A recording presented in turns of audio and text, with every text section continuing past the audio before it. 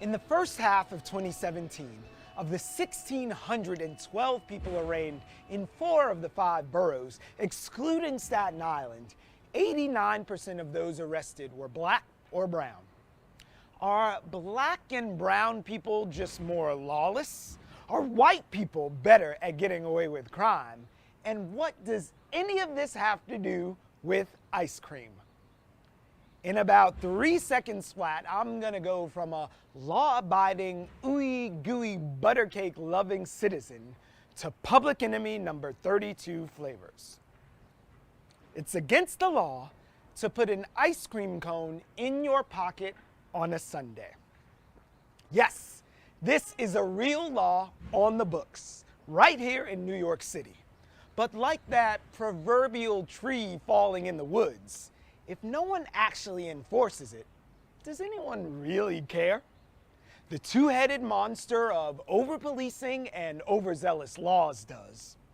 In 1845, tenant farmers in upstate New York, upset about falling wheat prices, dressed up in disguise and attacked officers of the law, giving birth to the anti-mask law. 100 years later, that law was updated to prevent mass gatherings of 2 or more people, except in the case of masquerade parties, a stupid law that sat collecting dust on the law library shelves until 2011, when police arrested Occupy protesters for loitering and wearing masks. That law, too, is still on the books.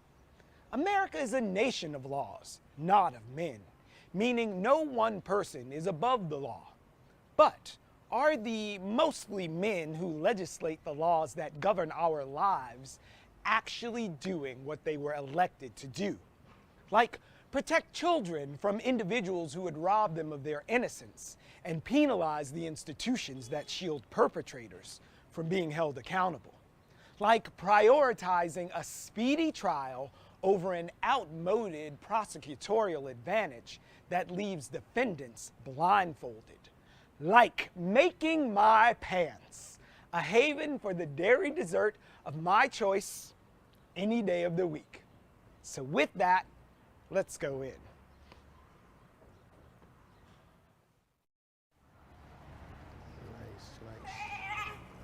No, but they're gonna stop the sign, we gotta get off. Well, Bronx County Courthouse. This is it. I'm glad this is over with. Yes, sir. Ooh, what a fight, what a fight. I've been a public defender at Legal Aid Society since 2002. I can't tell you how many times my clients did not believe me when I said, well, I actually don't have the evidence.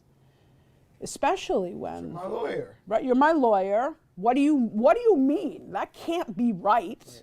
But because New York State's discovery laws are so antiquated, so broken, so unfair, that following the laws are actually creating really a situation of injustice. Our state's current discovery laws were amended in 1979 to protect witnesses in criminal cases. New York is one of 10 states where prosecutors may withhold witness statements and police reports from criminal defense attorneys until the day of the trial, a period that can last years, essentially blindfolding defendants to evidence and even who's accusing them. A practice the New York State Bar Association characterized as outdated and unfair. So I'll give you an example of a client that this affected, and that's Terrence Wilkerson. He was prosecuted in the Bronx, one of 5 people charged with robbery. And for 2 years, he went back and forth to court fighting his case. He was offered a plea. He said, no, I didn't do this. My name is Terrence Wilkerson. Born in New York, raised in the Bronx. Currently still reside in the Bronx, South Bronx area. You know, that's where the crime happened at, I suppose. This is where it happened, at this grocery store over here. But yeah, I remember being in my brother-in-law's apartment. You know, we was hanging out. So I said, let me run to the store. So I went outside to go to the store, but the store was closed. It's just a window area where the window revolved. So I remember standing there, but I felt like a lot of crowd was behind me. So I turned around and it was a bunch of police. I realized it was police there. So I said to myself, nothing to do with me, let me get back in the house. So I skipped up the stairs and got back in my building.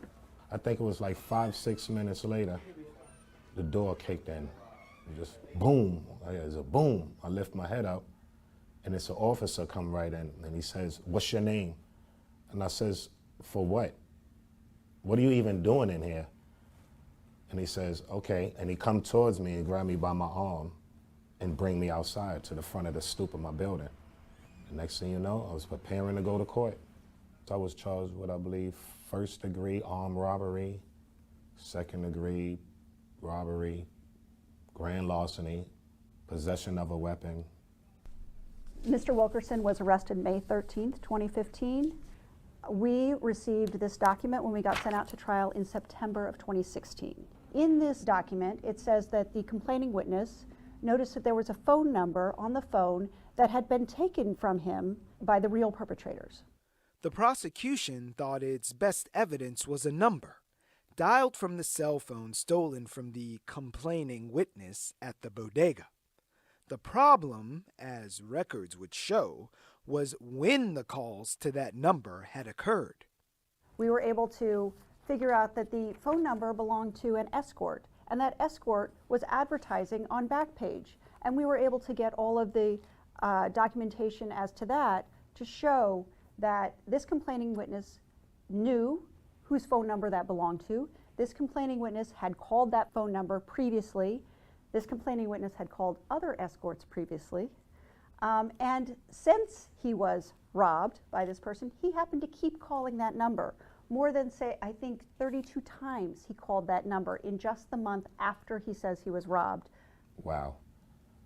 The evidence that was withheld, a phone number. A phone number. They withheld this for 1.5 years. They've been had this, a phone number that proves that it wasn't me. It was someone else, or it wasn't even anyone. But a whole 1.5 years later, that's when they decided to give up a phone number. It make me feel like my life don't matter. My opinion don't matter. My innocence don't matter. And you have the proof that a person is innocent and still don't give that up to attorneys is not right. We were able to investigate this, and thank goodness, because we came back with a not guilty, not guilty, not guilty. And the jury loved Terrence. They stayed afterwards. They all waited for him. They all wanted their picture taken with him. They hugged him. All of these people who were so, I think, incensed by what happened here, but also just so moved by somebody standing up and saying, "I didn't do this." Going through the process, yeah, that was very hard for me and my family. Going back and forth, up and down these blocks, back and forth to court. That was very hard.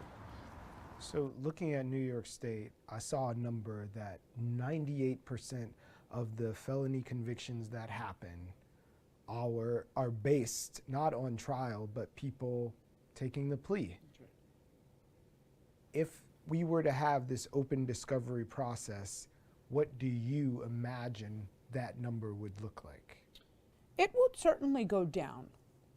The difference is they're going to plead guilty knowing that the evidence might have been stacked against them, that the deal that was put on the table in relation to the evidence against them was fair.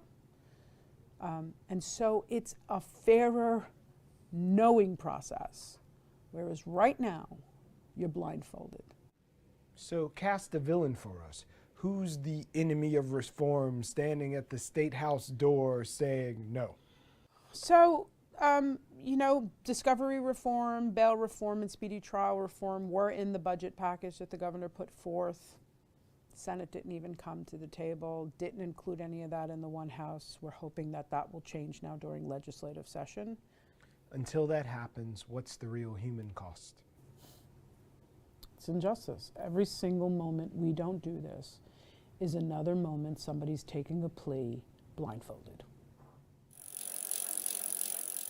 If you thought the law against the ice cream cone in my pocket was ridiculous, and it is, take a look at these.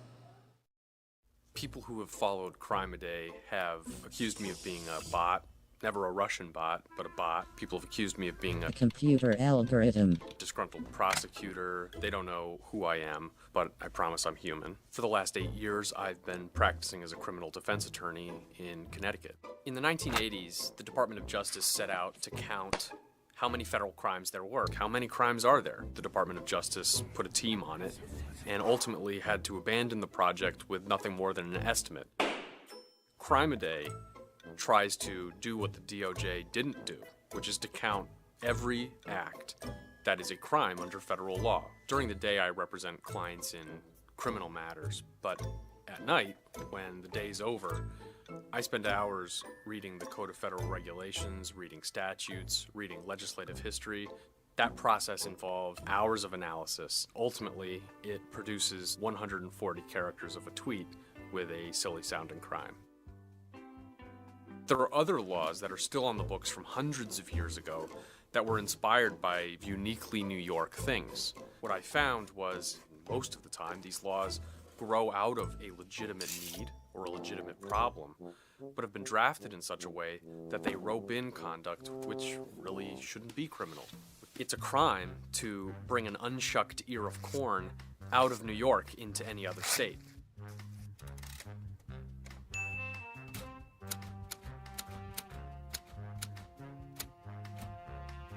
One of the things every first-year law student learns is that every crime requires an actus reus, which is the act that you have to commit, and the mens rea, which is the mental state you have to have when you commit the act. Mens rea asks, what was in your head when you killed that other person? Did you do it on purpose? Did you do it in self-defense? Did you do it by accident? Theoretically, it can mean that you are or are not a criminal.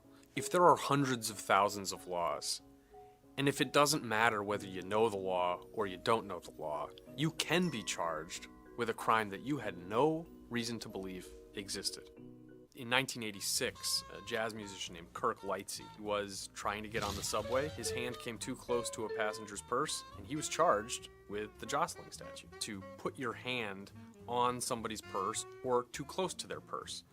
And that creates a problem. While we trust law enforcement officers to exercise the right decisions, if a law enforcement officer were to choose to target an individual for an improper reason, they could pick the defendant first and the crime second. Some people that have followed Crime a Day have raised the prospect that Crime a Day itself might be a crime. I haven't found any statute that prohibits listing the statutes that Congress itself has passed or the regulations that regulators have issued.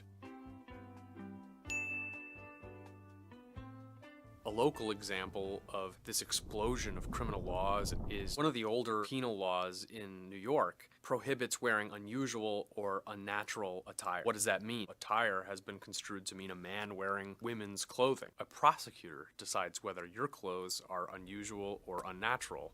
That creates a little bit of fear in people to realize that just by living, I could potentially be charged with a crime. Legislative inertia to not repeal old statutes is fine as long as we assume that those statutes are not going to be used to prosecute people because they're vague. It's a crime to board a ship that's about to arrive but hasn't arrived at shore yet. It has to do with a time in history when people were essentially being kidnapped off ships. That crime was dusted off and used fairly recently to prosecute Greenpeace activists because they were trying to unfurl a banner on a ship. I don't think that they imagined that they were going to be charged under federal law for early boarding of a ship. That risk that a person could be prosecuted for a political reason, a racial reason, a religious reason, it's too great of a risk for us to not address it. And that's why we shouldn't leave all of these criminal possibilities on the table. And we should start paring them back. I don't think it's an exaggeration to say that everybody has committed a federal crime, because so many of them don't require an evil state of mind when you're doing them. Things like throwing balls at somebody's head while they're in public to humiliate them. Supposedly, carnival workers were getting mistreated. In a national park, it's a federal crime to make an unreasonable gesture to a passing horse. That raises questions. Unreasonable to who? The horse? Should it be a crime? I don't know. but it is. The future of Crime A Day is to keep doing exactly what it's been doing. I think as long as it's still making me laugh and be scared all at the same time, then I'm the right person to keep doing it. And based on conservative estimates, I have a couple hundred years left to go. To be sure, there are some mystifying laws on the books. Laws that may very well have addressed genuine societal concerns, but are now the relics of bygone eras. You can learn a lot about a culture from their laws and just who they choose to protect. You know what drives me? That doesn't happen to anybody else. It's hell when it happens to you. And it takes you a long time to get over it, and a lot of therapy, and you really never get over it. 50 years ago, Gary Greenberg suffered a brutal attack at the hands of a serial child rapist, making him one of the estimated 42 million adult survivors of childhood sexual abuse in the United States. It was a couple months after that I was abused. My mother saw that I was not acting right and asked what was wrong. She got out of me what happened. My parents went to the police and they were told that, forget about it, just go on your way. 5 decades later, attitudes towards victims have evolved, but the laws in New York State have not. And the average predator will abuse 100 kids in their lifetime. The abuser who abused me, the predator, 300 kids that he abused in 30, 40 years. And to be honest with you, Brian, not one damn thing has changed. There's abuse going on just as there was abuse then. And shame on this legislature and governor for not doing something about it. Did you know that more than 40,000 children are sexually abused each year in this state? Did you know, after age 18, New York State only allows 5 years for most survivors of childhood sexual abuse to access justice? In New York State, a victim's 23rd birthday marks the end of their ability to file a civil suit or make a criminal charge against their abuser, one of the most restrictive statutes of limitations in the country. A proposal known as the Child Victims Act would change that. Under the act, victims could file civil suits until age 50 and see criminal charges until age 28. Since 2006, New York's Democrat-controlled Assembly has repeatedly passed a version of the Child Victims Act. And for the last 12 years, the bill has died in the Republican-led Senate. Senator Brad Hoylman is the ranking Democrat on the New York State Senate Judiciary Committee and the prime sponsor of the Child Victims Act. Nobody comes forward to take responsibility to oppose this legislation. It's just blocked. The Senate had never voted on anything like this in its history. So it is a sad state of affairs in Albany, but I hate to say this, but it's true. It's business as usual. Gary Greenberg has taken the unusual step of creating a political action committee to advocate for the act by challenging lawmakers at the polls. You've actually gotten politically active in funding folks to that end. Yes, I formed a PAC, Fighting for Children, and I put up $100,000 of my own money. We don't often hear about political action committees for survivors. No, it's the first of its kind. It's a revolutionary approach on the politicians' field, and we're going to go after them with and support candidates of our own. Who's the bad guy? If you were at a protest, is there one picture that we could put on a picket sign and say, this is the enemy of reform, this is the person who's protecting predators? Oh, certainly the senators that have continually voted against the act, like Senator Bill Larkin and Senator Kemp Hammond and the Majority Leader John Flanagan. These individuals have continually not supported victims, and John Flanagan killed the bill this last June. He's the majority leader and he wouldn't let it come out onto the floor. Hi, I'm Senate Majority Leader John Flanagan. John Flanagan is a Republican senator representing Suffolk County in Long Island, and the Senate Majority Leader elected by legislators as the main spokesperson for the party to ensure members don't vote against the party consensus. So if you had John Flanagan right here as close as I am to you right now, what would that conversation be? You know that he is not against protecting victims, Right. but he's done some things that are clogging up the works. Right. I would, want to know why. The streets are unsafer because John Flanagan and the Republican majority would not bring this bill to the floor. So I'd ask him that. Why is he allowing these predators to stay on the streets and keeping kids' safety at risk? Bric TV made several requests to Senator Flanagan for an interview or a statement. None of those requests were fulfilled. My colleagues who oppose this should be smoked out, should be shamed, should have a spotlight shone upon them, and should be asked by their constituents why they oppose giving survivors their chance at justice. Flanagan and the Republican senators have an ally in their opposition to the bill, in the form of the Catholic Conference. The main point of contention is what's come to be known as the look back, a one-year window allowing victims to file civil lawsuits for alleged abuse, regardless of when the abuse took place. A fixture in 8 other states, including California, it's a proposal opposed by the Catholic Conference of New York, who issued this statement to going in. We support the complete elimination of the criminal statute of limitations for cases of child sexual abuse, as well as significant lengthening of the civil statute. The one area of disagreement is the concept of an unlimited retroactive window that would allow new lawsuits for cases from decades ago. We believe such an action could have serious unintended consequences for organizations that provide essential services to communities and would do nothing to protect children from abuse today. Are you afraid of what that could potentially do to members in your district who happen to belong to churches? There is a justice system, and I believe in it. And just because we're lifting the statute of limitations doesn't mean that everyone's going to be found guilty or innocent. So many of those abusers still have access to kids. And by allowing the one-year look back, we actually provide a mechanism for the public to know who these abusers are. We have a process, and there are laws of evidence that make certain it works well and protects the innocent. The Catholic Church has funded a compensation program for victims of sex abuse.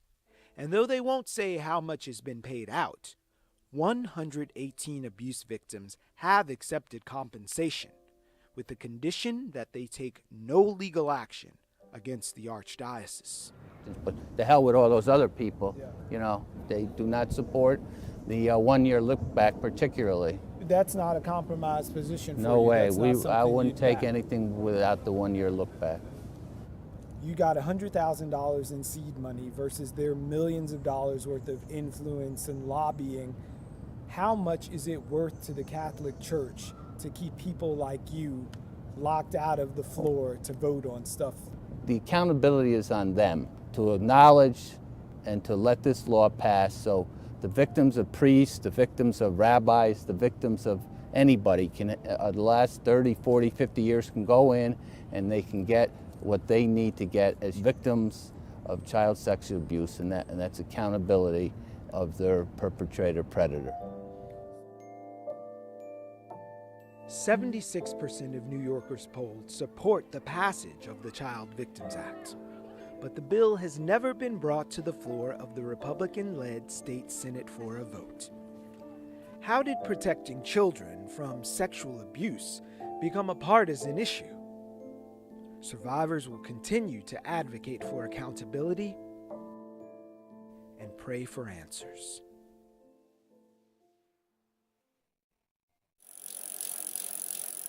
Thanks for going in with us as we chronicle the little law and disorder. Keep those ice cream cones out of your pocket and check out past episodes of Going In at youtube.com/Bric TV. Bye now.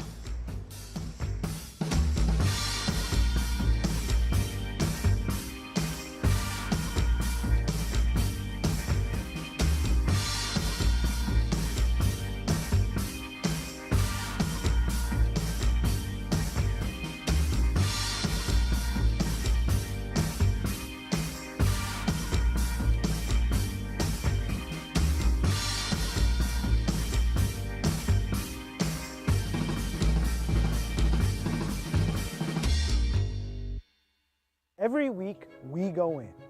Emotional, in-depth, and unfiltered stories that explore the complexity of how we live. It's news worth knowing in the time it takes to tell it. So find us for new perspectives on the place you call home.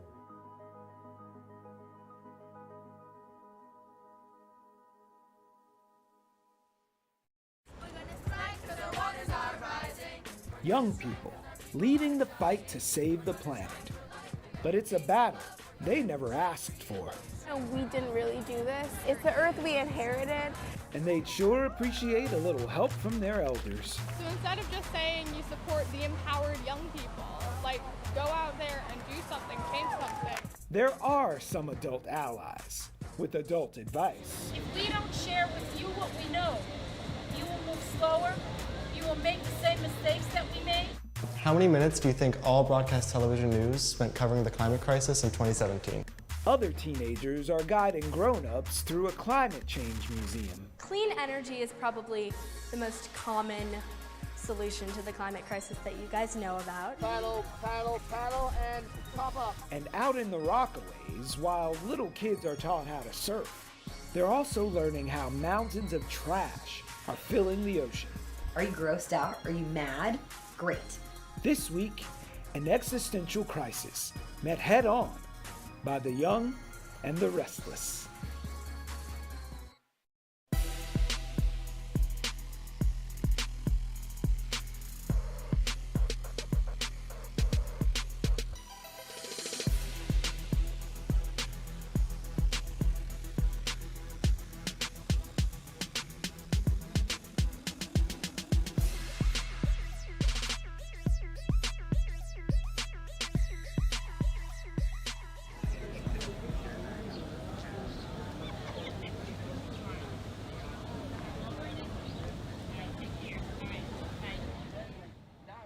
The United Nations Climate Summit attracts dignitaries and scientists from across the globe. It also garners lots of media attention.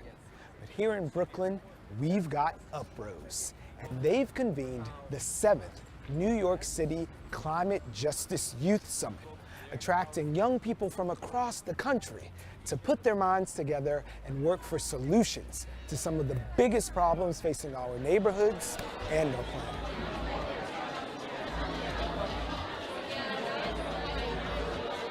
So Chelsea, I've been to a lot of summits. Some of them even say they're for youth, but never have I been at a summit that's for youth, with youth, running the thing. But that's what you guys have managed to do. This is actually my first time organizing an event, especially this large. A lot of youth are still finding their voice and finding their place, and especially our youth, a lot of them are focused on surviving. Because a lot of these people, they have to work themselves to death just to put a penny in their pocket, but to come to a movement space and be able to see, oh, well, this is what we're fighting for, and the communities that we're fighting for look like us. It's really awesome. I wonder what you think young people learn from the older generations and how it works for the generations who came before to be working in concert with you. A lot of the information I get from my elders is just so we don't end up reinventing the wheel. We're really trying to create a vine of leadership. Because if we don't share with you what we know, you will move slower, you will make the same mistakes that we made, and you need to move faster. There is no planet B. There is no planet B. There is no planet B. There is no planet B. There is no planet B. There is no planet B. There is no planet B. There is no planet B. There is no planet B. There is no planet B. There is no planet B. There is no planet B. There is no planet B. There is no planet B. There is no planet B. Demagogue, cover girl, voice of a generation. What began as one young girl's 3-week vigil outside the doors of the Swedish Parliament has evolved into a full-fledged global initiative. You all come to us young people for hope. How dare you? You have stolen my dreams and my childhood with your empty words. And yet, I'm one of the lucky ones. People are suffering. People are dying. Entire ecosystems are collapsing.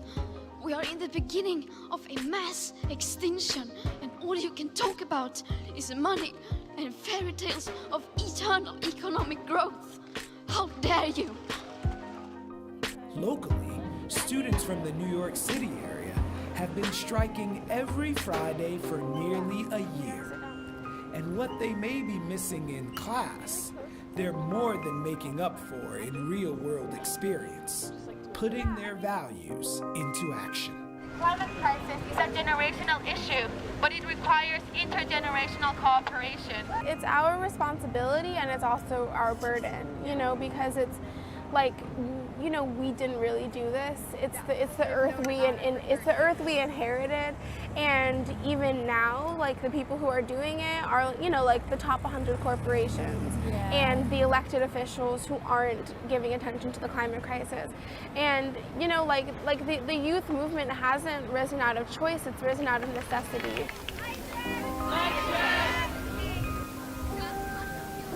Stop fossil fuels.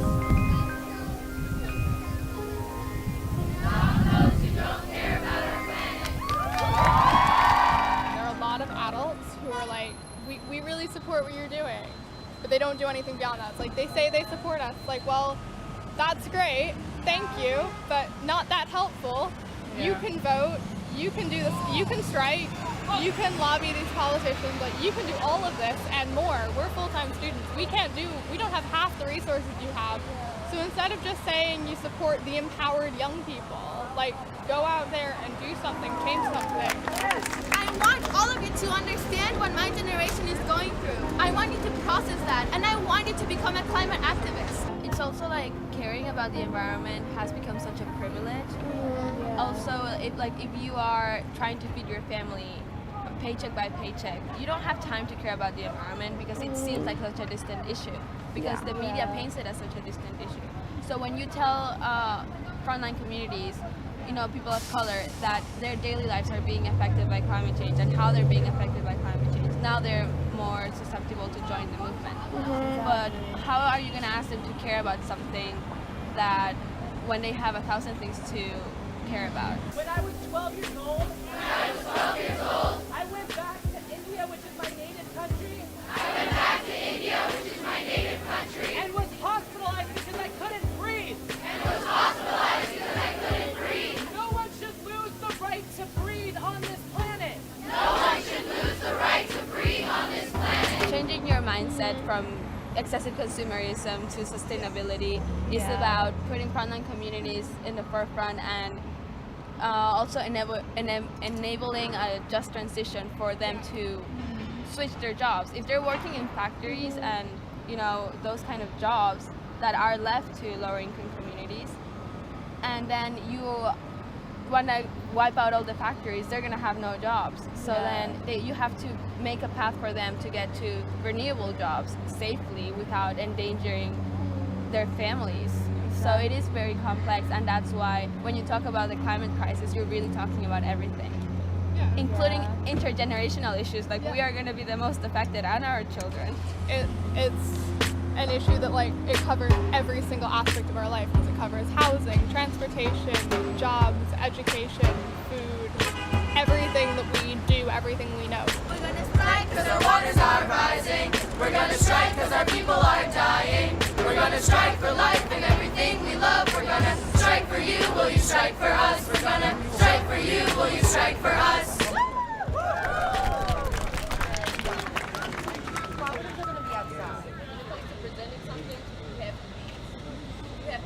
So yesterday I was at the climate strike and I saw a lot of people with a lot of different messages, and I'm wondering, just from your perspective as a person who's looking at climate justice, how it feels to sort of have to fight, number one, for the cause, and also sometimes have to fight just for visibility, to be in the room when we're like seeing so many people take the mantle of what you've been doing for a long time. Well, the erasure of brown people's stories is like nothing new. It can be kind of tiring, and a lot of activists I know are really feeling burnt out. But when we come into these spaces, especially we have people from all over the nation, and just to build and to be connected, even though a lot of erasure, like especially with the UN climate strike, it was really whiteified. Like a lot of the mainstream environmentalism is really white, but we had our own climate strike and we got our coverage because we're equally as important and we've been doing the work. For folks from frontline communities who might not even be aware that there are people who look like you out there doing the work, and they think, I have so many other concerns. If you could have a message or a point of entry for them to come into the fold, what would that be? I would say this fight is for us and by us, and the only thing that we have to lose, well, we have nothing to lose. We're living, we're killing ourselves, and they're trying to kill us too. And we're fighting for communities that are local, that are livable, that are in tune with nature and where we actually come from in our traditions and our cultures. Local and livable, even if your community happens to be an ocean.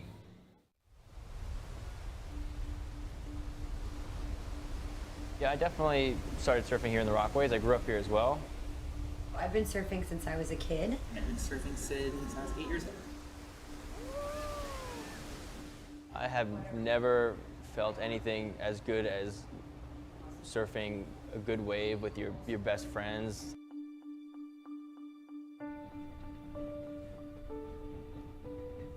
Rockaway is experiencing its renaissance right now. There's over $1 billion of investment that are coming into Rockaway. I think there's about 123,000 folks that have actually moved into the Rockaways between 2016 and 17. So that's a big jump.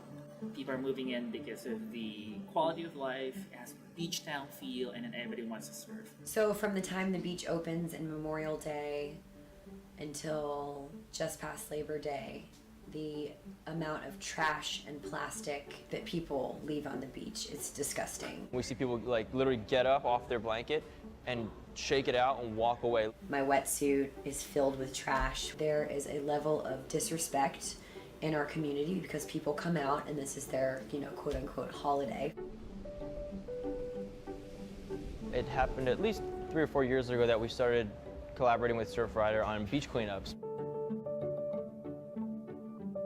Something we wanted to do was get a hold of kids who didn't necessarily have access to our services or any other kind of like surf lesson services and expose them to something that could potentially change their lives. So there's been the surf clinics that we do with Swim Strong. So we take kids, teach them how to swim, and then at the end of the swimming class, we do some surfing in the pool. And then in the summer, we take them out surfing. The past couple of years, we've been doing programming with them to help educate underexposed kids to the beach, ocean. Let's go over the parts of the board, all right? So we know the reference points. Up here, we have the nose. Back here, we have the tail. The top of the board is called the deck. This part is super easy. All you really want to do is reach as far forward as you can, grab as much water as you can, nice and deep, pull back, all right? Just like how Mike is doing right there. Oh, so let's paddle. Paddle. Let's paddle, paddle, paddle, and pop up. There's a whole side of Rockaways that doesn't really take advantage of the background that they have.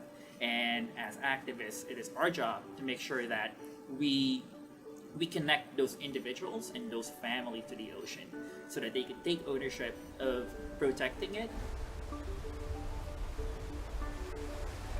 Rockaway it's facing a lot of environmental concerns. It's a peninsula in New York City, it's a barrier island. Right now, the shoreline is actually, it's going away every minute because of like the rising water. So the community itself is being prevented. This community has been beat to death. We've been battling the Williams Pipeline for quite some time.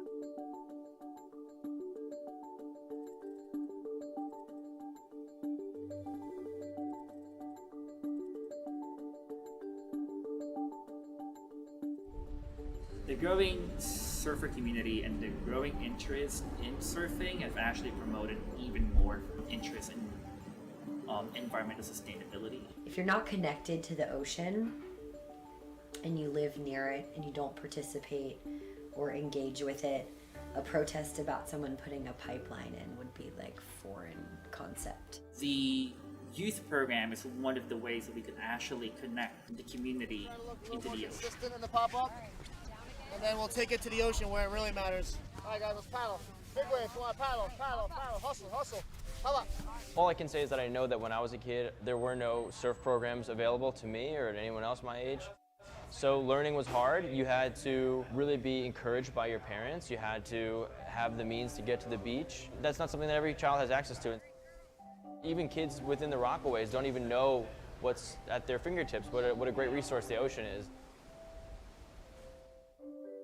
The goal is that, oh, now I am interested about the ocean. I'm interested about, surfing. I'm gonna encourage my mom and my dad to support surf rider causes and then to actually protect the ocean. Because the goal here is to create a coalition. But Surfrider is basically the only way that I've seen members of the community come out and actively participate in something that they're not familiar with, and I think that's super important.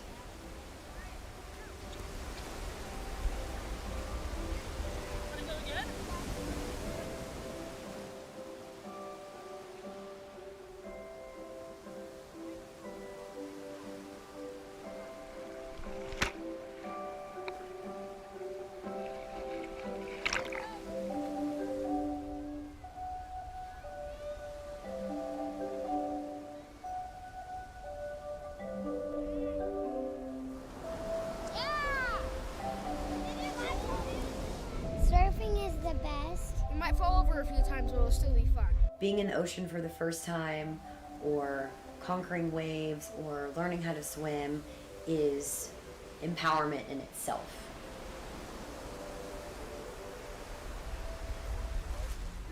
And then there's gloves over there. Ask him for one.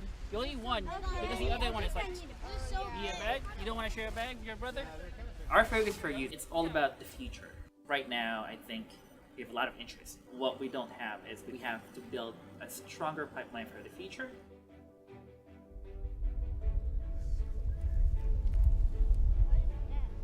I don't know. That's a crab. The kids are the only chance that we still have, as far as I'm concerned. I disagree with people that just throw their garbage because birds can eat it and swallow it. It's bad for us to breathe in the garbage. When you see chip bags and plastic bags from the bodega and straws, they're disgusted by it.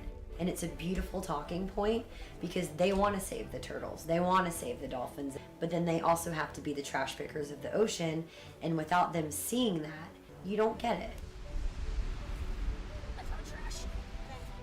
My vision for the future is to figure out a way to get to the next step on how to activate youth that we are working right now and get them in the front lines, talking to their council members, to their congressional leaders. Are you grossed out? Are you mad? Great. Welcome to the good fight. Let's do it.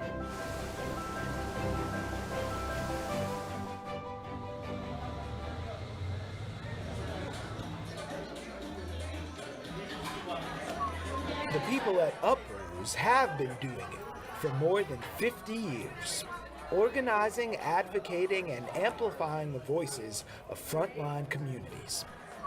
At their annual Climate Justice Youth Summit, young people from around the world and around the block shared ideas, encouragement, and even schooled an old guy like me on the realities of climate justice. How do you think climate change interacts with mass incarceration? What is the relationship between climate change and mass incarceration, which is obviously what we're here to discuss. So, what do you think? Intimately It's okay if you're I don't know, that's why I'm here. I think. Are you serious? Because I can't see it at all. Oh, okay. Really, So, I've never even thought of the things in the same breath. So the wildfires Right, in Cali. California, women who are incarcerated were fighting. Like volunteer, They don't get the insurance Right. if they die. Their life is on They're the line. paid $1 an hour. 30 seconds ago, I had not made the connection at all, and you just schooled me like that. I want you guys to first of all identify one issue. It can be something that's happening currently in the news. It could be something that's happened in history. It could be something you know about in your community that you want to organize around. I mean, policing itself is an environmental justice issue. It keeps people in the city migrating and competing for resources. So that's something that's actionable, that we can say we only want police who live in our community to police our communities. So maybe one thing that can help focus this is a lot of folks who are returning from incarceration don't have access to good paying, livable jobs. And so I know that there are a lot of I'm thinking Earthbound is working with incarcerated folks. Yes. That's cooperative, looking at sustainable. Wait, so now we're thinking about it. That, I feel like that ties together same reentry programs ties together all of the things. So if the Wolf of Wall Street can have a second chance, why can't our community members have that same chance? So our focus is on returning citizens who are formerly incarcerated, and we're giving them not only the skills and training, but the ability to create their own work, their own cooperatives. So having a coalition of While the leaders of the new school of thought on environmental justice were busy conferring, on Governor's Island, some high schoolers were using an old school format to introduce some very current concerns.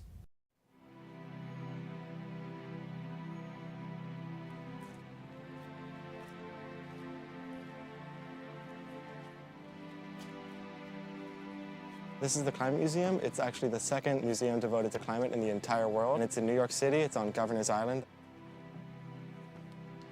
In this room, we break down the strategies to the climate crisis. So we categorize them as smart land use, clean energy, and energy efficiency. And kind of all the problems and solutions we have can break down into those 3 buckets. What we're doing here is just trying to spread as much awareness as possible.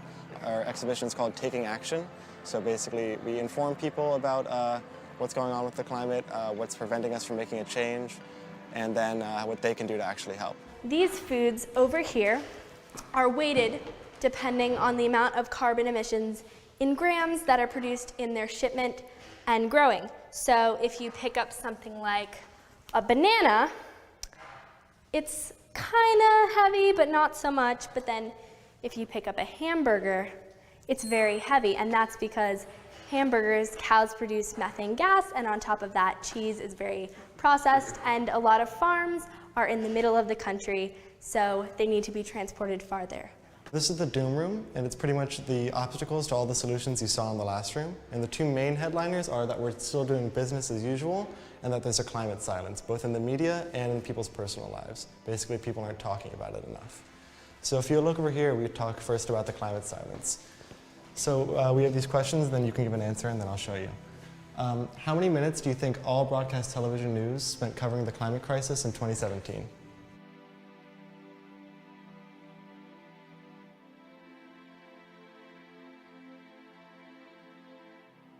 It's really important that high schoolers are running the exhibit because people have been associating youth activism with the climate more and more recently, especially with Greta Thunberg. The youth has been really invested in the climate and have been making their voices heard as much as possible. Hopefully after seeing the rest of the exhibit, you're ready to take some action, and we have apps over here that allow you to do that.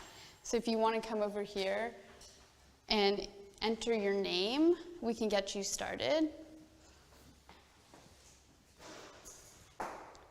Older people are just more resistant to change, and I feel like that happens with many generations that get older.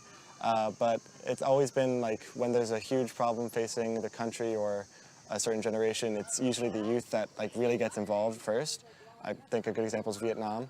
When there was the Vietnam War, it was obviously a huge youth counterculture movement. And again, with the climate, it's now the youth getting involved, trying to make a change. Clean energy is probably the most common solution to the climate crisis that you guys know about. And there are many different kinds, and the main ones are water, wind, and of course sunlight. This is a solar energy plant in Africa, and it uses 2 kinds of solar energy. Older people are, I guess, checking out sooner than younger people, and younger people are going to have to deal with it longer. But the simple fact that younger people are young, they don't have as much influence in the government, so that's why it's important for younger people to persuade older people to make a change while they still can. How much do you think the fossil fuel industry donates to American political campaigns? It's $34 million in the 2015 to 2016 election cycle, and in that same year, that same time span, they received $29.4 billion in subsidies. So this is the climate change and the climate have obviously been a problem for like a long, long time now. And recently, with all the youth activism nationwide and around the world, more people are worrying about it, and especially the youth is trying to bring it to people's attention as much as possible. And you have people like AOC in Congress, young people. The Empire State Building has taken steps towards becoming more energy efficient, which is really incredible to see because it's such a New York City institution, and if they can take steps towards lessening the climate crisis, it makes you believe that anyone can.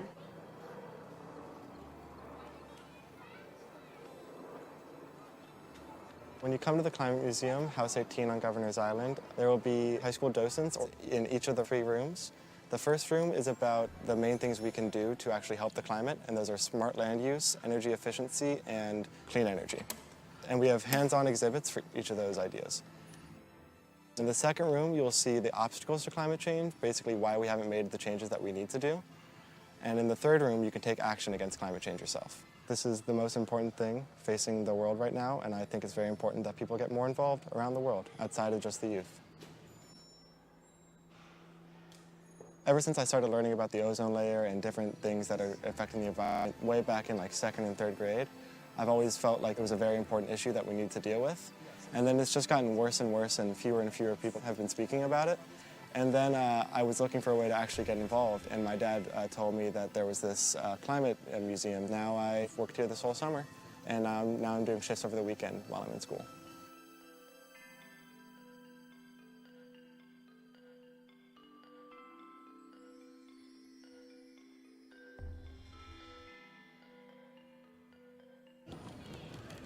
Governor's Island is only open certain months out of the year, and these buildings are only accessible those months. We're looking to get more investors so we can get a more permanent location.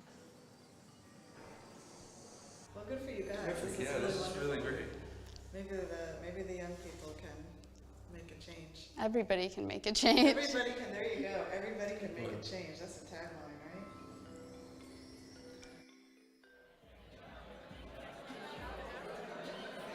They're young, restless, and changing the future right in the present. Thanks for watching Going In. If you'd like to check out previous episodes, you can find us online at youtube.com/Bric TV. Bye now.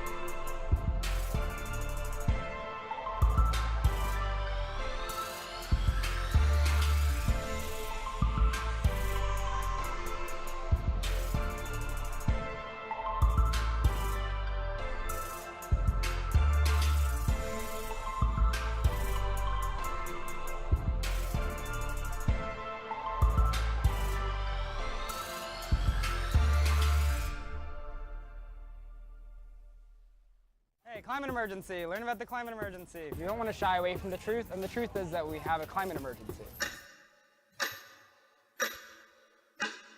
The idea is that we get our neighbors to know what we're doing and how serious the crisis really is, so that they want to join us. So we have more people, and more people as a movement. The people are ready to follow our lead. We'll put an end to the violence. This is the ultimate issue. Put an end to the violence, the hatred and greed.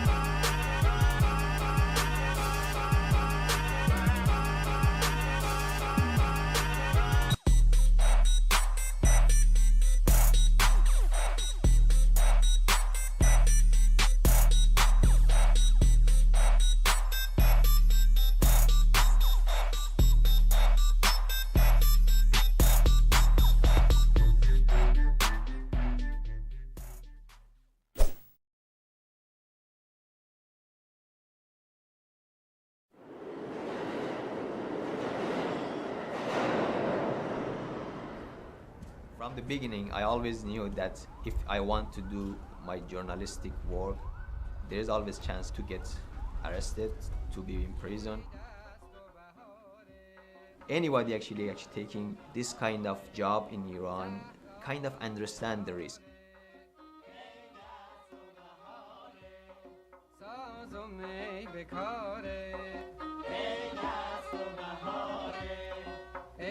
After the Iranian government shut down many of the newspapers and magazines there, reporters turned to the internet, blogging to expose oppression in their nation. Ruzba Mir Brahimi is one of them. He was arrested in 2004 and held for 2 months, handcuffed and blindfolded. There was a case in Iran, and the case was actually Zahra Kazemi that I was trying to cover. That was the main reason that I got arrested. Broken bones, bruises, and other traumas. A litany of injuries suffered by Zahra Kazemi. Kazemi, an Iranian-born photographer, was arrested and accused of spying after taking pictures of a Tehran prison in June 2003. 11 days later, she was dead. The Iranian government today finally admitted they beat an international journalist to death. She was in Tehran covering protests by students demanding reforms. During this period, the intelligence service and the judiciary became very sensitive about this issue and my work. What did they accuse you of doing? For example, acting against national security. This is same for everybody in Iran. And other things, publication of falsehoods. They were actually digging to my life to find out what kind of the thing they can find out and to create a prison time for me.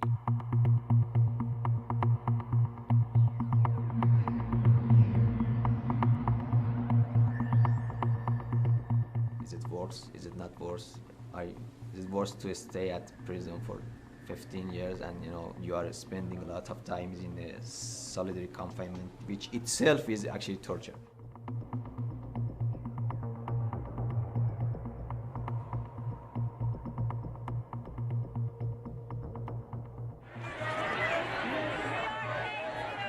These new things happening in the last few months in the US reminded me exactly the same.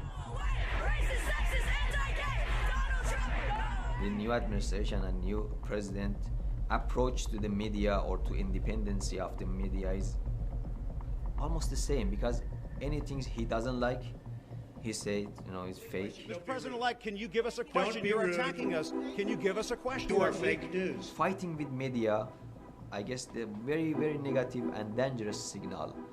That's the beginning of dictatorship. They are the enemy of the people. Am I worried being journalist in the US? I experienced much more worse situation than.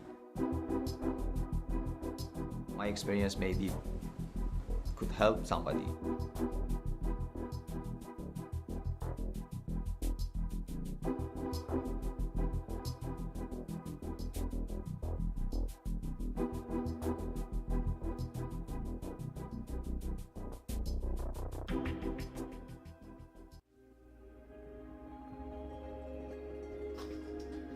I always said, when people have soul, they know you are humans like them. You really don't need to ask.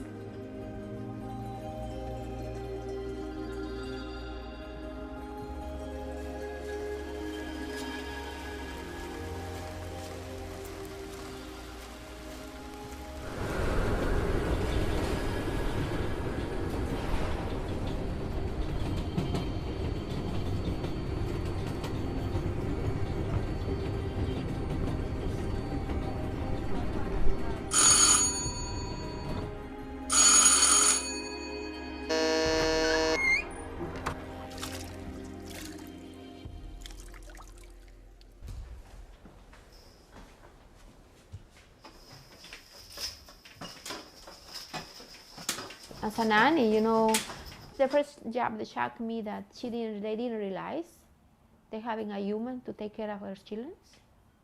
There was no food in the fridge. And when they asked me, how much should I give you? I say, how much do you think is fair for me? She goes, $20. I say, it's fine. live there $20. She was giving me $20 a week for me to eat. Monday, Tuesday, Wednesday, Thursday, Friday, Saturday, breakfast, lunch, and dinner for $20. My parents never worked 360 days for me to bail.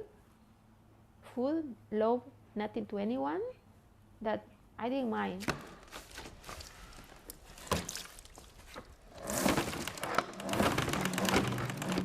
I didn't even have a chance to have lunch, even a glass of water.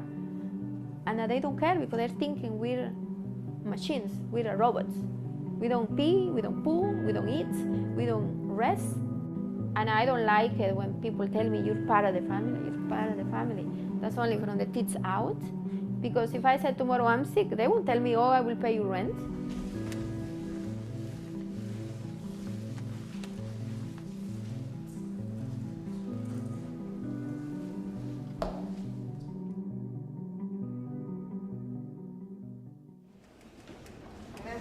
That would fall off though, it wouldn't tilt. The last time it happened, I had to go to the emergency room because my ears pain because I suffer with sinus. If I'm sick, I'm going to work. I don't take day off. You don't take day off? No, I don't. Oh. But somebody have to take time for yourself. You have it.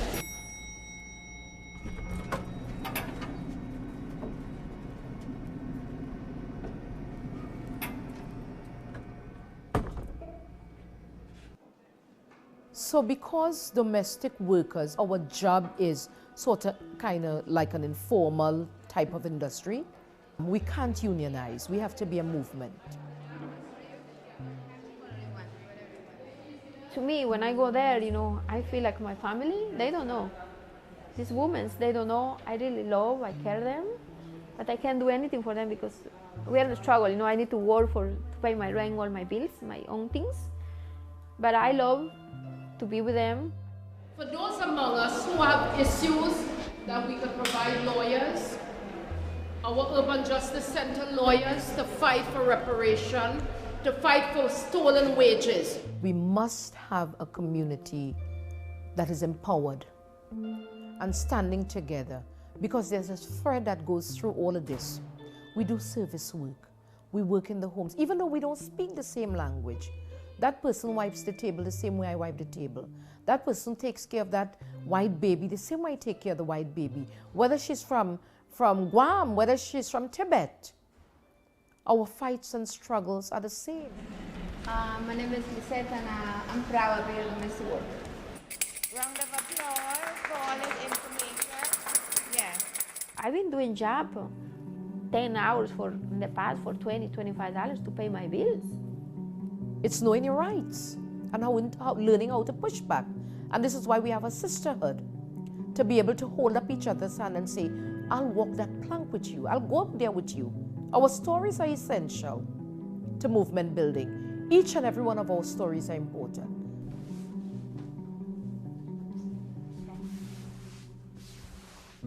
We're instrument. Some will call you and say, I don't need you anymore, don't come. That's how the reality happens. This is not a walk in the park.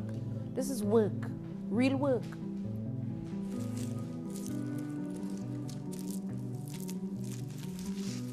But because we're so domesticated as women, we marry a man, we take care of the children, he too doesn't pay us. So it's the same thing. We take care work for granted. Because who does it? Women of color. So this is a civil rights song, and it's important that we invocate a song, a prayer, as the women used to do back then.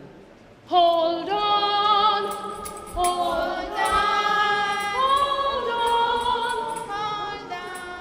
Keep your eyes on the prize. Hold on, hold on.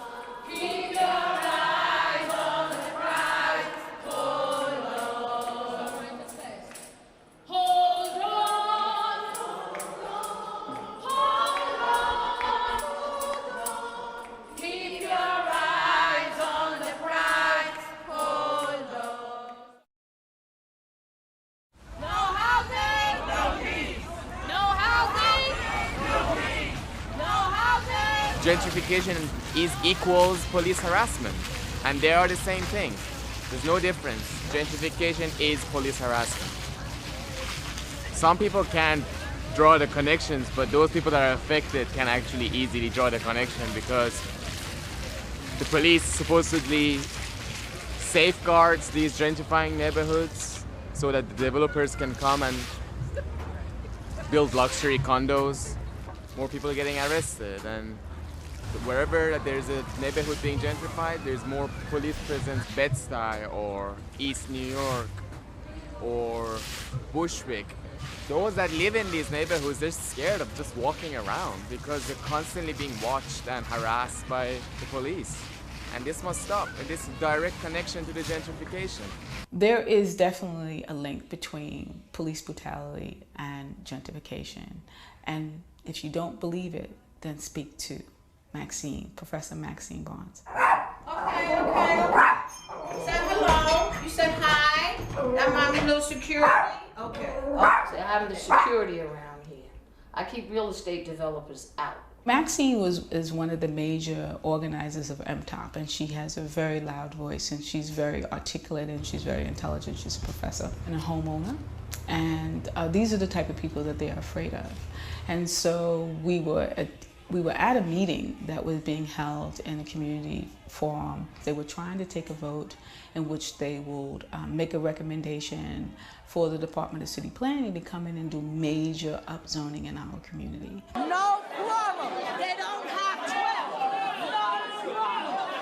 No quorum. No vote.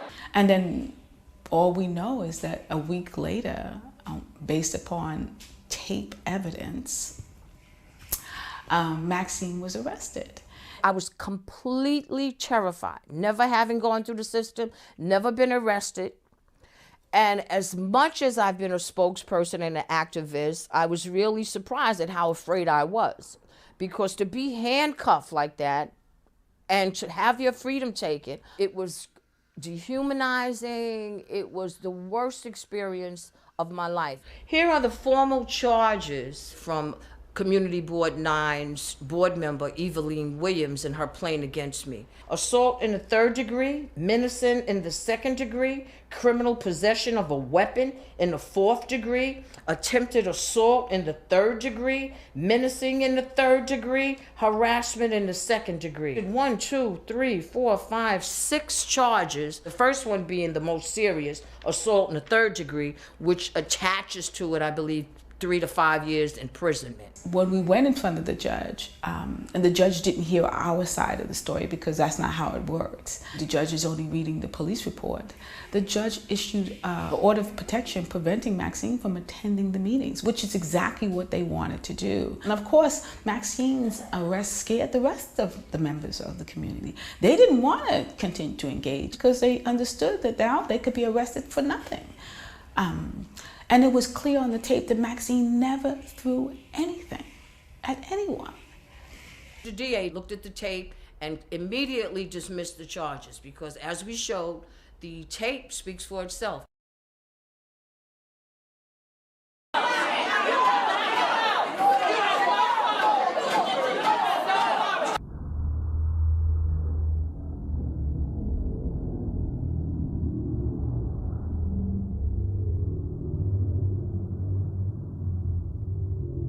One of the things you have to understand is that here you have a community board that's violating every possible rule that they're supposed to be governed under.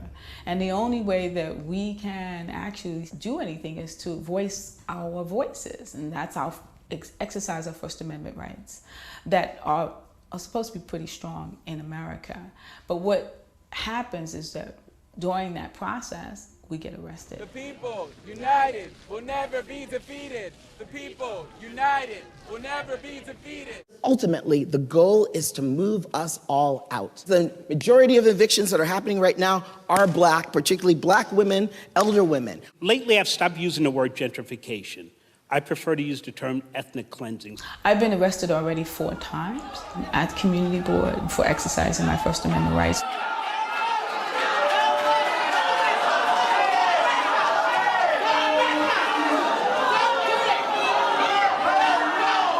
3 of those cases have been dismissed, And the judge had upheld the fact that I was engaging in my First Amendment rights, and that the police department did not have a right to. But that has not deterred them. They continue to threaten me with arrest. And I'm sure if the situation were to come about where another request has to come through the community board, I'm sure again there will be more police presence and probably more arrests. No housing! No peace! No housing! No peace! No housing! No peace! No housing! No peace! No housing! No peace!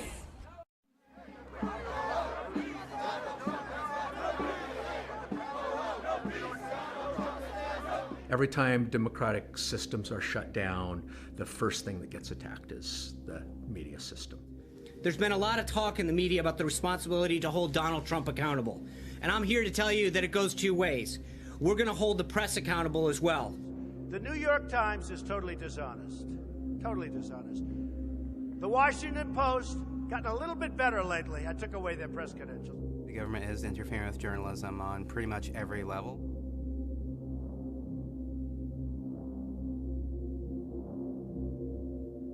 Under the Obama administration, these same things were happening. It was just that Obama had the dignity of at least trying to come up with good reasons. Whereas opposed to Trump, very openly and blatantly just trying to suppress anything that he doesn't like.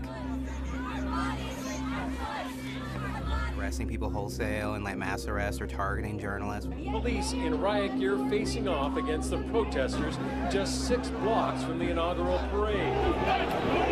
Unleashing pepper spray, concussion grenades, all to disperse the crowd. 6 journalists, including one of our own, are facing felony riot charges after being arrested while covering the violent protests near the presidential inauguration parade. If convicted of the charges, the journalists could face hefty fines and up to 10 years in prison. I was arrested at 10:54 a.m. on Inauguration Day after covering the anti-capitalist march leaving from Logan Circle.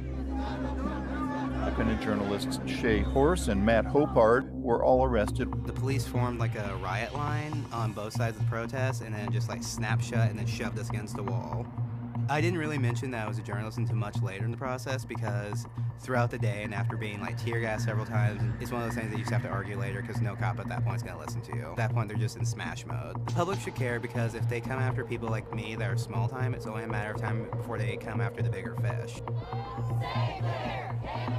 The U.S. has a pretty free press, more free than a lot of other places in the world, certainly. In the current climate, there's reasons to question whether it'll remain that way.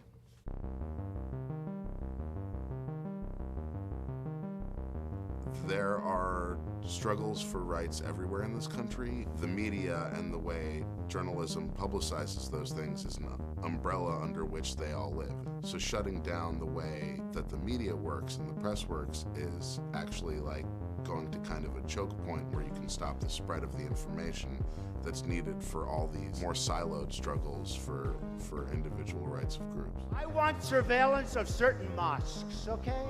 If that's okay. I want surveillance. The surveillance systems that have been put in place, like potential for abuses by them is through the roof. Cyber attacks on the press are very, very real. With the Trump administration, I mean, these guys clearly don't feel the same restraints as even Obama did. Things could get pretty bad. If you want to target journalists, a cyber attack is an attractive mechanism.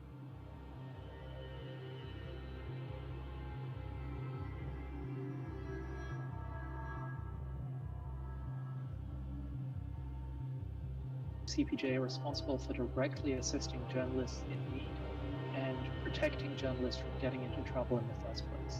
These hackers were targeting New York Times reporters as well as some reporters for other news organizations. There's a lot that an administration can do publicly and visibly to disrupt, degrade, and destroy the institutions of journalism. NSA has as its mission to essentially hear, record, and transcribe every communication that anyone sends anywhere in the world. The threat that they pose to the free press is only at a beginning.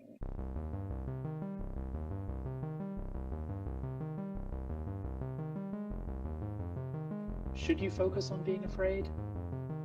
That won't help. Should you take measures to protect yourself? Absolutely. Number one, use a password manager and turn on two-factor authentication for all your accounts. Secure communications, encryption is incredibly important right now. Making sure your phone has a strong passcode. Use the Chrome web browser with the privacy badger, HTTPS everywhere. You have to protect your sources. I mean, that's going to become of paramount importance. Bravery or the adrenaline to get through these horrible things. We just have to keep doing our jobs the best we can. Keep reporting on them and keep giving people important news that they need to know so that they can go about making informed democratic decisions. This isn't the first time this has happened in the world or in this country. And because these attacks are so inexpensive, I can't imagine any journalist who isn't at risk.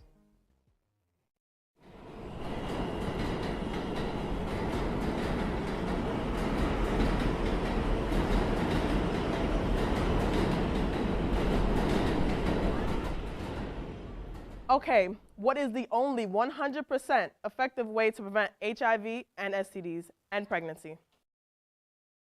You want to be sure that you do not use a male condom and a female condom together, because the friction will cause it to tear, and then you can end up becoming pregnant. Being a young woman who lives in East New York and Brownsville and Canarsie, places like that, there's resources, but you have to communicate with others to find those resources because it's really scarce. Has anybody ever heard of the Depot shot? It's a shot that lasts for 3 months that you get in your arm. I don't think I even knew what a clinic was before I got into Theo. If it wasn't for Theo, I wouldn't know that there's free resources out there instead of going out your pocket and paying this amount of money for all these tests that you want to take.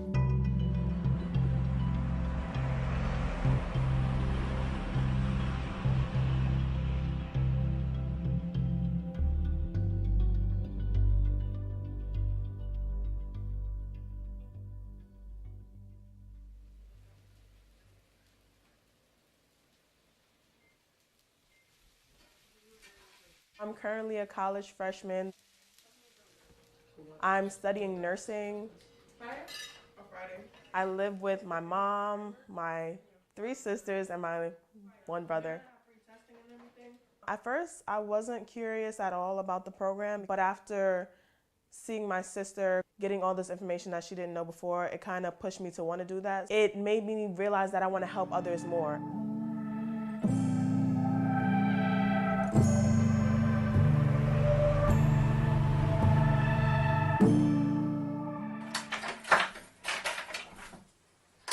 We need to be able to talk to young people about their sexual and reproductive health in order for them to be able to make better decisions. I've been doing this work for 17 years. I don't think it's a lack of services, it's really a lack of being able to coordinate those services. Unfortunately, there's not sex ed in all schools, and so that's why we're really working very hard to expand programming in all of the schools, but also trying to reach young people wherever they are.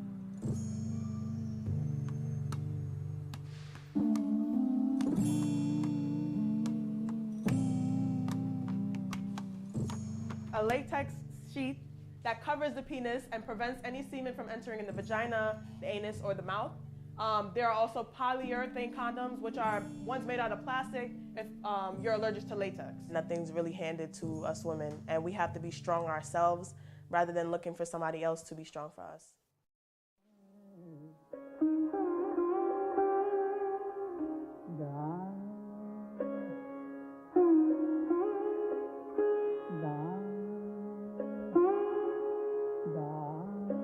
It's actually very healing to work with other survivors, regardless of whether or not they know I'm a survivor. I've been in their shoes or been somewhere very similar to where they've been, and I can understand some of the things that they're feeling.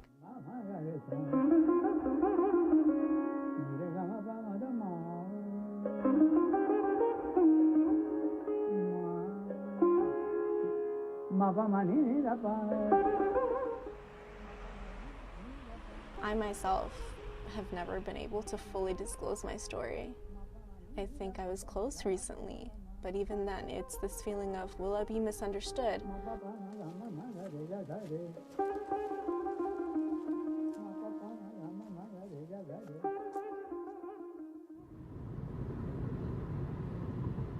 The last time I saw my father was 10 years ago.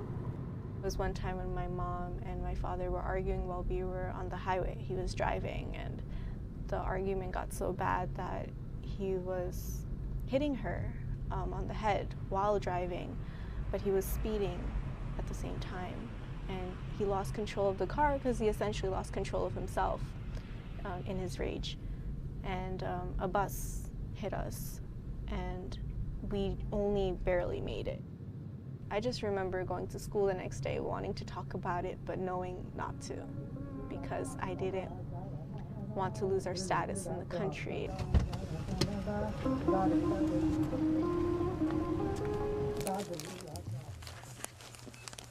There seems to be a subtle type of victim shaming and victim blaming.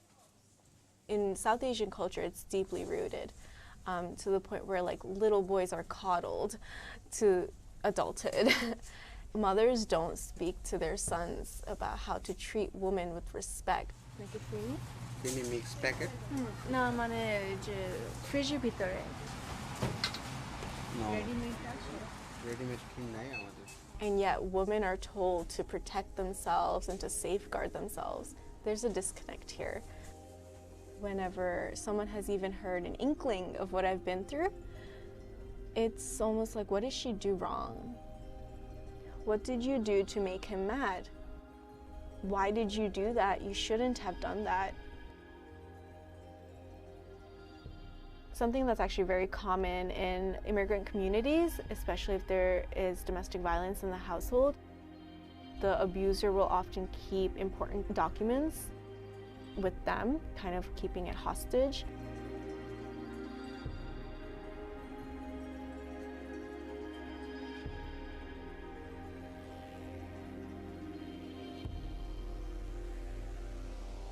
At some point, my father got a hold of my sister's passport. The very last time I saw him was him holding on to the passport, unwilling to give it back.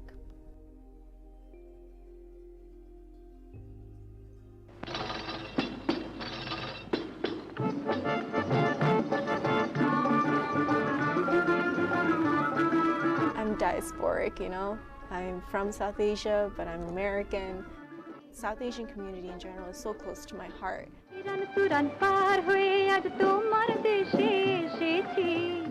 Women need to be there for other women. If we're not a team and we're fighting against each other, then of course we're not going to be able to rise together to fight for our causes.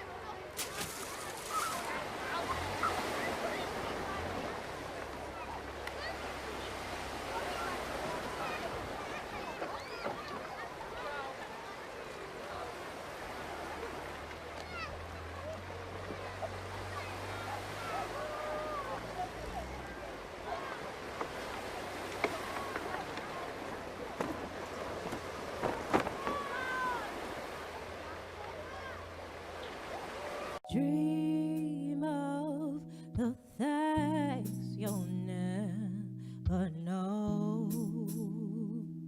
Oh,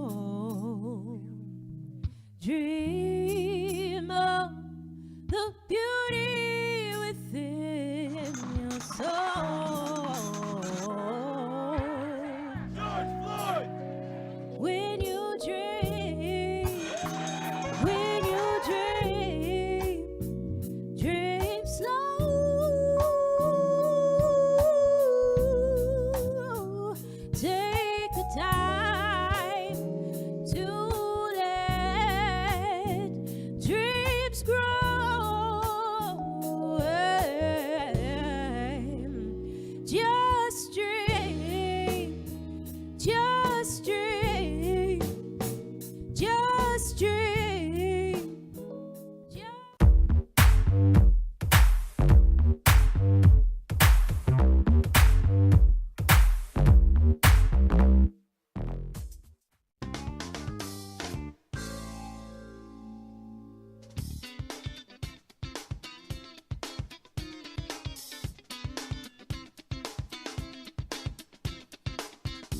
From New York, this is Democracy Now!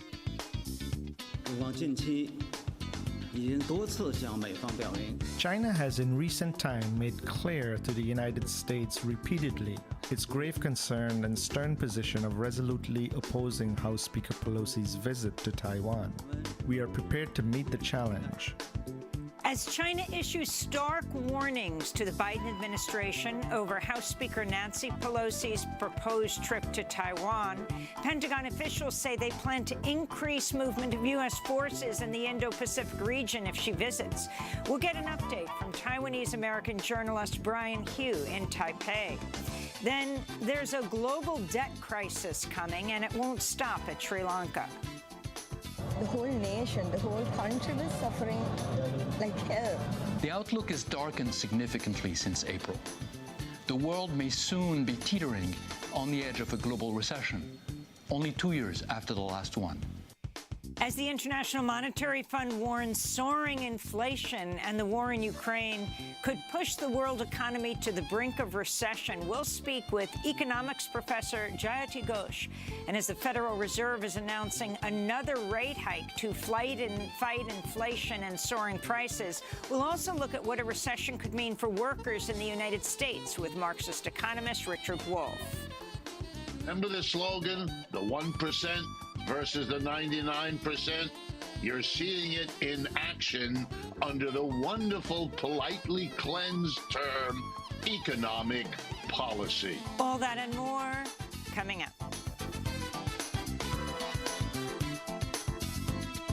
Welcome to Democracy Now!, democracynow.org, the War and Peace Report. I'm Amy Goodman.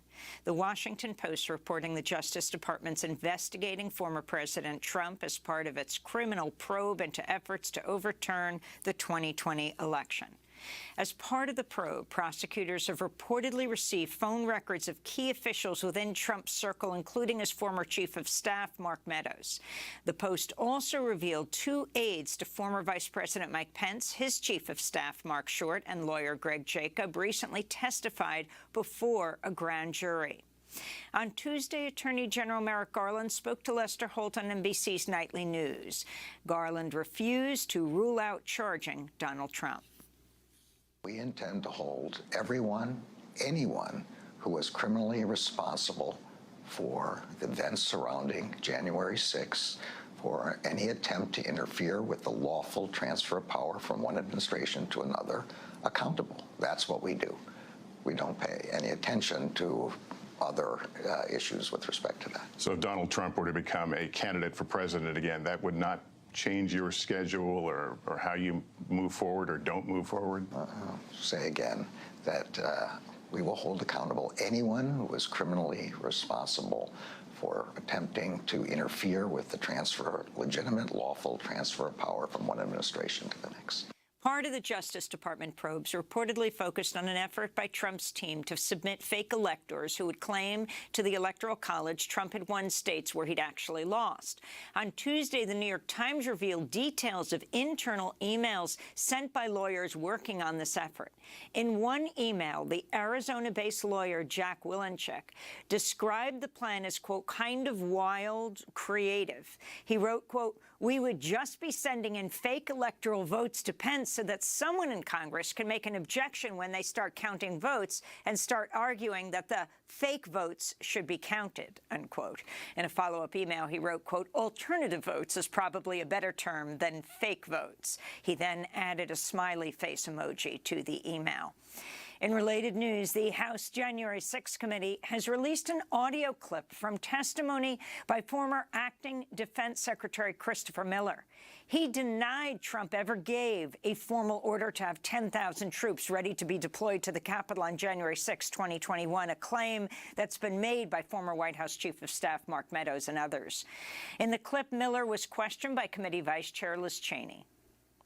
To be crystal clear, there was no direct order from President Trump to put 10,000 troops to be on the ready for January 6th, correct? No. That's correct. There was no order from the president. On Tuesday, Donald Trump gave his first speech in Washington since leaving office. He hinted he may run for president again. Oregon Governor Kate Brown has declared a state of emergency in 25 counties due to a scorching heat wave in the Pacific Northwest. In Portland, temperatures reached 102 degrees Fahrenheit Tuesday, breaking a new daily record, which had been set just 2 years ago. Forecasts show temperatures could rise above 110 degrees Fahrenheit in eastern Washington later this week. Meanwhile, in Missouri, at least one person has died in massive flooding after more than 9 inches of rain fell in the St. Louis region. The storm broke a century-old record and came after a period when the region was experiencing an extended drought. In the Democratic Republic of Congo, at least 15 people have died after a series of protests targeting UN troops who have been stationed in Congo since 1999. On Monday, protesters in the city of Goma stormed the headquarters of the UN peacekeeping force known as MONUSCO. Some UN personnel had to be airlifted to safety. In a separate incident, one UN peacekeeper from Morocco and 2 UN police officers from India were killed in the city of Butembo. Protesters have accused the United Nations of failing to protect civilians from attacks by various armed groups in the region. They are tear-gassing us because we came to say that MONUSCO does not help us. They've been in Congo for 22 years, and nothing works. We came to demand our rights, but they shoot us with tear gas.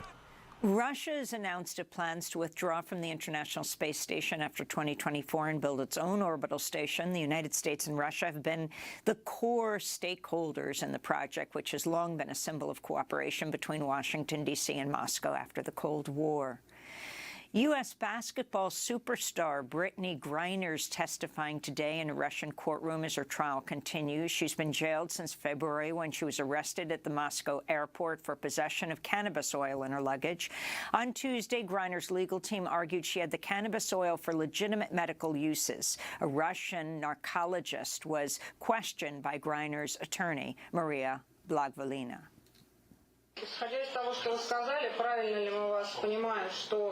Based on what you just have said, did we understand you correctly that a professional athlete suffering from chronic pain could have been prescribed medical cannabis in the U.S.? For example, in the U.S. as a therapy? I cannot testify for a doctor working in the United States because they have their own standards of diagnostics and treatment, but these types of treatments are prescribed. This is a fact. The family of slain Palestinian-American journalist Shireen Abu Akleh is calling on the United States to launch an independent investigation into her killing. On Tuesday, 3 members of her family met with Secretary of State Tony Blinken at the State Department. The Al Jazeera correspondent was shot dead in the occupied West Bank while covering an Israeli military raid in the Jenin refugee camp. The United Nations, as well as numerous news organizations, have concluded she was shot by an Israeli soldier. Earlier this month, the U.S. said the bullet that killed her likely came from Israeli military gunfire, but stopped short of saying investigators had reached a definitive conclusion in her killing. The U.S. said her death was, quote, the result of tragic circumstances, unquote. Abu Akleh's family criticized the Biden administration's statement, saying, quote, for far too long, the United States has enabled Israel to kill with impunity by providing weapons, immunity, and diplomatic cover. Impunity leads to repetition. We're here to do our part to ensure that this cycle ends, they said. The director of the Federal Bureau of Prisons, Michael Carvajal, came under intense criticism during a Senate subcommittee hearing Tuesday examining the horrific conditions inside the federal penitentiary in Atlanta, Georgia, where at least 13 people have died by suicide since 2012. Georgia Senator John Ossoff, who chairs the Permanent Subcommittee on Investigation, said the conditions inside the prison were, quote, abusive and inhumane.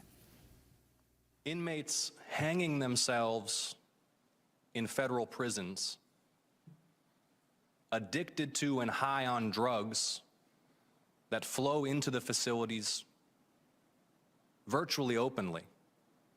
And as they hang and suffocate in the custody of the U.S. government, there's no urgent response from members of the staff. Year after year after year. A former administrator at the Atlanta Federal Penitentiary, Terry Whitehead, also testified at Tuesday's Senate subcommittee hearing on conditions at the prison. I was shocked and appalled by the USP Atlanta big picture. On a daily basis, there were numerous policy violations which put the staff, inmates, and the local community in danger.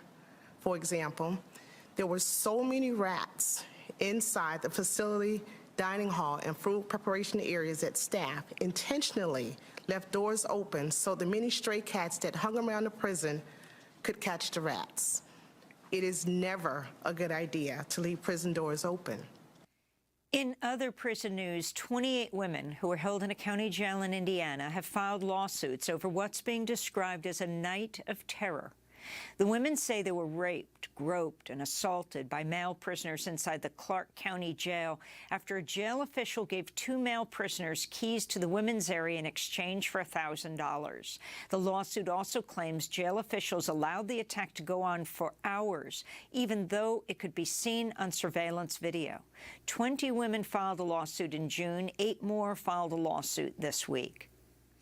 And the Senate has voted to advance a bill to provide as much as $76 billion in corporate subsidies to companies making semiconductor chips in the United States. Senator Bernie Sanders said he supported expanding domestic microchip production, but opposed subsidizing the industry. Should American taxpayers provide the microchip industry with a blank check of over $76 billion at the same exact time when semiconductor companies are making tens of billions of dollars in profits and paying their CEOs exorbitant compensation packages? And those are some of the headlines. This is Democracy Now!, democracynow.org, the War and Peace Report. I'm Amy Goodman in New York, joined by Democracy Now! Co-host Juan Gonzalez in New Brunswick, New Jersey. Hi, Juan. Hi, Amy, and welcome to all of our listeners and viewers across the country and around the world. Well, Pentagon officials are reportedly planning to increase movement of U.S. forces in the Indo-Pacific region if House Speaker Nancy Pelosi makes her planned visit to Taiwan next month. China's reportedly issued stark warnings to the Biden administration over Pelosi's proposed trip, which was first reported last week. China's threatening to take strong measures if Pelosi travels to Taiwan. According to the Financial Times, China's privately warned the Biden administration it may respond militarily. President Biden will speak with Chinese leader Xi Jinping on Thursday amidst the fresh tensions over Taiwan. Pentagon officials told the Associated Press in a report published today that they're, quote, developing plans for any contingency, and said, quote, fighter jets, ships, surveillance assets, and other military systems would likely be used to provide overlapping rings of protection for Pelosi's flight to Taiwan and any time on the ground there. This comes as Taiwan held air defense drills in its capital Monday as its military holds annual military exercises this week. If Pelosi's August trip happens, she would become the most senior U.S. official to visit Taiwan in a quarter of a century. Pelosi postponed a planned trip to Taiwan in April after she tested positive for COVID-19. For more, we go to Taipei, Taiwan, to speak with Brian Hugh, a Taiwanese-American journalist, founding editor of New Bloom magazine, which covers youth culture and social movement politics. The magazine was founded after the 2014 Sunflower Movement. Brian, welcome to Democracy Now! This is really coming to a head this week. We'll see what happens when Biden speaks with the Chinese leader this week. What do you make of Nancy Pelosi saying she's coming to Taiwan with a congressional delegation? So I think part of the issue then is regarding the timing. Particularly in April, this would have been viewed in light of the Ukraine invasion to then drive from the point of U.S. support for Taiwan. However, now at this juncture, it is thought that it might be too late and that this would lead to Chinese aggression. The question is, what steps would China take? How far would they be willing to go? And these are questions that are up in the air. But then I think particularly one has seen visits from U.S. government officials to Taiwan. This is seen as a show of support, an attempt to send a signal to China. The question is this signal just intended to really stick it to China very quickly without actually benefiting Taiwan? Or is it something that should be best not done? And Brian, why do you think that the speaker decided to take this trip at this time? Obviously, she represents a district in California that has a large Chinese American population. But what do you feel is her reasoning, and also the Biden administration's publicly saying it's not a good time for this? So this is very hard to judge. For example, it's possible that Pelosi is attempting to pressure Biden. Because of the fact that Biden is scheduled to speak with Xi.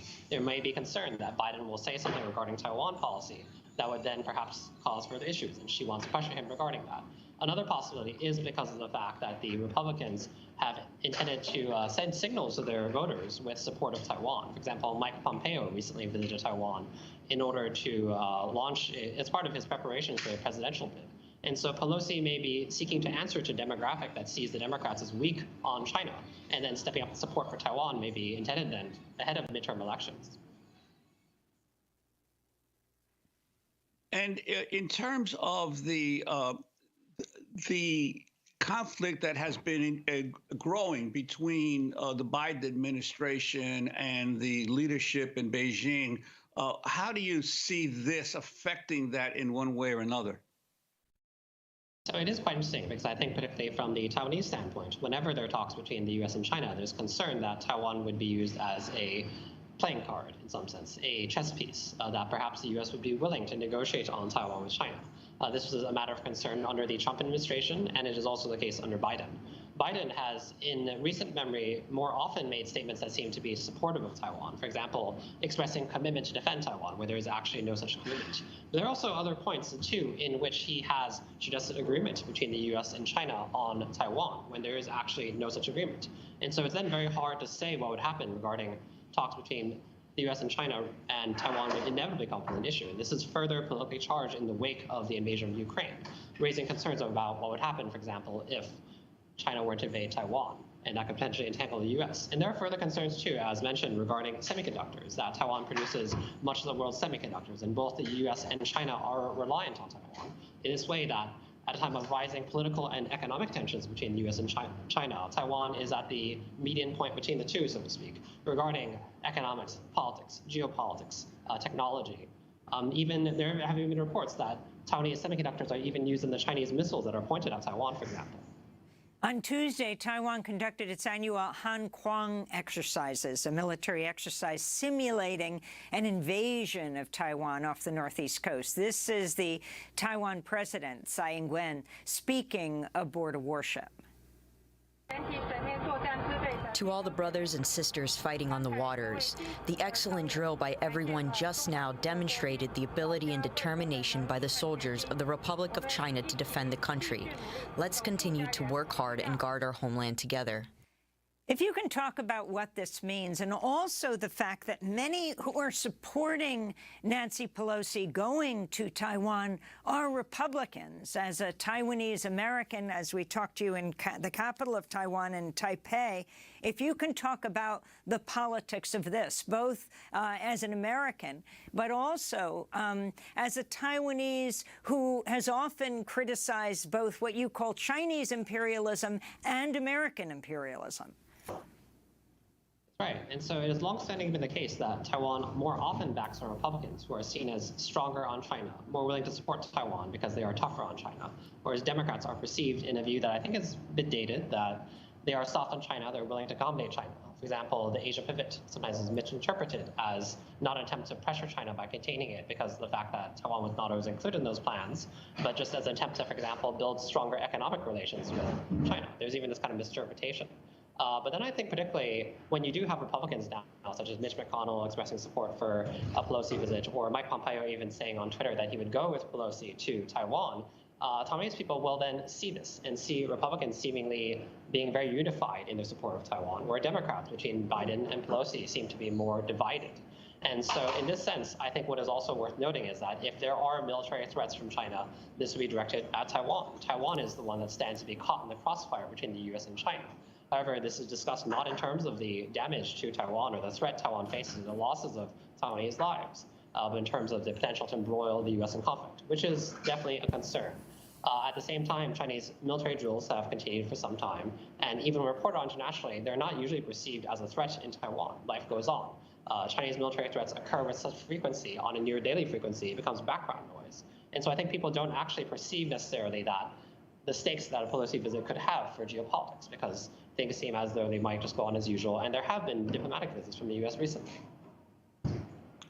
And you mentioned Chinese military exercises. There have been, on occasion, also periodically U.S. warships that have gone through the Taiwan Straits. And obviously, China has protested on numerous occasions that if you believe in a one China policy, then it argues that the Taiwan Straits are not international waters. Of course, the U.S. and some other countries differ on that. And so there have been periodic military ships of the U.S. that have gone through the Straits. Could you comment on that as well?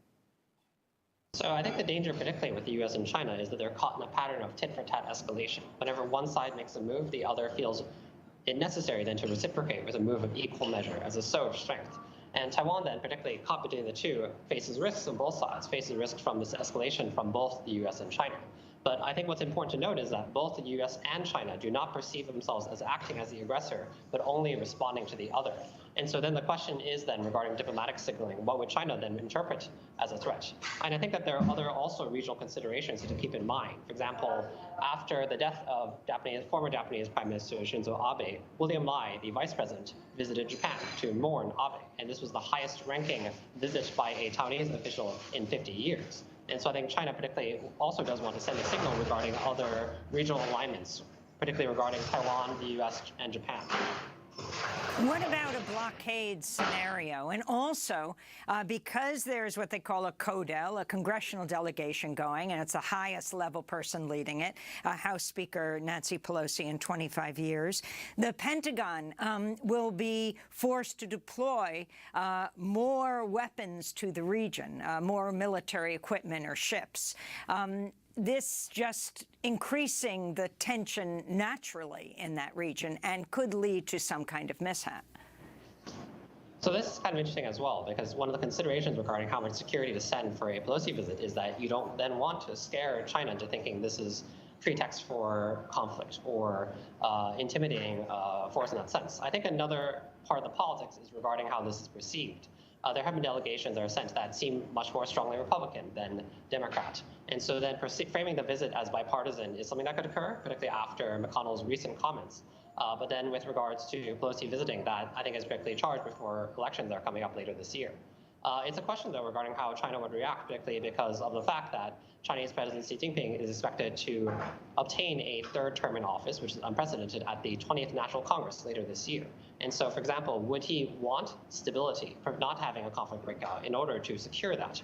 Or would he want something to happen that he can, for example, claim an accomplishment or even a distraction from his efforts at expanding power? I think that's also another factor in this.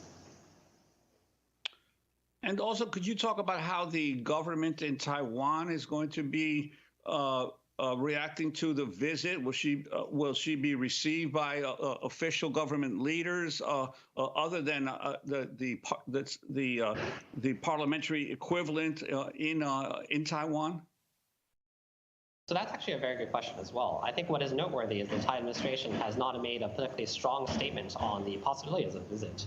I think because of the fact that it does appear that, at least publicly, Pelosi and Biden are in conflict, the Thai administration does not want to take sides here for fear of offending one side or the other.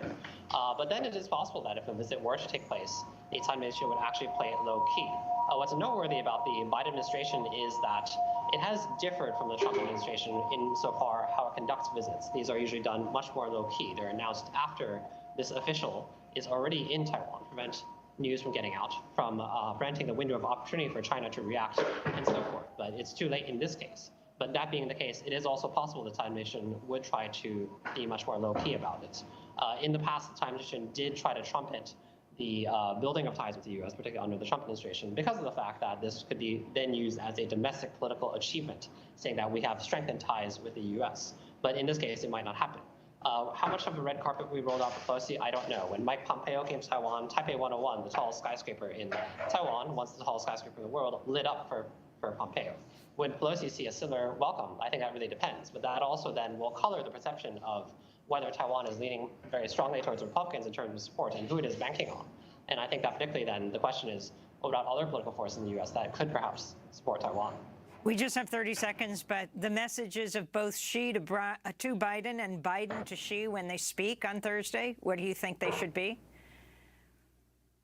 So Taiwan will definitely come up as an issue, but I think then it's still an opaque question. Particularly, Biden has a history of misstatements on Taiwan or other key issues afterwards. I think Biden will probably try to play down tensions, but it's also possible that talks will break down. And so I think this is really remains to be seen. Brian Hugh, I want to thank you for being with us, Taiwanese-American journalist, founding editor of New Bloom magazine, speaking to us from Taipei, Taiwan.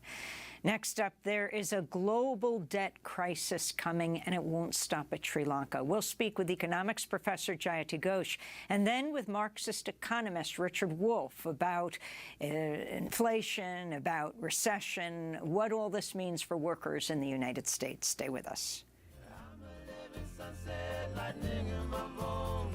It pushed me to the edge, but my will is strong. 'Cause I believe in a better way. Fools will be fools and wise will be wise. But I will look this world straight in the eyes. 'Cause I believe in a better way.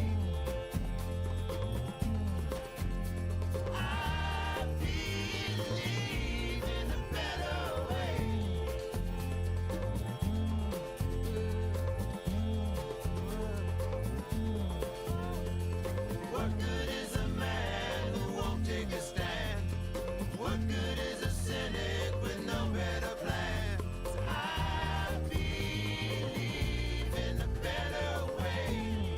Better Way by Ben Harper here on Democracy Now!, democracynow.org, The War and Peace Report. I'm Amy Goodman with Juan Gonzalez. The International Monetary Fund warned Tuesday soaring inflation and the war in Ukraine could push the world economy to the brink of recession if immediate actions not taken to ease a worsening global economic crisis. The IMF's chief economist, Pierre-Olivier Gourincha, spoke in Washington, D.C. during the launch of the IMF's quarterly World Economic Outlook report. The outlook has darkened significantly since April.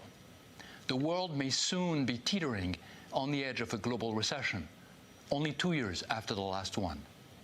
Multilateral cooperation will be key in many areas, from climate transition and pandemic preparedness to food security and debt distress. Amid great challenge and strife, strengthening cooperation remains the best way to improve economic prospects for all and mitigate the risk of geoeconomic fragmentation. The IMF expects inflation to keep rising, with lower-income countries in the global south facing higher inflation rates than wealthy nations, as well as some of the worst impacts of rising food and living costs. People around the world are taking to the streets in response. In Sri Lanka, months of massive protests in response to the country's economic meltdown forced the former president, Gotabaya Rajapaksa, to resign.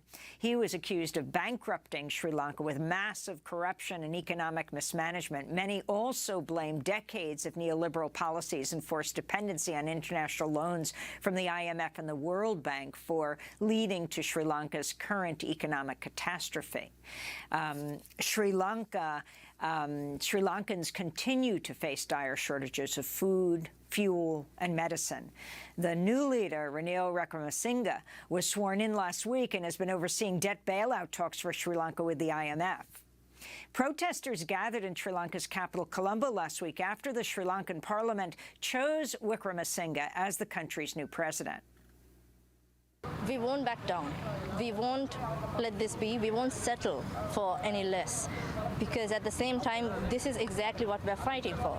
We're fighting to not settle for any less, and to not be comfortable in the uncomfortable, but fight for what we deserve. And the people deserve to get their basic necessities. They deserve fuel. They deserve transportation.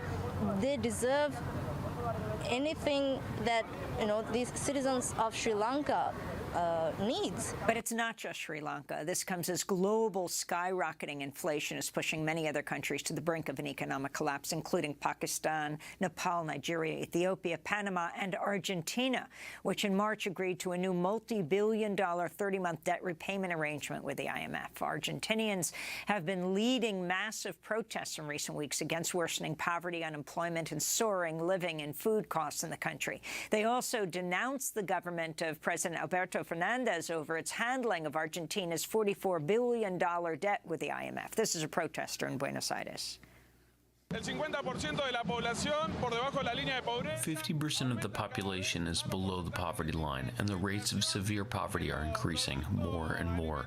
The inflation for food products is at 8%. They have just changed the Minister of Economy, and nothing has changed. Well, for more, we go to New Delhi, India, where we're joined by Jayati Ghosh, the economics professor at University of Massachusetts Amherst, who writes about all of this in her Guardian piece. There is a global debt crisis coming, and it won't stop at Sri Lanka. Professor Ghosh, welcome back to Democracy Now! Explain. Well, really what we are seeing is something that we should have seen coming even more than a year ago. And many of us have been warning since then that the COVID pandemic destroyed developing countries' economies much more significantly than it did in the rich world, that these countries were not able to bring about the fiscal response that was required, that they're still facing the pandemic because of the vaccine apartheid and inequity that we have seen. And then they are being ravaged by the impact of the food and fuel price increases. I also just want to mention, the Ukraine war is generally blamed for all of these big, massive increases in the prices of food and fuel. But that's only part of the explanation. A very large role has been played by profiteering of big companies and financial speculation in the commodities markets. And these are things that can easily be controlled by regulation. So rich country governments are choosing not to control that. They're blaming supply shortages and the war, when more than half of the inflation actually comes from these other forces. And then they're doing nothing about this massive emerging debt crisis, which has been writing on the wall for a year at least.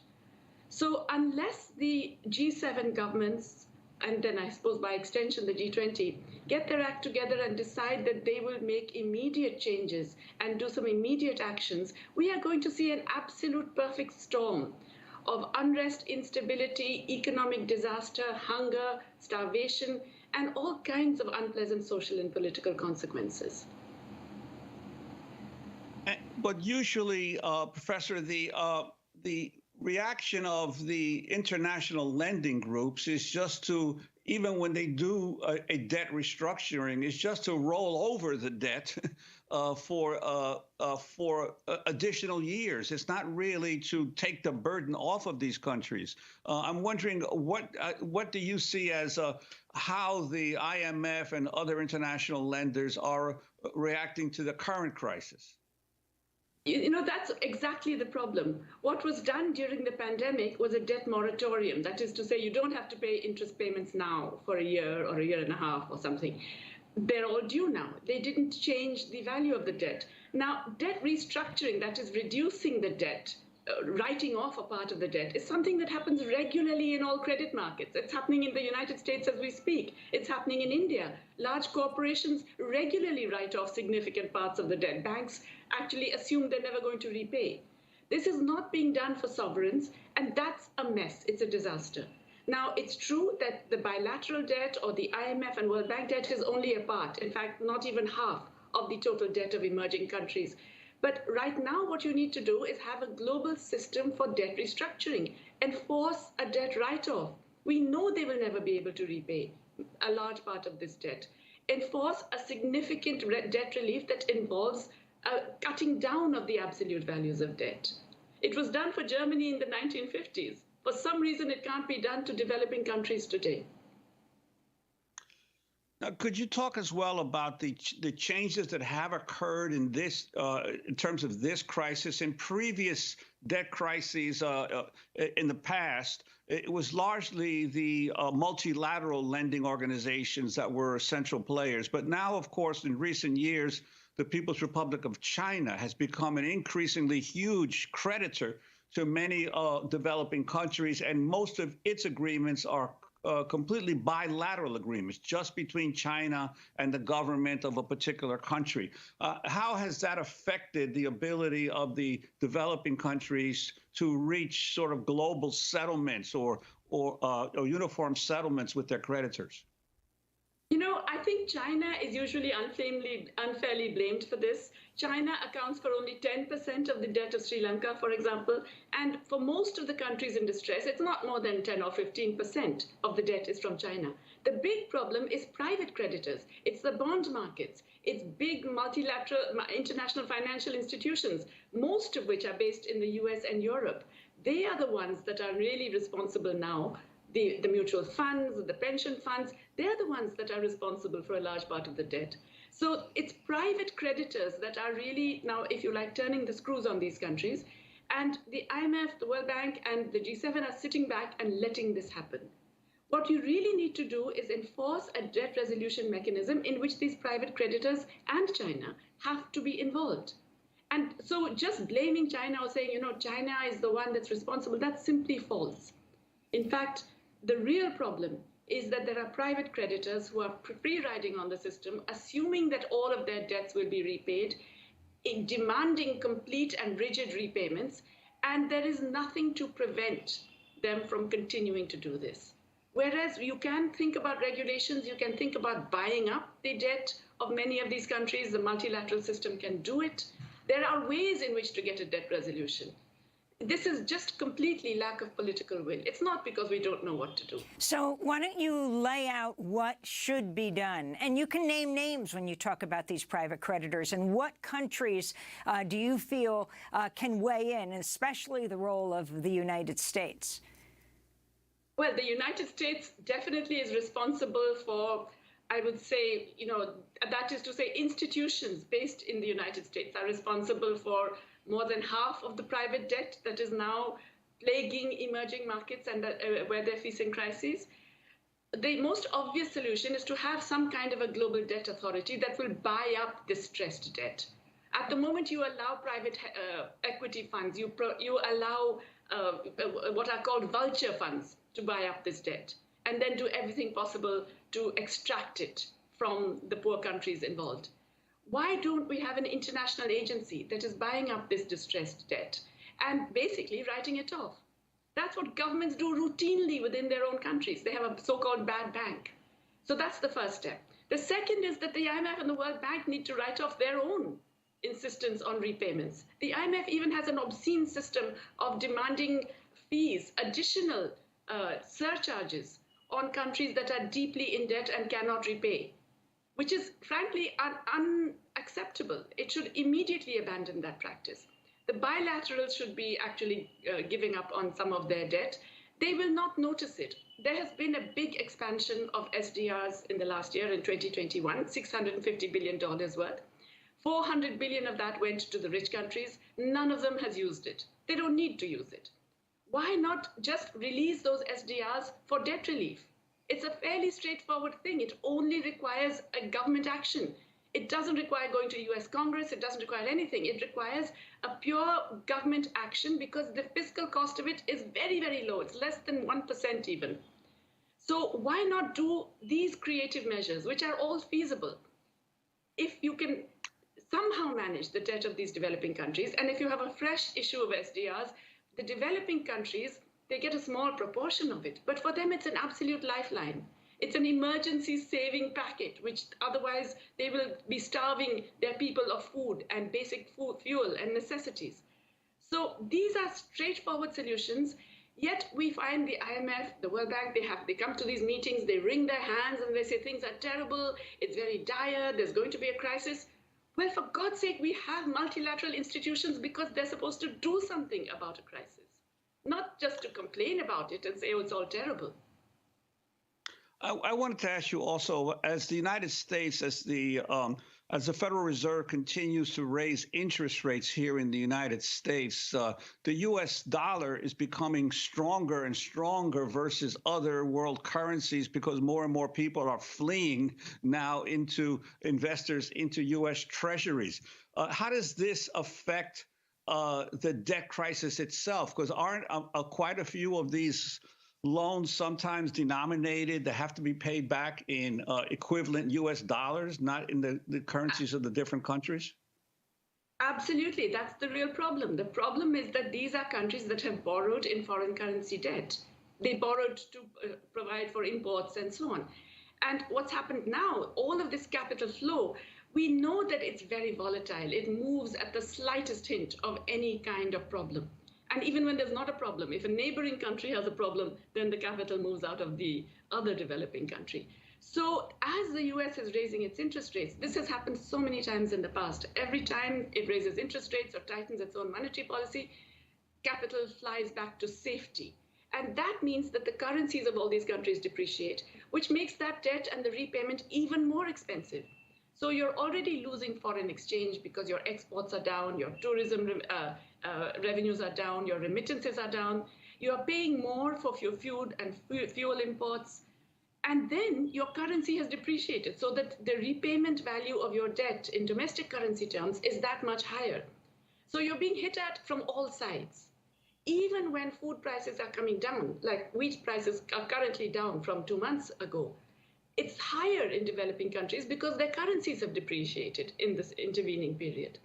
So the US monetary policy and fiscal policy has huge implications for the rest of the world. Unfortunately, no one in the US administration, not the government, not the Congress, thinks about the implications for the rest of the world. And they're only looking at what happens in the US. And Professor Ghosh, Yet it is devastating. What does this mean in Latin America, where you have, in Argentina, more than half the children now living in poverty? In Panama, massive protests like there have been in Argentina. This country, one of the wealthiest in Central America, but extremely unequal. Yes, you know, the thing is, these things hit the headlines when there are public protests or when there is some extreme case. But across the developing world, in large parts of Latin America, but also in Africa, in developing Asia, things are really dire. I mean, in India, I can tell you, the food situation is horrific. We are having child undernutrition levels that have shown that we've gone back 2 decades in terms of the kinds of nutrition for mothers and children. We've got starvation level diets now for about 1/3 of our population. We have 72% of the country unable to afford what the FAO considers to be a nutritious diet. And this is just in India, which is supposedly a lower middle income country. The kinds of devastation that we're seeing across the world are only going to hit US headlines when they translate into very open protests. But they are generating not just extreme misery, but they're also generating the seeds of instability and protest that will have devastating consequences everywhere, including in the US. Jayati Ghosh, I want to thank you for being with us, economics professor at University of Massachusetts Amherst. We'll link to your Guardian article. There is a global debt crisis coming, and it won't stop at Sri Lanka. She's speaking to us today from New Delhi, India. When we come back, we look at inflation, the possibility of recession here, and economic policy overall in the United States with the Marxist economist Richard Wolff. Stay with us.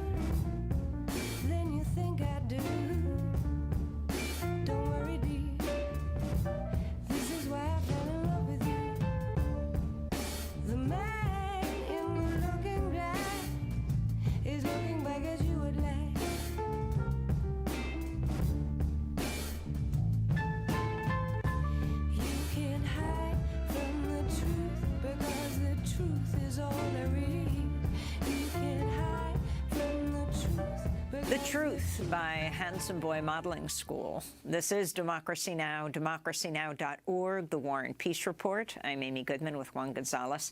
This week, the United States is facing what Politico calls a Category 5 economic storm, as analysts debate whether the U.S. economy is in a recession and how to respond. Today, the Federal Reserve's announcing another interest rate hike, which it says will help fight against inflation and bring down prices that are up by some 9% since last year as inflation reaches a 40-year high. This week also marks 13 years since the U.S. last raised its federal minimum wage to $7.25 an hour in 2009, which is the longest time without a raise since the federal minimum wage was first implemented during the Great Depression. To make sense of what all this means for working people, we're joined by the Marxist economist Richard Wolff, Emeritus Professor of Economics at University of Massachusetts Amherst, visiting professor at the New School, and the founder of Democracy at Work, host of Economic Update and author of several books, including The Sickness is the System, When Capitalism Fails to Save Us from Pandemics or Itself. Professor Wolff, welcome back to Democracy Now! Explain what's happening in this country, and also, if you can also define all your terms from inflation to recession so all people have access to this. Good. Thank you very much, Amy, for the opportunity. Let me try to be as brief as I can. Over the last 30 to 40 years, we have experienced here in the United States a radical redistribution of wealth and income. All manner of economists from all perspectives have done the research. It's all very well known. That has caused epoch-changing problems here in the United States that our political headlines are full of literally every day. But the last 4 years have been a cap on the process that really requires taking a deep breath. Number one, our society was unprepared for and did not well manage a pandemic that it could have been and should have been much better prepared for, as many other countries were who don't have our wealth or our medical system. About the same time, we had an economic crash. Over half the labor force in this country lost their job for a few weeks or the entire time of 2020 and 2021. We've had viral catastrophes before. We've had economic crashes. We never had them at the same time. That was a body blow to a working class that, as I said, has been suffering for 30 to 40 years. As if that weren't enough, we then had, when we thought we might be out of the worst of the crash and the pandemic, now in the last year, as you just pointed out, we have whacked our working class with an inflation. And make no mistake, what an inflation is, very simple, is a general rise in prices. That's all it means. Not all prices go up the same, not all prices go up, but in general, prices rise. And obviously, as any child will understand, if the prices go up, that hurts most people in the middle and people at the bottom, because they're the ones with the least amount of money to pay the rising prices. It's a discrimination against the middle and the bottom, that is the vast majority. But perhaps what's not understood is who raises the prices. That little economics detail is so often lost. Employers, the class of employers in our society, that's who sets the prices. Employees are excluded from that activity. Employers in the United States are 1% of the population, if that. Those of us who have to take the prices they choose to raise, we are the 99%. And there's no democracy in allowing 1% of the people to set prices that 99% of the people are forced to pay for food, clothing, shelter, and all the rest. So damaging is this inflation, and so unfairly damaging, that the government is called upon, as often happens when the private capitalist system lurches into one extreme or another, the government is called in, please save the system. In our society, our central bank, which is what the Federal Reserve is. In other countries, it's called the Bank of France or the Bank of England. Historical reasons, we don't call it the Bank of the U.S. We call it the Federal Reserve. They come in and they are asked, please fix it. And then a kind of magic happens. The Federal Reserve can be honest, admit that its job, which, by the way, is written into its charter, price stability.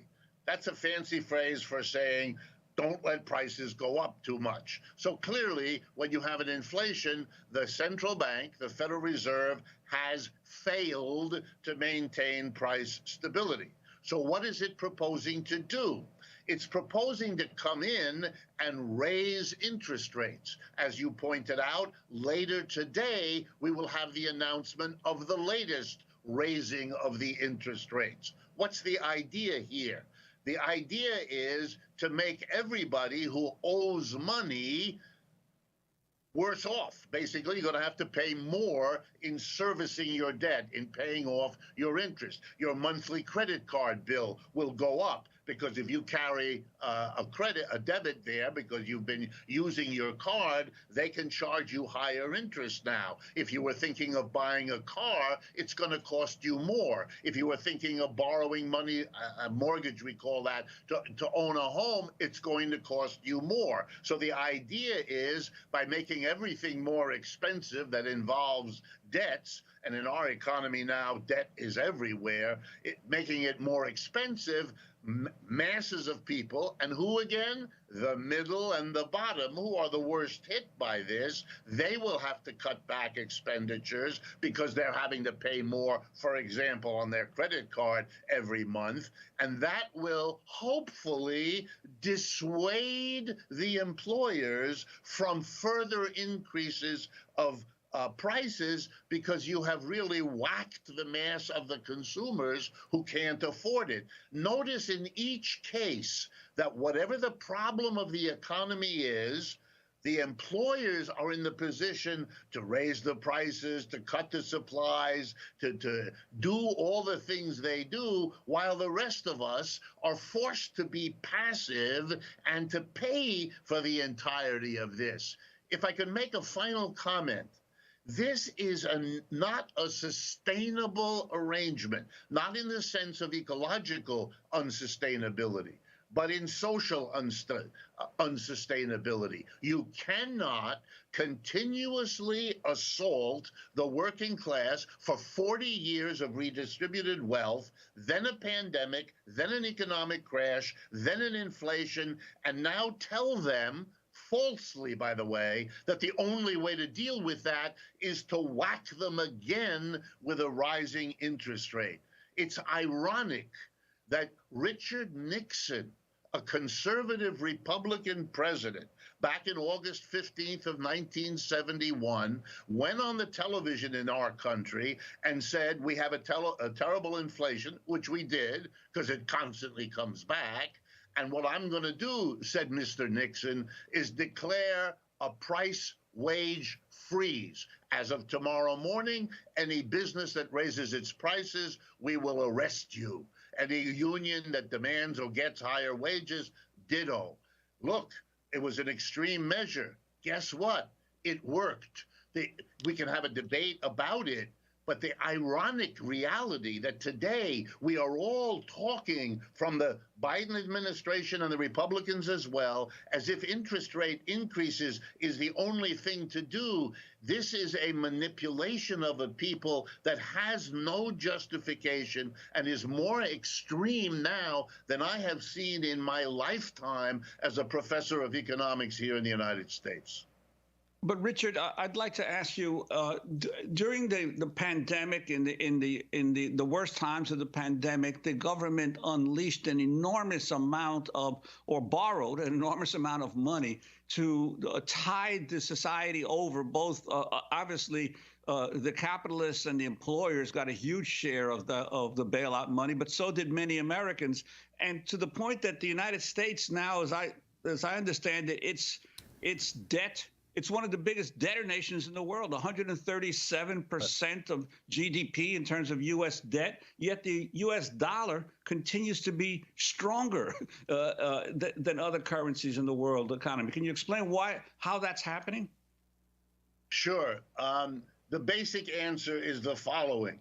The rest of the world, as your previous interviewee made very clear, the rest of the world is in such terrible shape that before we celebrate the strong dollar, we have to face the reality that the reason loose money, mobile money around the world is leaving countries in Asia, Africa, Latin America, and Europe to come to the United States is not because we are in good shape. We aren't.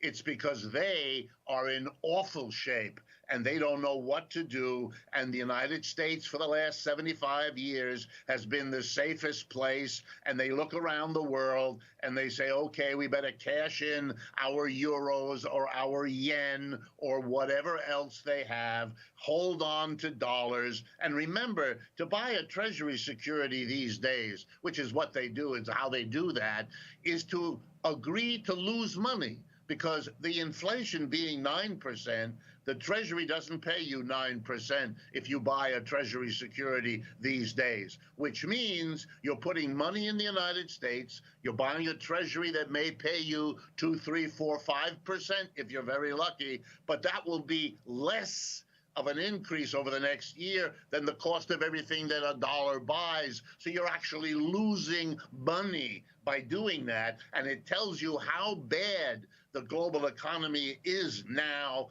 for everybody, that they would come to the United States. And last point, be very careful. This can change on a dime.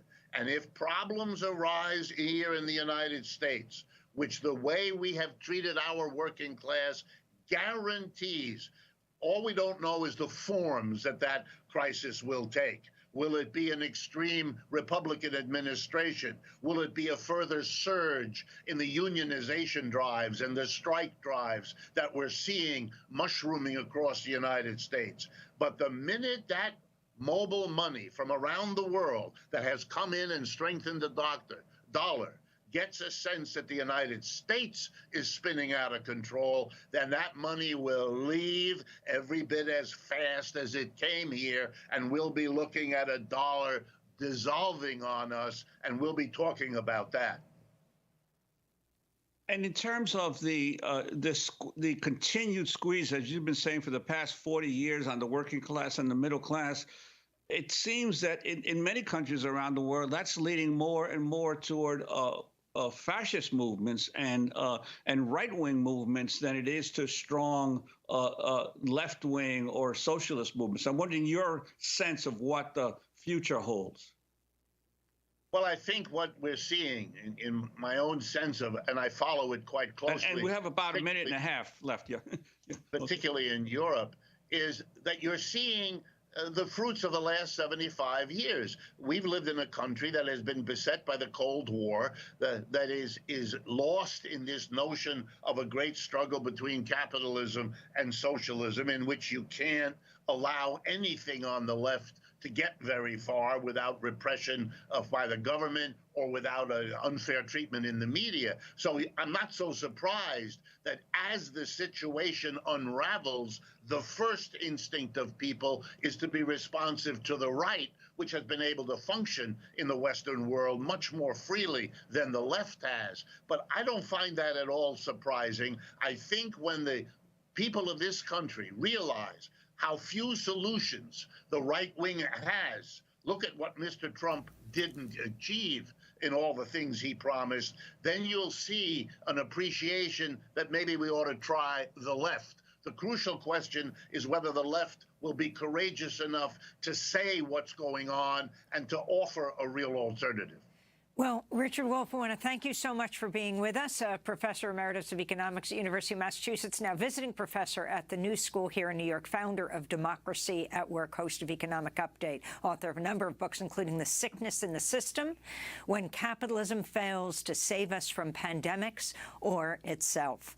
That does it for our show. I'm Amy Goodman with Juan Gonzalez. Stay safe, wear a mask.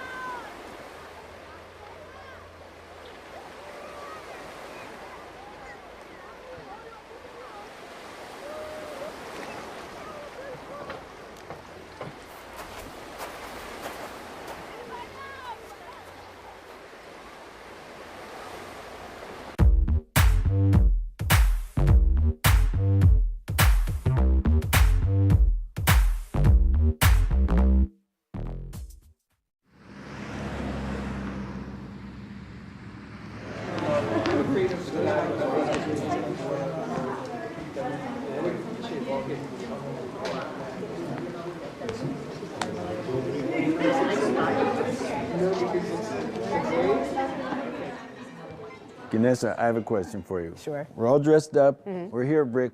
What are we doing here? Well, we're here to hear some music from two really distinct but very interesting bands that are here in New York. Fame, which is a Filipino traditional-based ensemble, and Bombayo, which is Puerto Rican traditional-based music. And we're just really excited to see what's going to happen when all this music comes together. So the two groups are meeting each other for the first time. They're hearing each other's music for the first time.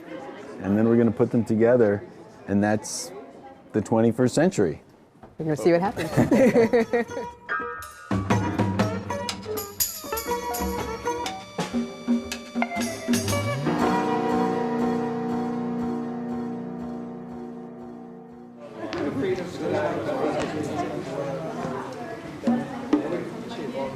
I played with Bombayo maybe 5 or 6 different times, so I know that they can go into all kinds of situations and sound good and find their way, and they always bring something special. Bomba is such a joyous music, and the dance is incredible. We don't know what today's going to be like. We're just really grateful that you're here with us. Everything from here on out is going to be under a cloud of mystery, but it's all good mystery, and this is very exciting, so here we go. Al ingenio, al ingenio. Al ingenio María que hay bomba en la central. Al ingenio, al ingenio. Eso. Al ingenio María que hay bomba en la central.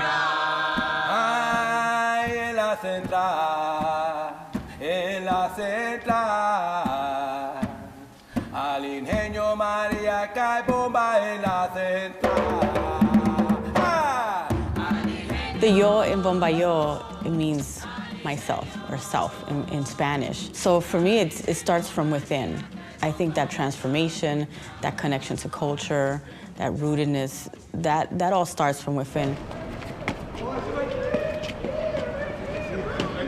For me, it was more about identity. When I saw Bomba for the first time, I think I was about 40 years old.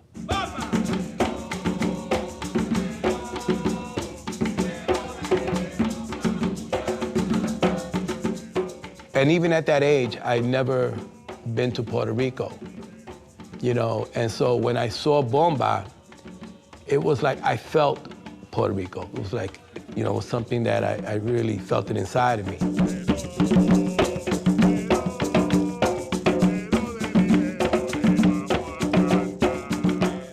It's a music, it gets, you know, goes over 400 years, you know, the oldest African-derived music in Puerto Rico.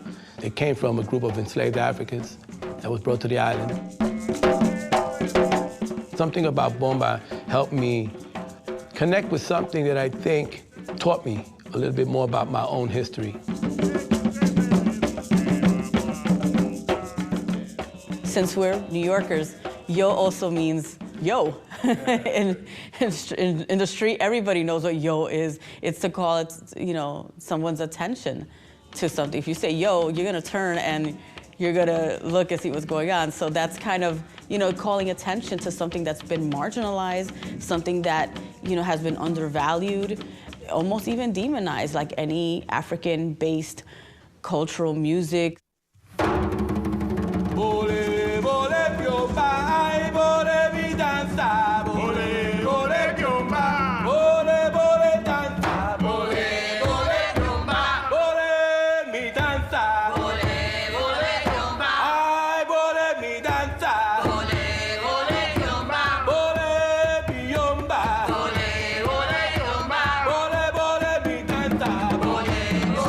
You know, what we're talking about is a music, a tradition that stayed alive during the African diaspora.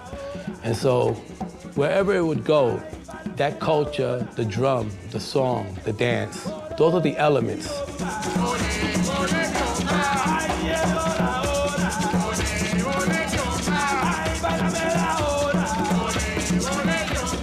The most important piece in the bomba for me is the dance.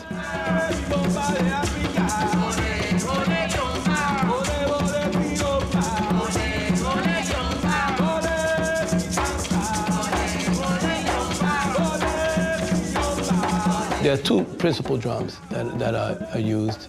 This drum plays the bass rhythm, it gets the foundation, then the dancer just adds flavor with movements.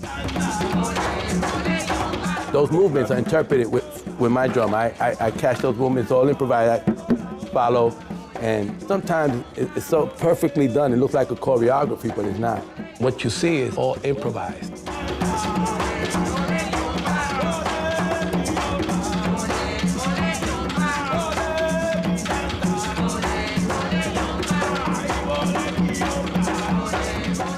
It's sort of like a conversation, you know, as you talk, and maybe when you're talking to your friend, you know, you start talking on top of each other, your voices start getting higher and accelerating.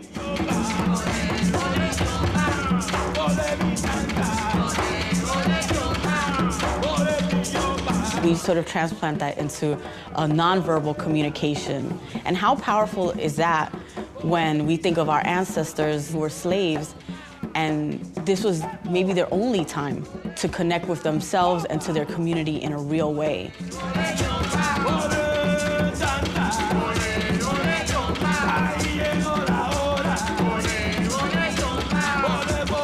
When we engage with bomba, we know that there's a deep, deep roots to that.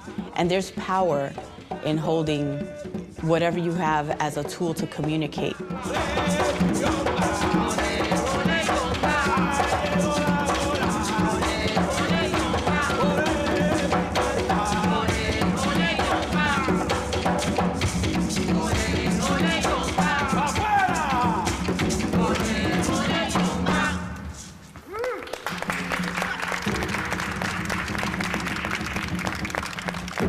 That was awesome. That was really, really good. I liked it. It was unique. I never heard it before. I liked when they harmonized and then all of the voices came together and sound like one. And it's only going to get even more musical because we have with us a very special guest, FAME, the Filipino Arts and Music Ensemble. The participants here are youth ranging from elementary school all the way up through high school. And we're really, really glad to have you with us. Hector Martinez, thank you so much for being here. Can you tell us a little bit about the group, how long you've been going, and how the music works? Is it improvised like Bomba Yo? We've been going on for 10 years now, and most of the arrangements that we do are all written out. So all these students read music, and we come together, they go home, practice their music, they come together, we put everything together. Great, well thank you, I can't wait to hear it. Sure, thank you.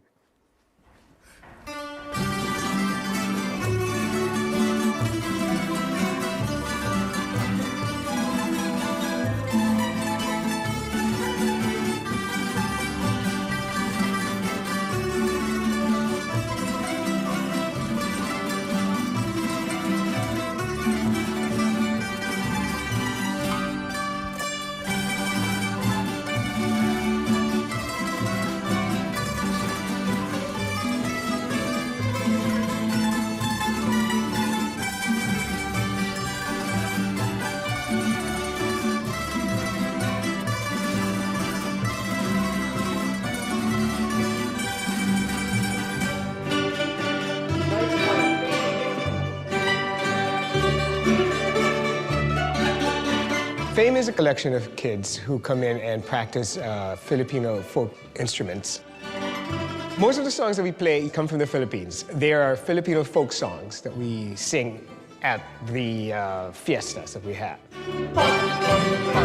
The mission of Filipino Arts and Music Ensemble is to promote and preserve the Philippine culture and heritage.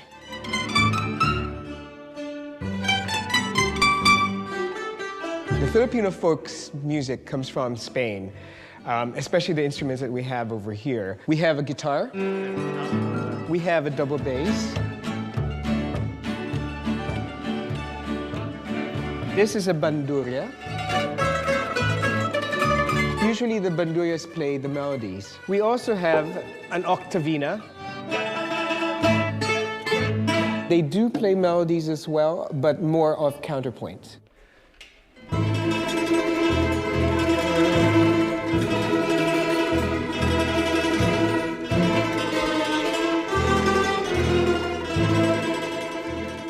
There's some kind of Mexican influence to the way we play.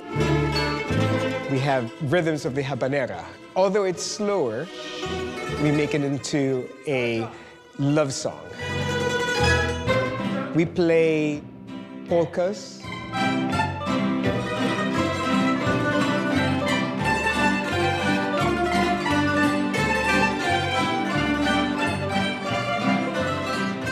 And we play waltzes. One more time, making sure that those single notes are together. Ta, pok, ta, pok, ta, okay? 1, 2, we also dance.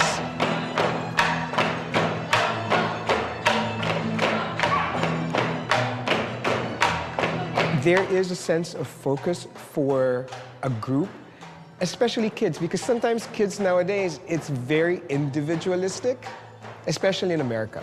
But here, you have to lose your certain individuality to be part of that group.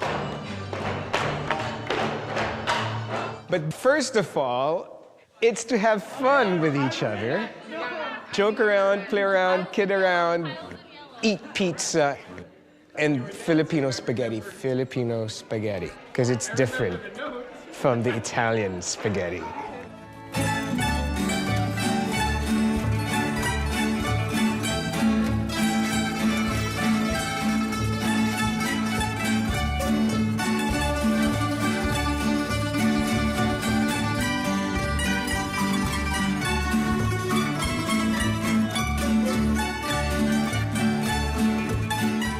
The kids learn how to play this instrument.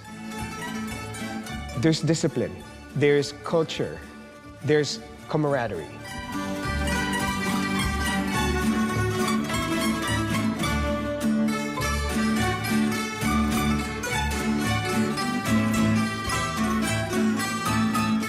When all is gone, when they're in their own lives in the future, one of these days, they'll take up that instrument, start playing again, or if not, lead a new group.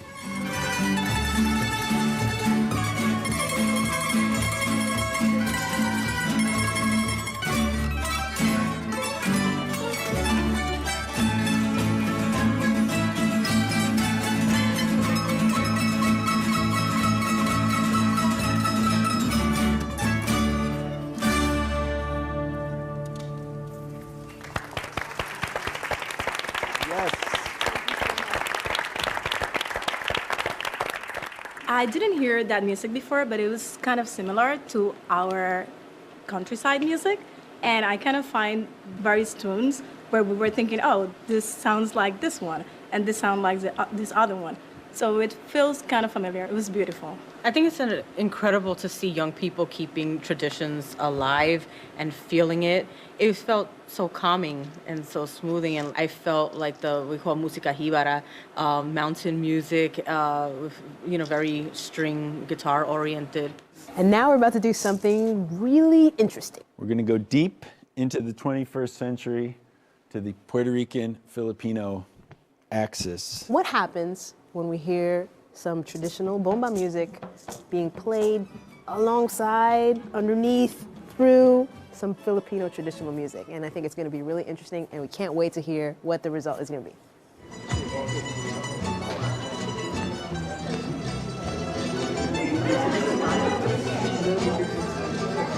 based on that familiar sound that we have already, we're going to try to blend it in with what we know and kind of go back and forth with the sounds that they're bringing up. I think it's gonna sound great because their beat with our melody, I think it's just gonna sound really good. I'll trade you. I want to try yours. Oh, try this one. All right. There we go. What's this called? Octavina. Octavina? Yeah.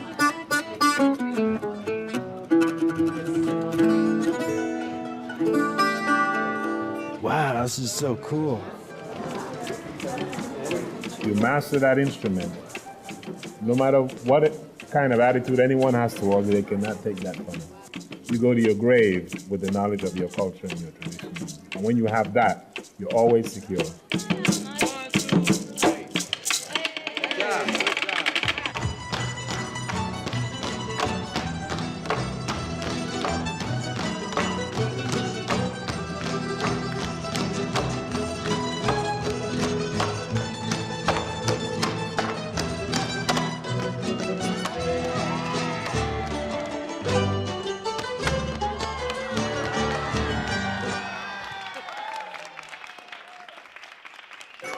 That's it. That's your arrangement? That's their melody, okay? Now, Bandura 2, you could do Re, Do sharp, Ti, La, Fa sharp. When they started to sing first, I was thinking, okay, maybe this is the song we might be doing. So I listened to your melody, and I tried to figure it out on the mandolins, and these are the notes that I figured out from what you sang. So it's basically like 4 or 5 notes. I said, okay, we could just play on that one, maybe make some chords in that one. Obviously, there are 2 different groups playing 2 quite different pieces of music. So right in and of itself, like that seems like a hurdle, but it might not be. And this is New York, where this kind of thing is happening every day. unofficially on every street corner, Right. people. That'll work? Just try it, see if it works. Al ingenio,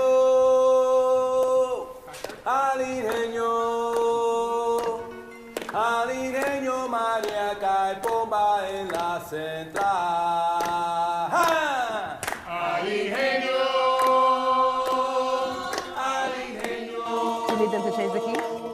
Because there may not be anymore.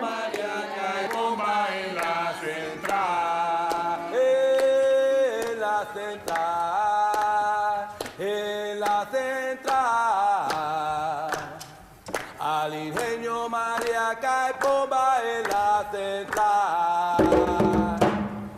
Al ingenio, al ingenio. Okay, can we do that one more time? It's a different key. Okay. I think you're. Maybe we can go into the key. Yeah, take it, because we were taking it from a while ago. Okay. And we was like, it was a bit lower now. might Could you be give it easier on a for Fa us to go sharp? into the key. Right.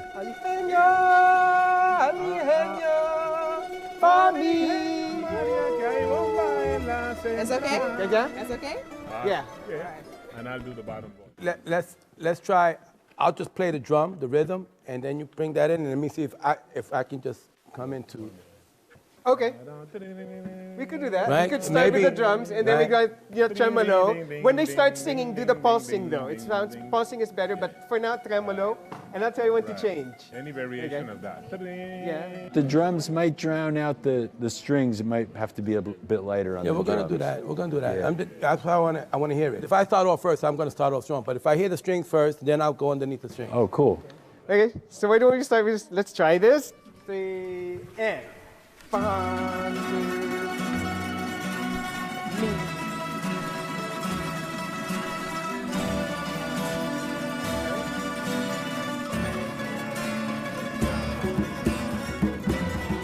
Fa, break it. Yeah, the second.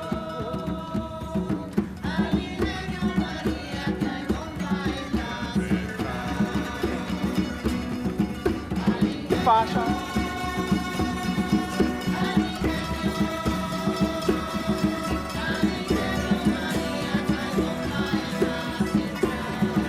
Ay, sobra solo ni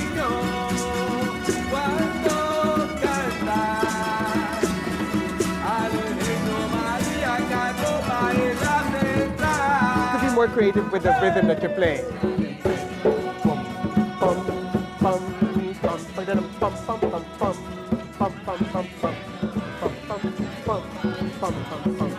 Be creative. Vamos a cantar, vamos a celebrar nuestra herencia africana y ellos vamos a bailar. ¡Hey!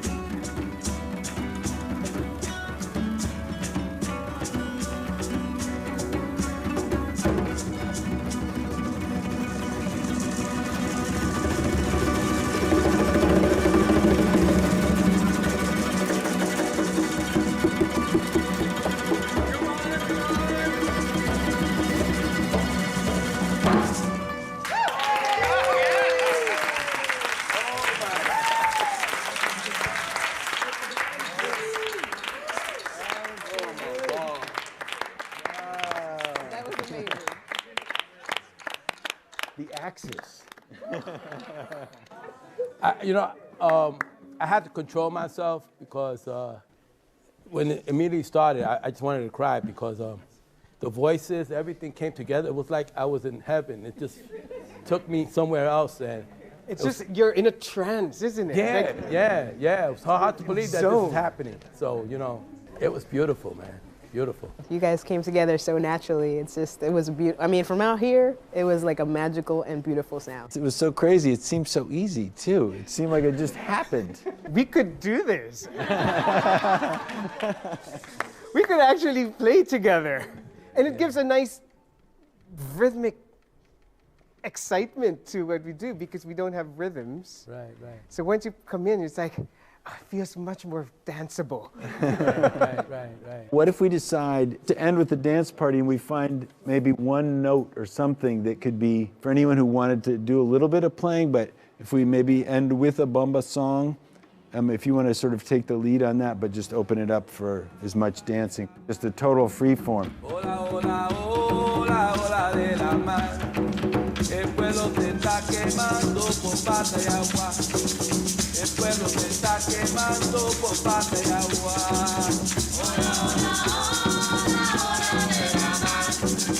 Hola, hola, hola, hola de la mar. El pueblo se está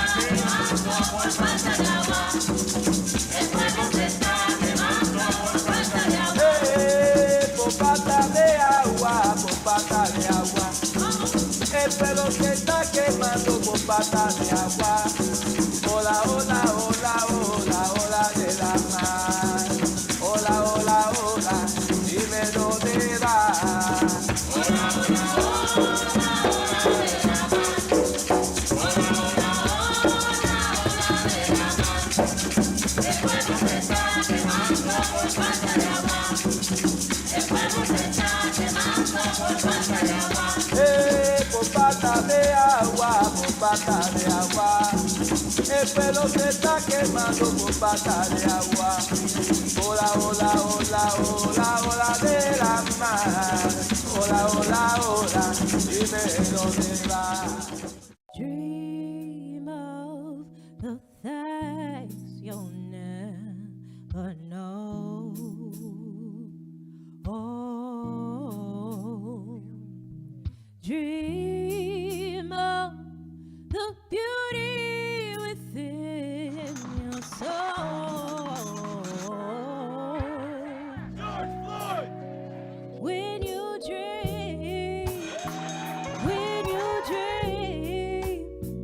dream slow.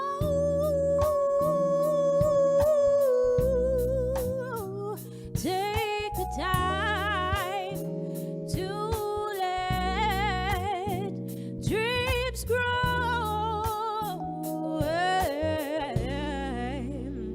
Just dream, just dream, just dream.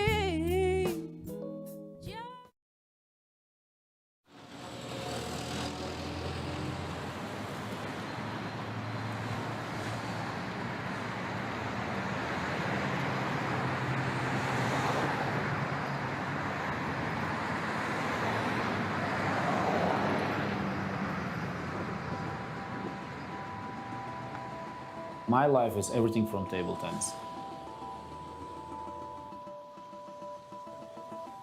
When I was a child, we got a really difficult life. When I was age 9, I was already tattooed, smoke full time, you know, we was always on the street fighting with the kids. I meet my coach and I go to the table tennis club. And I was more and more in the clubs and on the streets, so means out of the trouble.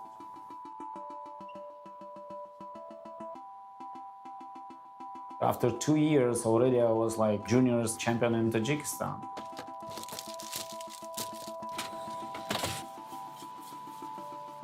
So far, I'm here 23 years, this country. There's a lot of table tennis players, my level, who wants to be in exactly where I am today.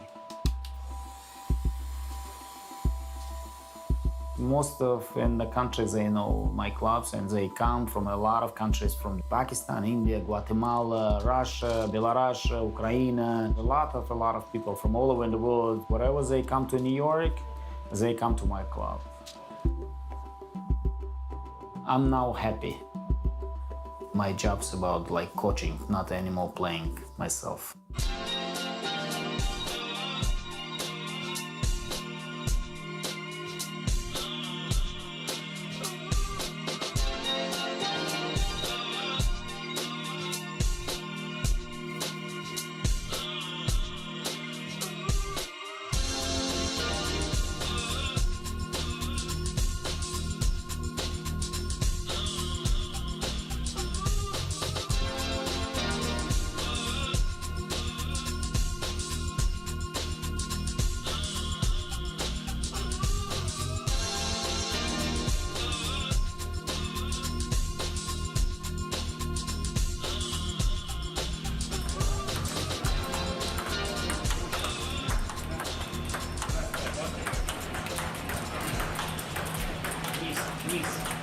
Вниз.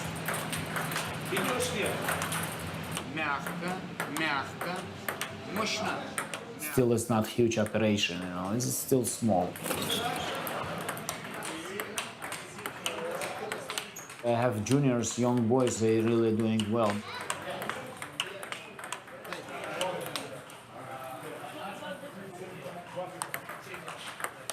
When Michel came here, he was 15-year-old. And his father asked me, could you help my son to coach him? What do you think about it? From beginning, I told him, no, I cannot help. But I see from this boy, he has huge, big skills. When I was 10 years old, that was my first tournament. It was the Israeli national tournament. I came in as a fan of the game, but after this tournament, I understood that it's not something I like or love, it's part of me. I won this tournament and I started playing professionally. My father chose to move everyone here. When I came here, I didn't know anyone. Maybe I was slowly getting into depression. I started looking for a club. Nissan offered me to practice. Right away, I asked how much would it cost. He said that it wouldn't cost me anything. He just wants to practice with me a little bit.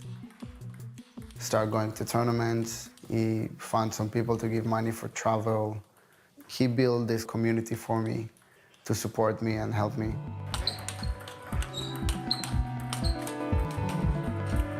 My heart say, you know what, I gotta help this boy.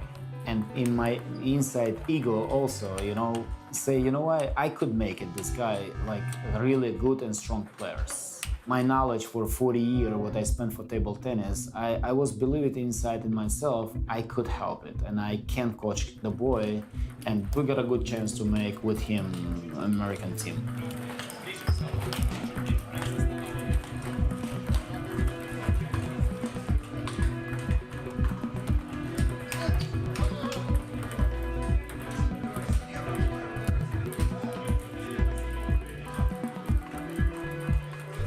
The way I see today, who is playing nationals today in the US, he can make it. But there's a lot of really strong players in the country, and maybe they also waiting citizenships.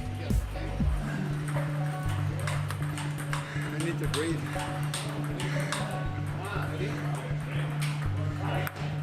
Ali, oh.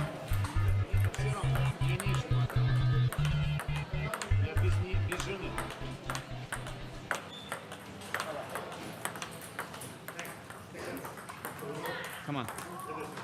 Forth hand, back in. Aggressively loop, okay?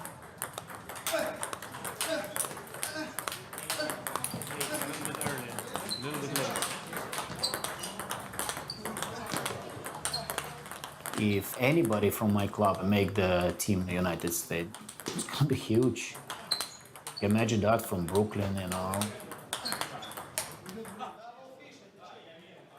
The first 3-4 years was establish our club. Another 4 or 5 years was to survive and not close this business, you know. If the Michel make nationals, of course, we're gonna be more populated, and you know, it's like give it a second impulse for our club.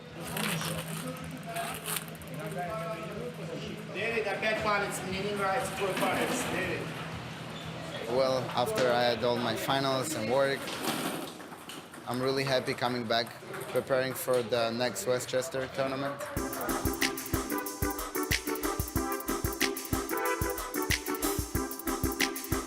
It's a once-a-month tournament, but in my opinion, this tournament brings the best level of table tennis in the U.S. The Westchester Table Tennis Center has the largest monthly table tennis tournaments in the country. We're the only club that has 4-star tournaments every month. Both crosswords and table tennis are brain sports, so I think my puzzle ability comes into play in table tennis. What's cool about our club is the range of skills that are here, all the way from absolute beginners to as good as people get. The people who playing there, they really strong, you know, it's not like a joke, those guys.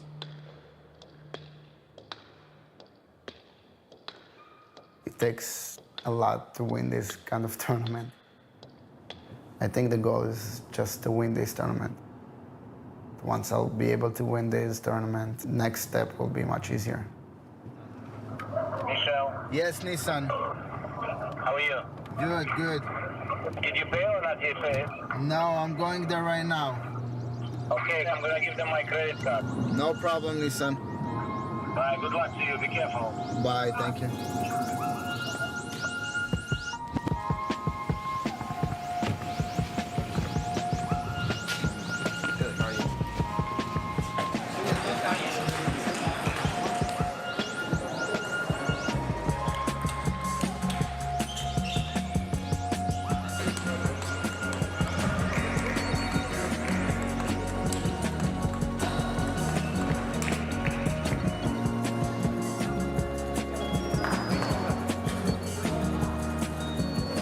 First match is against the number 2 seed in the tournament.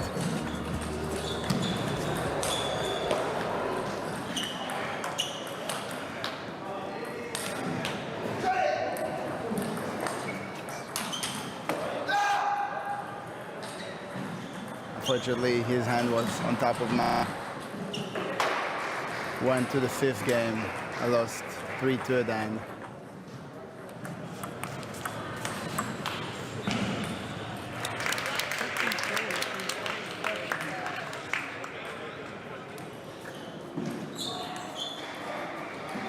Surprised me a little bit, but then I came down and I started playing safer and just easier.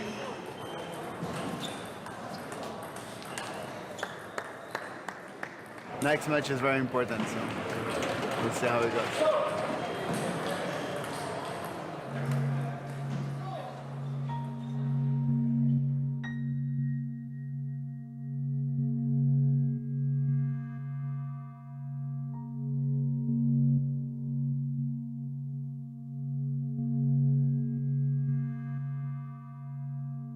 One of the best things in my game is my serve.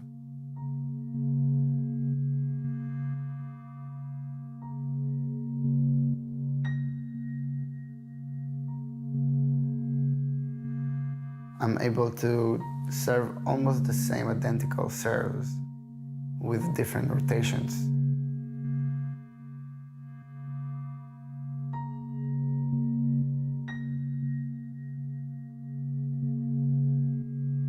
And that gets a lot of players to make mistakes or give me an easy ball.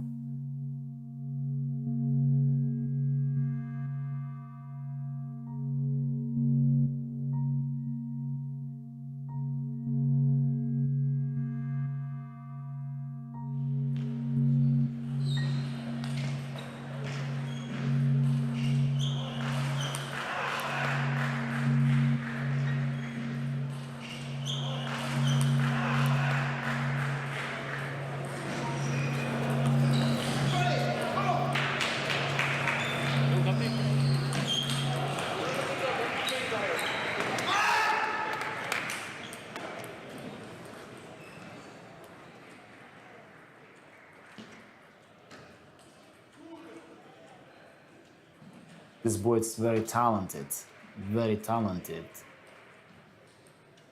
And I remember myself when I came here, no one told me, you know what, Nissan, let me help you with the table tennis. And because you have very good skills and you play professionally, and I'm gonna help you.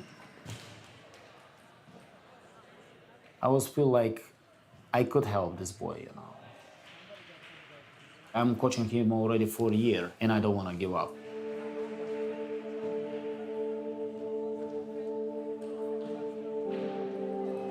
You can lose so many times, but the whole beauty of it is to go to practice again, get better. If you lose and you stop, you achieve nothing.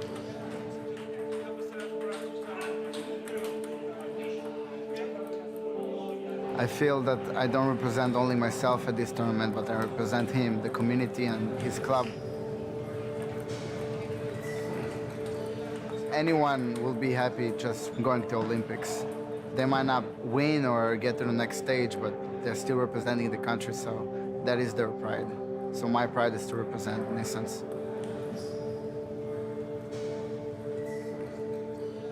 He wants always his students to be better than him.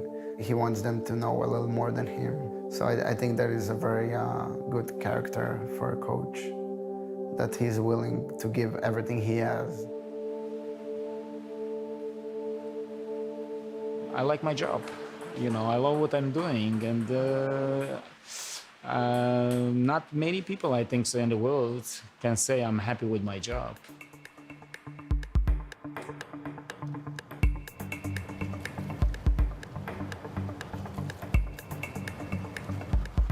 When I have chance, anything food, when I know they can eat, I bring here.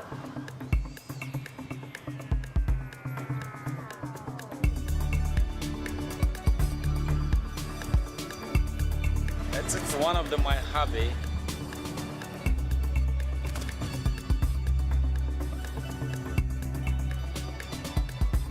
It's not gorgeous, watch it though. How it's beautiful, how they're happy.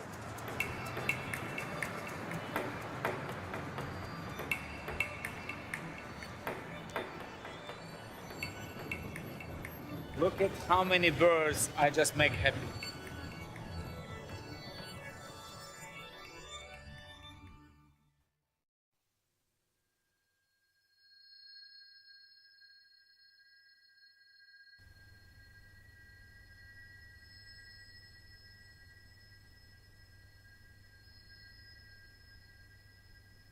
You're thinking about songs while you're running? What are you thinking about?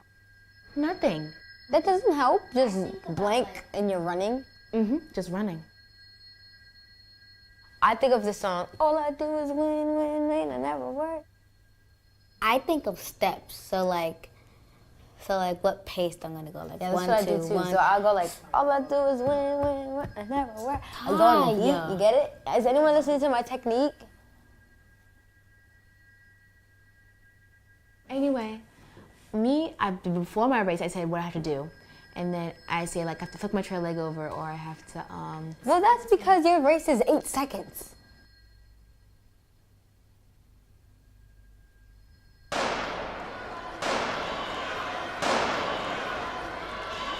Okay, I don't know what happened, but this guy came. Well, Gene turned us up for some type of magazine. Our first news reporter, they came to practice, and he videotaped us, and we got on the news, and then other people just came. Our coaches dropped us off every single day. When I'm a gymnast coach, I'll be so sad. I would be so sad to drop someone off at a shelter.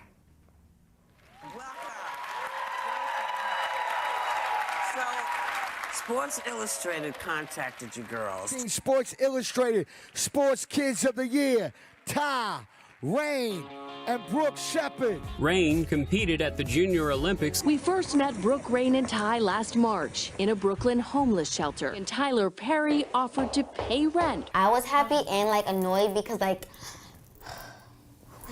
it was like so much attention and it was like so annoying. Because I want to be famous and stuff, so it's already like a pre-famous, and then they'll see my real talents when I'm an adult. She likes to sing opera. I don't know if she likes It's not to act. opera. Yes, it is. Yes, it is. Just because I'm a soprano doesn't mean I'm an opera singer. No, you are opera. Brooke, Miss Rapper. Shh. I've always wanted to act. Well, So you hear that laugh, Rain? Mom, did you laugh at me? Yes, she did. We're here in Brooklyn at Pratt Institute, and these are the Colgate Games.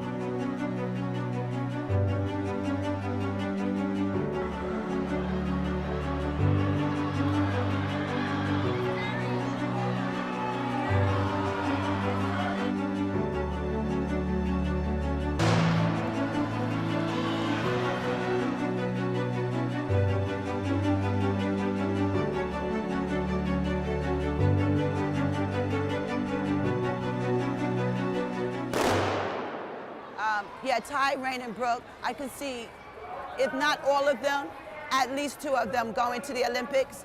They love these games. So this is like the end of the indoor season for them. So they really give it their all.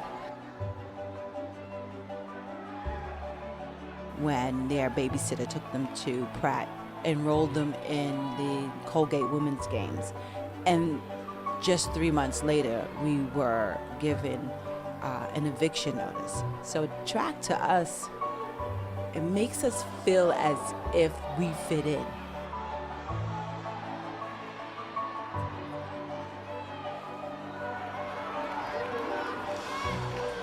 So once they ring the bell, it's going to be her last lap. and she's gonna run faster. She is? Yeah. Billy, when they ring the bell, it's gonna be her last lap. Go, Rainey! Go, Rainey! That was it. So when she comes, she won. My mom and my coaches motivate me. They do a lot of things so that me, Ty, and Brooke can run very, very fast. My goal is to get to college and to the Olympics. I mean, there's never a good time to be homeless, but this was the perfect time because it occupied their minds. It meant our survival. It meant a future for them. We always had something to look forward to. We never gave up hope.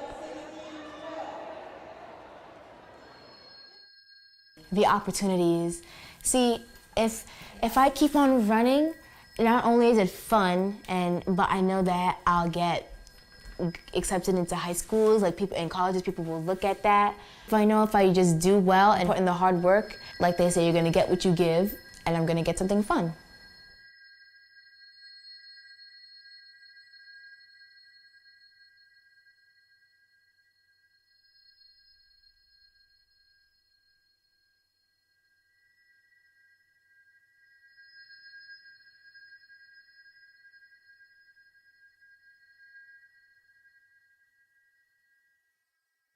Keep going. Don't let anybody get in your way. Don't let nobody judge you. Stay who you want to be. Don't change yourself for somebody else and except your mom for their likings.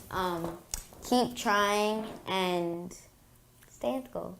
Follow your goals and remember, what was it? A goal is just a wish if you don't work for it.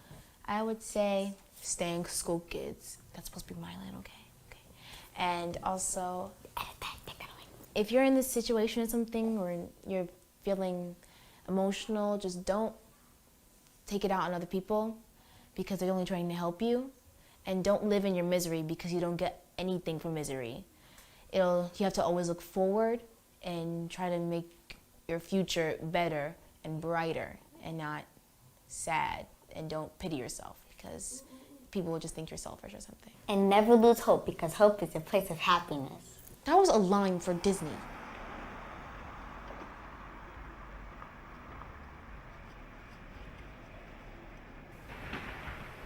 Training, when I was in the shelter, was like torture. I go back to the shelter and I get so mad and I was upset. And then the next day I was so happy to go to school. Then I was even happier to go to practice and it kept going like that and like that. And it was just miserable. Don't back off, Kayla. Alani, no gaps. Good. Please run through the line. Stop stomping on the line, Layla. Come on.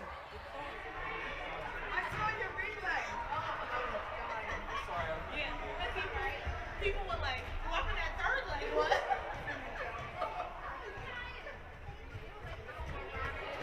Well, we need some earrings. We beautiful. Me and you. Okay? Don't let nobody say nothing different. Missy, I should have called you. She needs some product for her hair.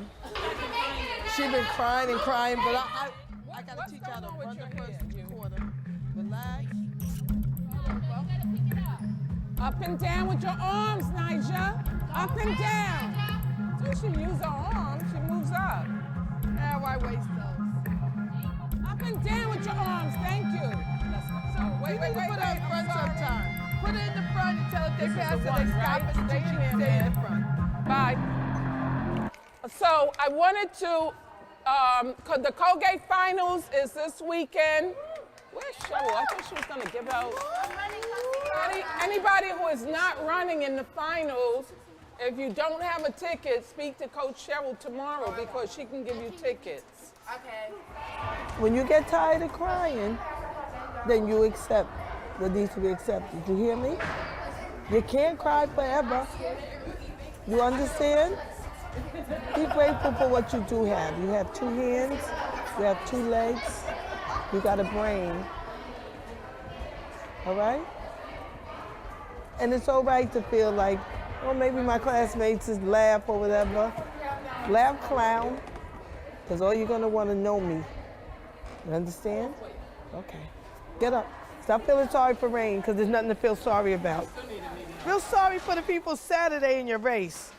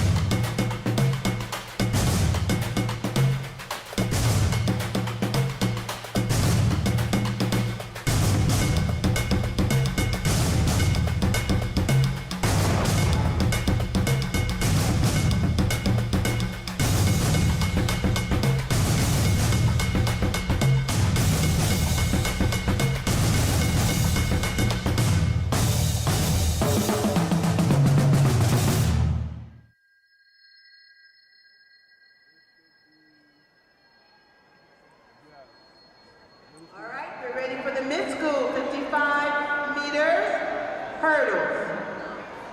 Lane 7, Alexis Sapnis, Media, Pennsylvania. In lane 6, Ajane Thompson, Rahway, New Jersey. Lane 4, Peyton Rollins, Medford, Maine. In lane 3, Ty Shepard, Brooklyn, New York.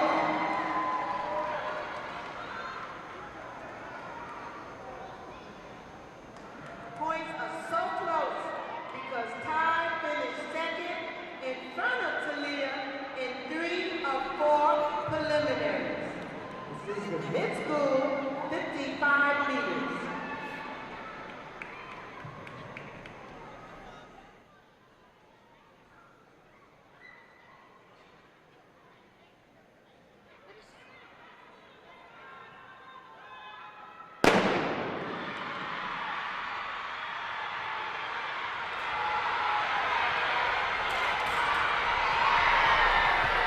A bad start, but I said in the middle, I actually did what I was supposed to do and flipped my trail leg.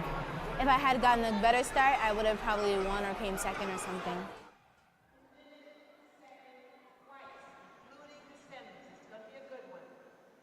Mid-school 1500 on the track.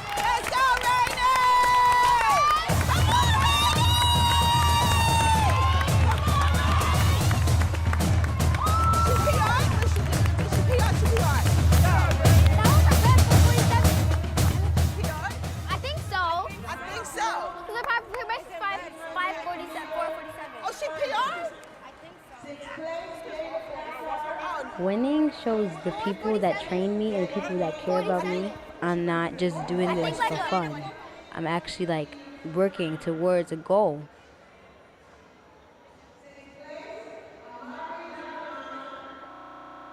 When I win these big things, it's like, yeah, I'm looking at what's next. What's gonna happen next? Like, so I guess there's always got to be a challenge in front of me, and then I'll work to it, and then another challenge.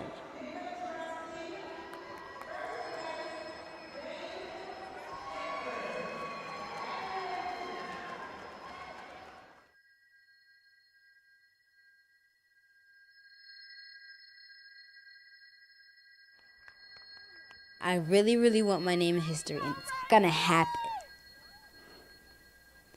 Hey. Yes, ma'am. So where the tears are all going? Yes. They turn to a smile? You're good. You did so good. Well, we got to work hard now. Yes. So we got to go on. So we can run 4:35. 4:35. Oh, 4:30. I felt like they had not only did they have a place in this world, but they literally had a place right here in Brooklyn. Running is like a sanctuary for me. I guess I just love it. I don't know. I don't know who argues more, Rain, them two, or us two. You two argue a lot. Oh. And we don't. They argue so much. Point blank, they're annoying, and Point blank, she's bossy. You doesn't know what she's doing. Yeah, I do know what you're doing. I'm bossy because you don't listen. I wouldn't be so bossy if No, you just you're bossy listen. either way. Because if we listen, you'll be like, okay, no, do that. No, do that. No, do that. No, That's only during cleaning. You know what I hate? When you're like, do this, and then what we're about to do, you like, do that. Doing that too. No, I do that. You do that like 5 times, and then we're finally like, no, I'm doing this. And then you're like, no, do what I say. Exactly. No, I don't. No. I say I know exactly what I'm doing. I know what I'm doing in the kitchen. I went from the kitchen to the bathroom to the room to the hallway to the room. Today, Ty. No. Today.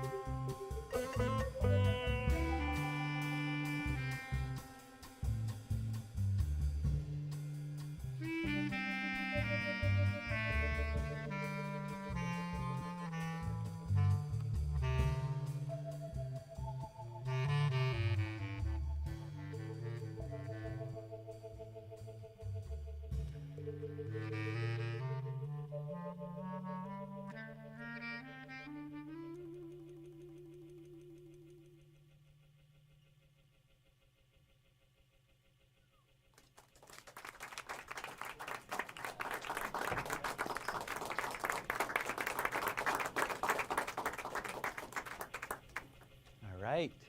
Welcome to B-Side. I'm your host, David Ellenbogen. I'm delighted to welcome David Freeman into our studio. David, come on up and welcome one more time, David. Yeah, so before we start, can you tell us all these great musicians, introduce the band? Yeah, of course. Great band. Mustafa Bagat on sitar.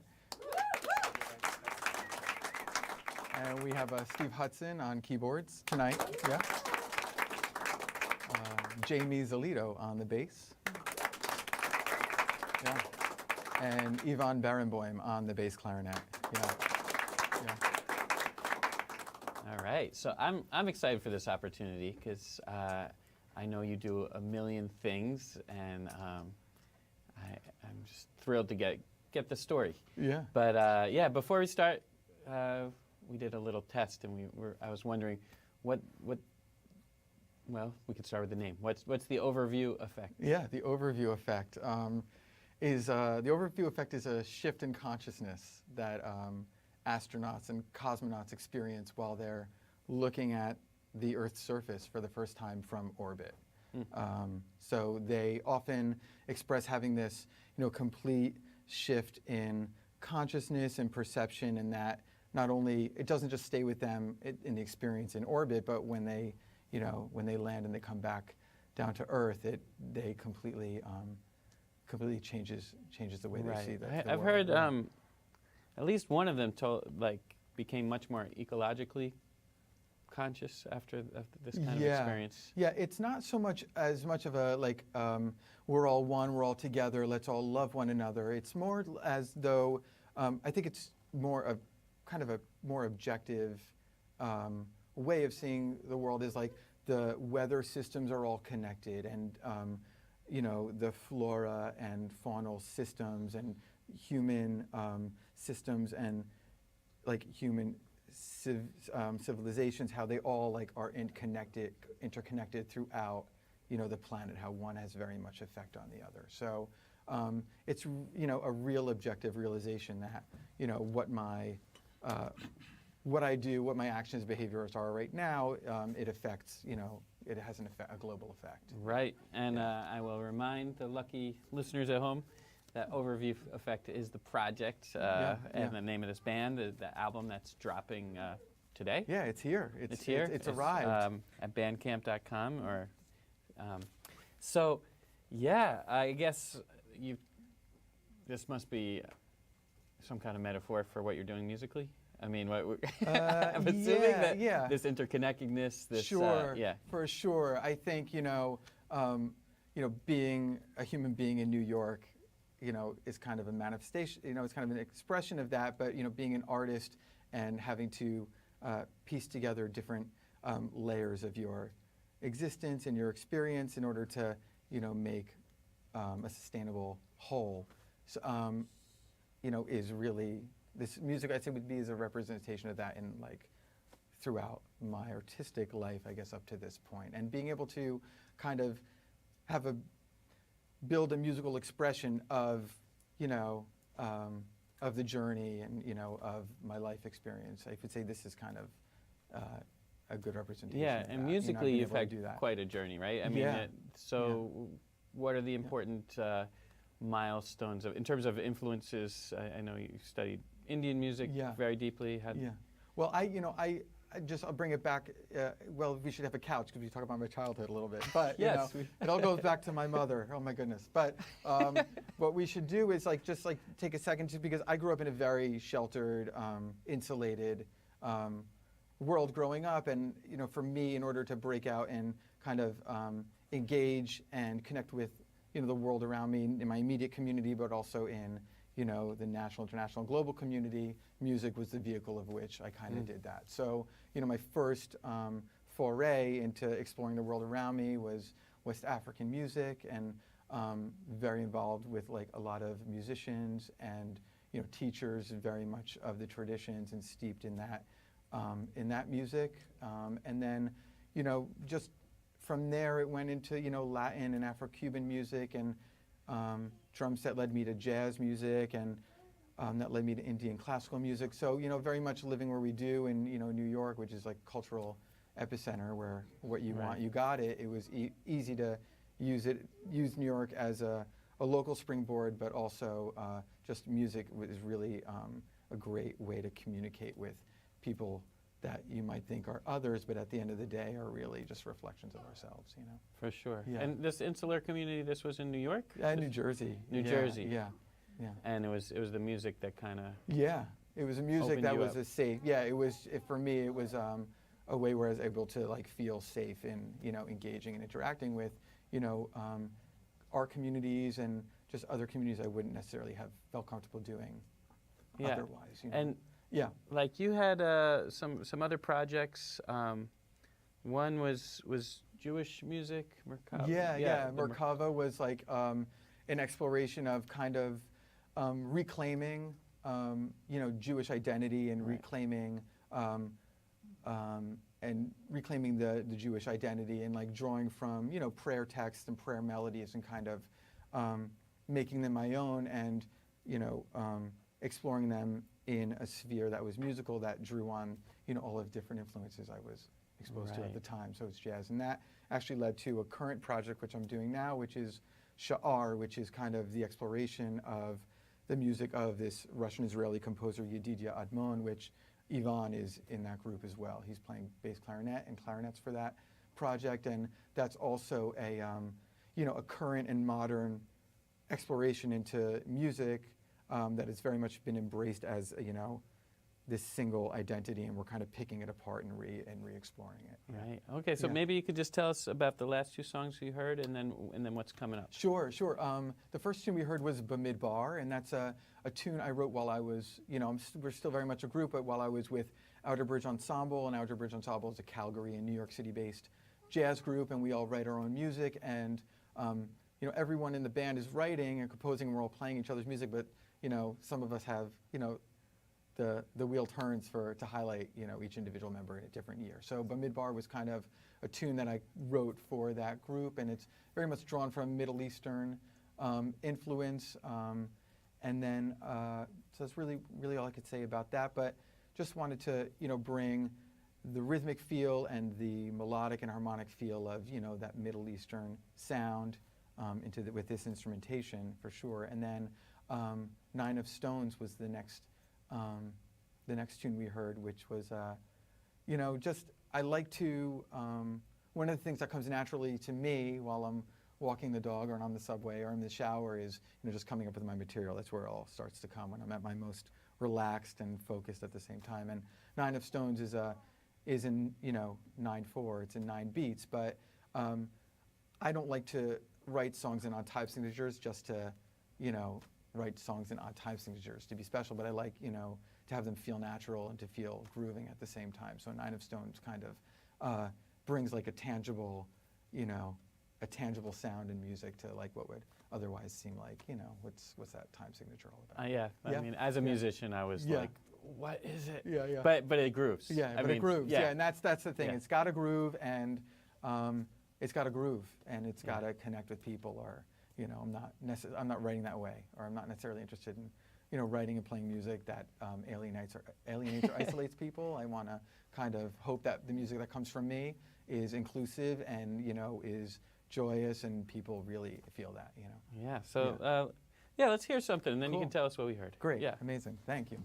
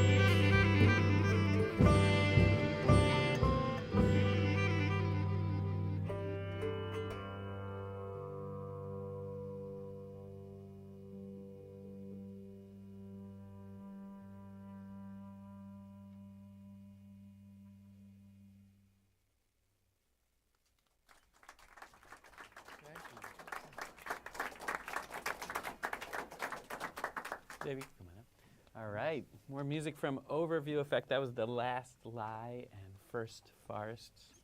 Wow, congrats again. Thank man. you. Yeah. One thing I love about this project is it has a really fresh sound, you Cool. know. Thank you. Yeah, especially, you know, the production on the album. And I just wonder, well, a couple questions. So Okay. I'll start it. Yeah. One, I mean, it sounds like, you know, you are bringing in music from India, from the Middle East, but you're definitely open to drum and bass, funk, all that stuff. Yeah, yeah. So how does one, what makes a cultural collaboration, what makes it good, and what makes what makes one good, and what makes one cheesy or Yeah. cheap, or you know, Yeah. what is it? Right, yeah, like fusion. It's like almost like amongst the musicians, like, oh, it's a It's a bad word. Yeah, don't call my record a fusion record. Yeah. And so people are asking me like, what's the you know, I've been talking about the record for a year, you know, and people are saying, you know, what is it? And I said, well, think of it as like a drum and bass record with sitar. I don't really know really how else to describe it, right? So, and then it's funny because when you're finally in like post-production mode and you're putting the artwork together and you know, everything is mastered and you're ready to press and then you're ready to put it out in the world and it's like, what do I say? You know, what do we say, right? So that was one of the hardest things to do, was to put like the little 3-sentence blip or whatever. So I just really didn't do that, and I just will let other people do that. But I think to make a good record, like whatever style it's in, but even more so when you're blending all these influences, which we see, you know, which we hear a lot of, it has to resonate. It has to be current. It can't be there can't be really any pretense. So all of the music that I wrote and I arranged for this, it had to feel good. It had to, you know, and Steve also says it has to pass the smell test. You know, has to pass the gut check, right? So and it did. And while I was making it, it did. And I always kind of was second guessing, but you know, I brought like my near and dearest in like during the process to listen as the mixes were happening, as the overdubs were happening, just to give myself some fresh perspective. But yeah, I think to do it, it has to be genuine. There's really no way about it. And if you're trying to do any art or anything in life and you're trying to do it for the wrong reasons or reasons that aren't your own, I heard someone say, if you do it from the heart, you can't lose. So that's the way I felt about this record. Yeah, and it's interesting that word pretense, because Yeah. I mean, I think that is not something you're known for, being pretentious. Oh, you know? well, I hope so. I hope so. Indeed. Yeah, No, yeah, totally. No, and I think I first became aware of you through the Biryani Boys, which was something that you and the sitar player Mustafa put together. And what was unusual about that project was that Indian classical music is not known for not taking it seriously, right? Sure. So I mean, what kind of brought you to Indian music, and why did you think it kind of could take a step back from taking itself so seriously? Sure, and you know, Mustafa and I are close friends for almost 20 years, and when I went and saw Ravi Shankar in 1998 in Carnegie Hall, and on a whim, like really hadn't checked it out. I was in college at the time, and there I am in front of Carnegie Hall, and like next to me waiting for a ticket is like Goldie Hawn. So I was just like, I guess I'm in the right place, right? So so I went and saw the show. I didn't have a ticket, and I got, I was the furthest seat that could be that you could get there in the hall, and I was just, as we all are, just transformed by the prowess, the charisma, the musicianship, the artistry that is Ravi Shankar and Indian classical music. So I really wanted to go ahead and study it. So I went to India and have since been there a few times. And Mustafa and I had overlapped in similar music circles in New Jersey. And when I came back from India the first time in 2003, I want to say, I called Mustafa up and I said, we don't really know each other that well, but I know you play sitar and I play tabla, and we're both coming from, eclectic rock-based music backgrounds. So we started playing together, and we've been like close friends ever since. And we've traveled to India together, and I don't want to necessarily speak completely for him, but I will, But this is your chance. But I will. Now's my chance. We wanted to. There's a funny story that I'll get to in a second, but we wanted to kind of express our passion for Indian classical music while being humble and genuine and just real about who we are, be true to what we're accomplished in, what are our strengths and what are our weaknesses, and try to put our best genuine selves into preserving and promoting and celebrating this music that we as students and we as musicians love. So the Briani Boys was born, and we put Mustafa's technical and video editing prowess, and together with my pushiness and my vision and his shared vision for sure, and our shared vision, and we started making these videos that we felt was really the most respected, fun, enjoyable way that we could do it. It's a bit tongue-in-cheek, but that's kind of what our roots are in anyway. So why not just kind of share that with the world? And if it makes people a little bit more interested and makes people more interested in Indian classical music, then that's great. That's part of our mission. So we can do that. And we do that together. And I wouldn't want to be doing it with anyone else. I'm just so glad that Indian classical music has brought me and Mustafa together and kept us such close friends for so long. It's been great. Yeah. So let's hear some. Okay. Let's play. Sure. Yeah. Thanks.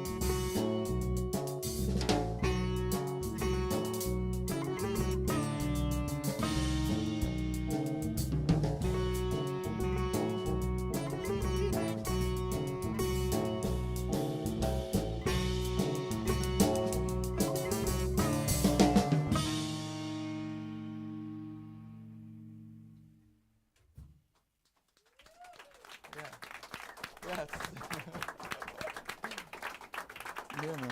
All right. Yes, yes, yes. Killing band you got there. Thank you. Yeah. Thank you. Yeah, let's Thank mention you. their names one more time. Yeah, sure. Jamie Zolito on bass. On the bass. Yeah. Couldn't be happier to have Jamie with us. We were looking for bass. Mustafa and I were working on the beginnings of this record together, and we were looking for, it's not about the instrumentation, but it's about the right guys. And when Mustafa asked, said, "What do you think about Jamie?" I was like, perfect, and he's been solid since the first note. I can't express how much we love him. And then we have Yvonne Barenboim on the bass clarinet. Yeah. On the keyboard, Steve Hudson. And then Mustafa Bagat on the sitar. Yeah. On the record, there's a lot of tabla as well that I'm playing also, but tonight we decided to keep it just to the drum and set. our buddy Arun Ramamurthy. Arun Ramamurthy is also on the an amazing friend to the music community in Brooklyn and one of the Brooklyn Raga Massive members and kind of like, wranglers, if you will. Yes. He's great, and he played really well on the tunes he was on. And we're playing next Thursday at Brooklyn Raga Massive at Jalopy Theater on May 31st, and he'll join us on stage. Yeah. That'd be great. I'll be there. Yeah. So I know that social justice is part of everything you do. I know there's a track on here which has a kind of chanting protesters, which we weren't able to arrange for today. Sure.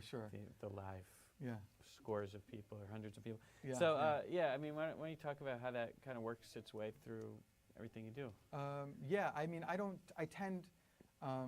I'm not here to claim that I'm the most civically engaged or socially justiced, but I certainly have been woken up in the last year and a half. Our country is definitely going through a growing pain. I think a lot of the masks that we wear as a community, as a society, has been taken off, and I think a lot of the truths that have been revealed, and also a lot of the lies we tell ourselves, both in our personal and our familial and our community, those have also been kind of exposed.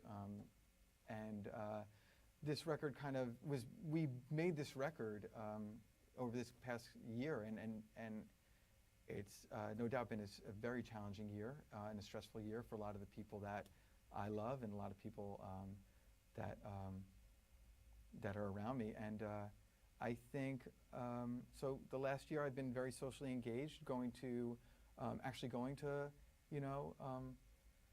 meetings to meet with like civic halls and hearing what politicians have to say, writing letters to politicians, like doing my best to be heard, doing my best to kind of, not just in my own personal life, but really, it's like put up or shut up, like you have to kind of express something, and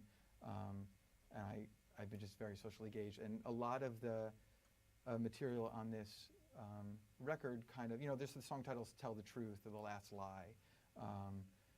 Even Tales of Wolves is like, okay, now that a lot of us are really, it's at our doorstep, like Charlottesville, it's at the doorstep, it's very much a real thing.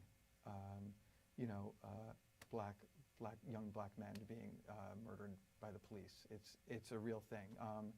Not that it hasn't always happened, but now the data is there. The curtain's being pulled, and it's time for us to really look. For those of us who haven't looked, and I don't claim to have been looking this whole time, but I've been I've been inspired, I've been frightened, and I've just been a little bit charged up, and I just want to start paying attention and doing the best that I can through my music, through my daily life, through my private life, through my public life, through my creative life. So one of the things that was really important to me, not just like on the political and socioeconomic level, but also paying attention to the natural disasters that are happening too. So I put together a kind of like a montage that brings together field recordings and sound recordings that I've done, both in the studio and while I've been going on the marches, and just putting things together and kind of helping through sound as a representation of this track, kind of we can have our, hopefully it induces somewhat of an overview effect through that track especially. So if you want to hear it, you'll have to pick up the record. I don't know what to say. Yeah. Yeah. Well, I could rap with you forever, Okay. but I don't want to miss a note. So Okay. let's I think you got 2 more songs. Yeah, We we'll do can- 2 more songs for Yeah. everyone, if that's okay. Let's do it. All right, great.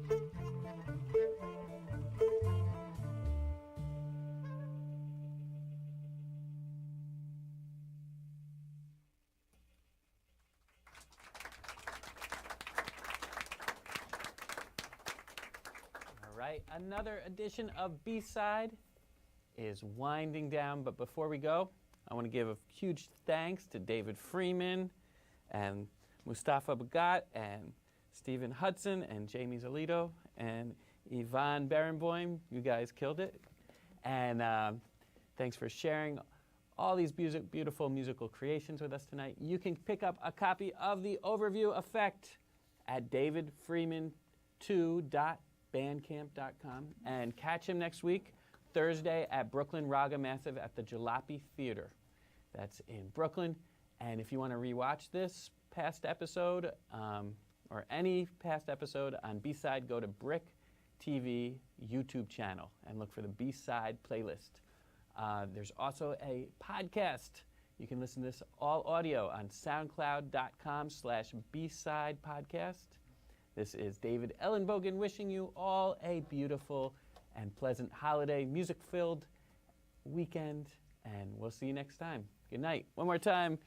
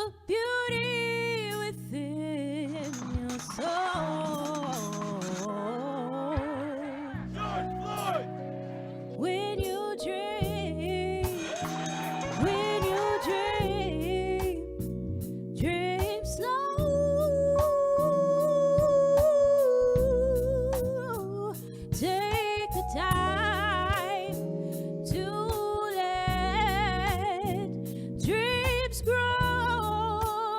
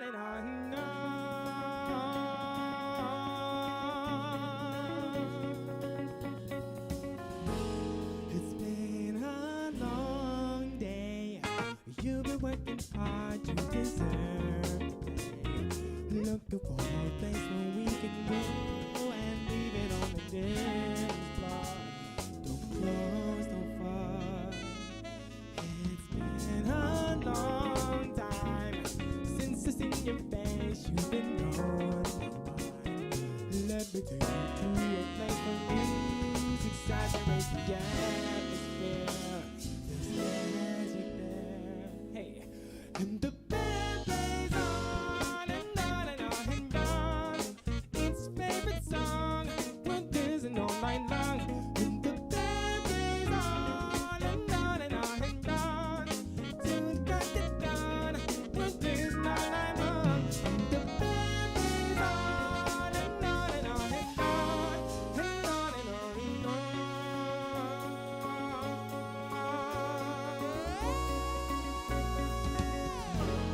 It's been a long night, couple hours more till the sunlight. Can't remember why I went, just everyone just dreams away. Salute my friends. It's been a long time since I held you close, but you're chained to mine. Remembering that love you so much more, but still was someone you adore. Calling on God, hey, and the band plays on and on and on and on. Its favorite song, we're dancing all night long. And the band plays on and on and on and on. Till it got it done, we're dancing all night long. And the band plays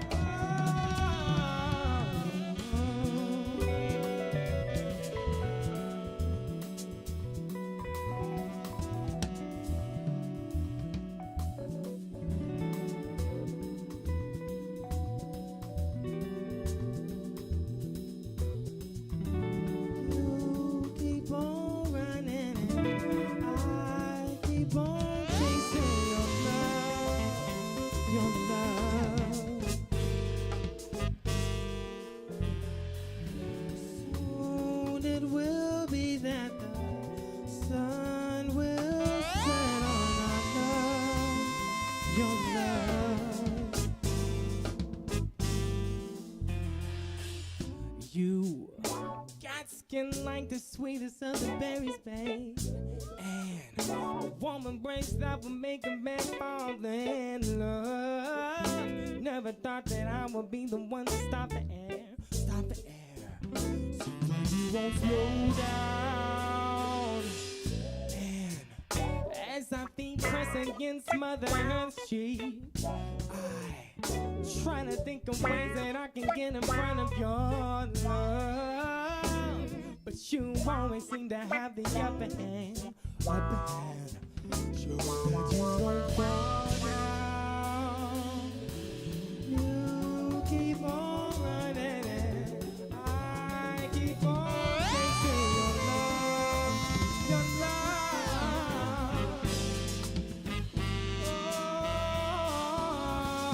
So be that the sun will set on our love.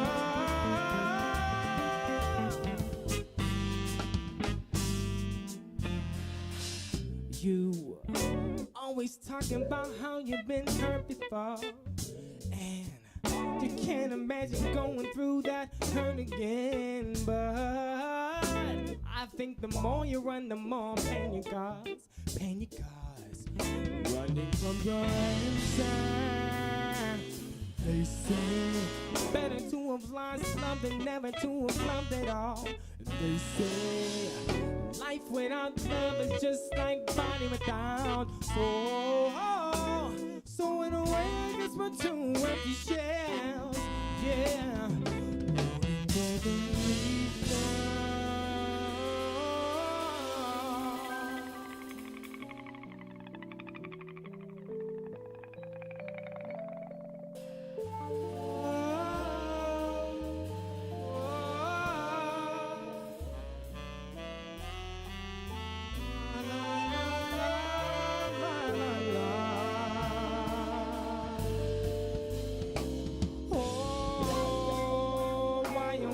Play this lonely game. No one person will ever win. So you have to make a choice. Is it love? Oh, is it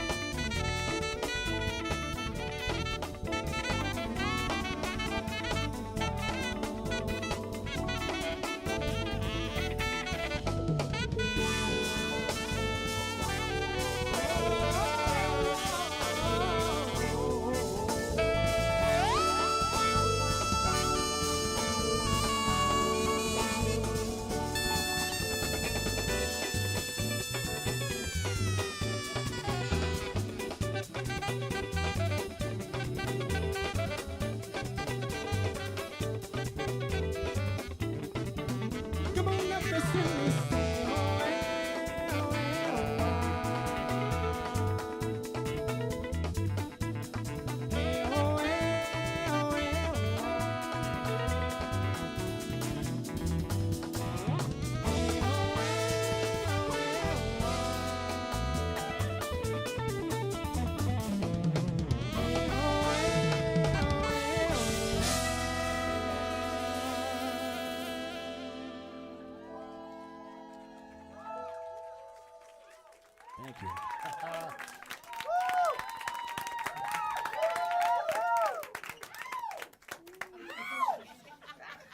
When individual creativity unites to form a sonic fist in search of freedom, equity, and joy, you get Freelance.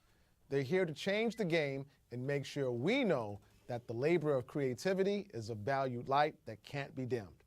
This is B-Side, and I'm your host, Kenyatta Beasley, and we're going to get right into it. Welcome, Freelance, and can you tell us about this, your medley before we introduce the band members? Yeah, thank you so much for having us. Yeah. That first song was, the song is called Band Plays On. It was actually our single. Right. We released it about a year ago. You have a video of that. We got a music video for it as well, yeah. So, yeah, that's been an amazing song to perform, to create, and then also like just to see, you know, the effect that it has on people.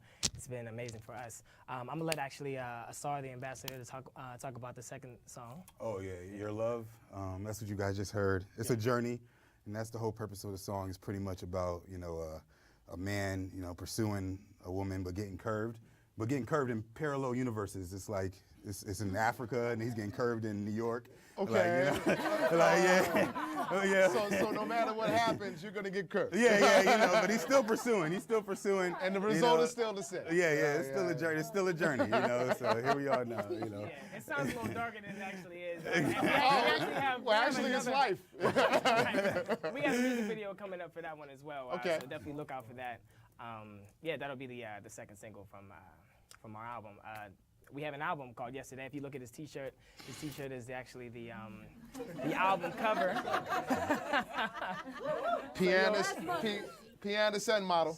Right. Stop. You know, so that's the album cover, and yeah, that's available to be streamed and downloaded on all platforms. All right, so can you introduce the band for us? Yeah, sure. Just start on my right. This is Craig Hill playing saxophone. Yeah. From Dayton, Ohio. You know, he's from Ohio, so he's not feeling too good about what's happening. But you know, he's doing all right though. That wasn't right. Man. Hey, look, there's still time. That wasn't right. Then we have Yosef Tejeda. He's from the Dominican Republic. You know, giving us all those Afro-Dominican vibes. Now we have Justin Tyson on drums. Say something. From Indianapolis, Indiana, and next we have a guest with us performing. His name is Josh Hari, and playing bass.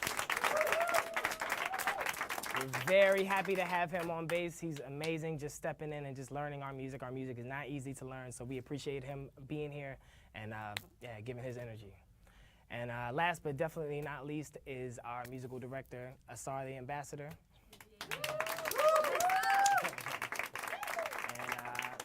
And he and I actually write a lot of the songs together, and yeah, he's a big part of the reason why we are where we are. And my name is Smithsonian.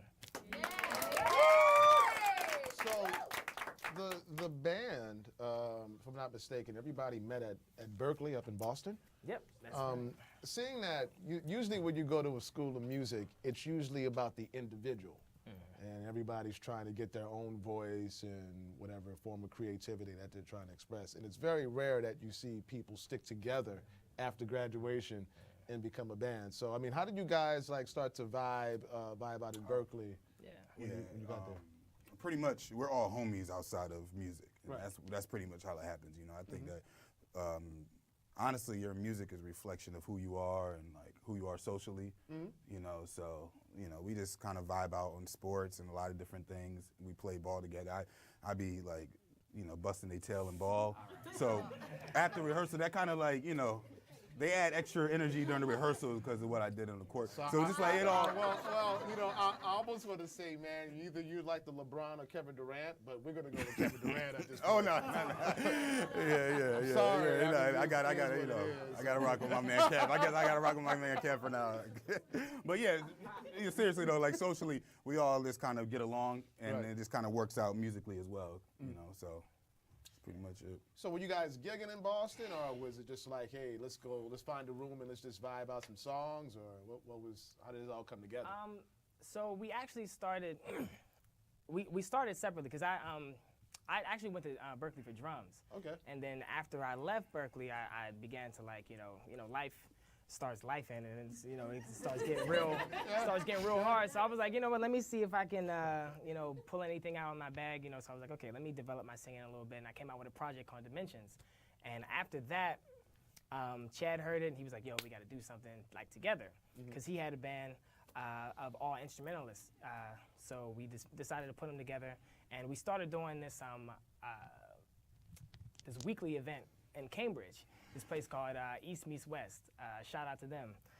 They pretty much gave us our start. That's where we were able to kind of like, cultivate the sound and like, just, put everything together.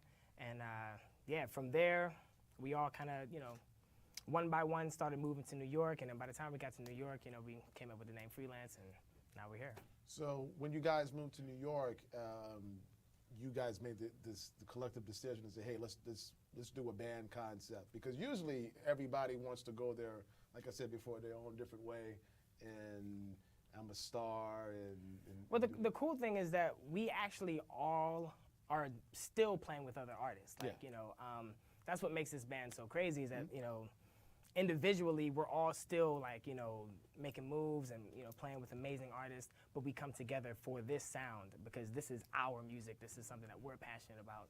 And that's special to us. Like, just being able to, go in and, create something that's real to us and authentically, our message and our sound. Right. So yeah. And we also want to, through what we're doing, and there's a lot of other bands, and we want to encourage other musicians to, form groups and form, alliances with the homies and kind of cultivate something. Because, like you said, New York can kind of be a little bit it's very much about the individual. Yeah, individual grind. Well, I mean, speaking of, as you guys have moved to New York, from Boston down, I mean, how has New York influenced, the music that you write and your concept? Honestly, a lot of the songs that I've written for this project were influenced by the shows that I would go to. When I first moved here, that's all I did. The first year is just like go and support, a lot. I call New York Berkeley 2.0, because it's like all the students, they either go to New York, they go to LA. Yeah, exactly. So there's so many Berkeley students here, and they're all like building their careers.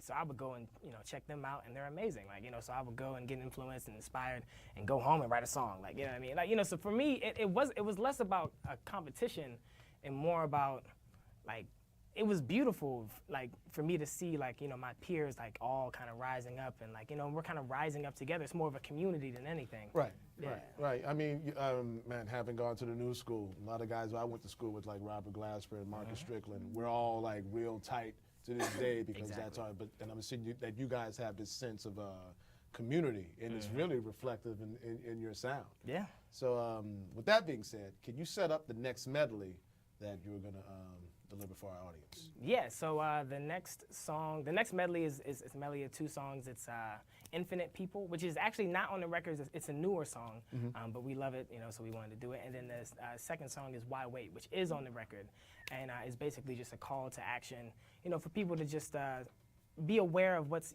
happening in today's society. Yeah, that's basically what it is. Awesome. Once again, Freelance.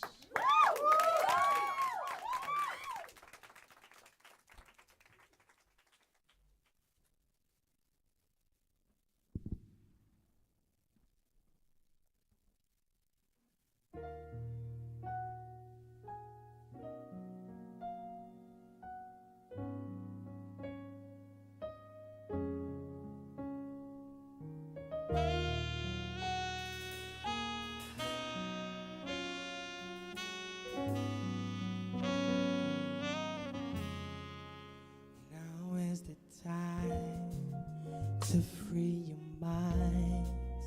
We are divine, we stand for truth.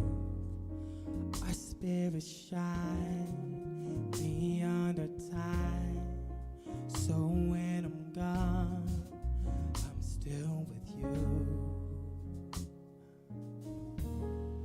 The secret of life, have no fear. 'Cause we are infinite people.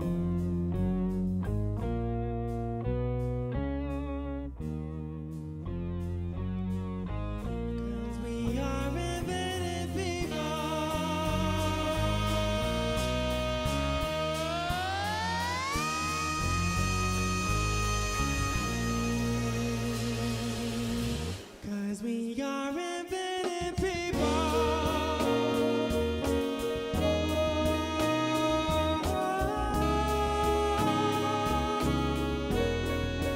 Know who you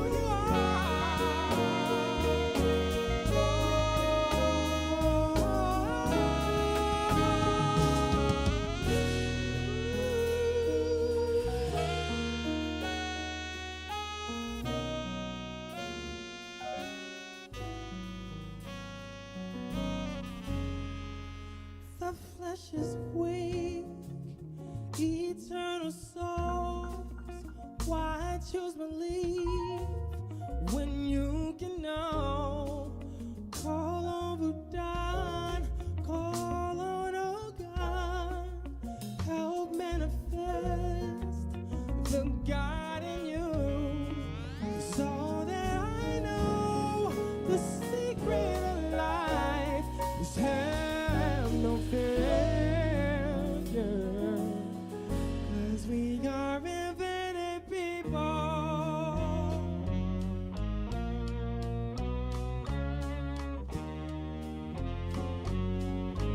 'Cause we are infinite.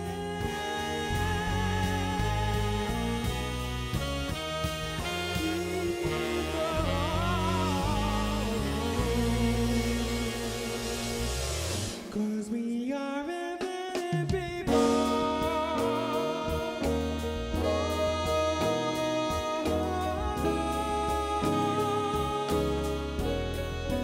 Know who you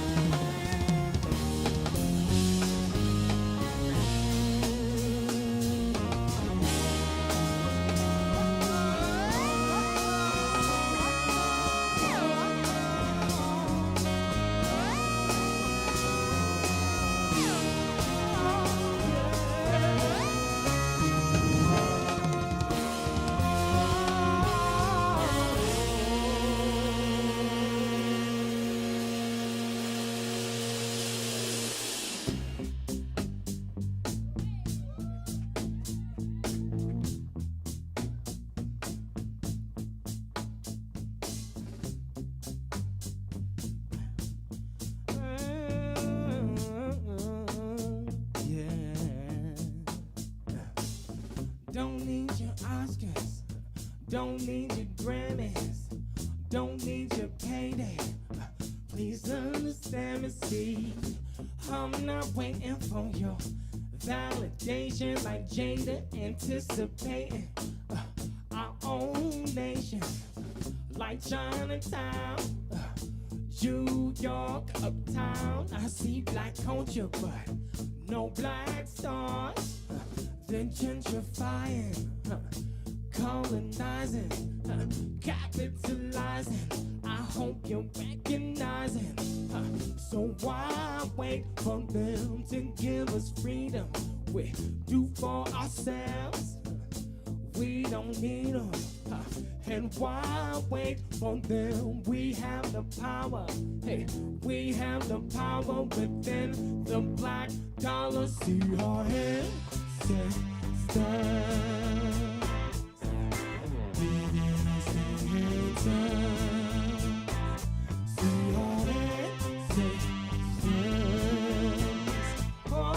giving us the answer. Hey.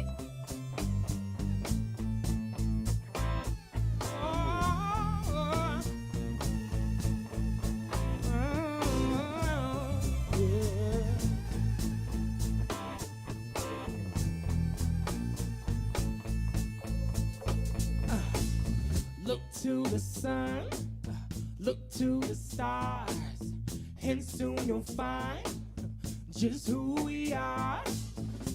We are kings, and she's a queen. It ain't our purpose to settle for second string. So why wait for them? Headed further when they're killing our children. They poison our water. And why wait when we can unify? See, we don't die. Black spirits, we multiply. See our answers. Oh, giving us the answers. Yeah, see our answers. Oh, giving us the answers. See our answers. Oh, giving us the answers. Won't see our answers. Oh, giving us the answers. See, why wait? Why wait for them? Why wait? See, why wait for them? See, why wait? Why wait for them? Why wait? Why wait? Hey, why wait for them? Why wait for them? Why wait for them? Why wait for them?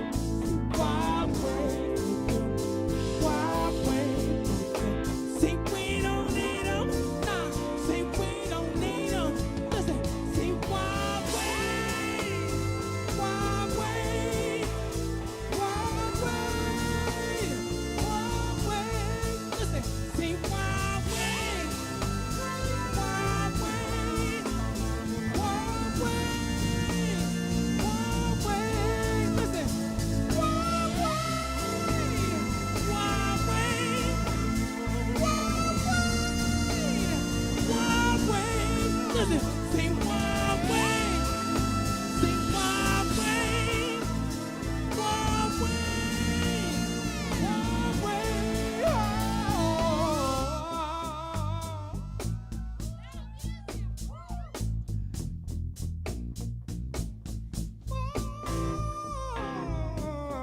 Yeah.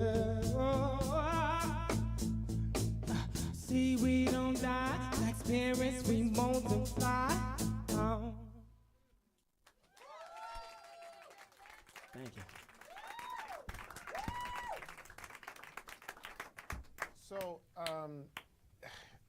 with the band, with musicianship on this high of a level, this is a question that's I was thinking about as you were playing. Who are your biggest influences, and what how do they influence the band sound, in your opinions?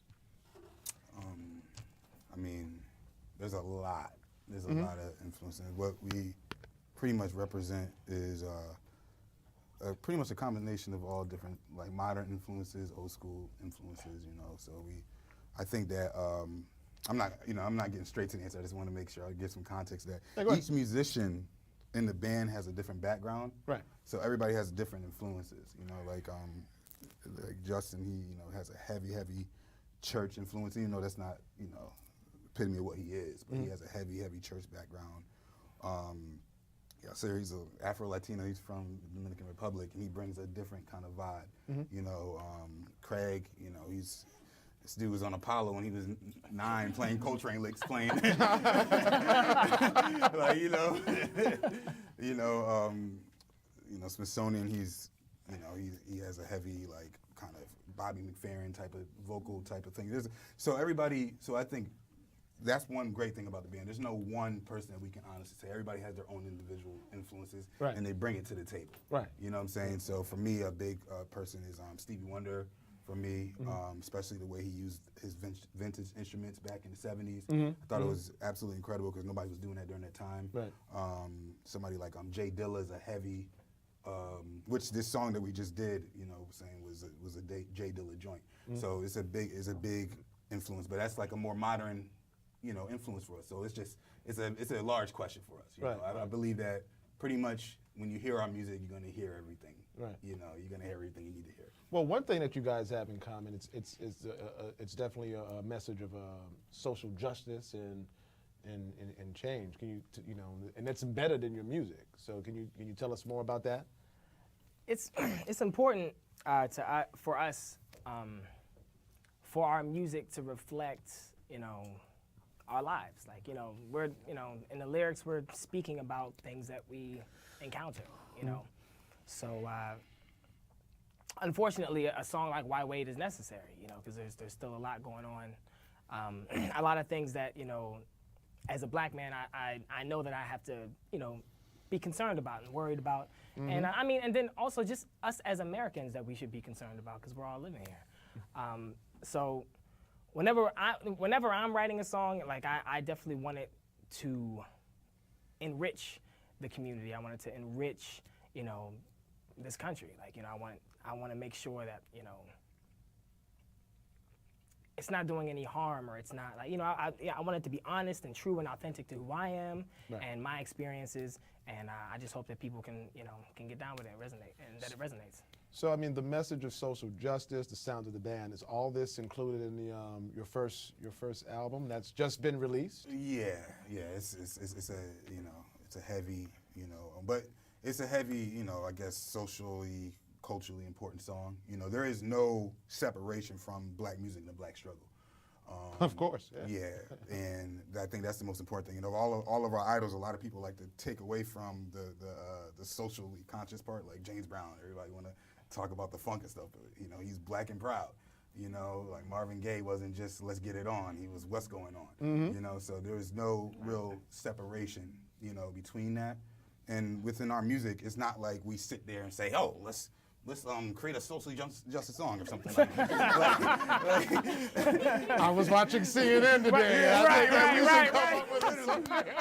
Like literally. Let's do two of those. Right. Literally, we live this. Like we live. It just comes out. Like I was watching during the Oscars So White, Jada Pinkett was talking about, hey, let's create our own Oscars and stuff like that. And through just living, like watching those kind of experiences, we was like, hey, that song just kind of came out of those kind of experiences. Right. So it's never a conscious thing. We're just living our lives. Well, what's kind of tripped out about this entire thing is that with all the stuff that's happening now, that we're not hearing more musicians and artists come out with messages of social change. So when I hear it, it makes me feel, you know, it makes me feel good and proud that we got musicians out here actually doing this. So with this, tell me more about the first album that you guys have just released. Yeah, so the name of the album is Yes Today, and it's all related. Basically, this is our way of challenging people to say yes today to what they're passionate about.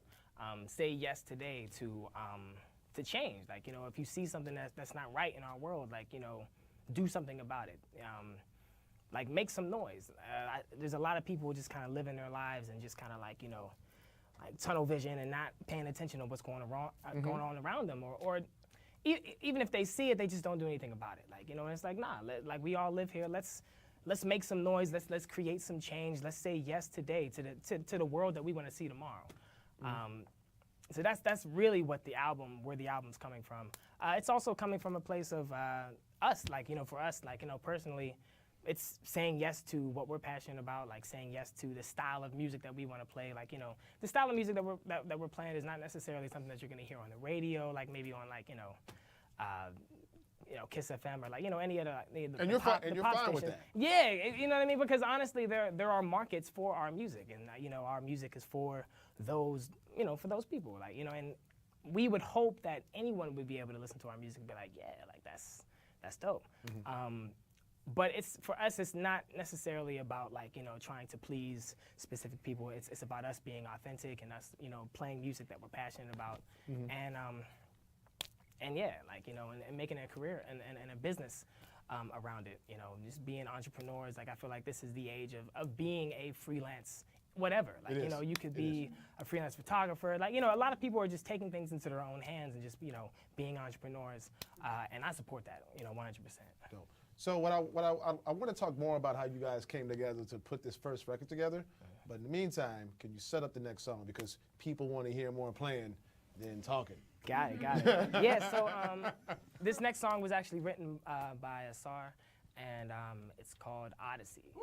And it's actually the song that's been doing the best, like, you know, on Spotify, you know, which, you know, is crazy to us because it's like, this song is like straight up, like 70s Herbie Hancock meets like Weather Report meets, like, it's like a bunch of like different sounds. I'm like, I love that people are getting down with it, so.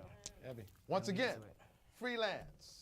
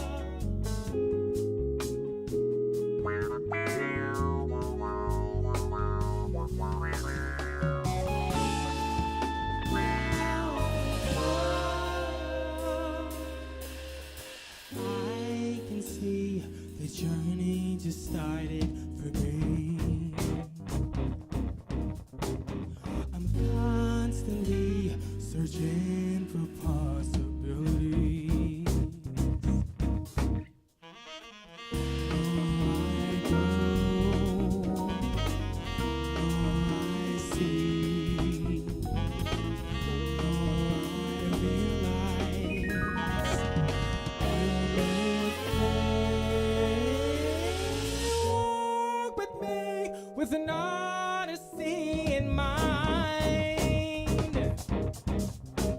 the excitement of seeing but feeling so blind. The more I grow, the more I see, the more I realize I don't know a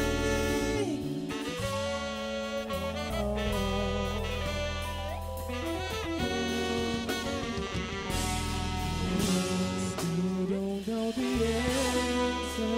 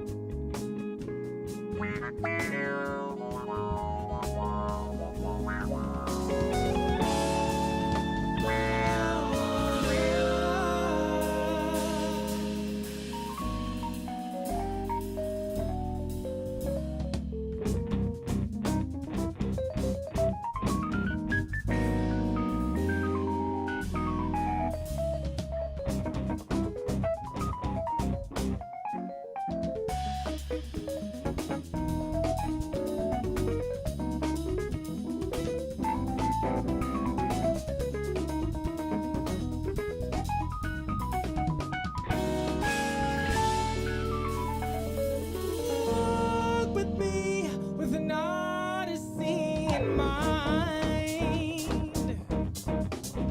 The excitement of seeing but feeling so blind.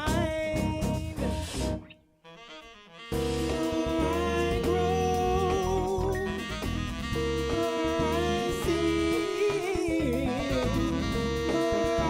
realize I don't know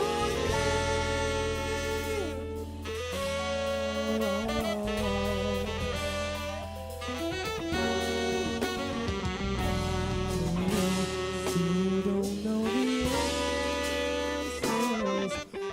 Oh, so I'm searching, searching, searching, yeah, I'm searching,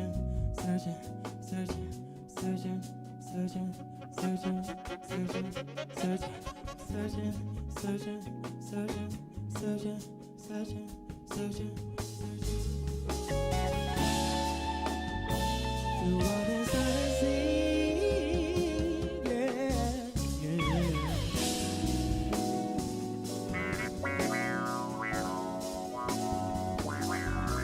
Still searching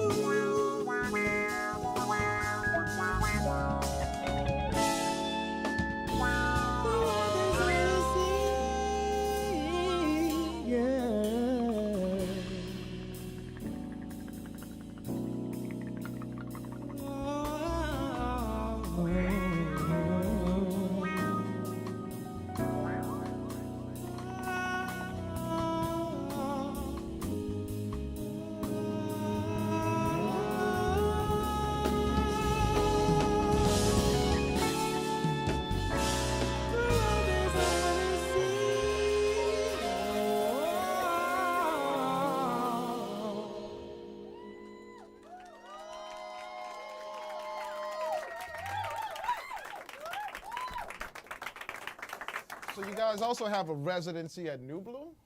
Yeah, so we've been doing a monthly. Which one? The residency. one that's the new one? Or The new one. So New Blue 151. Right. And it's a beautiful space. It is. I fell in love with it the moment I went in there. It's Yeah. got like these stairs that go up, and there's like a bar behind the stage, so people can watch from behind, and it's just a really cool layout. So have you guys been like augmenting your following through this residency, working stuff out? Yeah.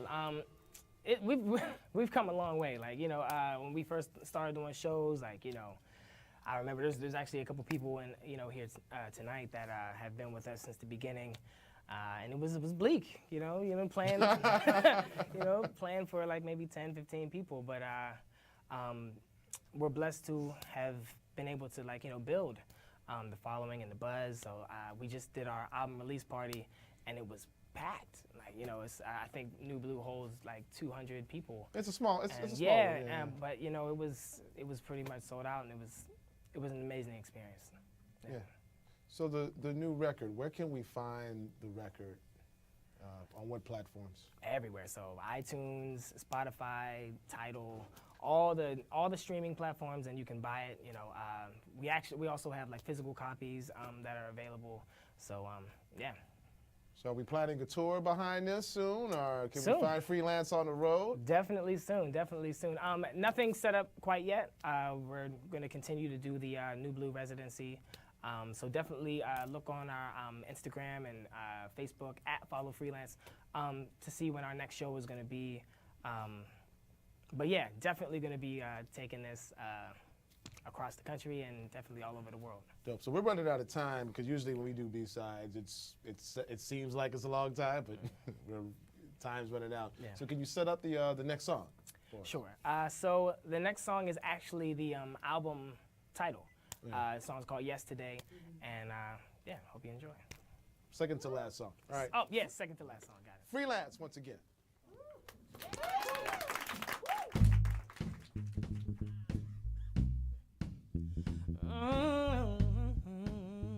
Yeah. Called your phone, prayed to God that you wouldn't pick up. With every ring, I died a little. But there you were on the line like I knew you would. Here goes nothing, let me say my piece. Oh.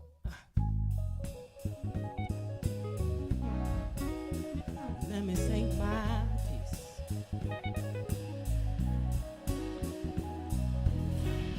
A little small talk, how you been, what you doing? I know today love is gone, but I remember love yesterday. Say yesterday to love. Oh, let's move the past out of presence way. Say yesterday to love. Oh.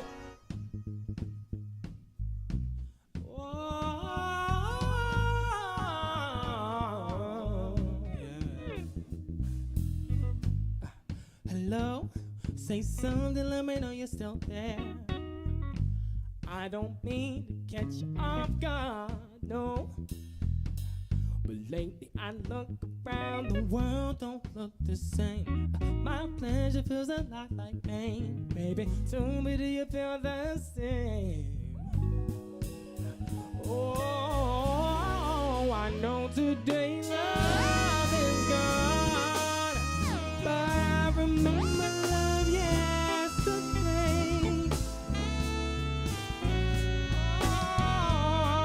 Oh, yeah, let's move the past out of present way.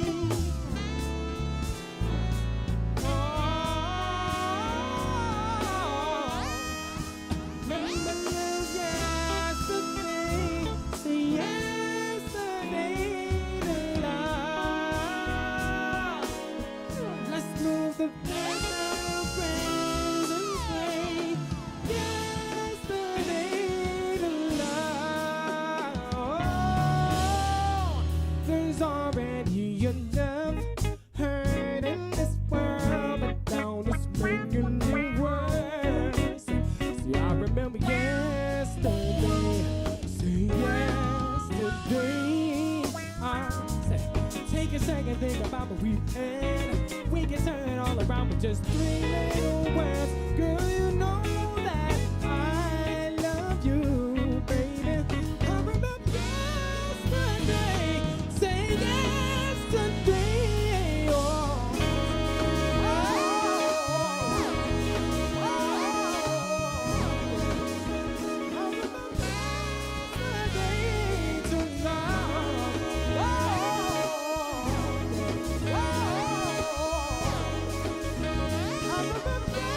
Yesterday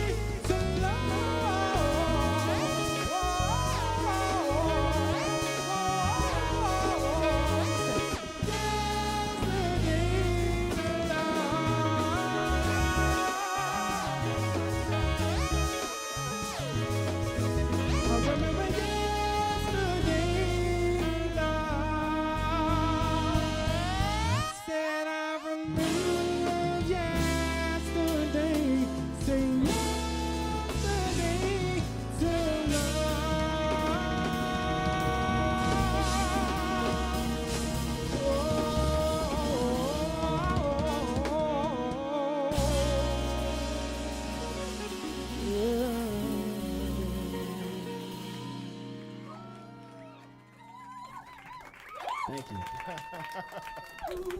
Freelance, thank you for giving your version of freedom.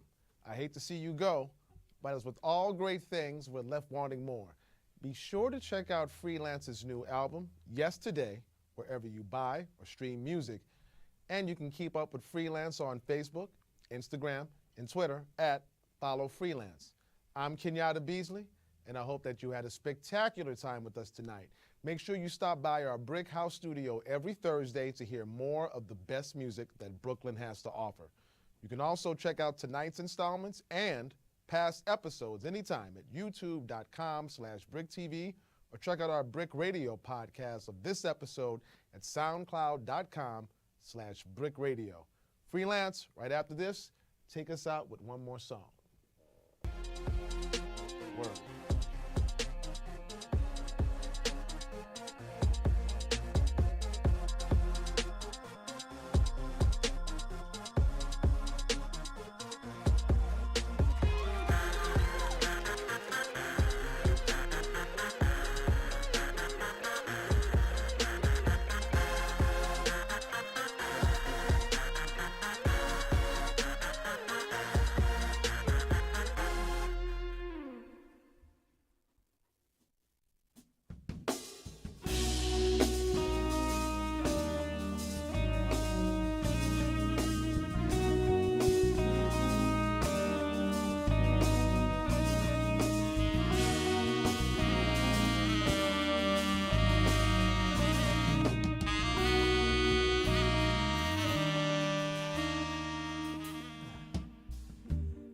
Living in a world of so much hate, and all that love's become is an action of lust, so fast-paced. When will we free ourselves, let it go without a trace? It doesn't look good for us anymore. Searching for the light at the end of the tunnel.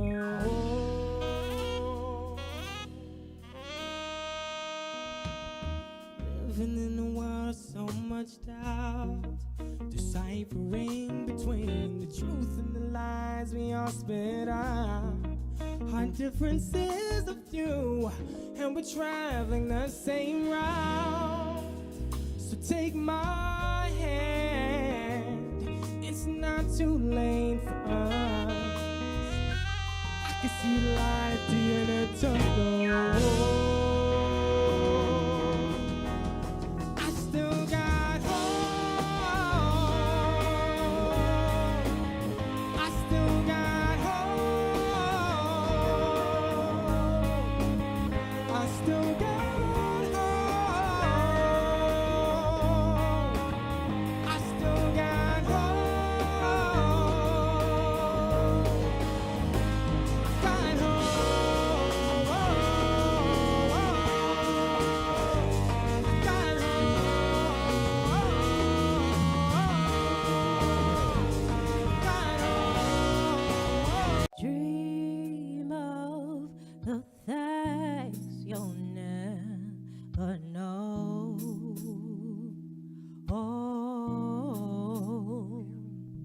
Dream of the beauty within your soul.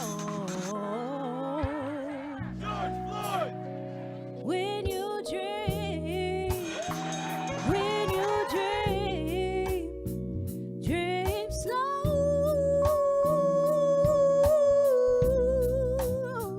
Take the time to dreams grow.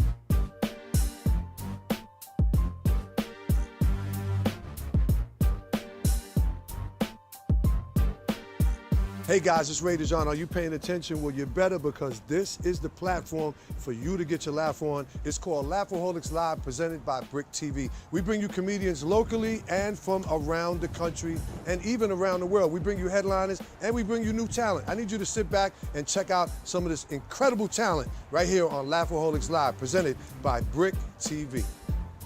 Welcome out to Laughaholics Live. I'm Ray DeJohn. Season 4, baby. That's how we do it right here in Brooklyn, New York. Tamika celebrating her birthday. Gina celebrating. Glenda's celebrating her birthday. Come on, give it up for the Pink Panther sweatsuit. Yeah. She wore that to the Black Panther movie. They was like, yo, you can't come in here with Pink Panther. You will not be allowed in Wakanda with that suit on. Yeah. Theta celebrating her birthday. Happy birthday, Theta. All right, that is not a hairstyle, that's a hair piece. That's what I'm talking about. Appreciate y'all, ladies and gentlemen, coming out tonight, man. We're gonna have a good time. We got a bunch of comedians in the house. We're gonna start off with Damo Jones. Give it up for Damo Jones. Come on, clap it up. Damo Jones is in the building. My man Talib is in the building. Clap it up for Talib. So now, Barry, we have an old school audience and we got a new school audience. So, and there's some people celebrating their birthday. So we want to do something to make the new school feel comfortable. Then we're going to do something to make the old school people feel comfortable. You ready for that? So let's get the new school people out the way. Who is 35 and under? 35 and under. Clap your hands. 35 and under, clap your hands. Well, this is your part of the show. And we want you to enjoy this shit because that's it for y'all. Let's go, Barry.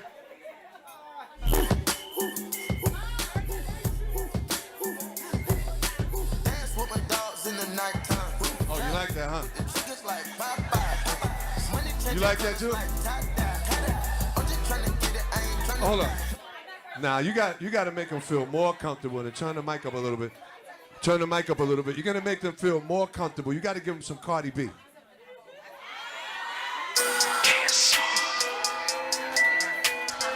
You got even the old bitches is like, yeah, I like this shit too, nigga. You can fuck with me if you wanted to. These expensive, these is red bottoms, these is hit the school. I can get them both. I don't wanna choose, and I'm quick. Cut a nigga off, so don't get comfortable. Look, I don't dance now, I make money move. Say I don't gotta dance, I make money. Hold on. Now you need to be ashamed of your goddamn self. You 60 years old singing every goddamn word. You ain't got no red bottoms, you got on burgundy bottoms. Yo, did you see that? Put it back on, baby. Watch her, look. Watch it. No, the same one. She knows every word. Fuck BLS, you listen to High 97, huh? You can fuck with me if you wanted to. These expensive, these is red bottoms. Oh, I'm smashing you later. This is... I can get them both. I don't wanna choose, and I'm so don't get comfortable. Hold on. She came in an accessorized limo. Come on. I know you. I know you. Do you know ARP? Yo, you bullshitting. AARP is the shit. I got a massage from the Chinese lady the other day, pulling out my card. I got a happy ending because I had the card. Son of a bitch. AARP is no joke, bro, for real. You ever seen this? You ever seen the life alert thing? You seen that? If you're falling and you can't get up? I got one of them shits. Yeah, don't judge me. I'm 55 years old. 55. I got one of those. I pressed that shit one time. Everybody from the Pink Houses showed up. Police didn't even show up. Hey, we ain't going to Lindenwood. That's in East New York. Shit. We're going to have some fun today. I appreciate everybody coming out. Happy birthday to all the birthday celebrations in the building. We appreciate y'all. We're going to have some fun, man. I can't wait to get home.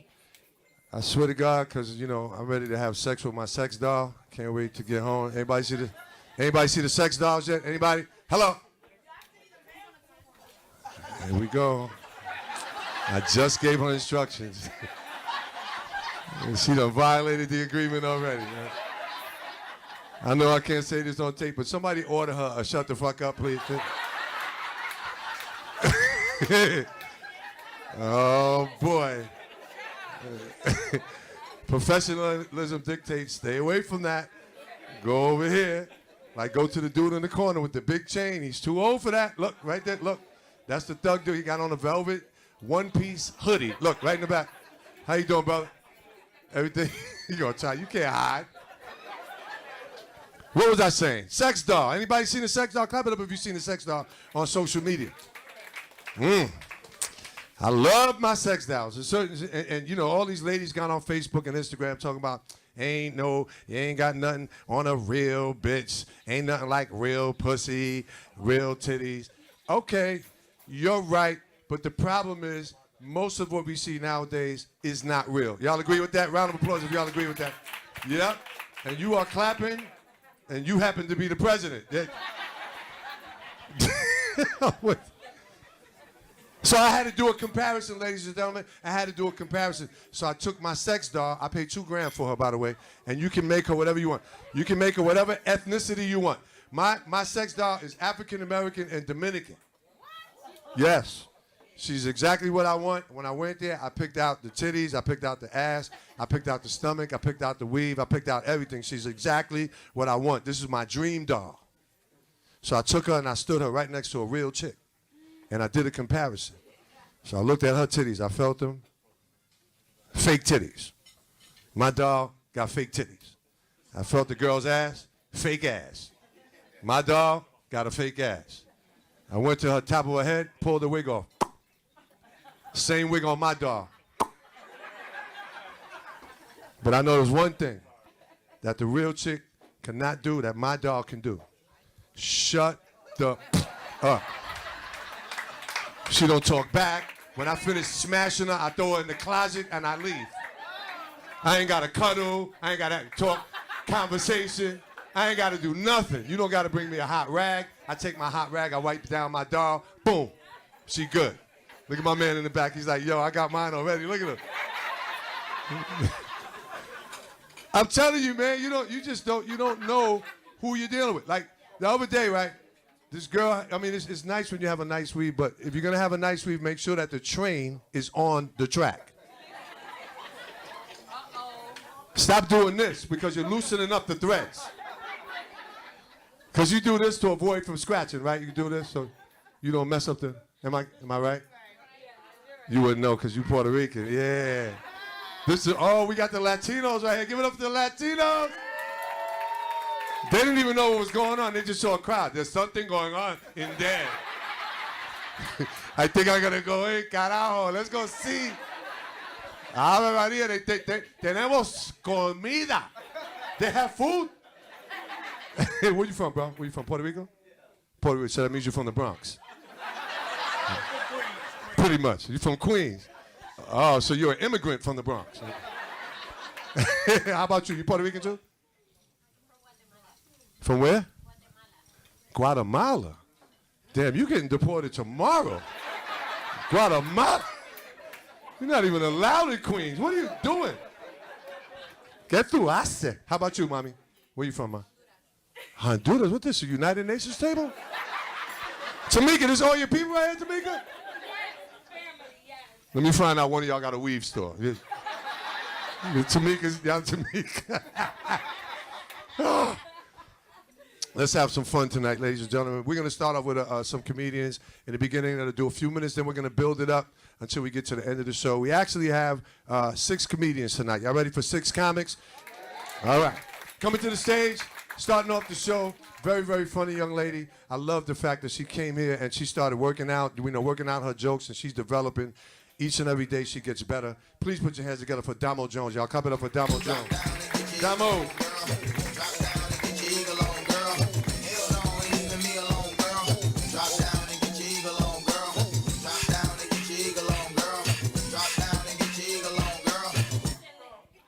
All right, how's everybody doing?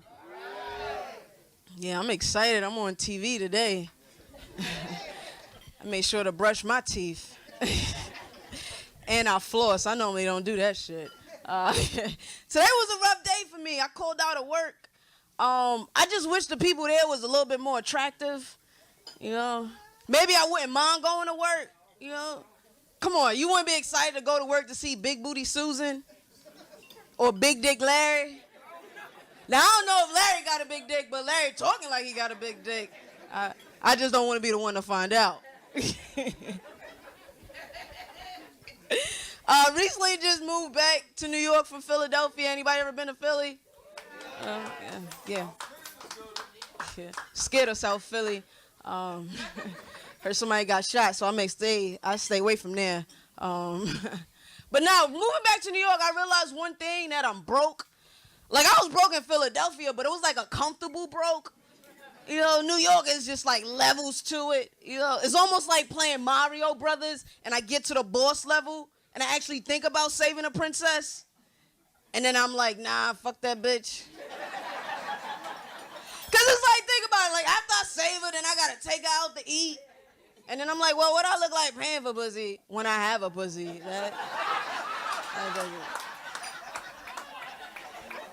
That doesn't make it. That doesn't make any sense. But like, I'm so. Like, moving back to New York, I had to start a new workout plan. It's called Can't Afford Food. Like, yo, food expensive as shit. See my grandma the other day. She don't even ask me how I'm doing. She like, yo, did you eat? I'm like, yeah, when I can afford it. You know, she gave me $20, ate for 20 days. Yo, them dollar pizza spots is lit. The fuck? Like, yo, all I gotta do is walk past 4 people. Everybody give me a quarter. I ate that night. Clear the elephant in the room. I know I look like a lesbian. Currently am a lesbian. The only reason I'm a lesbian is because, like, when I was in high school, I joined a gang called the Lesbos. Yeah. I needed protection from that dick. I'll be the first to tell you gangs work, because I made it all throughout high school without getting pregnant. So they got the job done. I do like to claim bisexual, though, only because, like, every 7 years I may sleep with a dude. It's like my version of a leap year. What? Plus, it's like practice for when I want to have a kid, you know? I can't afford a sperm bank. Why pay for sperm when it's free dick running around here?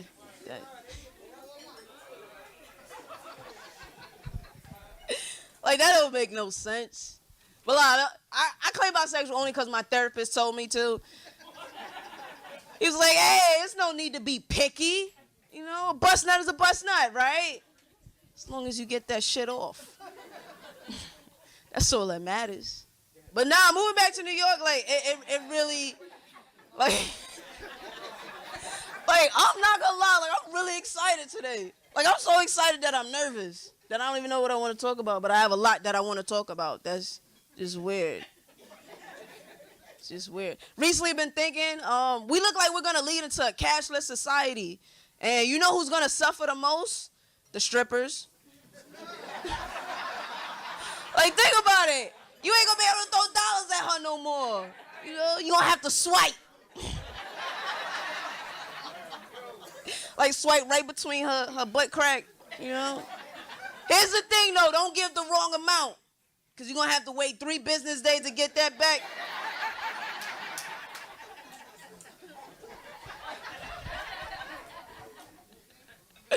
That'd be crazy. Recently realized, like, a lot of people don't like cops, but they like firemen. You know? Because firemen save lives. They save cats, for God's sakes. You know, you never see a fireman running into a burning building like, no, you're black, I don't want to save you. You know? Because everybody's black in a burning building.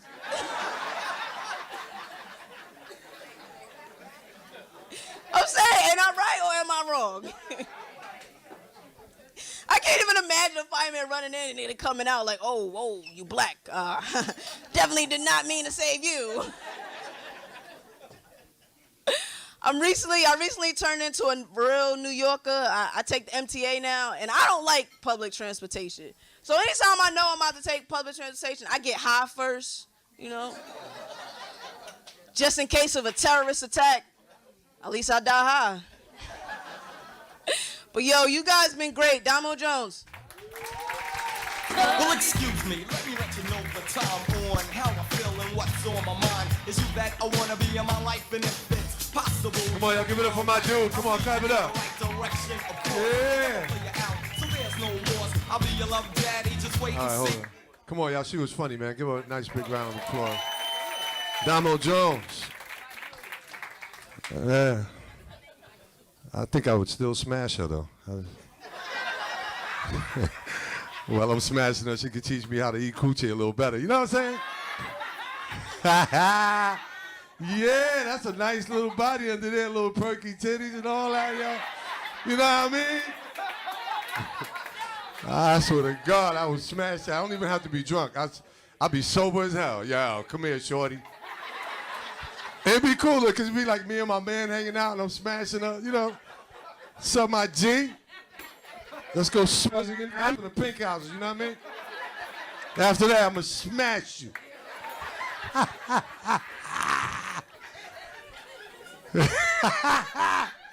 That's funny as hell. Come on, tight hat. Tell the truth, man, right? Nigga laughing his thoughts out. You see this? How you doing? Why are you reading during the middle of the show? You all right? You don't want me to focus on you, huh? Is this your man right here? Your friend? Oh, so y'all just doing this? Like that's all y'all doing? She ain't deny it. Damo Jones, she's funny, man. All right, we're gonna keep it going. Y'all ready for the next comedian? Somebody say hell yeah. Let's keep it rolling. Let's keep it rolling. Love the new comics. Love giving them a platform and an opportunity to do their thing. Representing all my women tonight. Let's hear it for Tangi, y'all. Give it up for Tangi. Hey, it's your girl Tangi from Long Island. I'm here at Laughaholics with your boy Ray Dijon. We about to have an awesome time. It's Tangi Fro Funny. You look so much better when you smile. What you did to me this morning had me late for All right, this work. ain't about her. Don't nobody care about her. How y'all doing? What's up? How y'all feeling? Al, clap it up where my alcoholics at. Clap it up if you like to have a drink. Me too. My friends be complaining, though, they don't never like to take the alcoholics out nowhere, right? They be complaining I like to get too drunk. They told me I need to go to AA meetings, and I support all organizations, and I encourage everybody to go to the AA meeting. I'll be like, AA, meet me at Laughaholics. We about to get drunk tonight. But, you know, I'm 35 and single. I consider myself a role model. Depending on what kind of girdle I put on, I'm going to model my roles wherever I go. But get started on this lifetime supply. Sit-ups, I'm in there. But clap it up, because I lost 80 pounds. I lost 80. And I found 50, so I got to do something else now. Something ain't working. I like fried chicken and cake together. They talking about eating whole wheat boneless lettuce. I was like, don't nobody want that? I was feeling good because, you know, the first 10 pounds I was riding on top without no T-shirt on and my breast evaporated, but apparently I was the only one that knew. And he reached up to grab my breast. He was like, turn around. I was like, I am turned around. What is you talking about? Just kiss me on my back, man. Just kiss me on my back. It's cool. Trying everything. No, I'm going to church and I'm praying for things. Like I prayed for a husband and God sent me a husband. Clap it up, clap it up. Being married is awesome. It was somebody else's husband and that's the blessing right there while you playing.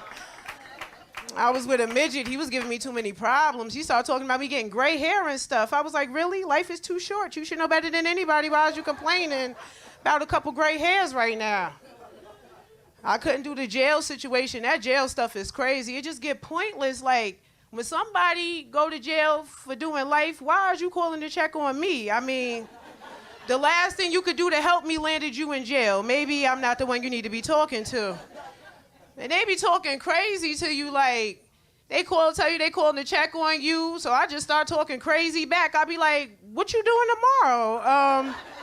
Can I call you back at this number? Because you get all dressed up to go up there and see them, and they still be complaining. Why your shirt like that? Why your pants like that? I be like, why every time I come up here to see you, you got that same jumpsuit on? Every time I come in here, you got that same jumpsuit on. Turn it inside out, pop your collar. Bedazzle it, my dude. You ain't got nothing but time. Like, come on. Tired. Clap it up if you got kids. Kids is crazy, man. Told you I'm going to church. I'll be talking to God about them kids, man. Pastor be talking to me because God is going to make everything all right. I'll be in there cutting up. Yes, Lord, say it, preach it. Sit down before I punch you in your throat. That's why I don't like to take you nowhere with me because you always acting up. Yes, Lord, take him away.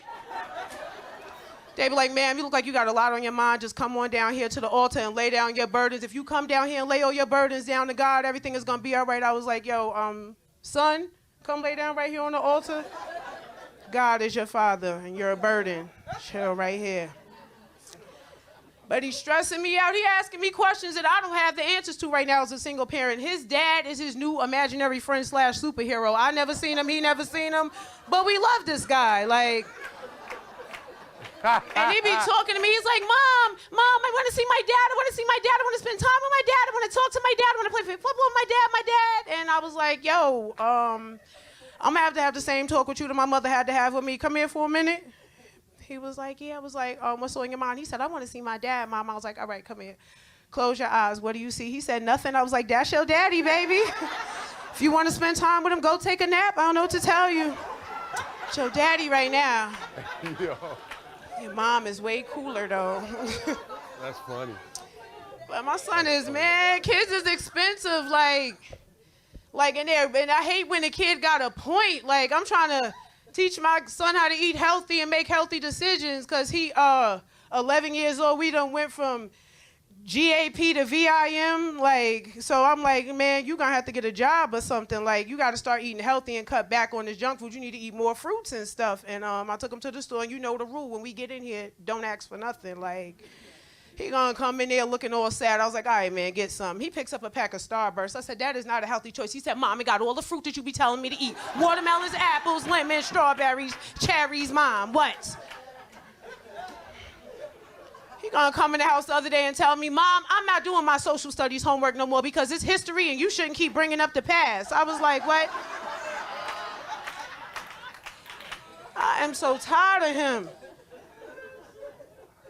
Then when he got like real extra, kids is expensive. If you got kids or grandkids or godkids, like, you know, you got to buy video games and stuff. Like, but my son was asking for a dirt bike. I was like, you better get like super smart, like summa cum laude, like Dean's List. Like, I know you 11, but I'm gonna need you to get like real smart, like right now.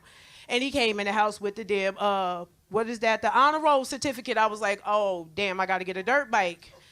I was like, we about to get a PS4. He was like, what you mean we about to get a PS4, Mom? I said, we about to get a PS4.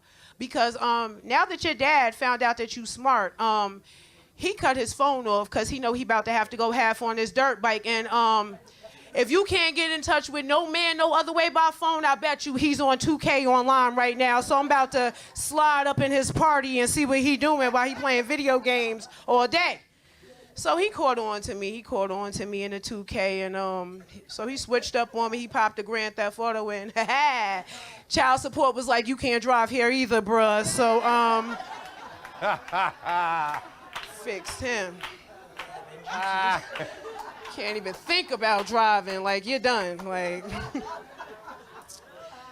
but man, y'all gotta stay educated. I just want to be funny. That's all I want to be. I'm not really trying to ask to be too much. Like, I went to the Apollo a couple of weeks ago. They was having some auditions to try to, you know, chase my dreams and all that. And I'm standing out there, and the bums is gangster out there. First of all, how you gonna be a bum in the most expensive place in the world? Like, how you gonna be a bum right here? You couldn't find nowhere else to be a bum at? Like, and he gonna roll by me. He had an electric wheelchair. And he was like, listen, you have any money you can spare a vet? I said, listen, I feel like I'm a vet and I'm trying to chase my dreams and get up in the Apollo so I could be all I could be. And he caught an attitude. He was like, you wasn't dodging no bullets. I said, well, you the one in the wheelchair, so apparently I was. Like,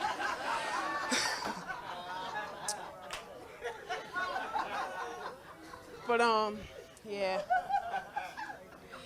Before I get up out of here, because I had an awesome time with you guys, my name is Tangi. I'm from Long Island. As you guys see, I have a bully-proof sign on my shirt. I'm starting a comedy tour to address bullying. It's the #1 killer in America. When these kids are going into these schools and shooting up these schools, nobody's addressing the fact that they were pushed to that point by these bullies. So I think that the best way, you can't cure things, but you can treat them, and a little laughter will take the edge off. So if you guys see the Bully Proof, please support and keep laughing, because it feels better and you look so much better when you smile. My name is Tangi. Y'all give it up for Tangi. She was the goddamn bully. Look at her. This brother coming to the stage is also very talented. His comedy's a little tricky, so if you're not intelligent, you might lose some of these jokes. Please put your hands together for Talib, y'all. Clap it up. Talib. What's up, y'all? It's Talib Bab. Going down Lindenwood Diner. Pull up. It's warm inside. Let's get in there. Hurry up. I appreciate that. Y'all appreciate that. Ray tried to make me seem like I was Einstein. I'm stupid, y'all. Don't believe Ray. I'm stupid. Anybody like fighting? I'm not going to check you on that. I believe it. I believe it. I'm not a fighter. I am not a fighter. The real reason I like fighting is because I got soft hands. You can't beat anybody up when you got soft hands and you're a grown man. They don't work like that. I don't even know my hands got so soft. Just my whole life, when I meet women and I shake their hand, they all say the same thing. All women say the same thing. They all say, "Oh my God, your hands are soft. Oh my God, your hands are way too soft. Oh my God, why are your hands so soft?" And what women are really saying in that moment is, I've translated it, what they're really saying is, "Oh my God, this man cannot protect me if something goes down." They're 100% correct. I am not a protector. That's not what I'm here to do. My hands were not made for slapping and punching people. My hands were made for dialing 911. I got snitch fingers. They slide across touchscreen phones with real little friction. Just one swipe, 911 issue is handled. It's done. I'm tired of the government. Been tired of the government. I'm not, yeah, you can clap it up for that if you're tired of the government too. Who cares? Tired of them. They get nothing done. And the least they could do is just give us a new day off. That's the least you could do. Just give us another holiday. Take the day off from work. If I was president, we would have a 3-day weekend like every 2 weeks. It wouldn't make any sense. We would always be off.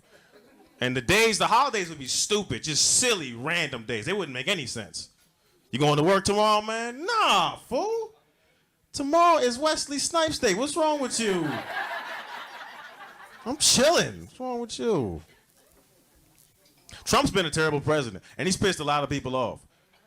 But if he came out tomorrow and gave us a new federal holiday, a new day off, I might let bygones be bygones. I might. If he named it Make America Great Again Day, I'll be so angry. I'll be furious if he named it Make America Great Again Day. But I'm still not going to work on that day either, so can't be too mad.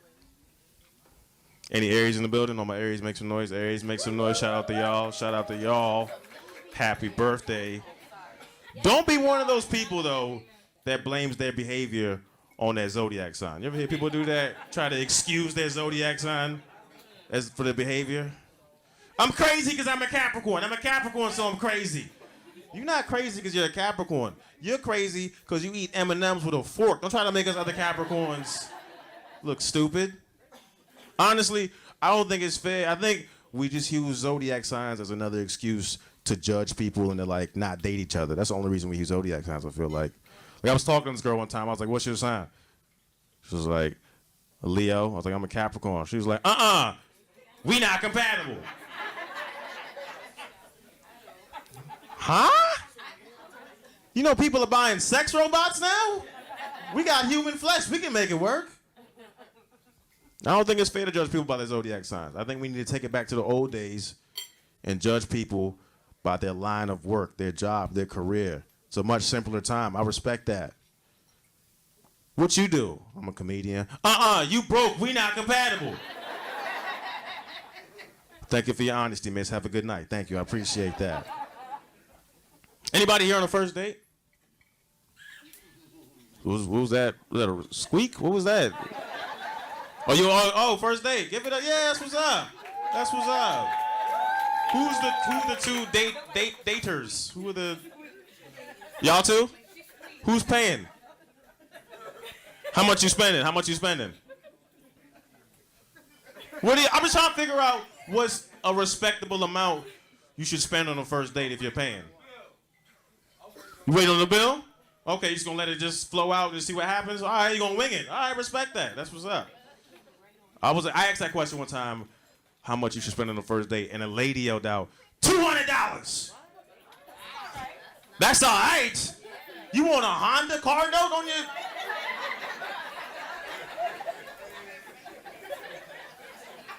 What are you eating? Let me explain something, ladies. Any man that will spend $200 or any kind of high-priced amount of money on a first date, ladies, he is irresponsible.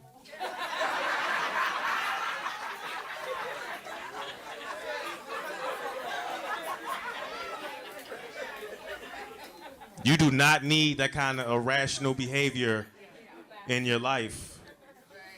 You need a guy like me that will spend $28 on a Groupon, 2 for 1 meal, drinks included. You want a second drink, I can give you my drink and show you what kind of sharing and caring guy I am. See how that works? I'm thoughtful. I care.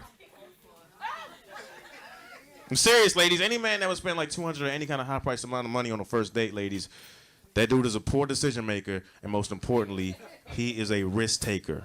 A risk taker. The first time y'all try to have sex, what's he gonna try to do? He's gonna try to take a risk.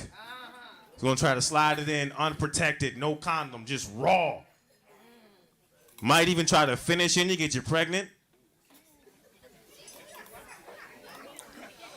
At least that's what I would do if I spent $200 on a first date. That's my course of action.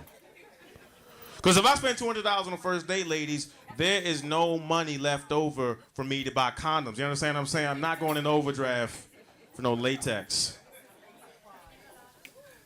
Personally, I don't even like paying for friends like that. Because sometimes your friends don't appreciate the nice gesture when you pay for them or cover for something for them.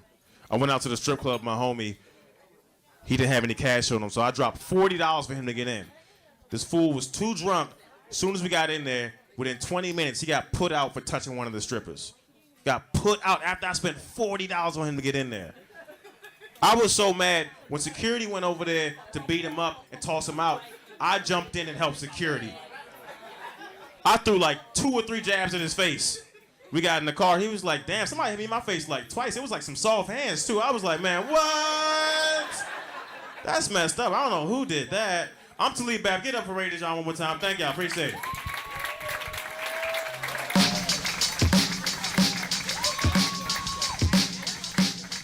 Talib Bab, y'all. Come on, clap it up for him. Clap it up. Hey, Talib, I need to educate you on something, brother. Yeah. I need to educate you on something. Hold on a second. The DJ sleep on the job. Okay, see, Talib, let me explain to you. Now, there's a lot of brothers that will spend more than $200 on a first date. There's a lot of brothers that will put a lot of dough, even more than that. But I'm trying to educate you, and I'm trying to educate these ladies that the brothers that are putting out all that money on first dates is an indication of little pee-pee behavior. Listen, let me explain. Let me explain what that means. You probably don't understand, or maybe you do. Some dudes in here understand exactly what I'm saying. Ladies, I respect you, ladies, but sometimes you need to blame yourself by winding up with a little pee-pee dude. It's your fault. Because you should have saw the signs in the beginning when he was dating you. He was spending mad money. He was opening doors. He was complimenting you. He never asked you for no coochie. Never asked you to go in the house. Nothing. You dating this dude 6, 7 months. You done fell in love with him. Why? Because he has a nice personality. As soon as you get ready to give him the coochie, he pulls out an hors d'oeuvre. Now you have a decision to make. You are stuck between a little pee-pee and a hard place. Listen, now you calling your girlfriend, girl, you ain't gonna believe it. Oh my God, but I love it. Now you stuck with a little pee-pee dude, right, for the rest of your life because he has a nice personality. Now you gotta start dealing with some of us dudes that don't spend shit, notice how I put me in it, don't spend shit on the first date. We don't spend a goddamn thing. Matter of fact, we asked you pussy after the second song on the dance floor. I just met you at the Shadow. I'm like, yeah, I got a van outside.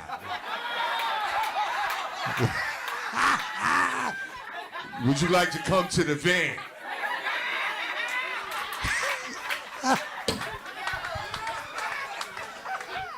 You and the weed.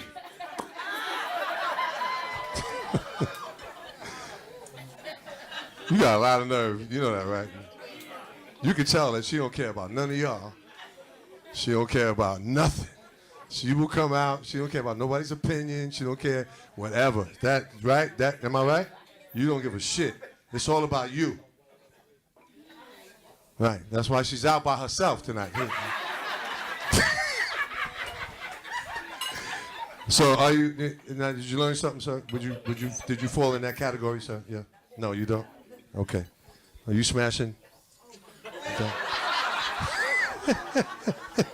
They over there practicing. Okay, babe, I can really hear your whole conversation. And I'm recording the show. If you want to talk, you can go outside, babe, seriously.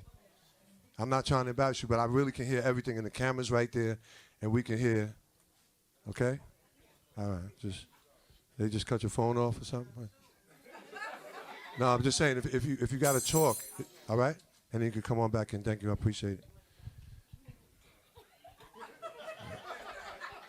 She got a fat ass, though, I tell you that.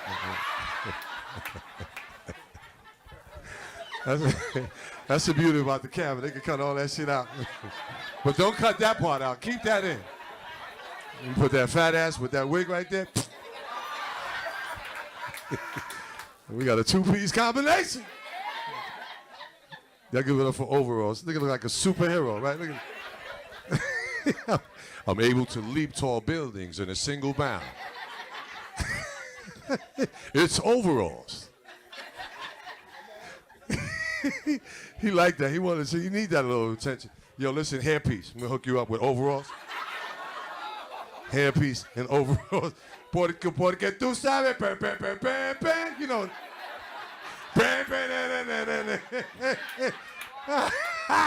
Well, you got that little horn in your BMW. Yo, get out of the way, pendejo. Get out of the way. Hey, yo, tell the truth. You make your lady come, right? She come, she have an orgasm. You like, yeah, you like that?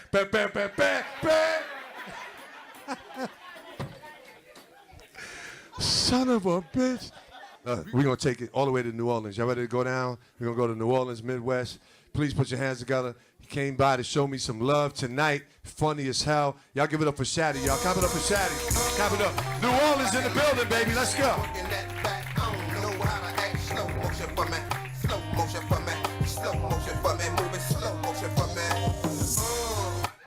Cut it on. How y'all doing? Y'all good? Yeah, wake up, motherfucker. I'm here now. This shit about to get good. This here, man, I gotta appreciate that for bringing me. That is the youngest, oldest. I know that. Shit. He look young, but he drive a van. Who the fuck? That's some old shit. He don't drive no fucking van. We in this motherfucker tonight. He told y'all I'm all the way from New Orleans, y'all. Look, when I go out of town, I really hate telling people I'm from New Orleans. Because soon as you tell people you from New Orleans, first thing y'all do is, oh, that's so sad. You from New Orleans? Because everybody think Katrina came through and fucked New Orleans up. Well, I'm here to let y'all know tonight New Orleans was fucked up before Katrina even came. Shit, we down there graduating high school, we can't even fucking read. Look, I ain't even know we couldn't read till recently. I ain't know, look, me and my cousin riding in the car. He said, Shotty, bro, you got you a girl, y'all moving toward marriage, that's so good. I think I'm gonna find somebody for me. I said, man, how you gonna go about doing that? He said, shit, I'm gonna go to the car dealership. I said, the car dealership for what? He said, shit, I was riding home the other day, I saw they had fiancés available. Look at that. I said, what? That is financing. We fucked up. We fucked up down there. See, I'm the one, I went away, I went to college. I come back, I'm trying to save all my friends. But just recently, I just figured out that weed make people stupid as a motherfucker. Anybody smoke weed in here? Y'all can smell the weed. Somebody smoke weed in this motherfucker. I'm gonna tell you, I just lost some friends just past Black History Month. We got into an argument for Black History Month. Now, I'm the one went away to college. I'm trying to save my friends. We having a conversation for Black History Month. I said, bro, y'all need to take the time to learn about y'all ancestors. Motherfucker look at me and say, man, fuck them ancestors. I don't know them. They don't know me.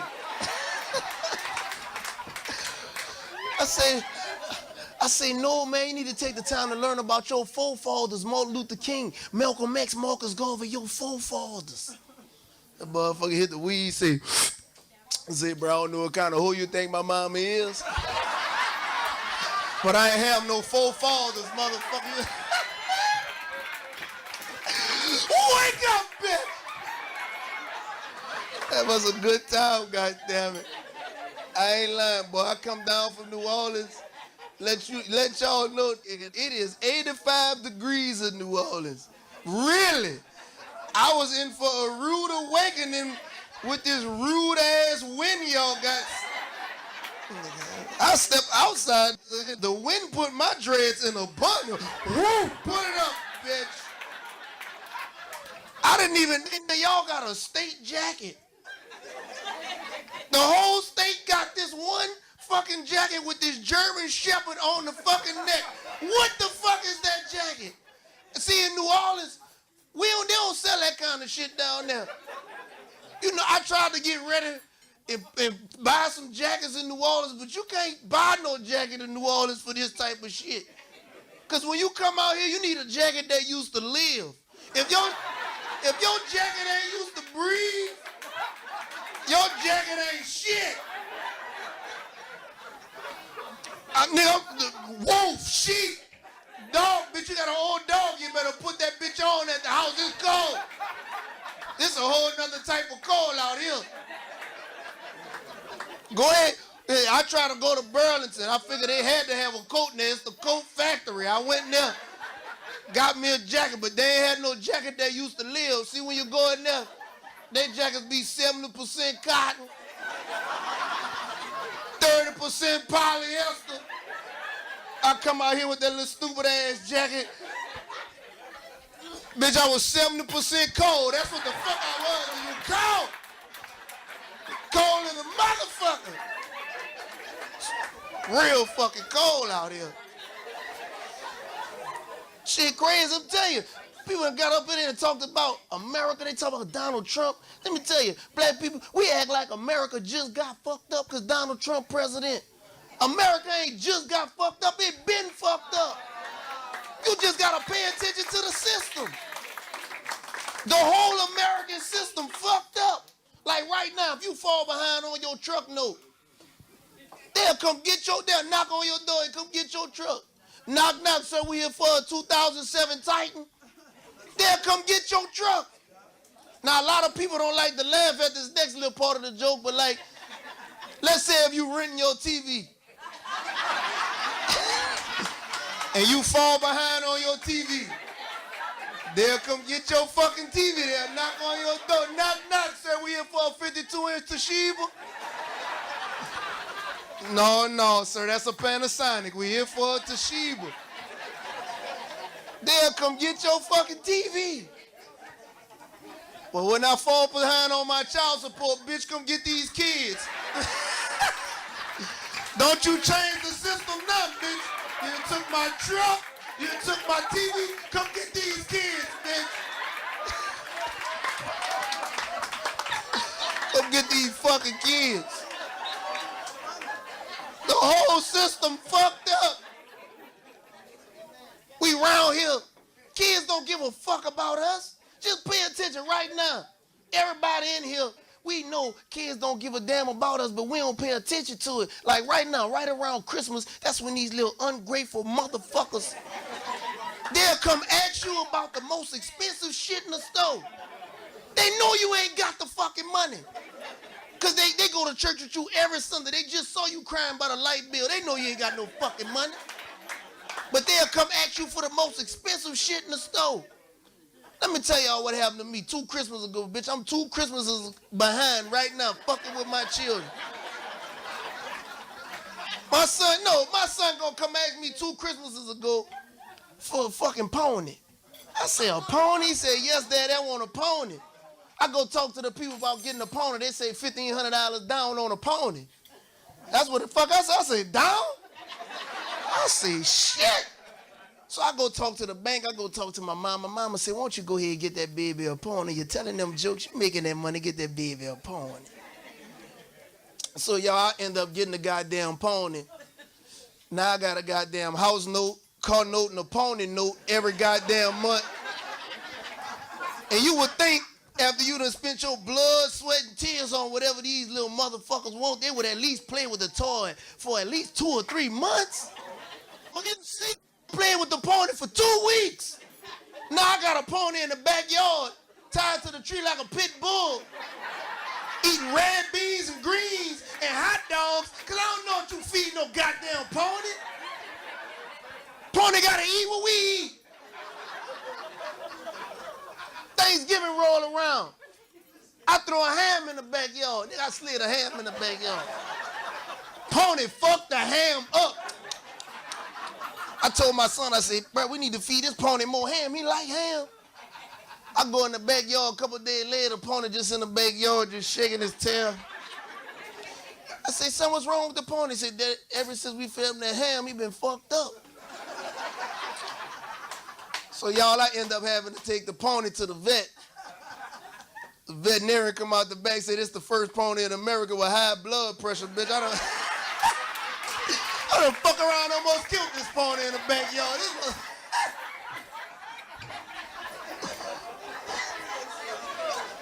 Oh, shit. Pony got to eat what the fuck we eat. May, June roll around, 2017. I'm 3 months behind on the fucking pony. The people keep calling my phone, talking shit, talking about, sir, we gonna come take the fucking pony. I'm like, well, fucking come get him then. Now, they done came by the house 2 times. They done took the tail and the mane off the fucking pony, talking about, sir, next time we gonna take this goddamn pony. They got this motherfucker in the backyard looking like a tall dog. This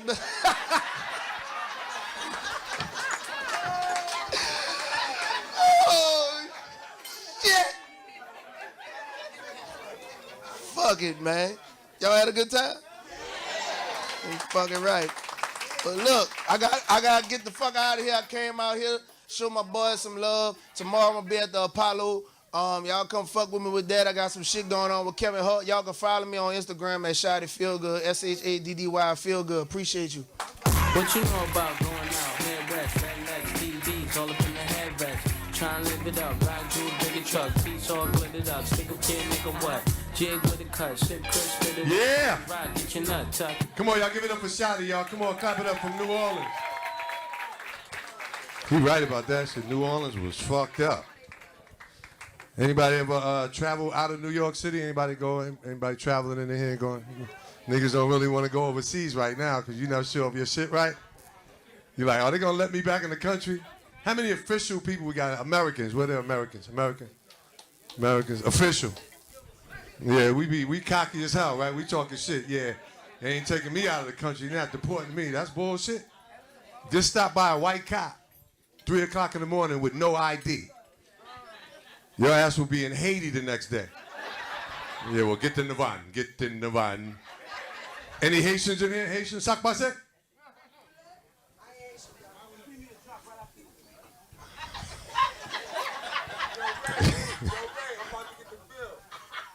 Okay. Thanks for sharing. I'm about to get the bill. This nigga bought a half a burger. I miss White Castle, y'all. White Castles are disappearing. Anybody? Oh, no. The one that was on Atlantic Avenue, they took that bitch. Yeah. Because anytime I was overweight, I wanted to lose weight, I just went there and ate. And I shitted for like 2 weeks. I remember one time I shitted out of box.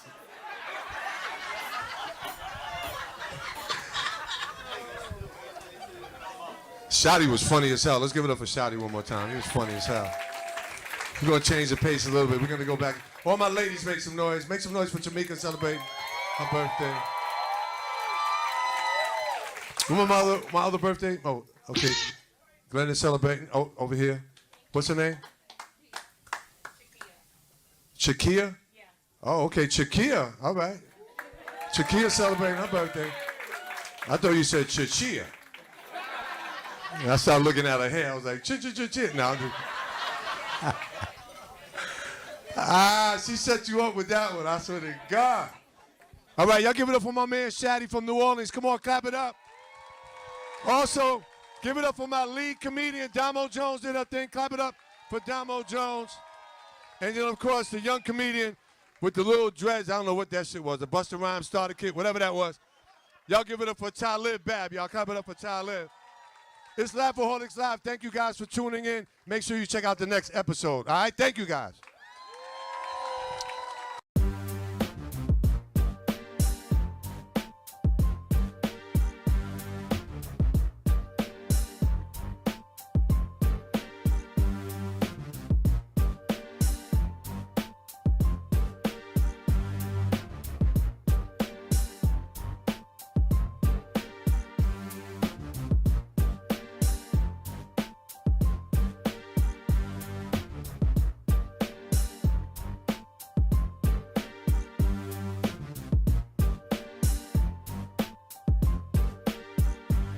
What is a photo? I mean, in terms of like, is it perfect lighting? Is it perfect? Does it need to be dark? Does it need to be light?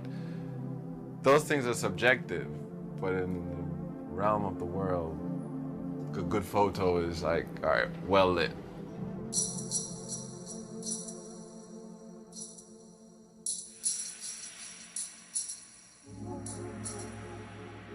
I mean, when I started out photography, I didn't know anything. To be honest, I didn't know which direction I wanted to go. All I needed to know, well, all I knew in the beginning was that let me make sure I kind of study the people or the fellow black photographers, because I had no clue. And so I was just like, but you know, I'm looking around and I don't see anything. And then Mark Baptiste just brought out Beautiful, was just about to come out with Beautiful. But still, back then, I didn't think that I was going to be a photographer.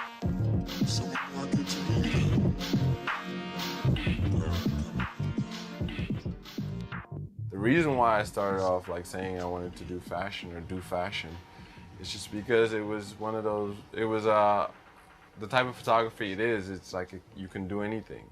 You can shoot anywhere, you can use any kind of light, you can just do whatever you want. The idea of fantasy is like the biggest drug you can give people, because once you give them that fantasy, that escape, that imagination of like, oh, I can place myself in this, which is to them like perfect or whatever it is, then they'll always feed off of that stuff.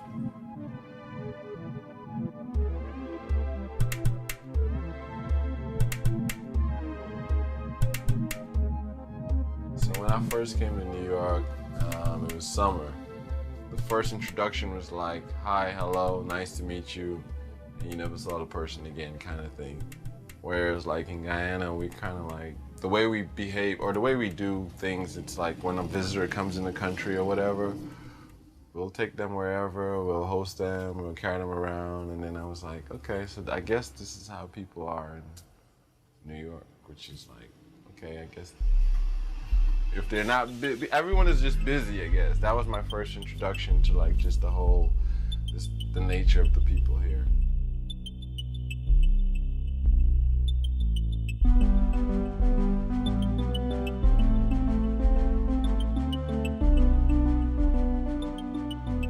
was telling a friend, I just want to go into a stage where now I just want to become extravagant. Extravagance is it's a larger-than-life image, meaning like it has so much contextual values, meaning like in terms of It's just not limited just to like, let's say, black reference or archetypes. It just references, it just pulls in all these elements, and then you don't know what you're gonna create out of it.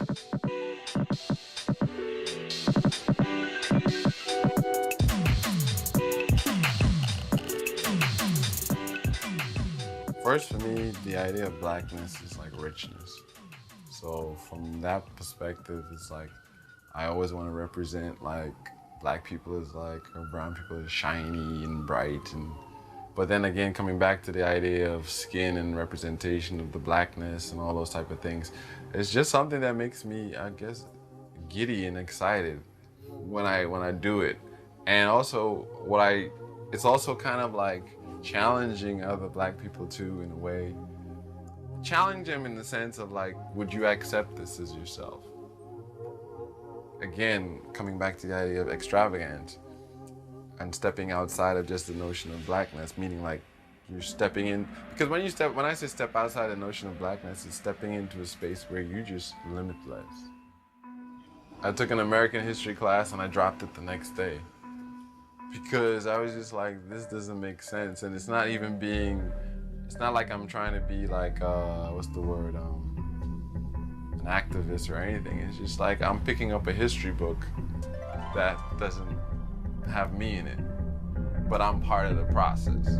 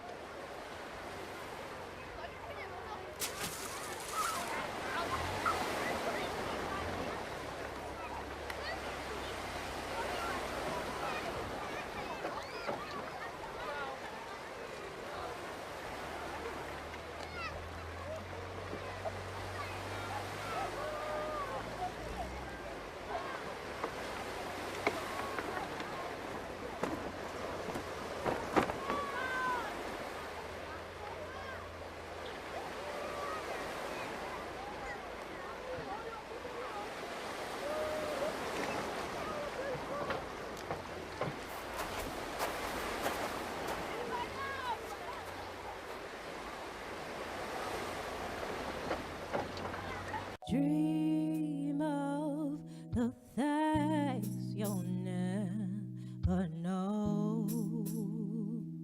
Oh, dream of the beauty within your soul. George Floyd! When you dream, dream slow.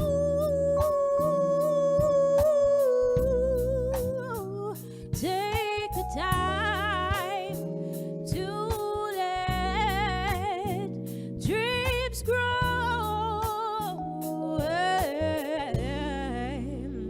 Just dream, just dream, just dream.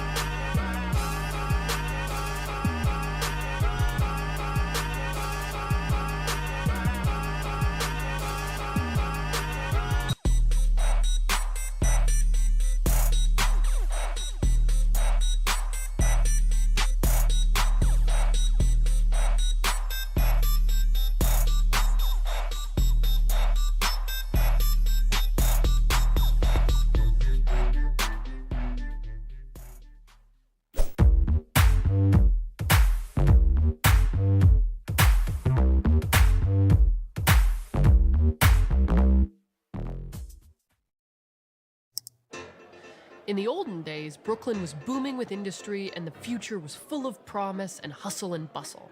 Here we go. In 1903, the famous coal man J. Murphy said, I've had enough with trains. Trains suck. And war. War sucks even more. I want to do something exciting. I want to invest in a bar that makes breakfast 24/7. This man would become the owner of Downstream Bar in Brooklyn, which would be the equivalent of any large chain without the big blue cocktails or other locations. People had breakfast for dinner, breakfast for lunch, and of course, breakfast for breakfast. And it was passed down generation to generation from father to daughter and daughter to son and son to daughter until me. Wow, I was cute. My mom and dad got divorced in 1993, so I spent the summers working in Dad's restaurant. I wasn't good at it, but honestly, no one cares when your dad owns the bar. After college, I got my best friend Miri a job at Downstream. She lived in the neighborhood her entire life, so when she started managing, she just had to walk from next door. And she got to meet my friends, Jorge, Omar, OG, and Chris. We're a family to each other and a family to the community. Downstream has been a fixture in the neighborhood forever, which is why you should come to Downstream and buy a ton of food. We're located on the corner of Caton and Ocean, which is where you will also... Whoops. That was as far as I got. It's pretty good, right?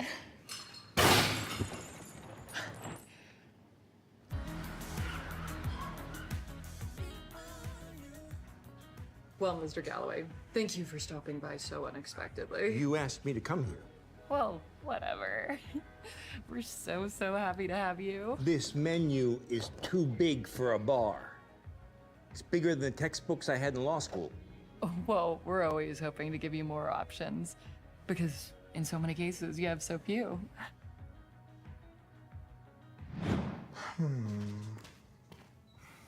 God, we all look exactly alike. Like, will I still have a personality if I date you, or...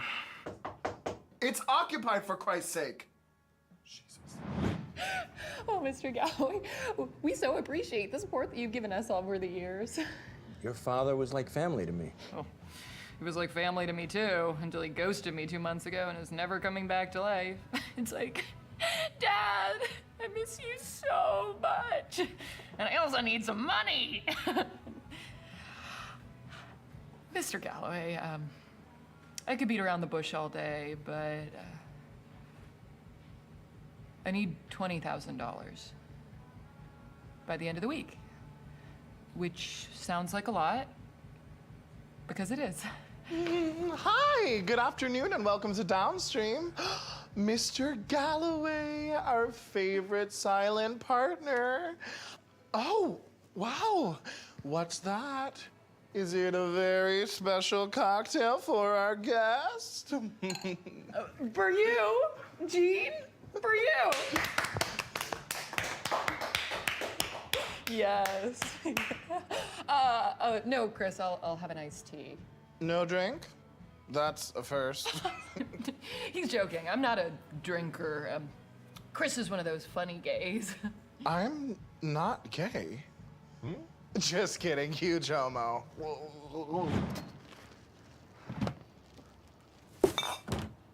Amigo. Sí, ¿qué pasó? Estoy buscando trabajo de lavaplatos, tal vez aquí. Escucha, amigo. Usted no quiere trabajar aquí, ¿entiende? Ahora, vamos, váyase. Vaya, ándele. Loco, qué bárbaro. Here are the lunch menus. Thanks. I've been waiting for these. Everyone has. Sorry it took so long. I was having trouble rearranging the food we usually sell into specials. Well, I mean, you didn't go to college for that, right? Minor. It was my minor. Is the restaurant gonna close? I don't know. But like today? Do I need to flirt with someone right now? Me. Oh, I do not need this right now. 3 dates already canceled on this week. It's like, okay, universe, mom's not gonna get her hair back anytime soon. I just need a boyfriend before you go. Dude, I'm so sorry. I mean, my mom is still so healthy and strong. She seemed younger than me sometimes, honestly. Thanks for that, Omar. Great. Shut up. Let me check it out. What do you think of this guy? Oh, he looks exactly like you. God damn it! Hi, Jean. Here. You look so well. You look amazing. Wow, wow. Stop it. Congrats on your new life. Divorce is so hard. You can't always choose the people you love. I'll bet if you'd known better, you would have chosen a non-smoker for your freshman year roommate. Of course not. I'm so happy with the way my life turned out. She'd still choose me. I'm sure. I'm sure. I gotta go. Yeah, I'll go too. I know you don't want to hear this. Don't say it. Just get him to give you $1,000 to close easily. Shut off the electricity, get everything in order so you can do your W-2s. Fuck off. I'm not closing. Okay, I guess I'll do the W-2s. Why do you say stuff like that to me? I feel like you don't even like me. I can't not give you good advice. I'm just trying to help you. Don't follow me. Everybody freeze. Put your hands in the air. This is a stick up. OG, come on. You have customers out there. I'm sorry, but I have to book this thing. I haven't worked in a year. Yeah, I know. Oh, you're probably gonna need a new job soon. Listen, I don't have good advice in general, but when all is lost, I just get mad. When everything seems to be over, just start screaming. That's how I booked that tampon commercial. Ah!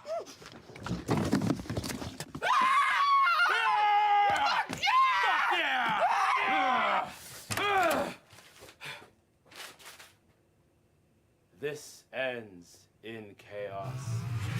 Chaos!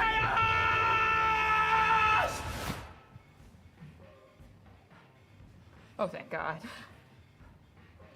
Thank you. Thank you. You're not gonna regret this.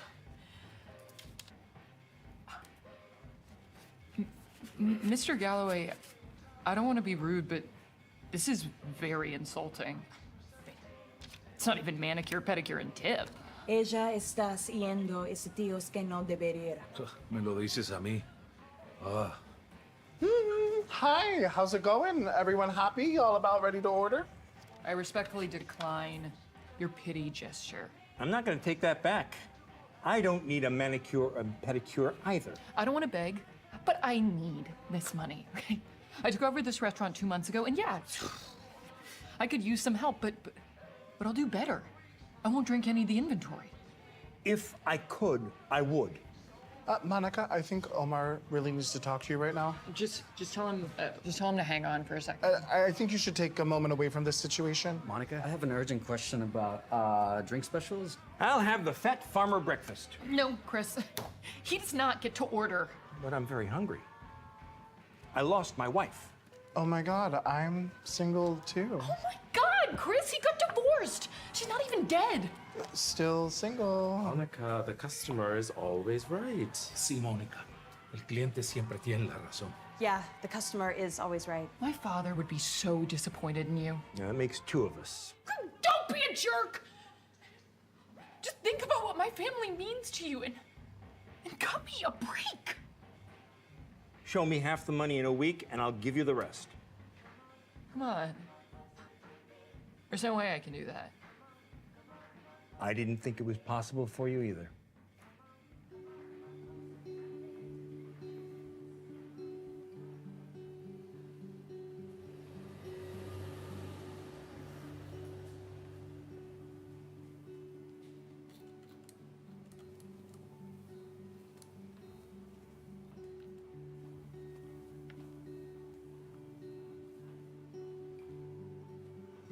Jorgito, Sí.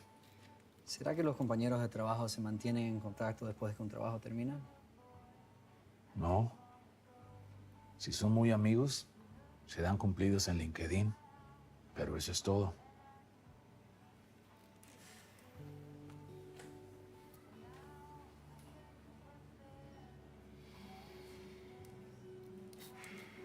This place used to be really something. I got hit on by celebrities, famous people. I was muy caliente. Oh, my friend. You're almost fluent. Oh, mucho gusto. Por nada. Yeah, I was. This place was so great. Yeah. I made out with Marsha Parks outside for the first time. She knocked out my earring and she said I was bi because I was wearing an earring in the first place. Girls are dumb. Earrings are cool. Earrings are cool. Marsha Parks was a fool. I wanna skinny dip in her pool and take a dump in it.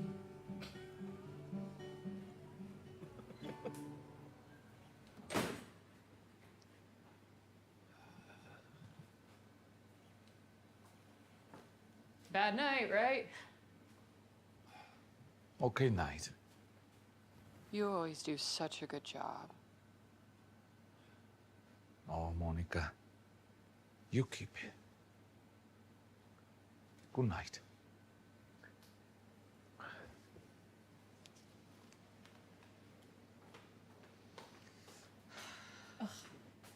Who keeps putting these things up? I don't know.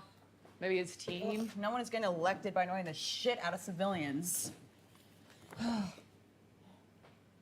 Remember when I dated Todd Leftweather? Fuck that guy. Fuck that guy. Fuck him. Bad dick and worse conversation. But I wanted to stay with him so much and blah, blah, blah. I kept pulling away. That guy was such a fucking bonehead. Total bozo. Ugh, the worst. And remember when I was so heartbroken when he finally broke up with me and you were like, why? He sucks, fuck him. But it wasn't sad because it sucked. It was sad because I knew it was gonna happen. Sometimes things end, Monica. They just end.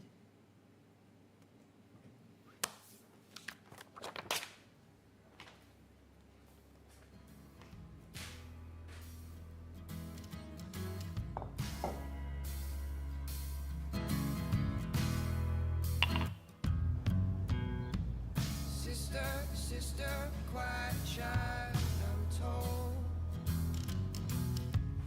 Found outside with your bag of gold. In that bag, your family. Note to help and keep you clean. Leave our love, will new sister grow? We'll tell each other all.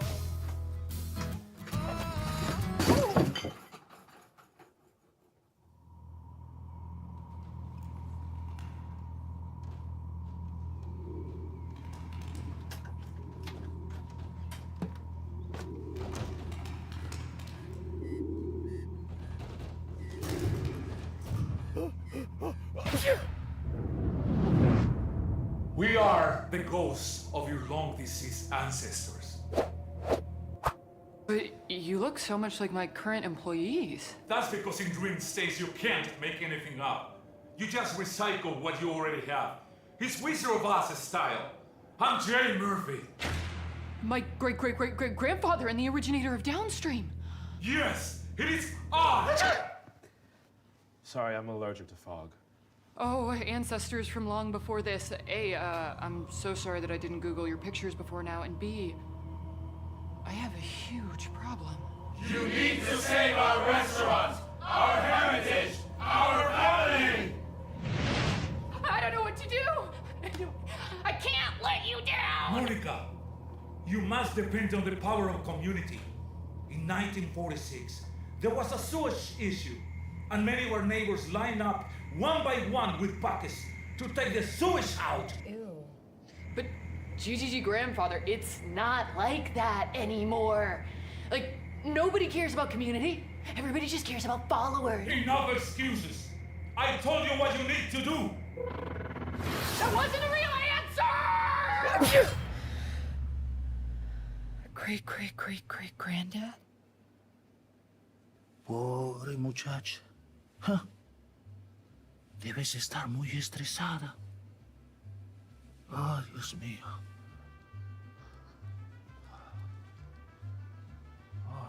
Hola, gatos y gatitos. Hoy será el día más caluroso del año en Brooklyn con temperaturas de más de 100 grados. ¡Shazam!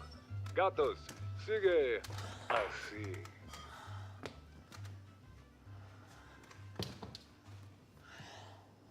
A convenience store is having a field day as the community rallies around it after a tragic robbery. I thought we were for sure gonna close, and the community really came to use. We made 15,000 overnight. I'm gonna cry. I 15,000? Yo, put your hands in the air. This is a stick-up.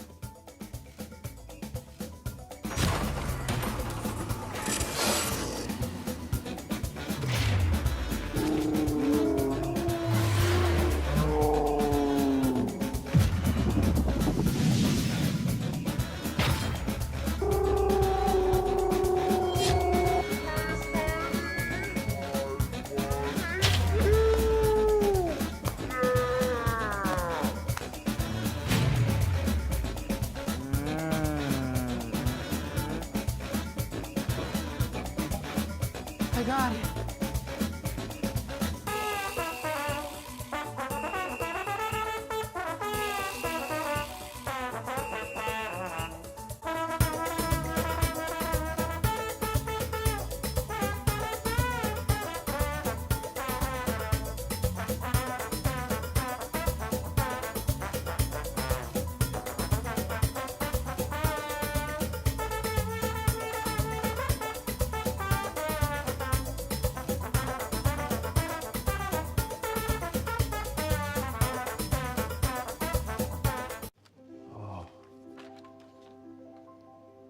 Oh, qué bonito.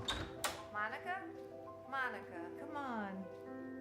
Monica, honey, we have to leave.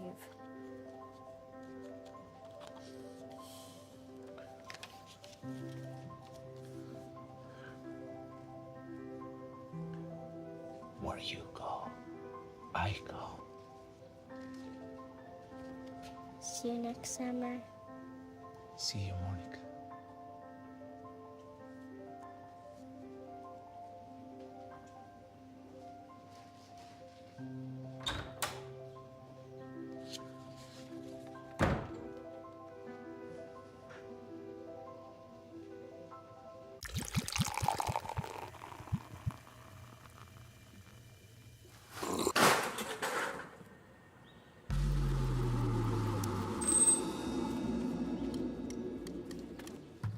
Buy one, get one! Buy one, get one! Buy one, get one! Buy one, get one! Buy one, get one! Buy one, get one! Hey.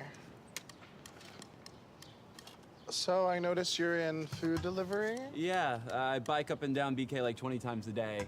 You know, not to brag or anything. That's so cool. Do people ever like try to special request you because you're so good looking and then you scoot up in your bike and hand them the food and your eyes meet and you fall in love over pad thai? No, I just do what the app tells me. Oh. Oh. Ugh. Yeah, you all right there, bro? Yeah, just like my mom's veins are getting so thin that they're getting harder and harder to find, so it's hard to give her shots. So the nurses keep having to squeeze her tiny little wrist to make one pop up. Oh my God. Nice spike though, really, really hot. Mom, just tell Donovan to go fuck right off. We can't all be geniuses, and you already had me, so. Buy one, get one. Okay, so I have an idea, but you have to promise not to laugh. I don't foresee myself ever laughing again in this lifetime. Buy one, get one! Hey, hear that? Buy one, get one! So, as you know, the restaurant has fallen on hard times. Oh yeah, really? Yeah, but I, like all great leaders, have thought outside the box and consulted with various folks on how best to handle it. Hey, that's a sexy fanny pack. Fuck off. Mom, just tell Donovan I love you, but I will rip the skin out of your body if you ever do that again. Just because you live 30 minutes away from us doesn't mean that you still have to do his laundry. Monica, you can't let us down! We need to fake a holdup. What? I'm serious. Buy one, get one? Wait, are you crazy? We could all get arrested. That's illegal. Okay, I know it sounds a little wild, but like, just hear me out.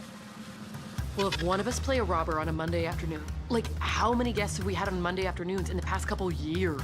Since 2017, we've had 7 guests on Monday afternoons. Great memory. I used to do AP Physics. That ruined my life. Designated robber will walk in. I'll be behind the cash register. You can't use that thing. Okay, you'll be behind the cash register. And designated robber says, blah, blah, blah, I'm feeling low and I need some cash. No solicitation. Lompo choritrohin fokir kichu jay na. Okay, so with this flyer, you buy a cocktail and you get one for free. Say it again in Spanish. I don't think you'll understand it. Sometimes things are better when you don't fully grasp the situation. You are out of your mind. Get out of the sun. Hold on, Mom. What's going on? Monica has a plan to fake a holdup. When I have a plan to be on network TV. Hey, just hear me out. Let me call you back, Mom. Tell Donovan to go fuck off. To go fucking fuck off! Many blessings, Mom. I love you so much. Okay, what's the plan? So the robber's in downstream. Customers are saying, oh my God, terror, bullshit, my kids, whatever. Mary's behind the counter and you hand over the cash to the robber. It's gonna be like 20 bucks. Shut up. I'll put a full 200 in there. Ooh. Yeah, bitches. Can I see that flyer? Yeah, totally. You've really lost it. Okay, I think we can pull it off. Like, OG's an actor. I mean, I'm sure Chris has, done some plays. Oh my God, Monica's calling me gay? Okay, he's definitely done a play. Duh. I've been the Beast in Beauty and the Beast 3 times. After I came out, I might add. Oh. Oh, hey, buy one, get one? Oh, yeah. Buy one, get one? Buy one, get one. Which is why we have to do this crazy sounding scheme where we act like, ha, ha, ha, I'm being robbed, and then collect donations from the community. I'm a recovering alcoholic, and I don't think this is good for me. Wow, the human mind is so fragile. This is nuts, This right? is not gonna happen. We're gonna get caught. I read the newspaper. People try to fake shit and then they get caught. Most actors try to fake shit and they can't, and they get paid to do it sometimes. Oh, geez, stick with me. Oh, you're my favorite server. We can hear you. I mean, I understand the impulse. People are going online and they're buying followers. I know this because I have done it. I went on the internet and I clicked buy. You think I know 22,000 people? I don't know 15 people. Now, don't get me wrong, I think you're wrong, but I understand where you're coming from. Never listen to actors. They're only speaking from their need for attention. Yes, yes, I do need attention, but I'm also right.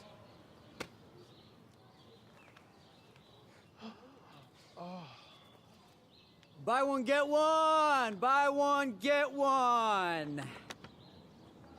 It's all for the good of the company, Mary. Okay, I'm going inside. I can't listen to this. Wait, Mary, come on, just hear me out. No, you're gonna get us all into trouble. Accept it, Monica. It's over.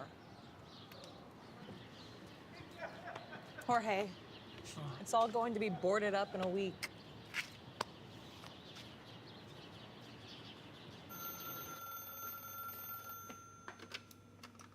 Hello, Downstream Restaurant. Oh, hi, Nick.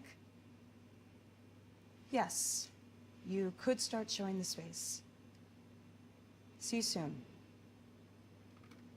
¿Por qué se está desnudando? ¿Qué es esto? ¿Qué pasó? Just finish explaining. Oh my Do God, you, what the fuck? Bang, bang? No, Jorito, tiene que hablar con ella, pues se ha vuelto loca. Se está volviendo loca. Look up and listen to me! Okay, the robber, having done the deed, says something like, stay down! This shit's still a robbery! And leaves. Ooh. And our customers will back us up. Easy peasy. Okay, but what if a celebrity happens to be there? Yeah. Or what about a casting director? Yeah. Or like someone really cute who maybe wants to date you. What about the police? The cops can't get anything done in this district. That's true. I'm still waiting on like 3 wallets. I mean, this is totally morally wrong. I can't believe I'm the one that's saying this, but it is. Okay, like, in the olden days, when there was a fire, people would line up with buckets of water and put the fire out. And you know what? When there was a sewage issue, people would line up with buckets and take the sewage out. But it is not like that anymore. No one has loyalty. And I can't give up on this. Please. Please. I can't let my family down. I can't let us down.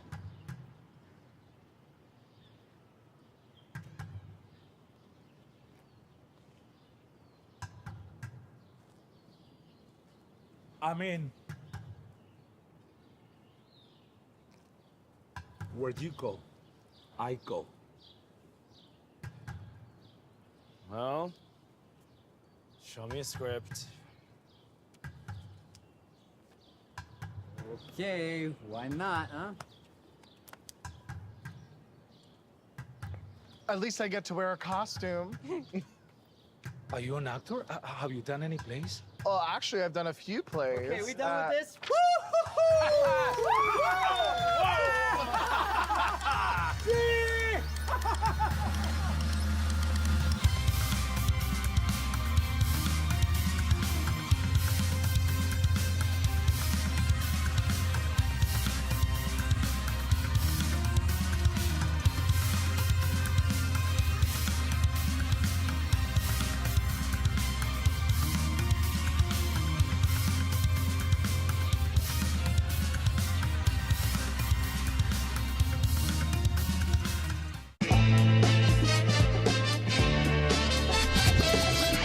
That the MTA got that clock down there. What?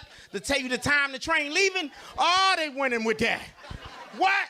Right? You see that still take 2 minutes? I'll be dancing on the platform. What's wrong? We out of here in 2 minutes. Stop playing. You know what I mean? I ain't got time for that. I dance for everything. You know what I mean? 2 minutes, we gone. Because back in the days, I'm an old school player. Train ain't had no clock. Train took long, you had to do this.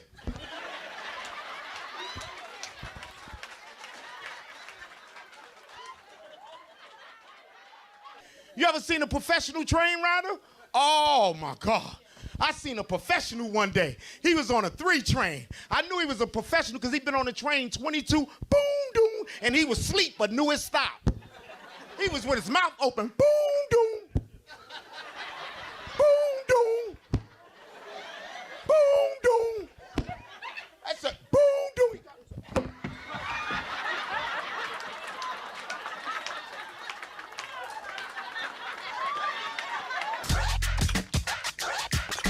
Then you got the lady that want to get it on the bus with every kid she gave birth to. And whatever she bought for Walmart is getting on that motherfucking bus. What size it is? Excuse me. Tashawn! Tashawn, get your black ass over here. Help your brother bring that damn couch on this bus. Excuse me. Everybody knees bleeding like a mother. Excuse me. Excuse me. Excuse me. Crazy in the back. Crazy in the back. Ah! Should have got that shit delivered. Ah! I be riding Uber Pool, like, and I'm not worried about anything else. I just wish they gave a description of the riders that you was riding with rather than a picture. Like, I want to see the person, you know, that I'm riding with. Like, imagine you was riding with a killer for $3.22. I mean, I'ma still ride with the killer. I just want to know. For $3.22, you can't beat that. But I got in the Uber Pool last week, and a van pulled up outside. A van. I was like, a van is outside? Like, I never seen a van in a good scenario, so I didn't know if I should do it or not, but I was like, for $3. I'm gonna go get in the car. And when I went to get in the car, the van door slid open and it was 5 other people in the van. I was like, this is not an Uber Pool, sir. This is an Uber field trip. Where are we going? We went to somebody's house, somebody's job. We was taking pictures on Snapchat. The lady in the back put out a bottle of Hennessy. She started passing out shots. I was like, for $3? Drop me off last. This is a good time. You can't beat this. The security makes no sense at the airport. Next time you go to the airport, I want you to look for this. As you're going through the TSA checkpoint, there's a sign there. This is what it says. No flammable liquids, firearms, or explosives beyond this point.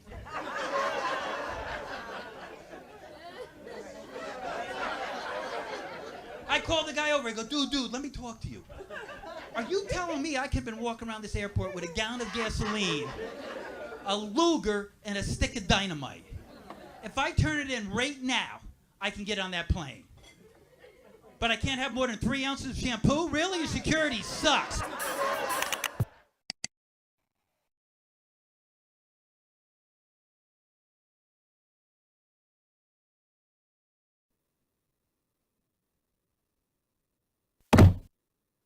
Okay, ready? Oh, wait, I'm about to walk out of here and leave you people. I don't Good want to be idea. criticized. Good I idea. I don't give a shit. So you have to be nice to me. He has to be nice to me. He has to be nice to me. He can't be abusive to me in this situation. Are you filming this? Mandy, come on. Then we'll talk out here. I don't want to be talked to like that. Mandy.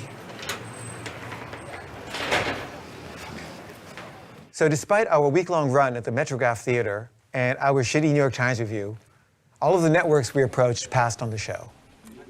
So the network that I thought was most likely to pick up the show was Netflix, just because they have a lot of programming and a lot of it's shitty.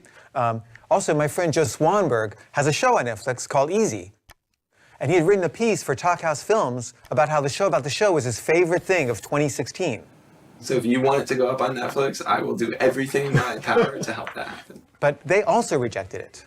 Nobody's gonna pick up your show because then you're gonna make fun of them in the show, and they don't want that. You're right. I'm fucked. So my only hope was to persuade Viceland to finance a different show. One idea is a show called Bin Laden's Porn.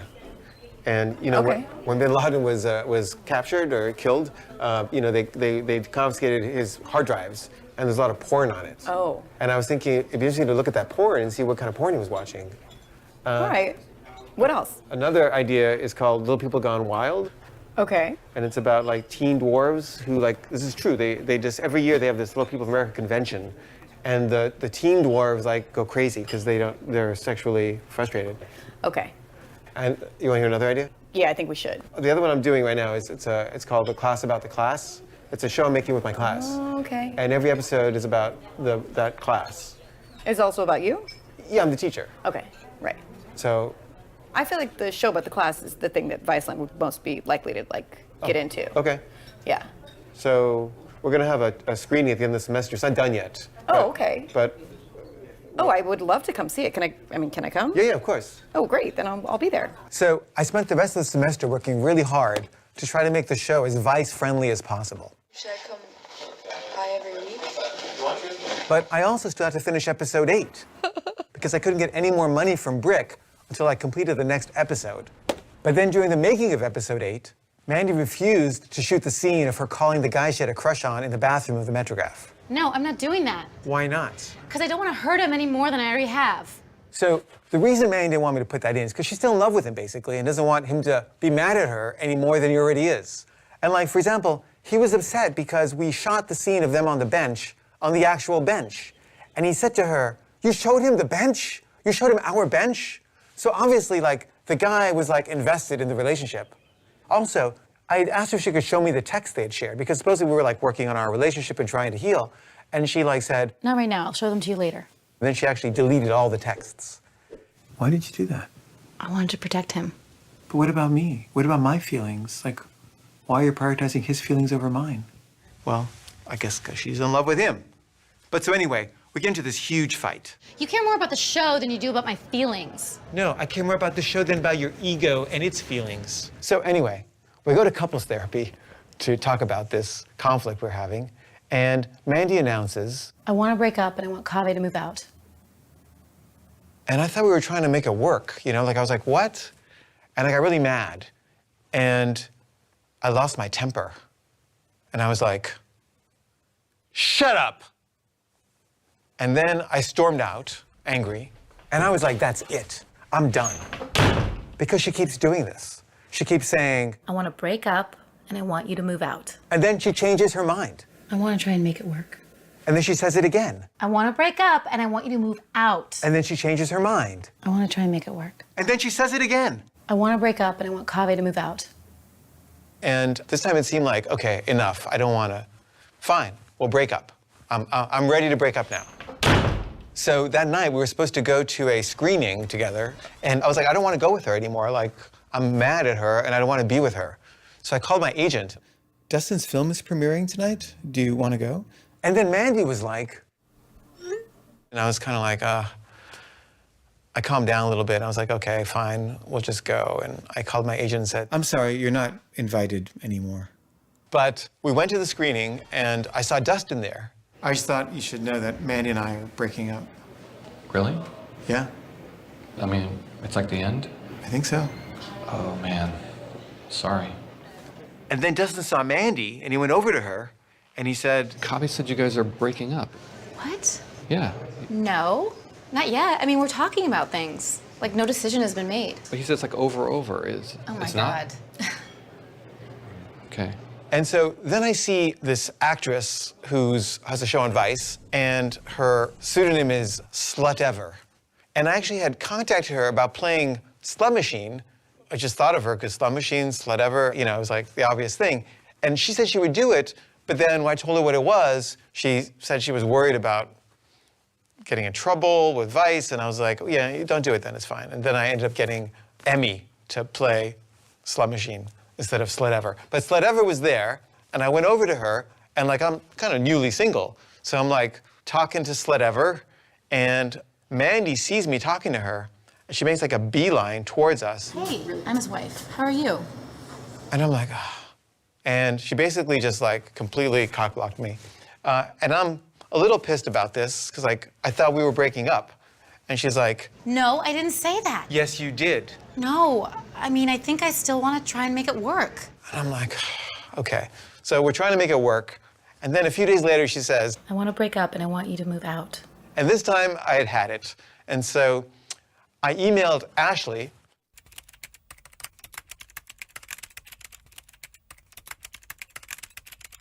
And Ashley said, so I didn't tell Mandy that I had made these plans to go on a date with Ashley, but I wanted to tell her, but I also felt like, you know, we broke up, I'd have to tell you, or I don't know. I was waiting for the right time. And we're going to couples therapy again, and I'm thinking I should really tell her. And on the way into couples therapy, I told her. So I asked Ashley out on a date. Are you planning to have sex with her? Yeah, she'll have me. So she was kind of thrown by this. But so anyway, after therapy, Mandy says, Look, if you're going to have sex with Ashley, I want you to promise me one thing. You will not get her pregnant. okay, I mean, I'm not planning to get her pregnant. But I also kind of resented the order. I don't like being told what to do. But I'm like, yeah, I'm not going to get her pregnant, like, duh. And she said, You can have a baby with Eleanor. I'm fine with that. I don't want you having a baby with Ashley. I hate her. I was like, okay, fine. She's starting to freak out, and she's getting like more and more like distressed and angry, and she's like drinking a lot, and she's like having a hard time with my impending date. And the neighbors are coming over and trying to make her feel better, and they're telling me, don't do it, it's not worth it. What about your family? What about your kids? the whole thing was her idea. Really? Because that's not what she says. And then she tells me, I want to go see Jamie. who had offered to have sex with her. Because I would have sex with you. For the show. You would? I would, yeah, I totally would. And I'm like, are you planning to have sex? No. I just need someone to talk to, and he's my friend. So she leaves to go see Jamie, and then she comes back and she's in a really good mood. And I say, what happened? We just got stoned and went to the park. It was great. There was an amazing view. And then the next night, I go to the movie theater where I'm supposed to meet Ashley for our date. And on the way in, I run into KJ, an ex-student of mine. Hey, Kavi, how's it going? Hey, it's great to see you. Bye. And like, I didn't want him to like sit with us. You know, I wanted to be alone with Ashley.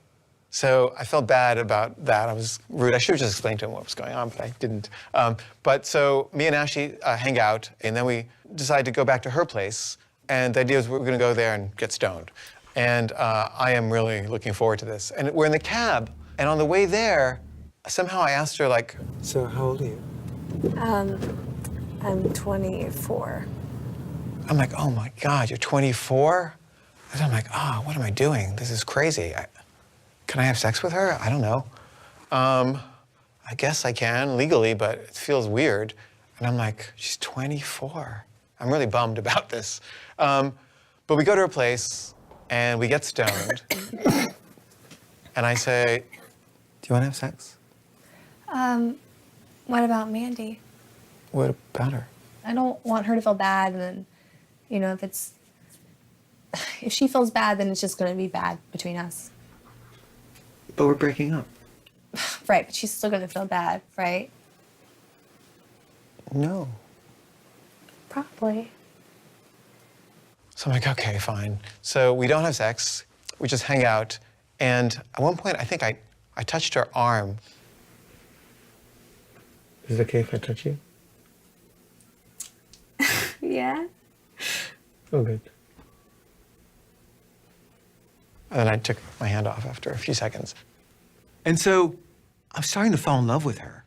Like, I know I'm stoned, but like I can see her in this whole new way. Like, you know, I always thought of her kind of like a kook. But now I'm seeing like all these other sides, like, and she's like super smart and she's funny and she's touching and she's like complicated, you know? And I'm like, her face is like morphing like 24 times a second. And I'm just seeing all these parts of her and my mind is like blown away. And I'm like, wow, can't believe I found you. And basically, I'm in love. But I don't want to kiss you goodnight. Okay. So then we kind of like hugged awkwardly, and then she kind of hurried back into the house. So I go home, and Mandy is like, Well, how was it? it was great. I really like her. Did you have sex? No. She didn't want to because of you. She didn't want you to feel bad. Oh, well, that speaks well of her. I know, she's a really nice person. So I can't stop thinking about Ashley. But she's about to leave for Georgia for a month to help her parents move out of their house, which had just been foreclosed on.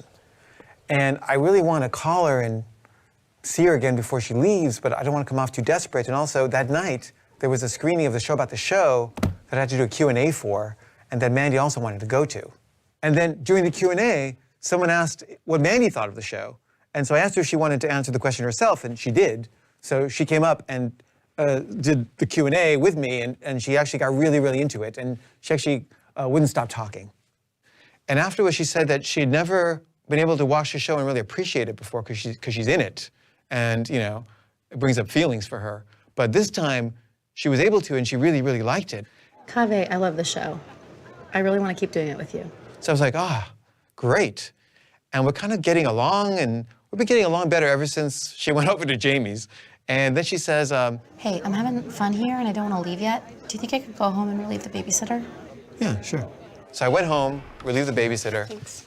And then Mandy gets home at like 2 in the morning. And I'm like, where were you? I ended up going to Jamie's. Were you guys like being physical? It's none of your business. So I'm like, why would she say, It's none of your business. if she wasn't being physical? She would just say, No, of course not. but so I'm like thinking, this does not compute. And then a few days later, we get stoned together, and that's when she finally admits it. Yes. I've been having sex with Jamie. I had sex with Jamie on the day I told you I wasn't going to have sex with Jamie, and we went to the park. We didn't go to the park. I just had sex with Jamie, and it was great. He's great in bed. I'm really into him, and I'm in love. Well, I'm glad you're in love. I'm glad you had a great time. I don't mind you having sex with Jamie, but I wish you'd fucking told me instead of lying to me, because then I might have been able to have sex with Ashley. And by now, Ashley has already left. And I'm like, you fucked over my night, my chances. You fucked them over. And so I text Ashley and say, and then Ashley wrote back, meaning like, you know, you're so upfront and honest and accepting, like, why would she need to lie to you? She didn't need to lie to me. She could have just told me the truth, but she didn't want to, because I think maybe she just didn't want to be in the show. But anyway, Mandy texts Jamie to tell him that I know now that they had sex. And Jamie writes back and says, oh, we gotta stop doing this. I feel terrible. Kaveh's gonna hate me. He's my friend, and I've cheated on him. And Mandy starts freaking out. Don't worry. If you want, I'll text him and tell him that it's totally okay with me. You would? Yeah, sure.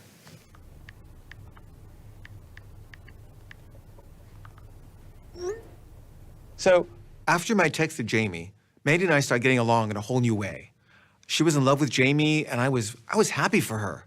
And she seemed happy for me too. You know, I would talk to Ashley on the phone for hours every night, and I'd send her all these sexual innuendo texts, and she would send me all these sexual innuendo texts. And I'm just like, I want to have sex with you so much, and I don't know if I can make it for a whole month. I'm thinking of maybe flying down to Georgia or something, and but we're texting, and she sends me this video letter. Okay, I was making some bullshit video, but let's not do that. Let's make something real. Something real, something real, something real. Be honest. Just be honest. And then she says, The thing that I'm not being honest about is that the guy that I'm seeing is almost your age. He's like 5 years younger than you. I had no idea that she had a boyfriend, but it turns out that this was the same guy that she had talked about breaking up with in a previous episode. We watched our show again together, and we were able to look at each other and to tell each other that maybe we shouldn't be together anymore. So Ashley met this guy, Robert, when she was 19, and he was like 47. And that's the thing that I want to hide and I want to keep to myself. Because people judge the fuck out of that. And she'd been trying to break up because she wants to see other people. What is wrong with me that I think you are fucking sexy as fuck? And I'm like, this is the best news I've heard in years. There's nothing wrong with me. I'm attracted to intellectuals. So I felt like this was the real Ashley, and I wanted to show Mandy. My fantasy was that I would come over to your house to work on set, and that you would just give me books to read. And then I would just sit quietly in a corner and I would read books until I was smart enough, I don't know, well-read enough to be around you. There's something very touching about her. And then she sent me this song she wrote.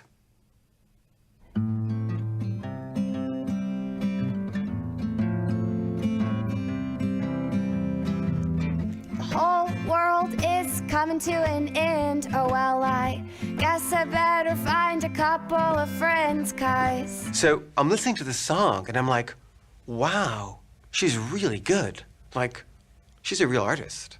I should get a little bit closer and find some people with comfortable shoulders, 'cause the So while Ashley's in Georgia and we're having these like long conversations for hours, and I'm just so in love with her, and I can't wait to see her in person, Jamie starts pulling away from Mandy.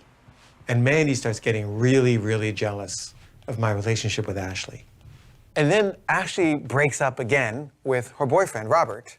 And I'm like encouraging her to do this. Just break up with the guy. You've been talking about it, just do it. And then Robert gets really upset and he threatens to move to Oregon. And then she gets really upset that he's gonna leave her and she'll never see him again. And she just wants to stay friends, you know, and to remain connected. I mean, I understand that. And it sounds like he's guilt-tripping her and he's like not making that an option. So I tell her, you shouldn't feel guilty. Just because he feels bad doesn't mean you did anything wrong. Yeah, I did. He feels bad because I'm a terrible person. No, you're not. You're just trying to take care of yourself. Yeah, but taking care of myself is really hurting him right now. If he chooses to be hurt, that's his responsibility. Okay. But she like doesn't buy it. And instead, she breaks up with me. first time we were alone, you shut the door and I thought, hey, look, there's that person I've always known. He's so interesting, I'm intrigued. I like the way he dresses and I like the way he thinks. Wouldn't it be kind of nice if he also liked me, but it all happened too soon. It all happened too soon. And maybe we weren't supposed to meet this lifetime, but I'm looking forward to the next one that we give it a try, 'cause now I wonder if no one's supposed to be in love, and we're supposed to figure out that alone, that we're good enough, and it all happens too soon. It It all happens too soon. And I don't wanna keep falling for you, 'cause I'm afraid that I'll go all the way through. And if you ever met anybody that likes that feeling that they're falling in, I don't wanna be in love again, 'cause I don't like how it feels when it ends. And it's already too hard, so it's just gonna be too hard, 'cause it's all over too soon. It's all over too soon. It's all over too soon to love you.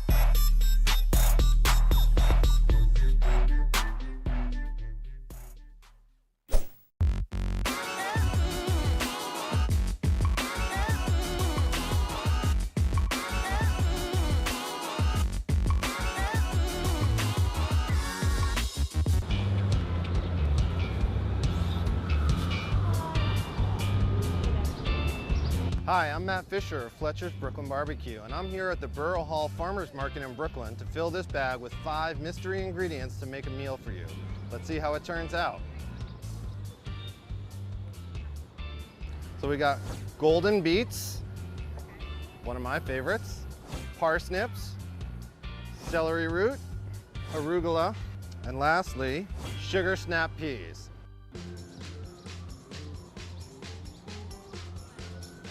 Today we have 5 ingredients from the Borough Hall Farmers Market to make a meal with. And what I'm gonna make is a couple of dishes. One is gonna be a salad, and we're gonna make a light vinaigrette to go with that.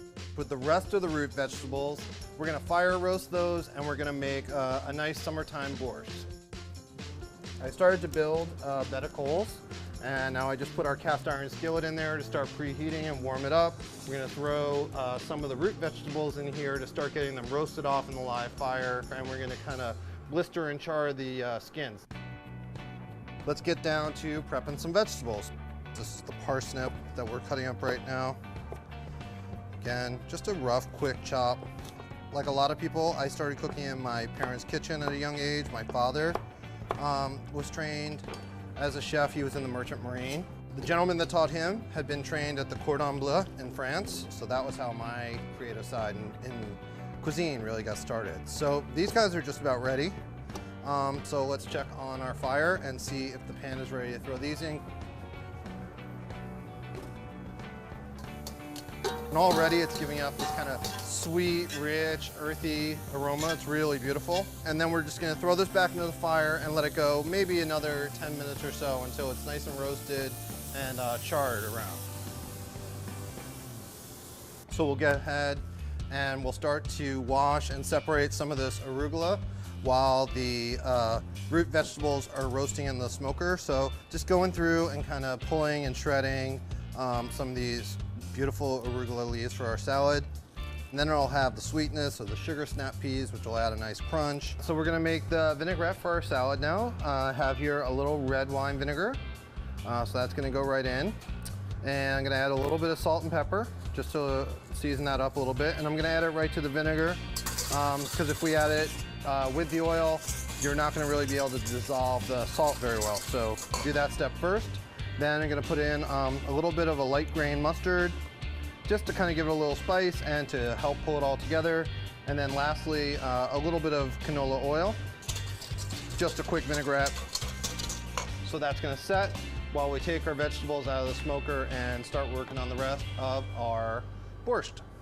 And there we are, beautifully roasted, nice and tender, smells fantastic. So we'll let that come out and rest a little bit, and then we'll throw together the last elements of our borscht. To help pull this dish together, we're gonna pull out the old boat motor, as we call it in the kitchen here. This is called an immersion blender or a hand mixer. So it's just quickly shredding all of these root vegetables into nice little pellets. So I'm cheating, I'm breaking the rules. This is a little celery. This is gonna help garnish our borscht and give it a little extra pop of color at the end, even though these are ingredients that did not come from the Burrell Hall Farmers Market. A nice fine dice, and then we will plate up our food and go to town. Just gonna take a nice light drizzle of the vinaigrette that we made earlier. Just a light glaze, you don't wanna drown the greens, just a little bit to coat them. We'll stir it around real well. It's a nice flavorful bright dressing, so a little goes a long way. So we'll do that. Just a little salad like that, and then we'll plate up our borscht in a minute, and we'll have a little lunch. Now we're gonna plate up our borscht, and this has the golden beets, the celery root, and the parsnip in it. And then we have a little bit of garnish that we made for it, and just a little bit of some other fresh veg that we're gonna use to give it a little punch of color. And then we have green market luncheon. So today at the Burrell Hall Farmers Market, our 5 mystery ingredients were parsnip, arugula, golden beets, sugar snap peas, and celery root. And what we made with them is a sort of a takeoff on a borscht with the root vegetables. And with the beet greens, the arugula, and the sugar snap peas, we made a fresh salad with a mustard vinaigrette. Signing off from Chef Roulette, I'm Matt Fisher of Fletcher's Brooklyn Barbecue in Gowanus, Brooklyn. Come and visit us and taste the smoke.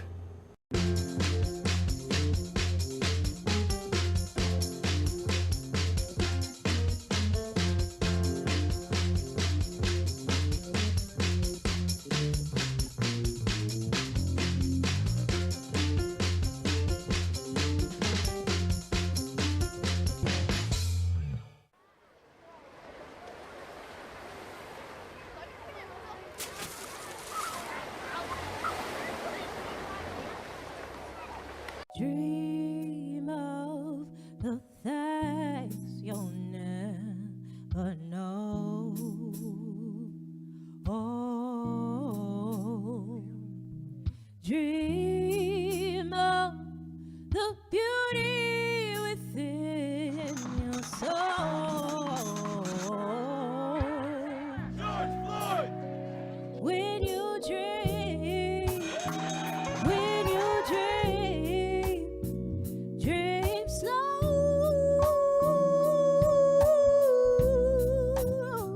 Take the time to let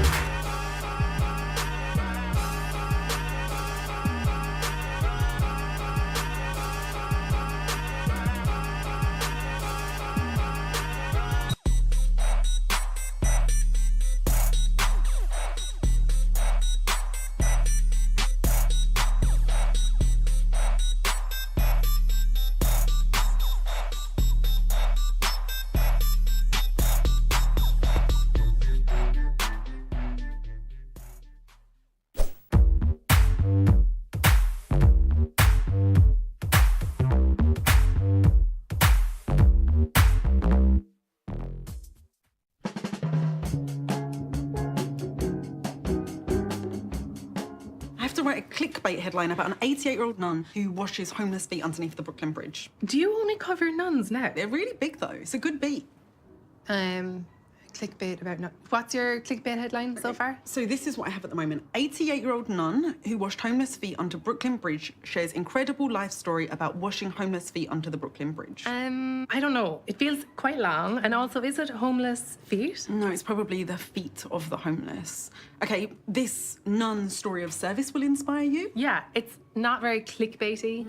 And I do think you need to get the feet in there. Okay, I just don't really know how to get it in. Okay, this woman's service to homeless feet will inspire you. Yeah, like one woman's service, she clean Brooklyn nun, life of service. Now she shares her story. Something like that? No, Nora. I think I should just leave out the feet. No, feet are what makes it clickbait.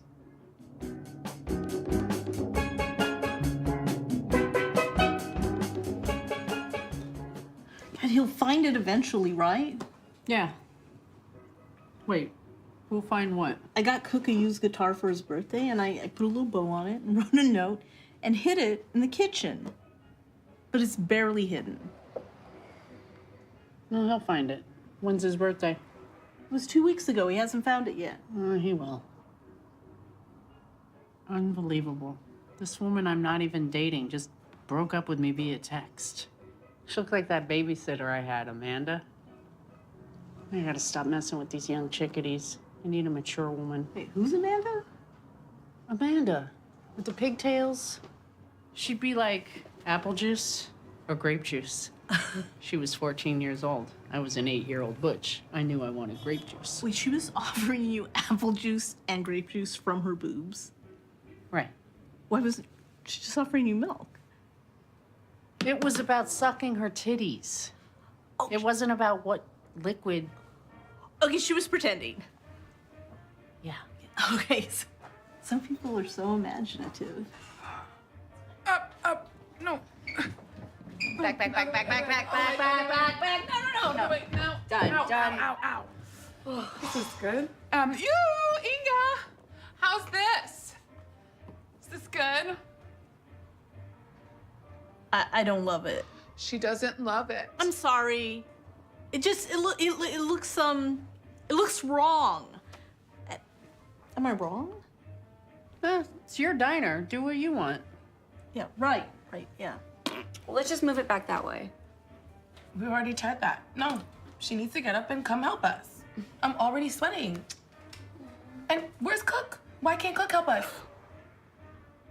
Look, it's too big for this space. I told her that when she bought it. Can we just put it in the storage room for now? Hey, the storage room is out of commission until George comes by to fix it. Cook got stuck in there last week for a couple of hours. The door immediately self-locked. You can't get in, you can't get out. It's totally busted.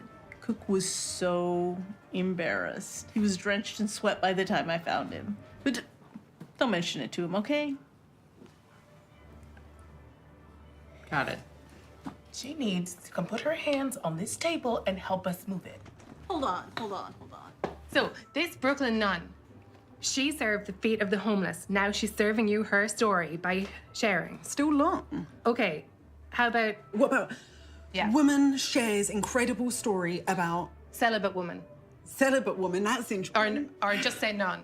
I think start with the feet. So, she spent decades caring for the feet of the homeless people. A Brooklyn nun's untold story will inspire you.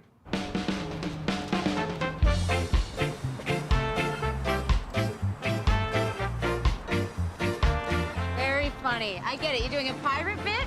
That's good. You know, who says men aren't funny?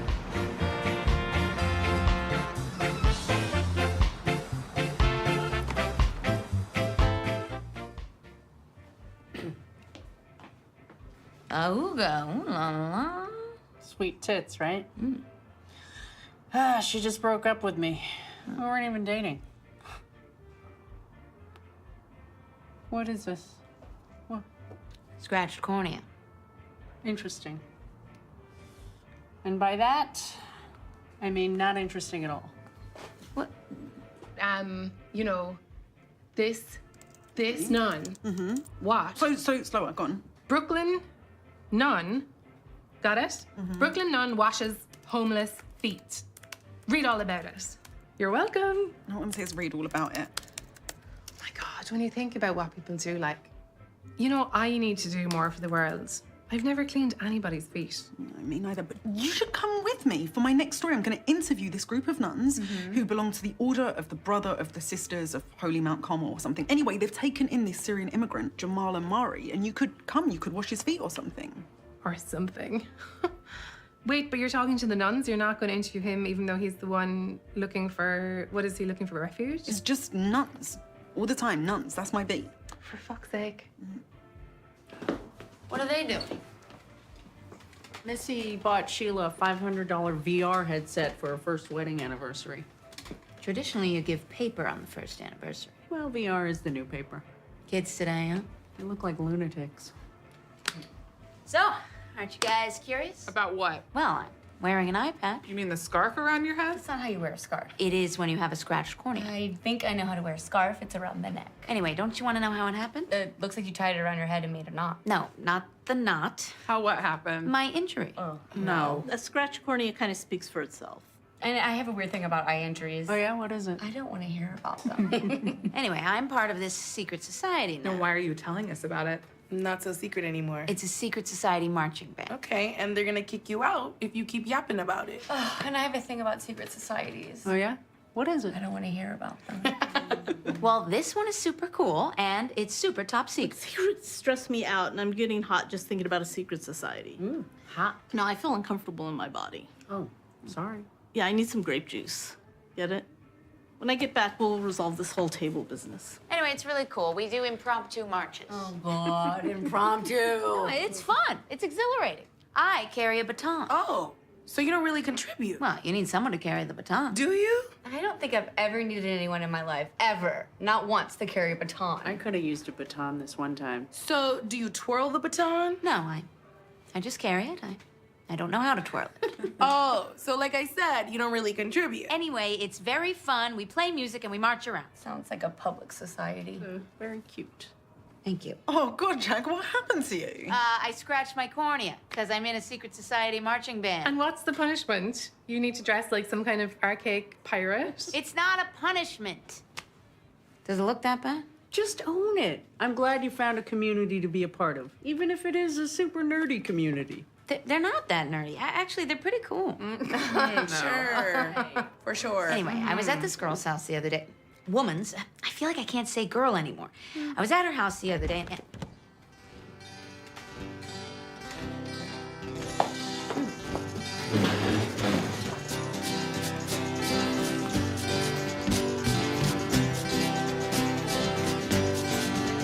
She's dead.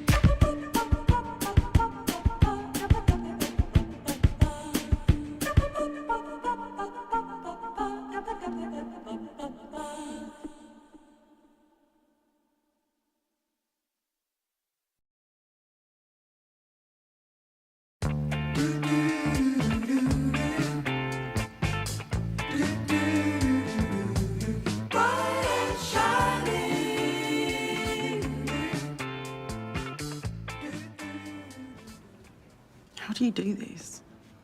Just kneel down. Like this, look. Oh. It's kind of tough on your knees. I know. But that's part of it. Now make I don't know if you can lean. You can lean on it, it's fine. And just do like a sad face and look at the dead body for a while. I am sad. I don't need to do a sad face. Okay, well... I'm always scared of her. Shh. She actually does look peaceful. Yeah. Nora.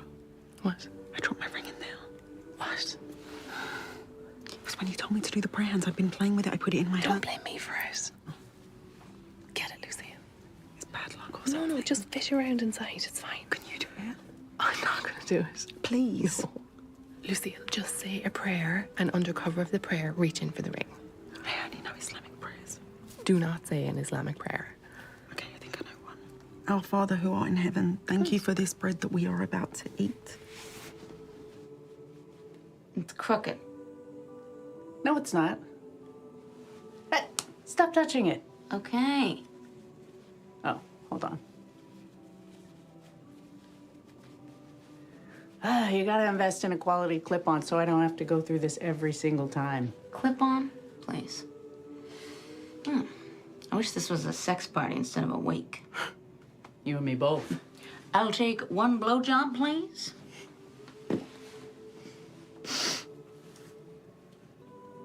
I can't believe she's gone. Yeah, I could just count on Inga to just be Inga. She was obsessed with baking soda. Why? She thought it was a cure-all. At least once a day, she'd be on me to clean my nose out with baking soda. She had me make a paste out of baking soda and lime juice when I had that bout with dandruff. Did it work? No, it made my scalp burn.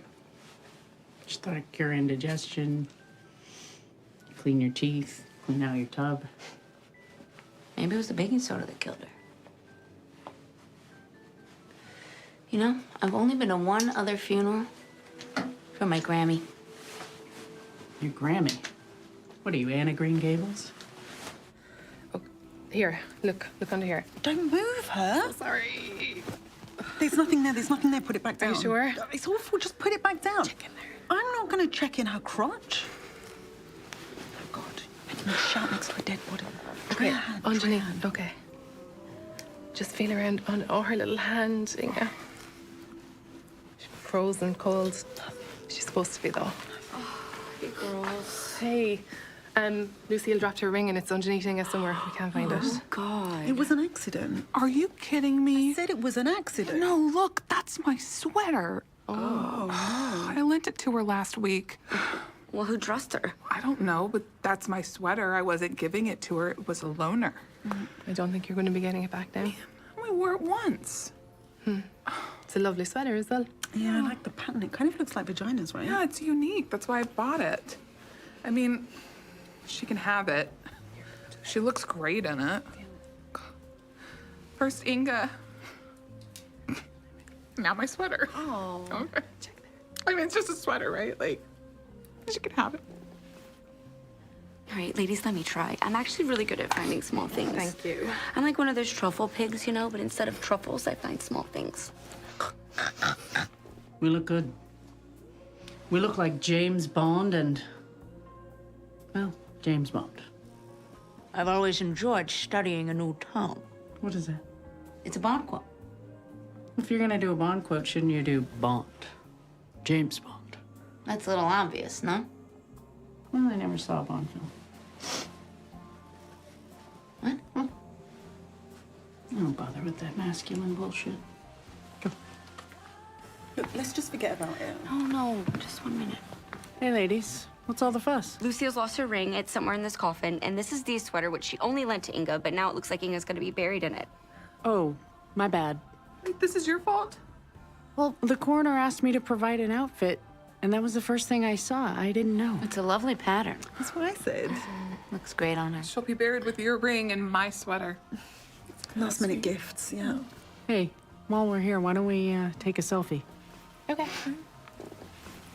Hold up, are you guys taking a selfie? I want to be in it. Oh, you can see her kind of little double chin. Okay. She won't care. I keep on expecting her to smile. R.I.P. Wait, take one with my phone too, guys. Okay. Say Inga! Inga!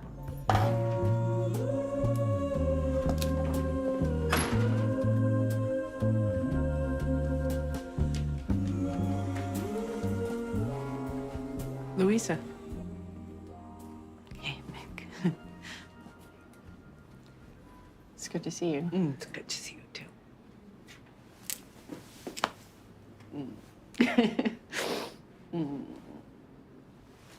I'm sorry it isn't under happier circumstances. Me too. I'm sorry for your loss. I'm sorry for yours. I like the bow tie. So what is this place? It's so weird. It's a funeral home pop-up shop. Okay, yeah. That makes sense. Yeah, I read about it in the New York Times. Oh, okay. Well, it's perfect for her, you know? No frills, not too fancy. And I'm pretty sure there's like a cat that lives here. Yeah, I smell that too. Lucille, you shouldn't have your phone out at a funeral. I know, but my nun article is trending. Is it? Yeah. That must have been that clickbait headline that we worked on. I actually think it was. Now the editor's given me the beat, but he's calling it none the wiser. That's brilliant. Oh, it's awful. I think it's good. Really? Yes. Before we get into this, I'd like to see everyone up on their feet. Yes, come on. I think we need to get into our bodies. Inga was always in her body. She had 2 left feet, but she was always in her body. Let's do some hip swivels.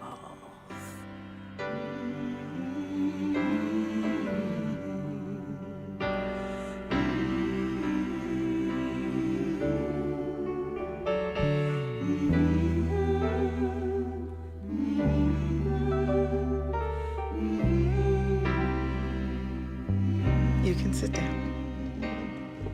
Look, I don't mean to preach, but how many funerals have you been at where everyone talks in platitudes? She was a good person. She had a big heart. She had big ears. Who was Inga to you?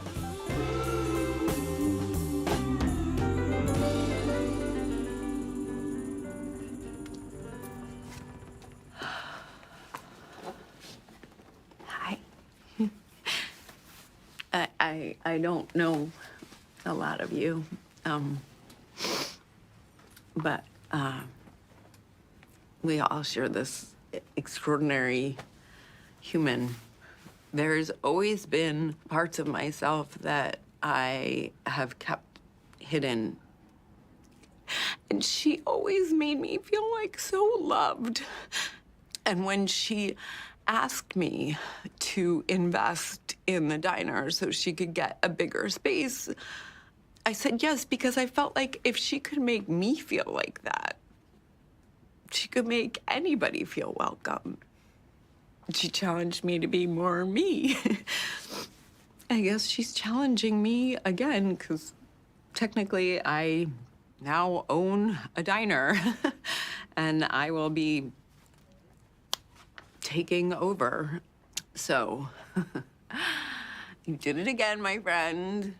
Growing me even beyond the grave. I love you, Inga.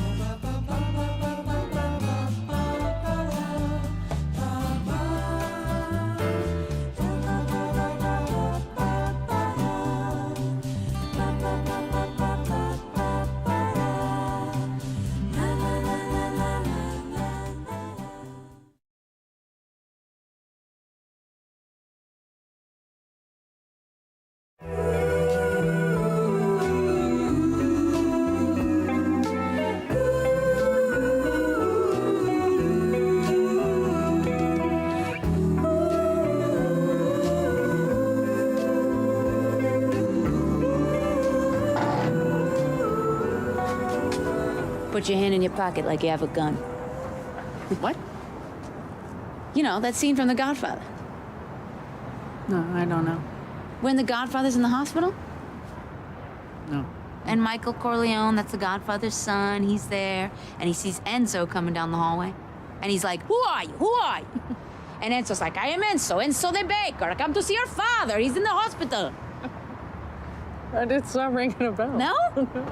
And Michael tells Enzo to wait downstairs, and he comes outside, and he pops the collar on Enzo's jacket, and he tells him to put his hand in his pocket like he's got a gun. And then the bad guys drive by, and they see Enzo, who's really just a dopey baker, standing there with Michael. And they just keep driving. It's a great scene. So, you want to try it? Sure. Put your hand in your pocket like you have a gun. You'll be all right. I'm Enzo? I don't know about that.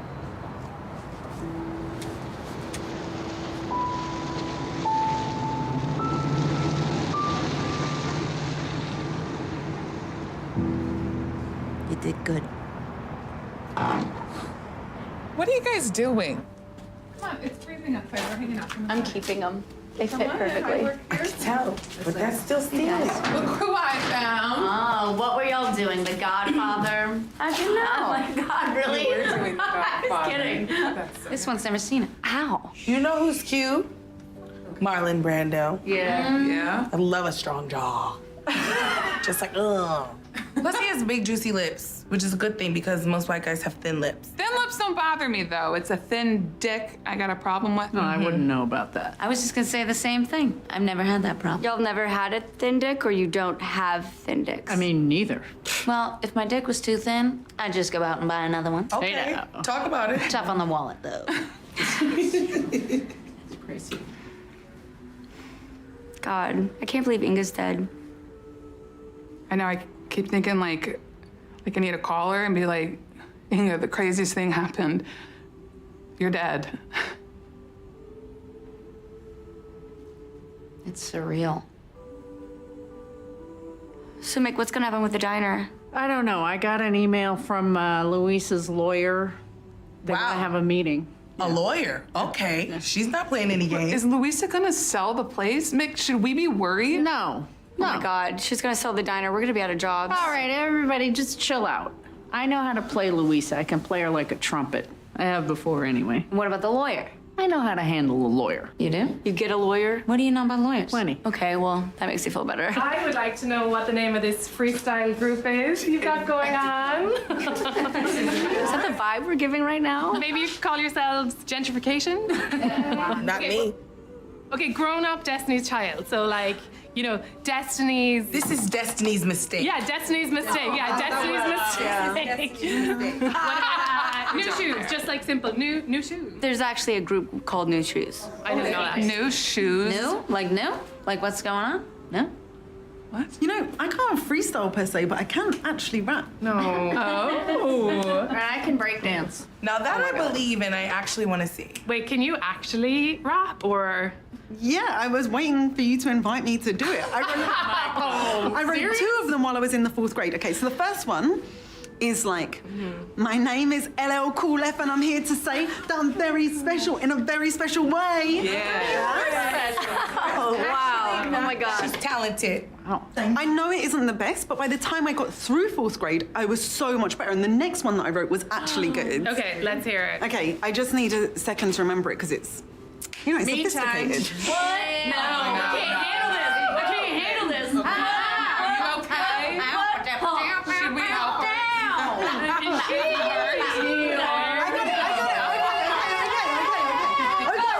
Okay, it's me. Now I know you're sweating. Put your hand under the blanket. Let's get to ping. But I ain't got no patience, so don't go slow. I'll be like chop chop lollipop. Hit the flow.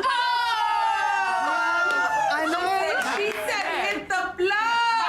Wait, you wrote that when you were in 4th grade. It was the 90s. I was highly sexualized. Wait, I got more. Not now. We are. Yeah, wait. Give me a beat. Okay. Yeah. Now before things fickle, let's hit the switch. I'ma make things sizzle. I'ma do it like this, and then I grab my crotch.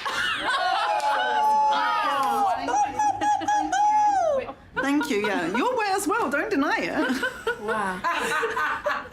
You know, when I was little, I always thought the Beastie Boys were saying, "Listen, all of y'all, this is Santa Claus." I can't believe they haven't made a Christmas parody out of that song. Well, not yet. Listen, I need to head away before this turns into a whole, secret marching band incident. So I'll see you later. Okay? I'm gonna come with you. Okay, good. Bye. Love you guys. That was awesome. Wow. Looks like the party is over, ladies. Should we... Shall we continue? Is that taking this party on the road? Yes, it's saying It's a trumpet. Like, But, y'all good? yeah. Oh, yeah. All good. Okay. Love you. Listen up, y'all. This is Santa Claus. Farewell, ladies!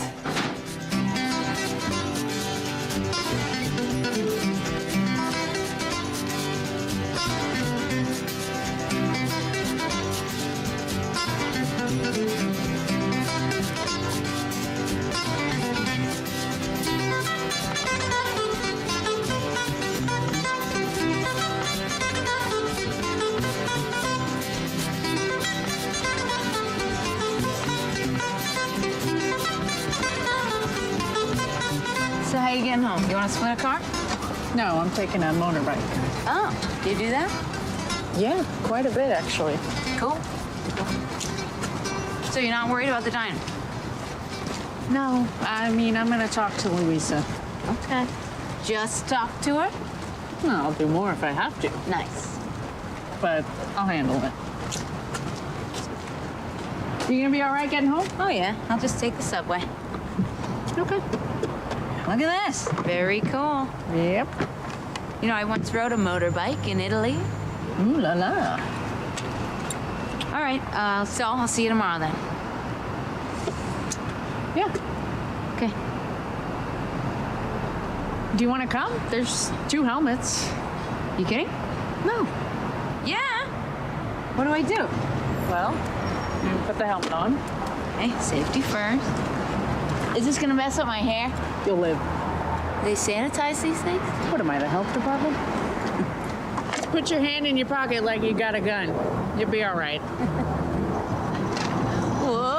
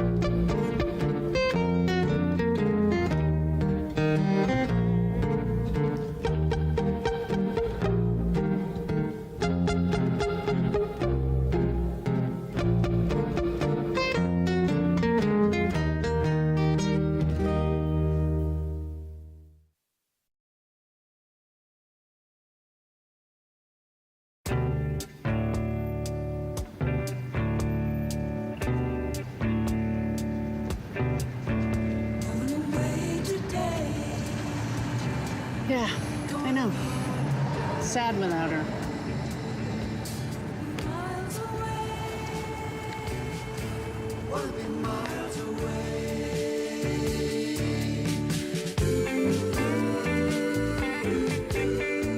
I wasn't sure what the plan was. Yeah, there wasn't really a plan. There was a flurry of text messages late last night.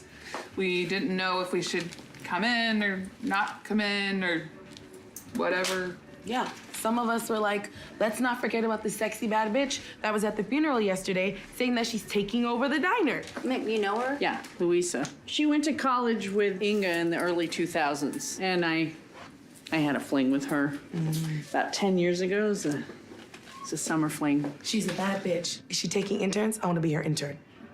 I want her to be my new mother.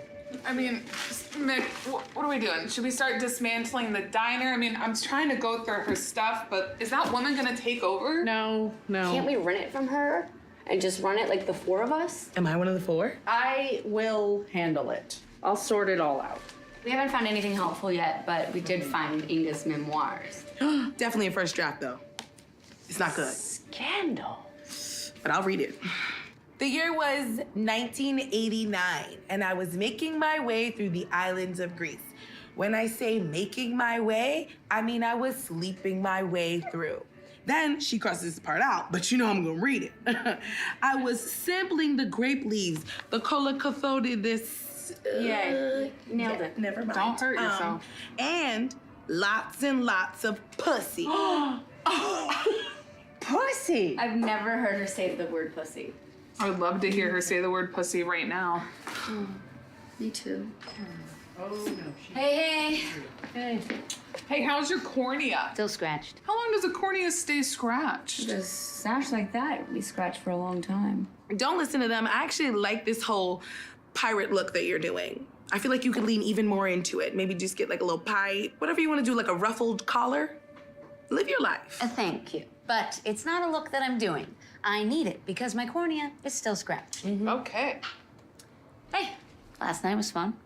What? Why are you saying it like that? Like what? What'd you guys get into? I mean, I can't really see you two going at it. Nope. Nothing. Doesn't sound like nothing. Well, it was something. Mick took me for a ride on a motorbike. A motorbike! I want to go. So fun and so PG-13. I love it. And very 1980. It was. It was like we were two hot Italian butchies out on the town. Anyway, what's a guy gotta do to get a cup of coffee around here, huh? Order it. Like every other time. May I have a cup of coffee, pretty please? Yes. Thank you. Just don't order any food. Hook's been too sad to make anything that doesn't taste like tears.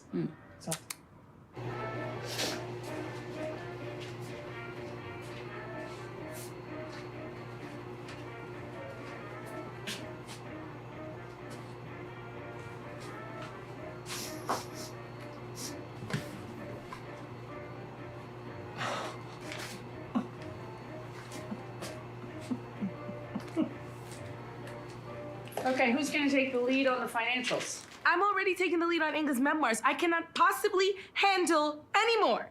I can do it. I majored in mathematics at the community college. Mathematics? Yeah, that's the long version of the word math. Oh my God, she's here. Okay. Nobody panic. I have a plan. What is it? I'm gonna play it smooth. Hi, Louisa. That wasn't smooth. Hi, Rick. I need to talk to you in private. Better. Is there somewhere we can talk? Yes, in this storage room. The storage room's locked, remember? Shit. Everybody out. Out! I'll freeze my balls off. Going outside. It's out there. I am too pretty to be cold. Okay. Everybody get in the kitchen.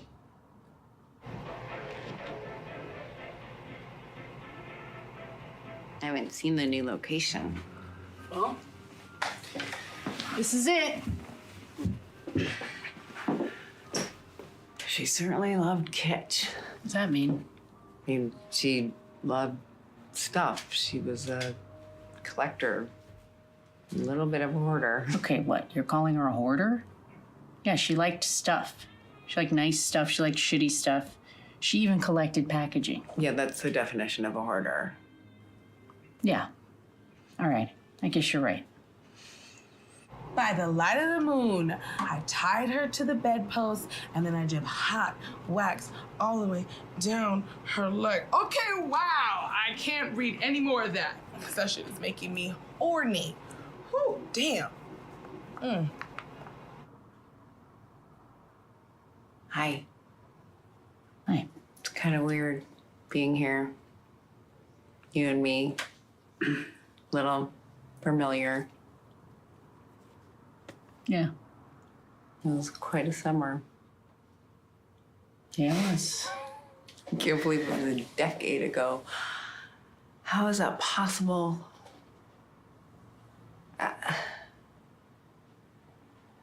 How is she gone? Yeah. Look, I feel like I was trying to start a fight just now. I'm sorry. I know you're hurting too. I mean, it's just that you've engaged a lawyer already. I didn't have a choice. I don't live here. I needed help handling this place. Okay. You gonna talk business? Hold on. You're actually the one who brought up the lawyer, but I'm gonna get comfortable if we're gonna be talking business.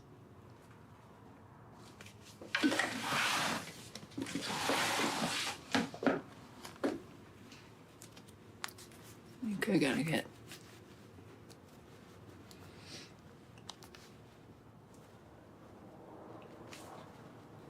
It's a lot of buttons. I can see that. Are you trying to seduce me or? No. Okay. Comfortable? Yeah. Great. Are you? What's going on? Nick took her shirt off. What? Yeah, she's wearing a white tank top like she's Fredo from The Godfather. Ooh, that sounds like a real power move. And she says she's never seen The Godfather. So what are you gonna do? Are you gonna sell the place or what?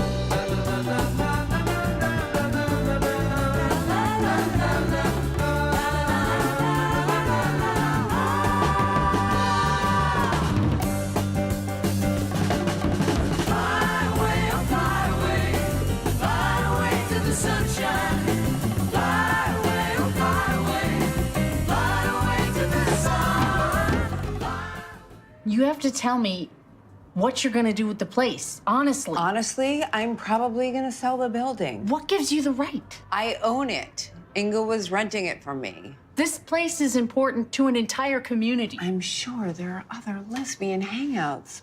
Not really. I mean, there's a Chinese restaurant, but it's small. It's a to-go spot. You can meet a friend there if it's cold or something and get your food to go, or you can, you know, go there on a date and pick up some hot and sour soup to go, but there's no, you know, you can't really hang out. It's like, it's not I get eating, that it's it's a to go. Right. What's happening? Mick is talking a lot. She seems nervous. What's the bad bitch doing? She looks Sexy, right? She really does. You know, I've never been allowed in the kitchen before, and I just gotta say, I'm having a blast being back here with you guys.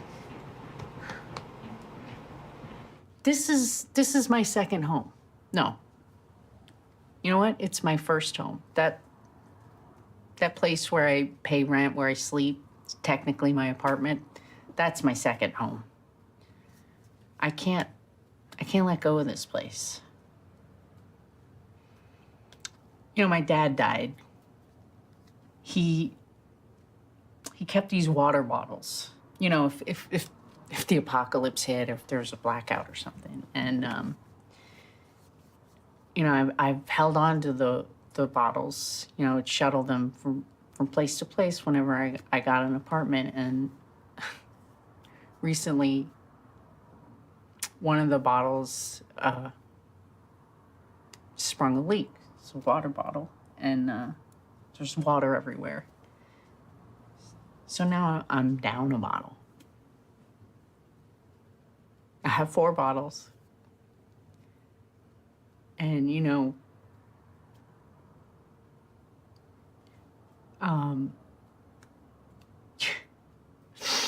things, you know, things go away and people die. And I'm not okay with that.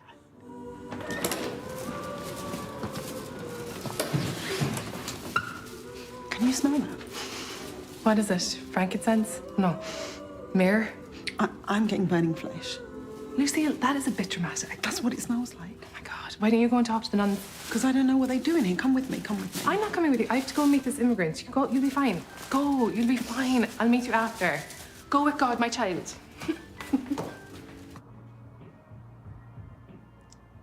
Is this making any sense? Are you hearing me? I don't...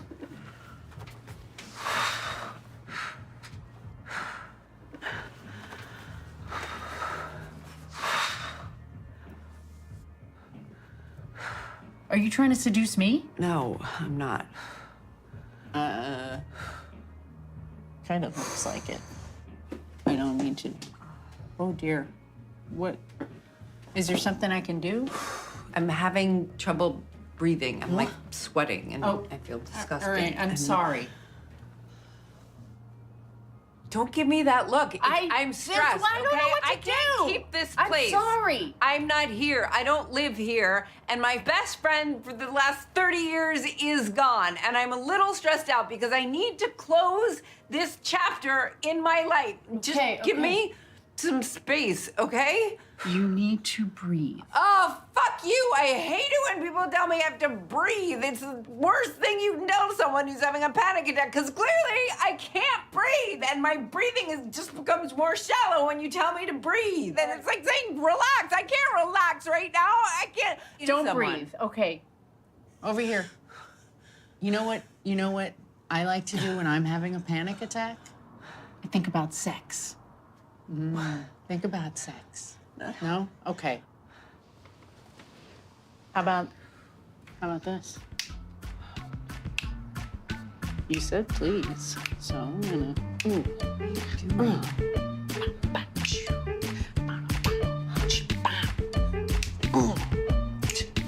you remember this? Wait, there's been a strange turn. Micah's dancing? Dancing?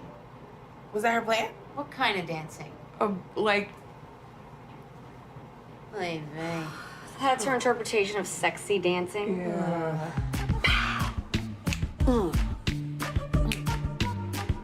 I know you like this.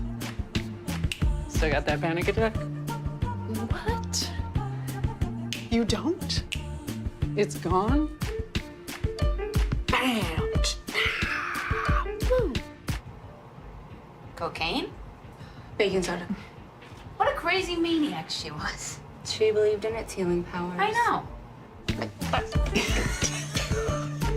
I'm still shorter than you. We're doing this. But it's still hot. Okay. Oh my God. I'm really dizzy. You have to hold on to me. Oh, I'm sorry. Sorry. You can do slow. you're never gonna believe this. Now they're dancing together. I gotta see this with my own one eye. Get it? Because I only have one good eye. I feel like Inga would be happy if she saw this. Maybe.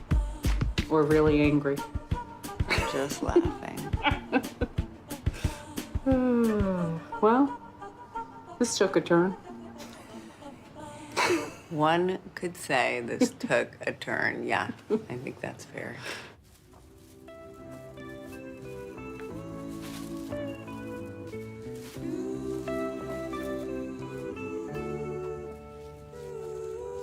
Hello?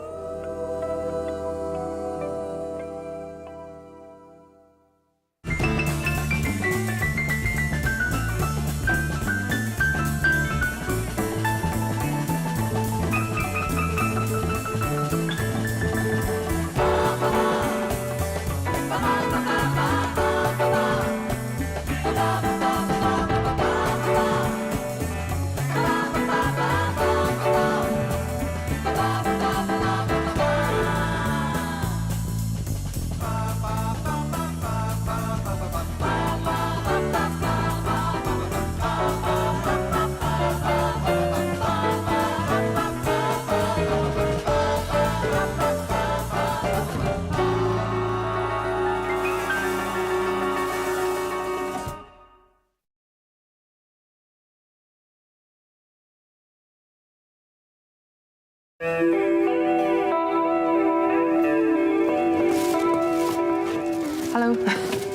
Hey. Hi. Hi. I'm Nora. Hi, Jamal. Hi. So nice to meet you. Nice to meet you. I heard you were here. I just said I'd say hi and show some support, whatever. Yeah. I got snacks. Oh, thank you so much. Of course. Thank you. Yeah. Please. Oh, thank you. Yeah, yeah. Okay. Like I should like genuflect. No, that's no one's here. I was like, I bet they're feeding that poor man gruel. Yeah, it's been mostly gruel and spinach. Oh, M&Ms. I tend to eat like treats when I'm stressed. Mm-hmm. You must be stressed. A little bit, yeah. Yeah. So enjoy the sugar. Truthfully, I eat treats even when I'm not stressed. I had half of those peanut M&Ms. In the bag? Yeah. You've already had Missing. some. Some are missing, yeah. Some are missing. That's understandable. Thank you. Must have been a long trip. It was like 15 minutes. Sorry. That's cool. But and it's just you and you have your little roommate. Oh, he's very nice. I heard he's a real mama's boy. So how long have you been here in the church? 17 weeks. You sound so American. Yeah. Well, I've been here since I was 13. Oh, wow. Yeah, I've been here for 9 years now. Wow, I just realized that. Wait, how old are you? 22. I did not think you were that young.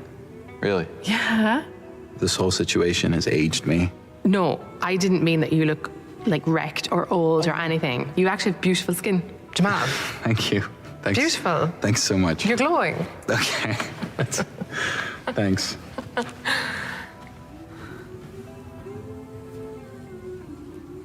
And then what do you do like all the time? Well, I mean, it's actually quite active here in the church. Like, I do yoga. Do you? A few times a week. I've learned to crochet. Yeah. Which is something I never thought I would do, but here we are. Turning into a nun. I am. I am now the sister from Syria, I think. What's the like most difficult thing like that you didn't expect being in here? Never leaving. It feels impossibly suffocating to be stuck inside. Do you feel frightened? Do you feel scared? Like maybe the ice will come in or something? No. Ice, no. Because it's a sanctuary church, so I'm not afraid they'll come inside, but I cannot leave. Right. Because they could be outside. They aren't in plain sight.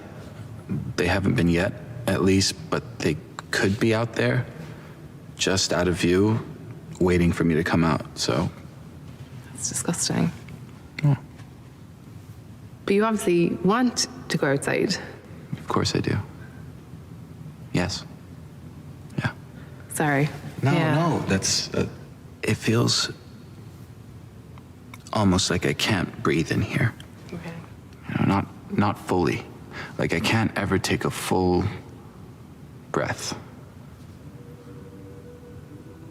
I would like to breathe the air outside, even just for 5 minutes. It's something you take for granted when you're free. You know, you can just go down to the corner store and it's normal. No one's.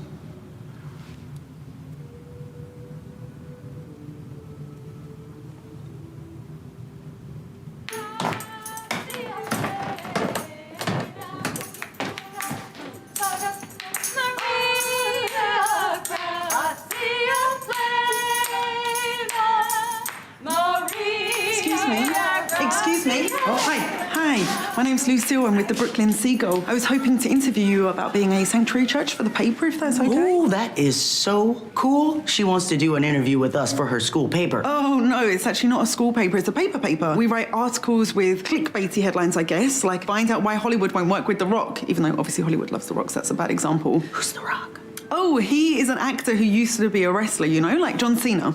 No, Steve Austin. Stone Cold Steve Austin. I don't know why I'm only thinking of actors who used to be wrestlers. Oh, we love Andre the Giant. Oh, who doesn't? Anybody want a peanut? That's very cute. Yes, that is one of our favorite movies. Amazing. So is it okay if I ask you a couple of questions? Oh, sure. I'll keep it very short. So you're a sanctuary church and you're currently housing an immigrant, Jamal Amari, and I'm wondering how that makes you feel. Are you feeling hopeless at the moment? Oh, well, can I speak candidly? Of course. I mean, on the one hand, we are very happy to be of service, right? But the fact that someone, a human, is being forced to take sanctuary in our church, I mean, that's fucked up, right? And our country, it's separating families, treating them like animals, worse than animals, really. I mean, come on, that's fucked up. And the pain that's being caused because of it, it's gonna ripple out. It's gonna infect our entire society for generations to come. So, yeah, it is easy to feel hopeless, but we keep the faith. Yeah? We believe in the ultimate kindness of humans. Yeah, that's what keeps us going. Hope in humanity. Said it, sister. Thank you. Thanks very much. Okay, this is no longer a sexy memoir. It's just a food diary. No, we had lemons in Sicily. Okay. We had a lobster over the bay in Cape Cod. Big deal. Nobody cares. I had a fancy seltzer on Arthur Avenue. Now it's just a list. It's not even a diary. Like. Oh. Wait, what is this? What is this? It's a contract between Louisa and Inga.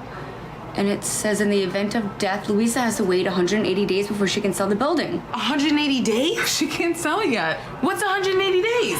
Well, there's 7 days in a week. About 28 to 31 days in a month. How many in a fortnight? Well, it doesn't say anything about a fortnight, but this is great. We have to tell Mick.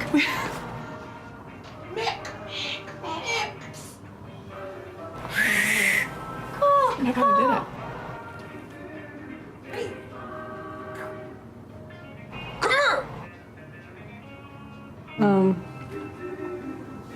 Hold on. I'll be right back. Read this. Holy shit. Yeah. This buys us 180 days. Yeah. How long is that? Nobody knows, but we'll figure it out. All right! Yes! Woo! I know.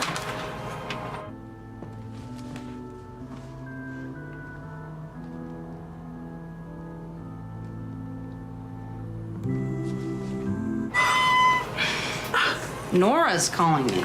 Congrats. You want a medal? Well, what do I do? She never calls me. You pick up the phone, you put it to your ear, and you say, Jack speaking. Jake speaking. Uh-huh. Yeah. Yeah. Oh, they'll love to help. I told you, they're really cool. Okay. All right, I'll get cracking. Well, folks, old Jackie's been called into the fray. Time to lace up my boots and get in the fight. Coach is putting me in. By the way, guys, I gotta tell you something about the eye patch. It's just a costume. It's part of my initiation for the secret society. No kidding. You had us fooled. You mean you don't have a scratched cornea? Thank God, right? Those are dangerous.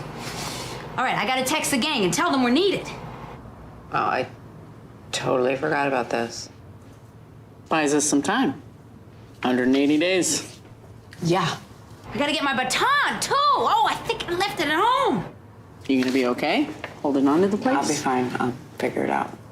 So you'll tell your lawyer to hold off for 180 days. However long that is. 6 months. Oh. Smart girl.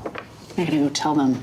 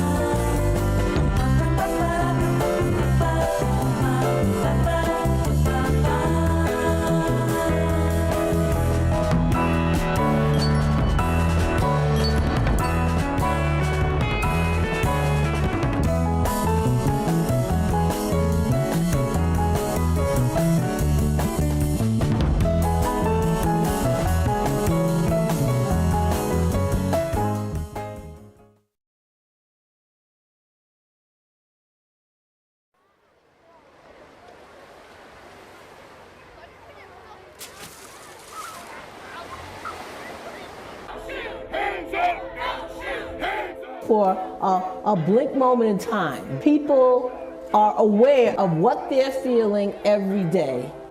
If you're going to restore and sustain a democracy, there must be an informed and engaged citizenry. I spent 2 years in immigration detention. You know how much they spent to feed me for one whole day? How much? 75 cents. Immigrants as a whole, migration as a whole, is associated with lower rates of crime. Immigrants make our communities safer. What causes climate change, the selling and burning of fossil fuels, benefits most the power elite. And so they have a disincentive to address it, and they have an incentive to deny it. They're not gonna funnel more money into our schools. They're not gonna do it unless they have to, right? And the way they have to is by our participation, our organization, us taking accountability for our actions.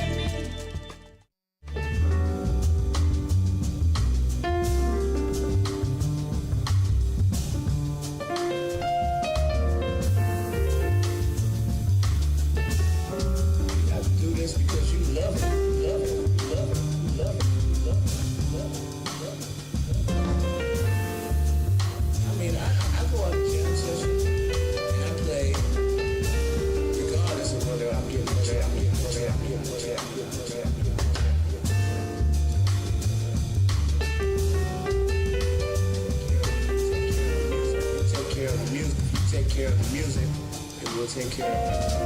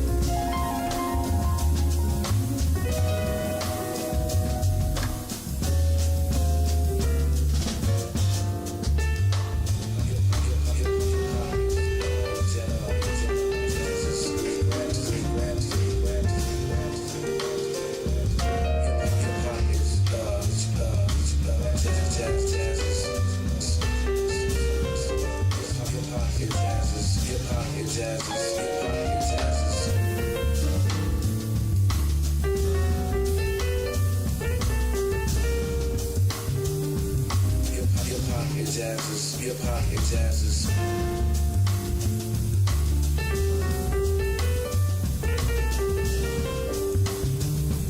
Hip hop, it jazzes. Hip hop, it jazzes.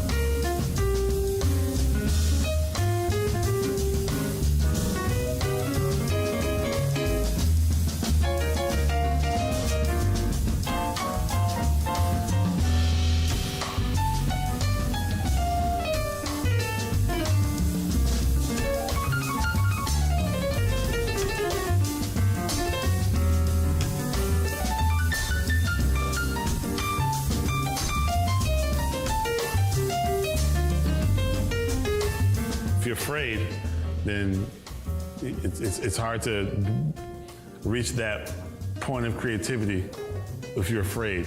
If you're not afraid, if you have the courage, then you dwell in the unknown, and the good things can happen, you know, along with the bad things. So it's like you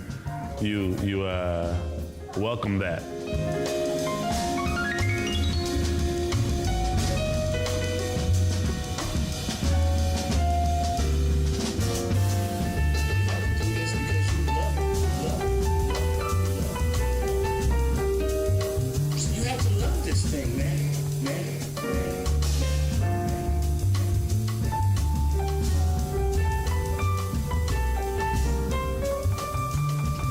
Take care of the music, and we'll take care of you, take care of you, take care of you, take care of you, take care of you, take care of you.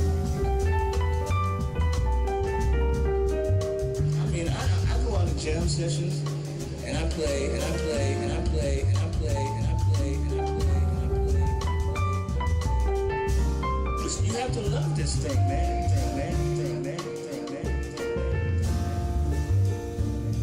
If you take care of the music, we'll take care of you, take care of you, take care of you, take care of you, take care of you, take care of you, take care of you, take care of you, take care of you. I mean, I go on to jam sessions and I play regardless of whether I'm getting a check and I'm checking, I'm checking, I'm checking, I'm checking, I'm checking, I'm checking.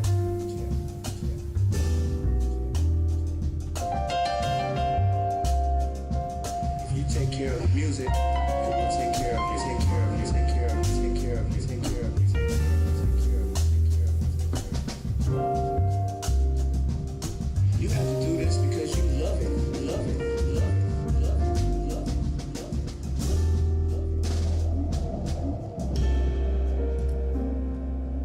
If you take care of the music, it will take care of you, take care of you, take care of you, take care of you, take care of you, take care of you, take care of you. I've lived here since 1998.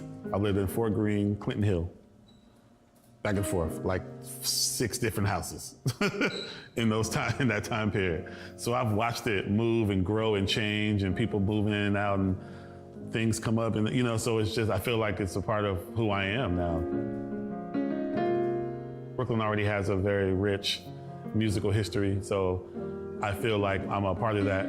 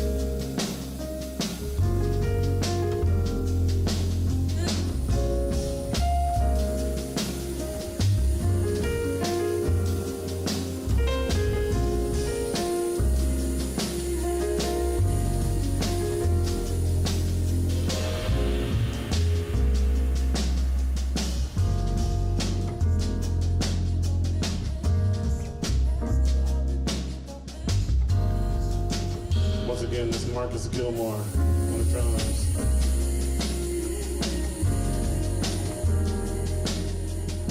That's Vicente Archer at the bass.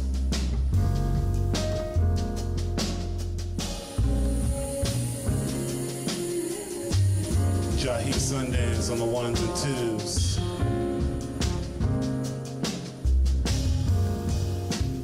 This is my latest single, Better Than I Imagined, which features her and another Bric Jazz Festival headliner, my sister, Miss Michelle Dengiocello. Thank y'all so much for tuning in, hanging out with us. Really appreciate it. Thank you, Bric, for having us. Hopefully we'll do this again soon. Thank y'all.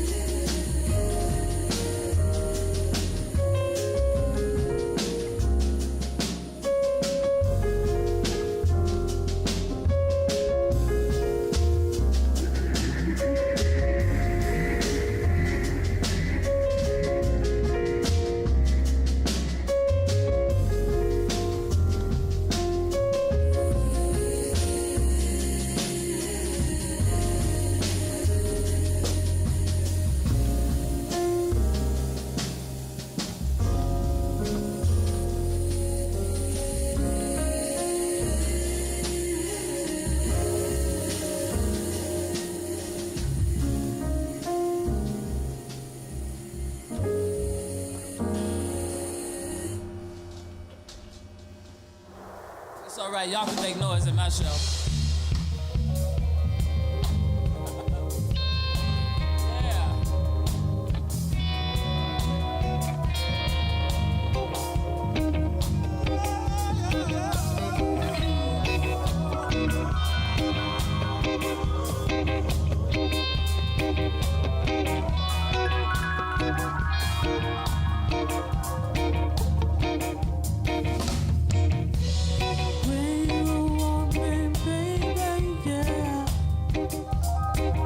Just call me, just call. When you need me, baby, yeah. Just call me, just call. Call me, just call.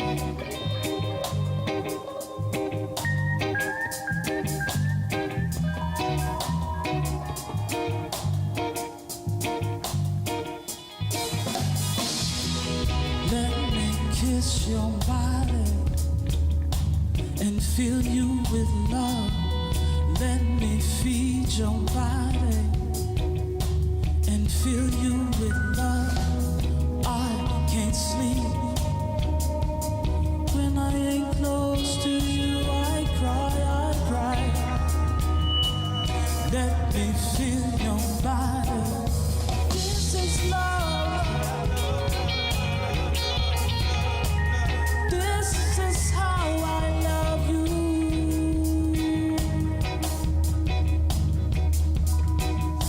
This is love. This is how I love you.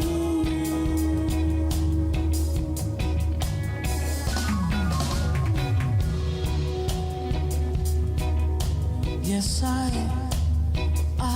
adore you. You're mind, body, and soul. searched my whole life for you, baby.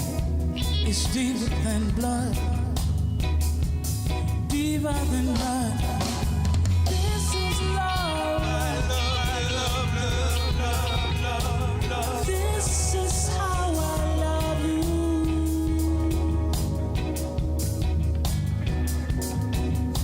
This is love.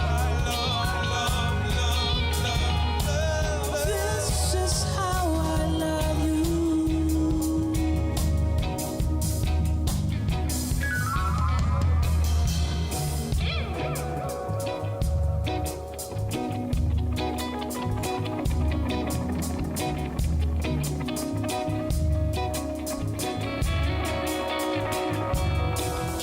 Steer it up, just move your body nice and slow, yeah. Steer it up.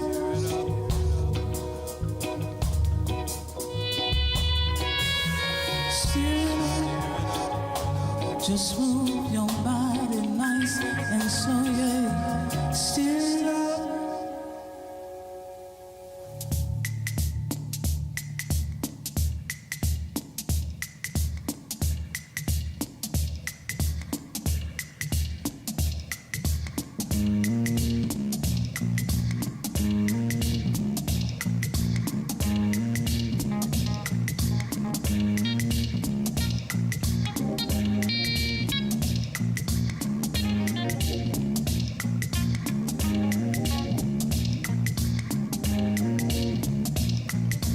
Wake up, return, balance, align. Wake up, return, balance, align. Wake up, return, balance, align. Wake up, return, balance, align. Wake up, return, balance, align. Wake up, return, balance, align. Wake up, return, balance, align. Wake up, return, balance, align.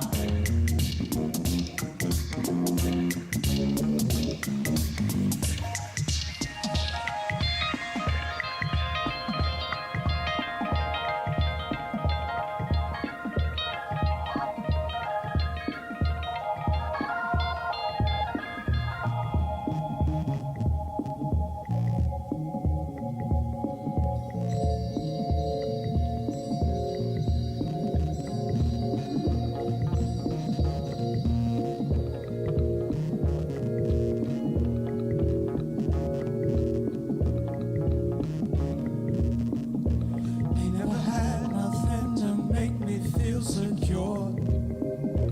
Ain't never had nothing to make me feel so sure that I'm loved.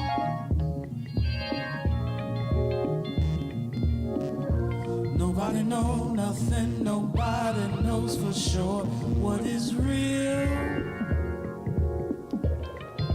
or true.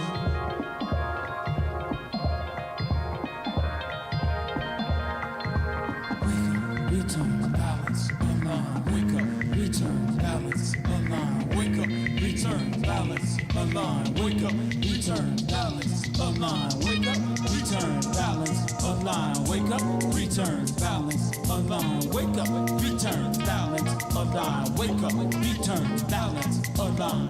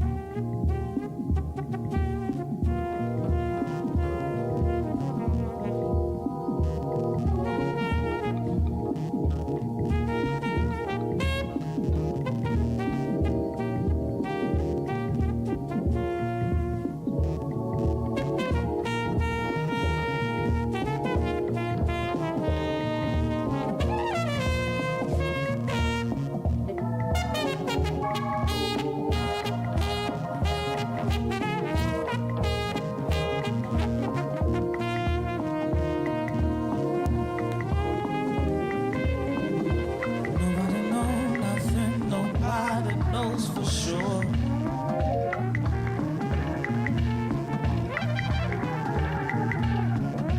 Nobody knows nothing, nobody knows for sure what is real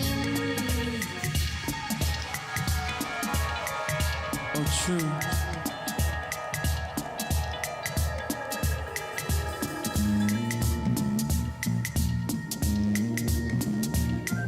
Now wake up, return balance, align. Wake up, return balance, align. Wake up, return balance, align. Wake up, return balance, align. Wake up, return balance, align. Wake up, return balance, align. Wake up, return balance, align. Wake up, return balance, align.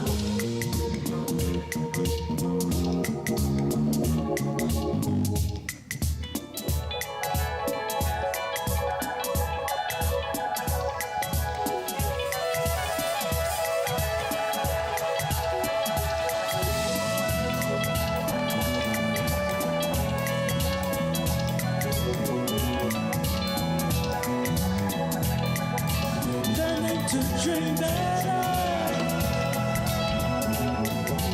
Learning to dream better. Learning to dream better. Learning to dream better. Please thank Mark Kelly. Please thank Jack DeBow. Please thank Cole Kamen Green. Please thank Adam Levy. Please thank Justin Hicks. Please thank Chris Bruce. Please thank Jake Sherman. Thank you, Abe. Thank you, Black Gatsby. Thank you, Rashman. Thank you, Allison. Thank you, Atticus. Thank you, Solomon.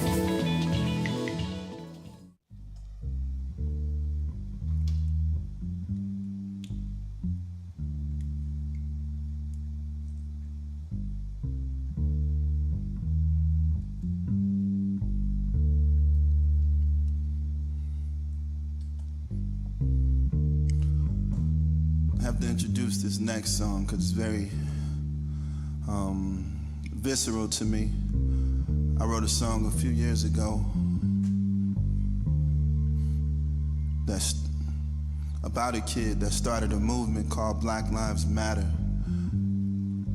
I'm from Ferguson, so I feel it very important that I talk about Ferguson. You know, this kid I'm talking about, his name is Mike Brown. And he was killed by law enforcement for no good reason. So I wrote this song to lament him. Dedication to his parents, dedicated to his family, dedicated to all of the parents of the slain people,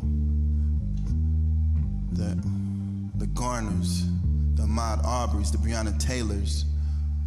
I wrote the song, it was called MB Lament, but I had to change the title to When Will It Stop? When will the violence stop? When will the racism stop? I'm playing this song for the first time in a long time. Since then, you know, my family has been,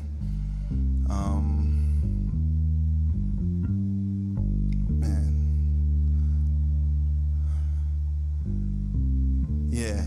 I'm playing this song, and I'm gonna dedicate this one to my son. He's still living, but racism is real, and we're gonna fight to tear it down. So when will it stop? When will the bias stop? When will it stop?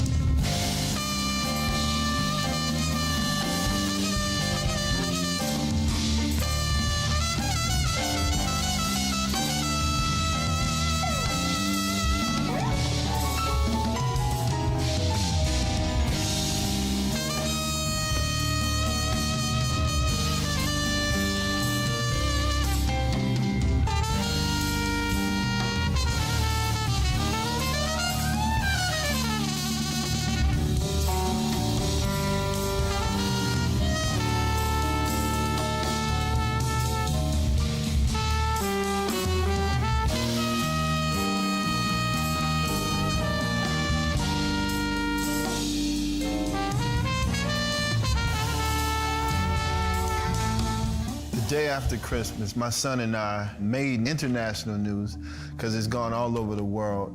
From an incident at a hotel in New York City, the Arlo Hotel. My son was accosted, attacked, and racially profiled. Something that needs to change immediately. You know, we're on the front lines of bringing about change to stop this racial profiling right now. We're in a war.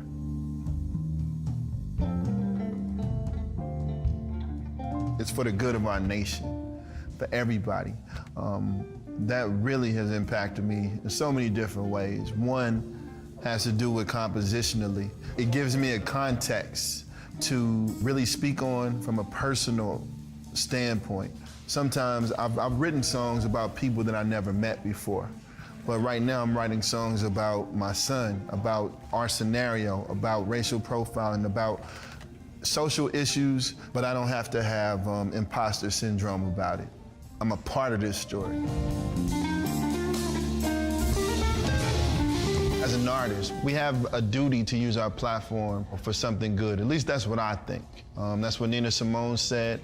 And many other artists have stood on their platform and used it for change, for social justice and everything else. I'm no different in that. I believe that music can be a force for good. Music can be a force and a conduit for change. And I don't take that for granted. So my entire walk at this point has to do with, you know, speaking for the voiceless and using myself as a change agent, using myself, using my story as a way to actually bring change for the people who aren't even thought of yet, the kids who don't have a voice.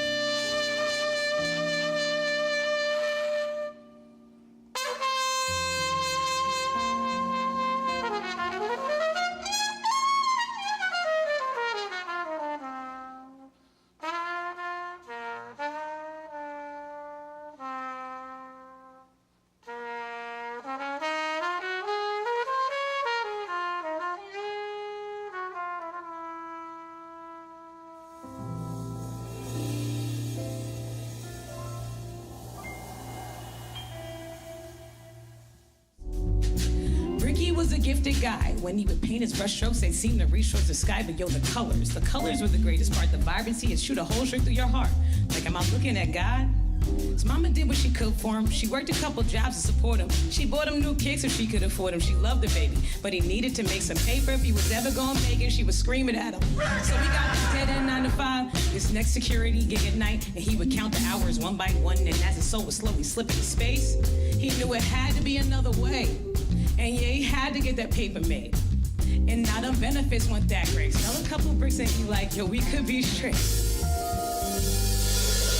It could always be the wrong night, run into the wrong guys, had to keep the peace on them. There's a couple of A's and there's some leaf on them. Never been a gangster, just a dude that likes to doodle ruthless. The truth is, he didn't have a legal tendency. Stop rushing all this paper, Ricky. Rushes on the paper, Ricky. Too bad, but he could open in the gallery, the red and blue, to shoot him. Altercation over a cell phone, another black man stole or didn't. They look into his pockets, they figured his vision. A bloodstained fist with an eye drawn on some loose leaf. Photo went viral on Newsweek. Dear Ricky, you should have done the impossible. Your decision to stay true to your art was honorable. We love you, we miss you, to try to understand that the odds are stacked against you are a black man.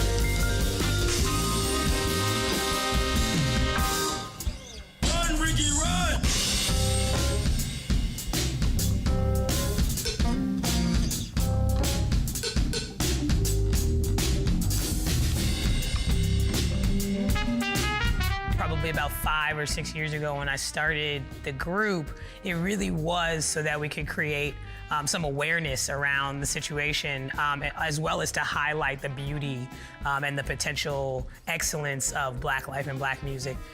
So I really do feel like I have completed some goals, because since then, Black Wall Street's been televised. I've had many people come up to me and say, I had no idea about it, and then I saw it in this TV show, and then I saw it in this TV show. Why aren't we talking about it? So I think it is really, really important, especially for young people and people in general, to realize why the world looks the way it does. Many of us, as we're growing, we're not taught about the systemic racism that changes the way that our lives look and feel, and the segregation that we see just on an everyday basis. I think it's really important to speak about these pieces of history, because I think that they will help us to understand the bigger picture.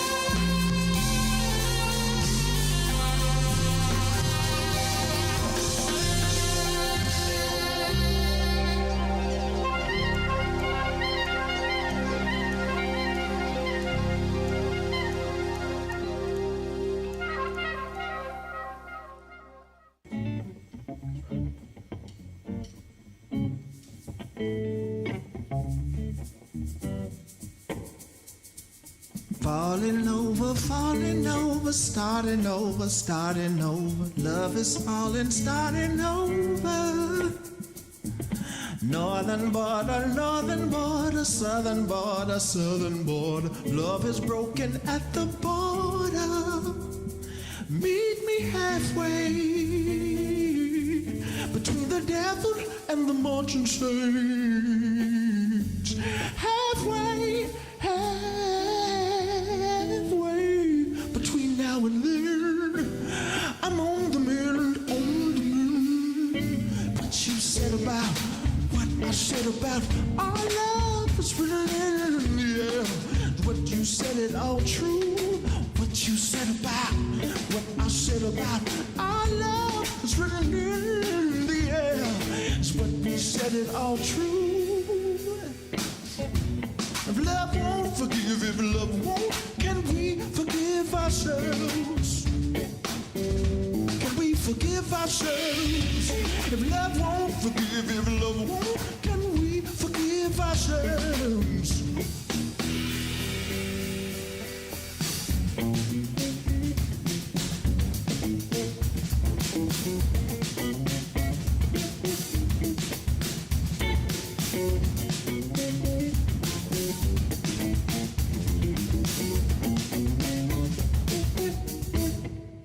Meet me halfway between the devil and the marching saints. Halfway, halfway between now and then. I'm on the mend, on the mend. What you said about what I said about our love is written in the air. Is what you said it all true. What you said about what I said about our love is written in the air.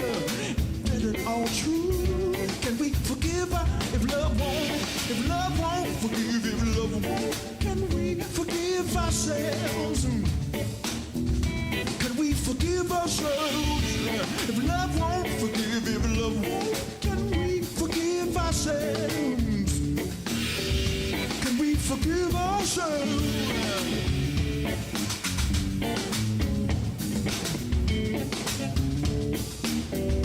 Can we forgive ourselves?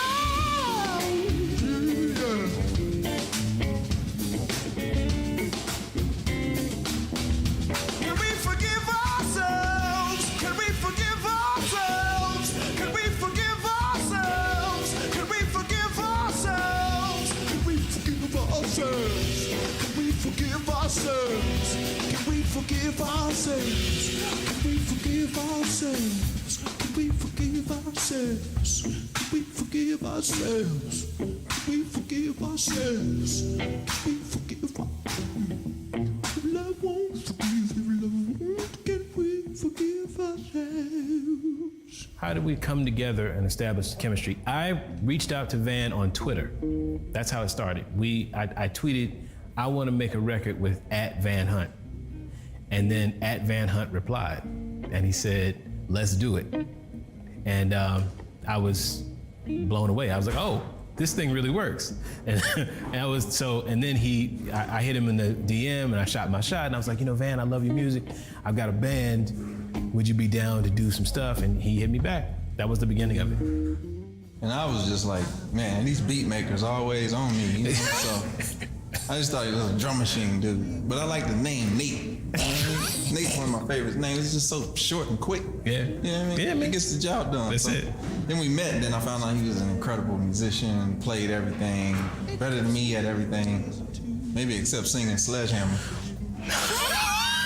I'm a little better than him at singing Sledgehammer. Yeah, I think that goes without saying. I think what makes performing in Brooklyn so special for me, it's a different vibe. The audience is a very savvy audience in Brooklyn, and they, it's an audience full of artists and musicians, and I think it's people who can really appreciate what goes in to making the music happen. What would I do if we were perfect? Where would I go for disappointment? Love without pain would leave me wondering why I stay.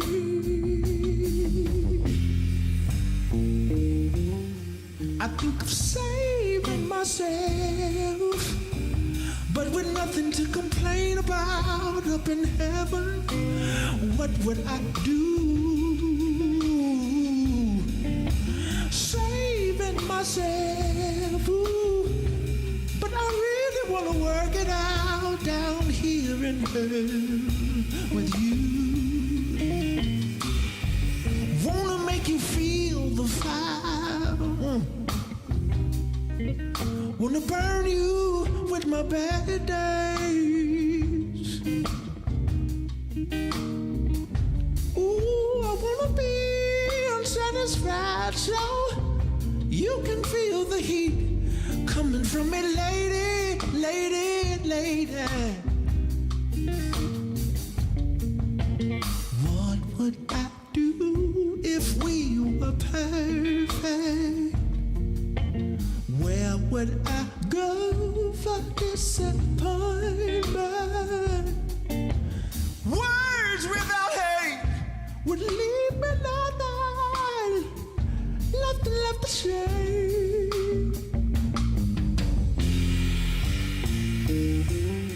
I think of saving myself, but with nothing to complain about up in heaven. What would I do? Saving myself. Ooh, I really want to work it out down here in hell with you. Down here in hell with you. Down here in hell with you. Down here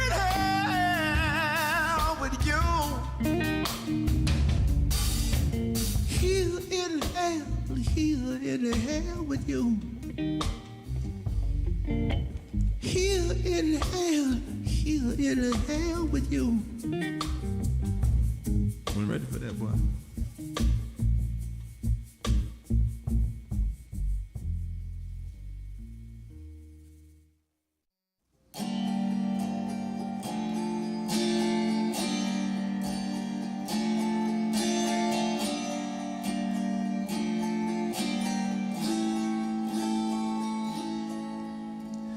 Gaze in the mirror to be that for which are near me here. The lions I can see, think of this and grasp the helm.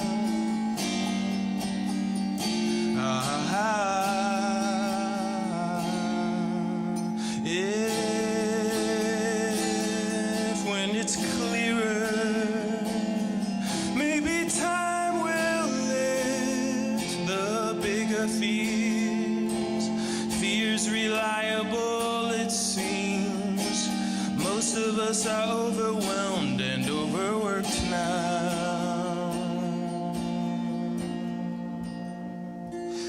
So it's chaos, chaos, chaos.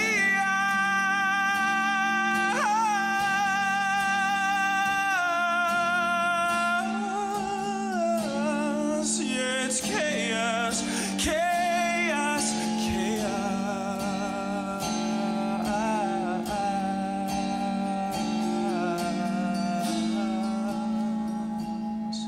Stand and deliver, to be counted with the others here.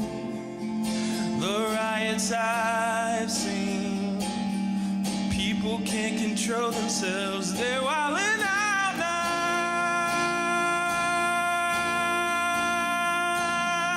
Space is a mirror, but perhaps we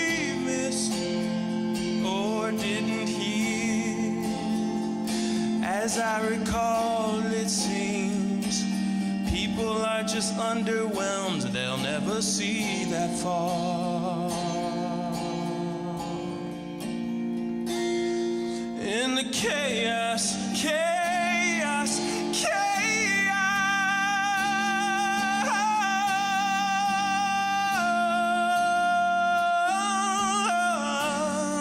Yeah, the chaos, chaos, chaos.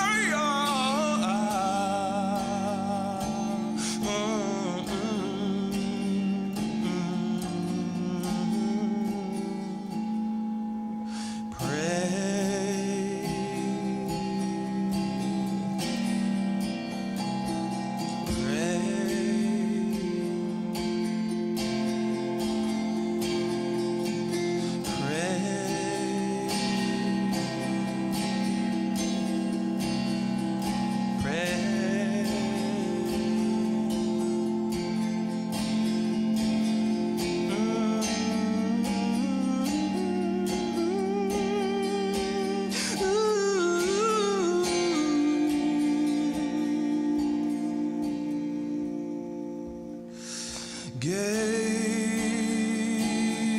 in the mirror to be that for which I near me. The riots I've seen, think of this and grasp the helm. You're on the clock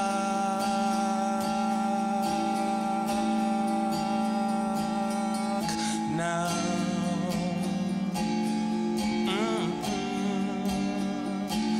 You're on the clock now.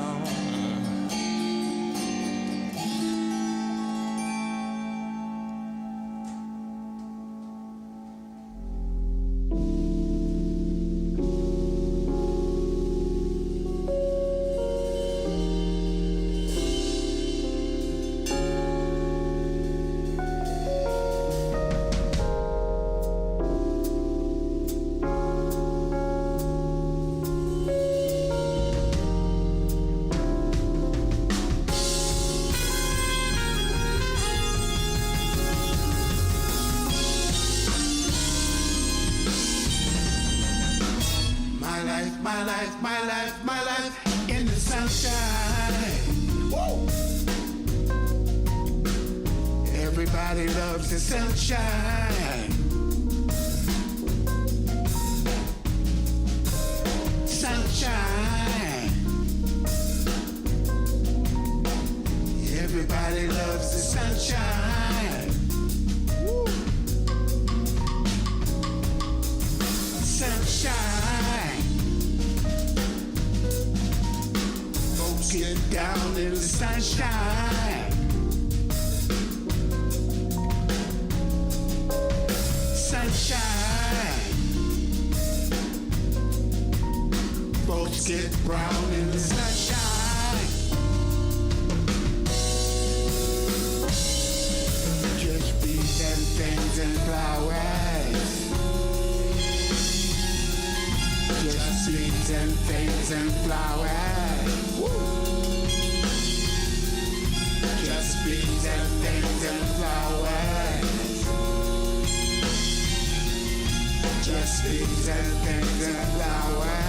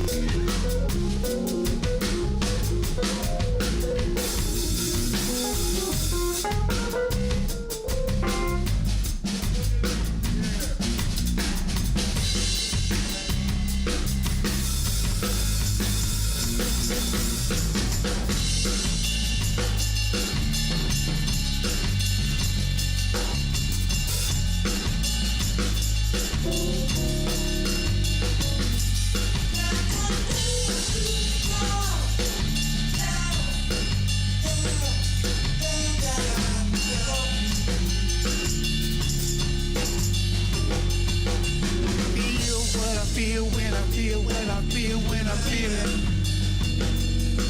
in the sunshine.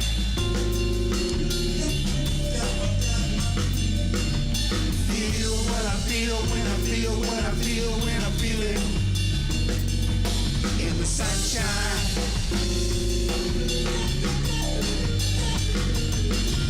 Feel what I feel when I feel, what I feel when I'm feeling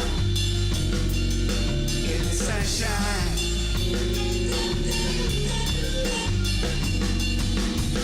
Feel what I feel when I feel, what I feel when I'm feeling in the sunshine.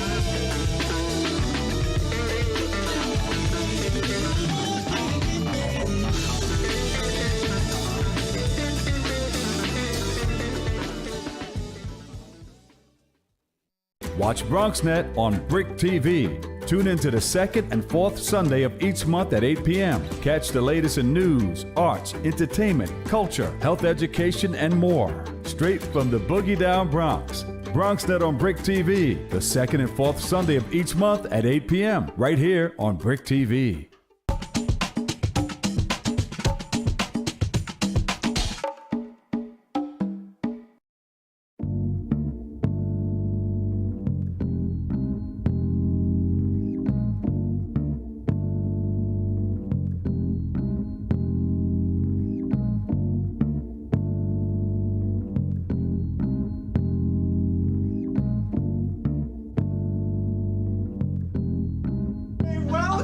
Mr. and Mrs. Honoré. So good to see you again. Hey, Dr. P. Hi, nice to see you too. Oh, Teacher Amy is ready for you. Okay. Of course. Who's not ready to talk about DeAndre? Oh, come on. Wait till you see our new greenhouse. Come on. Color for the day's yellow. Here you go, Teacher Amy. Hey. So nice to see you again. How are you? Hi, Teacher Amy. Hi, Really so nice to see you. both. Let's take a seat. Absolutely. Okay. just want to start by saying DeAndre is an absolute delight. He is a smart, thoughtful, rambunctious ball of energy. He's a great dancer. Dancer? Yo, during our Friday dance parties, he's a regular Justin Timberlake. He's like, That's enough. That's enough. it's crazy. That's enough. Okay, all right now. It's so fun. It's crazy. It's pretty magical. He is also a natural leader, which is almost always a good thing. Oh, when is it not? Well, children are sponges, and they really absorb everything they see and hear, and they repeat things without fully comprehending what they're saying. Oh, okay. Yeah. So a couple weeks ago, DeAndre got really into the phrase WPS. Really? Yeah. Huh. Like, I don't want kale for lunch, that's WPS, or I don't want to play Duck Duck Goose, that's WPS. Yeah. Or You know, we get it. yeah. Yeah. And as we all know, WPS stands for white people shit. Are you sure? Yeah. I looked it up on Urban Dictionary. News to me. Yeah, I'm not familiar with that term. Yeah. Okay. So now every time we have a healthy lunch or we play a collective group game, suddenly I have 15 6-year-olds all saying WPS, WPS, WPS. Yeah, but you people do like to eat a lot of kale. Yeah, would it kill y'all to serve some mustard greens every now and then? Well, it's the school dietitian really works. You know what? Diet. We'll talk to DeAndre. Won't happen again. Thank you. So last week I had the students draw their neighborhoods. This one's DeAndre's. He got the brownstone, the street, and What the are car. these yellow things? Those are crackers. Crackers. Yeah. DeAndre told me his daddy says the neighborhood is being taken over by crackers. My neighbor likes to feed the birds, and he's always littering the block with breadcrumbs and crackers and littering all on the street. You know what? It's an eyesore. That's all. Sure. He also drew this. These are pigs in police uniform beating a brown person in the head with a nightstick. Oh, goodness. And then he wrote up top here. Oh, we hate the popo, wanna kill us in the street faux show. I don't even know where that would have come from. It's Kendrick. From a song by Kendrick Lamar. You know Kendrick? Everyone knows Kendrick. It's good album. You know, I've been playing a lot of To Pimp a Butterfly in the crib lately. So. Teacher Amy, can I be frank? Always, yeah. It's very important to us that we raise DeAndre as a socially conscious, proud young black man. Mr. and Mrs. Honore, I get it. Yeah. I do. I fully understand the systematic oppression of the black man based on a history of slavery and hatred. I know the system punishes you for being unapologetically black. I get it, sister. Sister. I mean that in the feminist sense, not in the African American woman sense. Anyway, we are fully focused on creating a world without bias and oppression everywhere, starting with the children. You know what? Fair enough. We'll be more mindful of what DeAndre listens to and hears at home. Hold on now, baby. Not so fast. Let's talk about this for a second. I'm gonna be real honest with you, Miss Teacher Amy. That all sounds great, but that's not exactly what I'm teaching my son at home. Really? You don't want a world free from bias? That's not what I'm saying. What I'm saying is, I'm raising my son the way I was raised. Look, DeAndre needs to know that there's certain things you can't change about this country, and he needs to be prepared to work twice as hard to get what he really wants in life. Oh, I see. Teacher Amy, you should know that my husband has had real reservations about sending DeAndre to private school. I didn't need any fancy private school to make it, and I'm real strong in my blackness. Are you saying I'm not? Because I did go to a private school? I didn't say that. It's different, Dawn. You're a woman. Whoa, and what is that supposed to mean? Excuse me. It's just different for women in these type of environment, okay? Sorry, you think that's made it easier? You think It's not about that. What I'm hearing is that you all want to see DeAndre dancing more and talking about race less. Now that's a problem for... Can I steal Mr. Honore for just a quick sec? No, we would just... Steal, borrow, pilfer, whatever. Please, take him.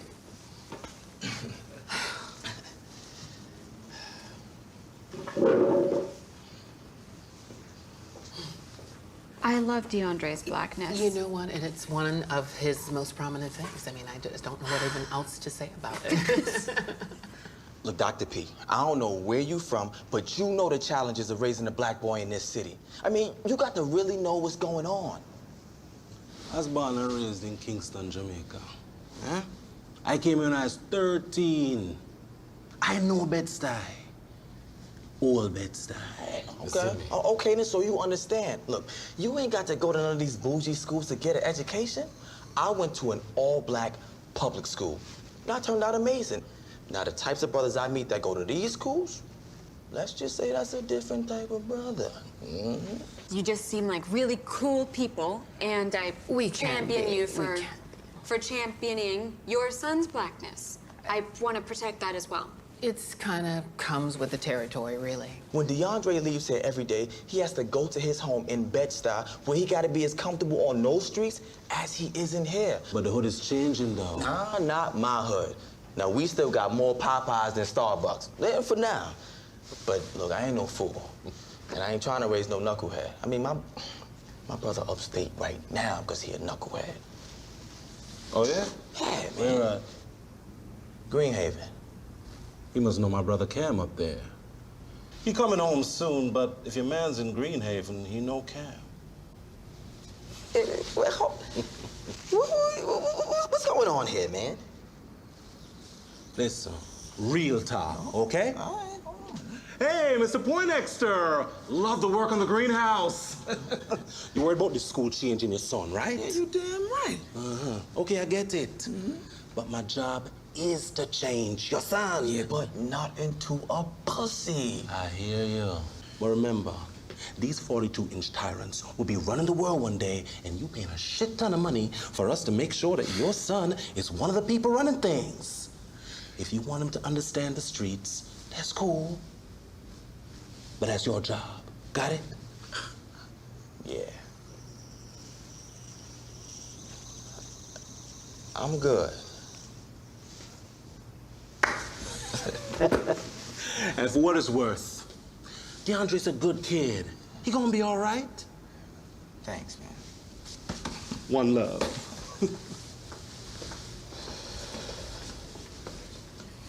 Really, right? And look, and remember Mr. Ross? Do I remember Mr. Ross? Come on! Hey, how's it going in here? Oh, it's great. It's great. How about you two? We good. Good. It turns out that Amy, teacher Amy. Please, Amy. Amy also went to St. Barnabas, and we had all the same teachers. And we were both on the debate team. How funny is that?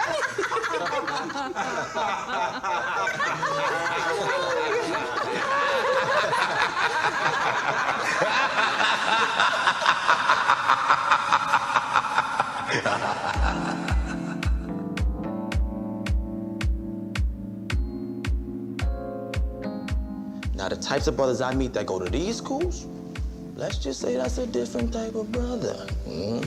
I understand you. You worried about your son being one of these Tiger Woods, Don Lemon, Brian Gumble type of brother.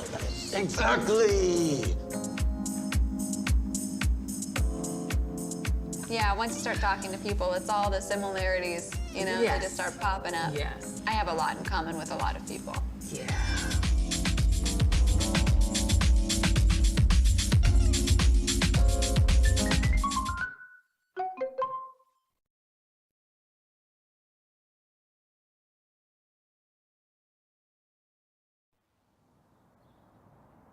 So we're like a collective household, and we are, of course, all vegan. So are you cool with that? Yes, of course. In fact, I haven't eaten. Okay, great. We forgot to ask you, what are your preferred gender pronouns? Excuse me? We're okay with they, or at least most of us are. What? I just think that it's grammatically weird. She. I am fine with she or her. So, love, tell us about yourself. What makes you want to be a part of an anti-hierarchical, matriarchal, cruelty-free collective household?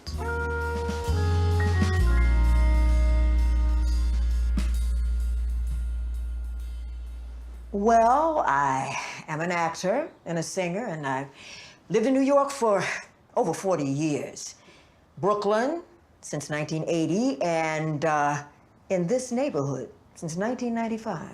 Old school, nice. I've lived in the same apartment for all those years until the last owner passed, and his kids fought about it and decided to sell it with me in it. That's cold. And the new owner is a dumb, he's a Wall Street type. Yeah, and naturally he wanted me out so he could flip it or rent it in exchange for someone's firstborn. Oh my God, for a child? That is way, way, way too much. No, it's an expression. No, a child is not an expression. So I decided I was gonna try to stay in this neighborhood, and your ad was different than all that other BS I've been seeing. Thank you.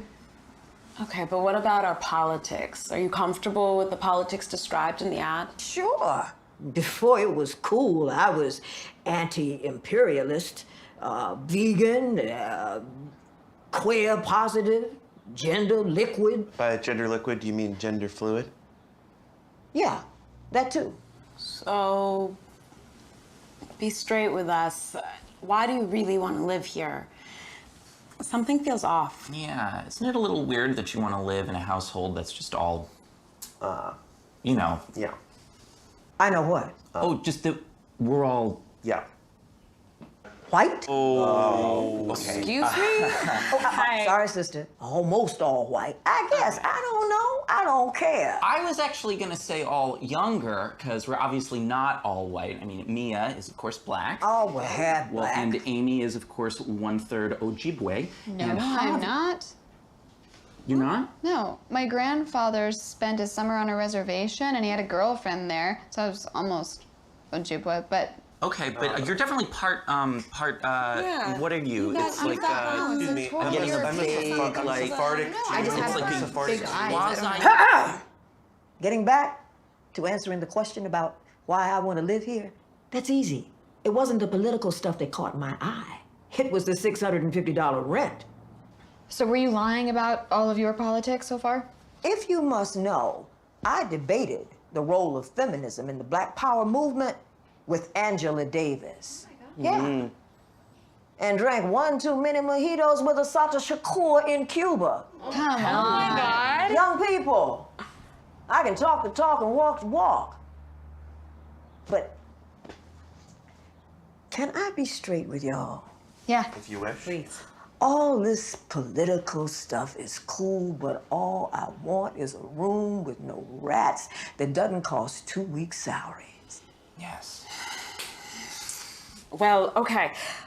Our household is a consensus-based household. Therefore, all decisions must be consented upon by the group openly and transparently.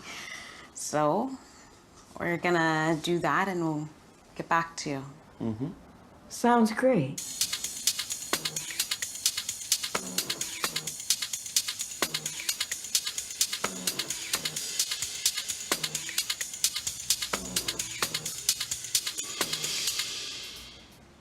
Guys, she's everything, right? Yes, she's woke as fuck.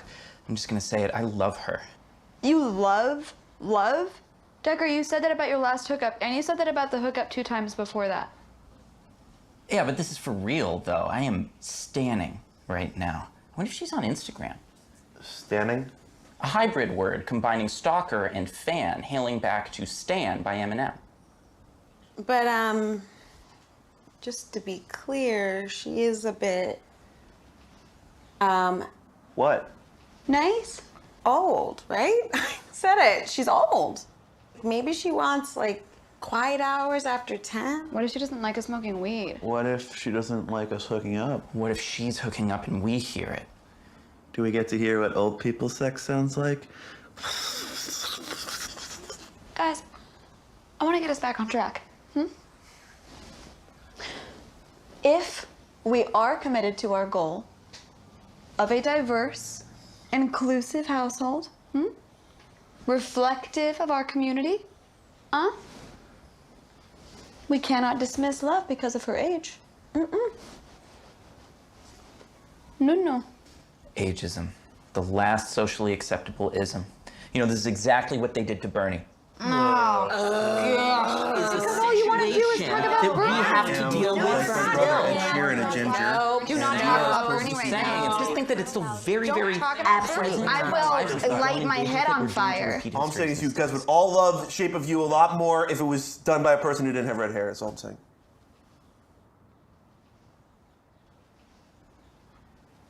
It's a good point, though. I say we do it.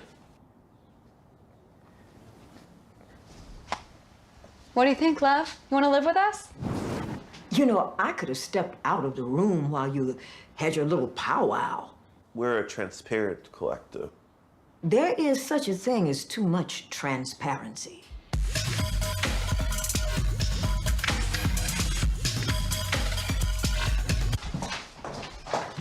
This is the bathroom. We only shower on odd days in honor of the water protectors. Hope you don't have an electric toothbrush. Oh. Okay. This is your room. The door doesn't close quite right, so we have a rotating schedule so you can let people know when you have company. Like hooking up, just to be clear. Yeah, like, you know, with other older people. Okay, showering only on the odd days. Yeah. Yes. And this door doesn't close. Yeah, you got it. Electric toothbrush. Waste energy. You all put me through all of this for this closet? Hell no. Y'all are crazy. Okay, you kids are trying to do the right thing, and that is a lot better than most folks. But you know what? You want to do the right thing? Just move the fuck out of this neighborhood. Just plain go. Park Slope, Sheepshead Bay, whatever.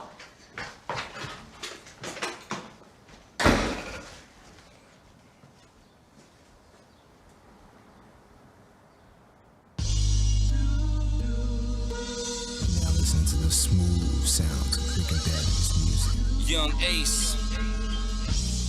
Skyzoo. I just really feel like being listened to right now is ultimately like its own form of validation, which at the same time is like making me listen. And that's so nice. Wow. I'm just pointing out there is such a phrase, redheaded stepchild, if you guys have ever heard of that. It's a derogatory term. Everybody gets so mad when I talk about Bernie. All I want to do is talk about Bernie. Me that's fighting for things that I never had. Never tired though my physical speaks differently. Optimistic though the opposition tries to get to me. I see a spirit that reminds me of innocence. My mind Dream of the things you'll never know. Oh, dream of the beauty within your soul.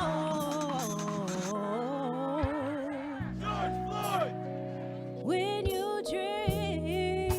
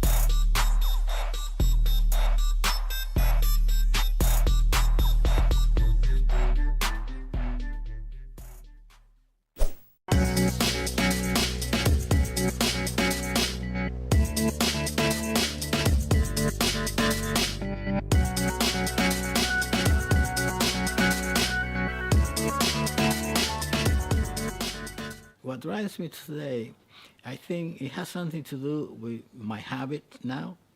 I'm thinking about new things, about what I read and what's going on in society, because that has been really important in my whole life. Is how society had treated me, how it had treated people, and always thinking how we can make that thing better. How can I put it into my work? My name is Frederick Rodriguez. I became a full-time artist in 1970. I came here for political reasons, in pursuit of freedom, because it was very dangerous at the time that I left.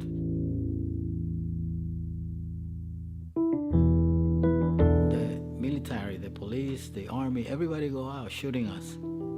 Eventually, they told my mother, you gotta get out of the country because you're gonna get killed.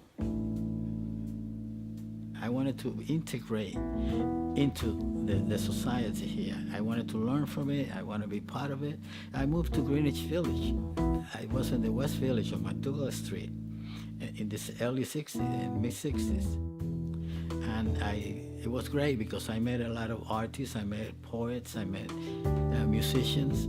I started going to FIT, studied textile design and painting at the same time. I also took painting classes at the new school.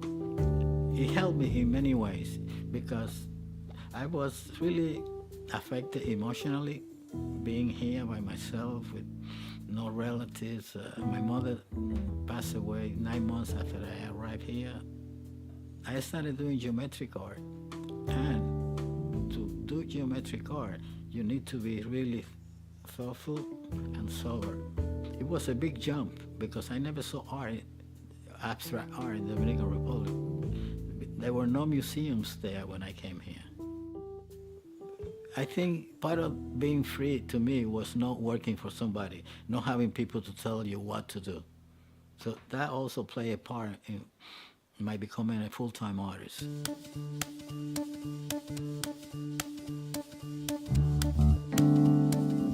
I like to bring something into the work that has a symbolic meaning that people can easily understand. It has not to be described with words. You can see it right there.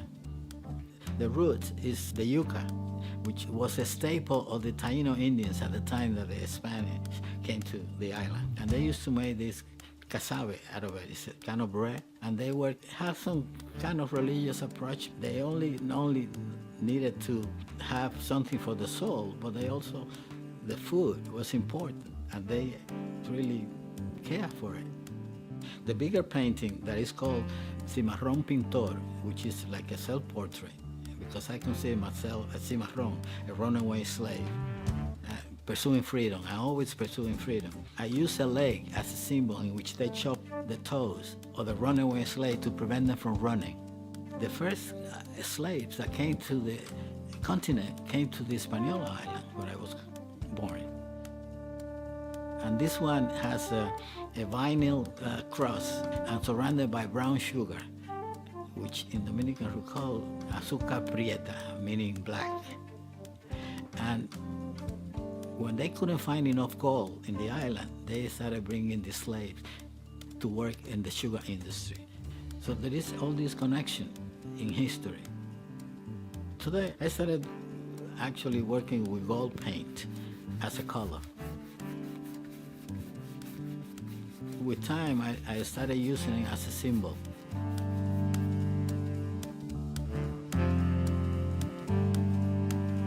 The more money you have, the more power you have to do what you want, the way you want it. And most people are not really that good, that honest. People are underpaid. Education is so expensive. And that's a way of curtailing you freedom. If you cannot do what you want because the limitations that society put on you, and they do that by law, which is crazy. The main thing is freedom, for people can be what they want to be.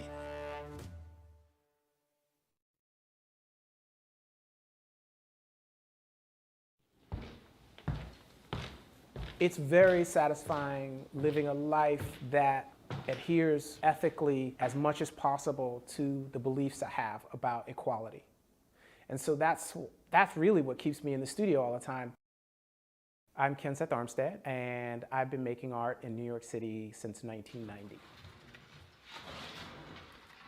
I have been interested in being an artist since I can earliest remember. All I ever wanted to do was draw. Now, the tools that I use to draw with are steel or tar or large planks of wood, but in essence, I'm still drawing about things that either excite me or things that bother me. All of the work comes from this obsession with writing history. Some of the pieces are sad and tragic, and then some of them are beautiful and uplifting. It's a real privilege to be an artist and to be able to explore whatever it is that your view of the world could be. The work I have at Bric is a work which is masterwork, Slaves of New York, 1776, and it looks at the number of slaves, 20,000 in the colony of New York at the time of the American Revolution. And so I make a physical representation of that, an emotional representation of that, and there's one duck feather for each slave in the colony of New York. That 1 in 10 persons in New York was a slave in 1776, and literally nobody considers New York a slave state, seemed to me to be really strange. When I found that fact out when I was reading, and I said to myself, well, that's not that many slaves. And then the next thought I had was like, are you crazy? That's 20,000 people, and I couldn't get my head around it. And I thought to myself, well, 1 slave is a lot of slavery, and it made me so mad that I ever had that thought. That's where that piece got born. I was like, slaves in New York, 1776. And that's definitely a masterwork piece because, you know, it isn't the slaves that made themselves slaves.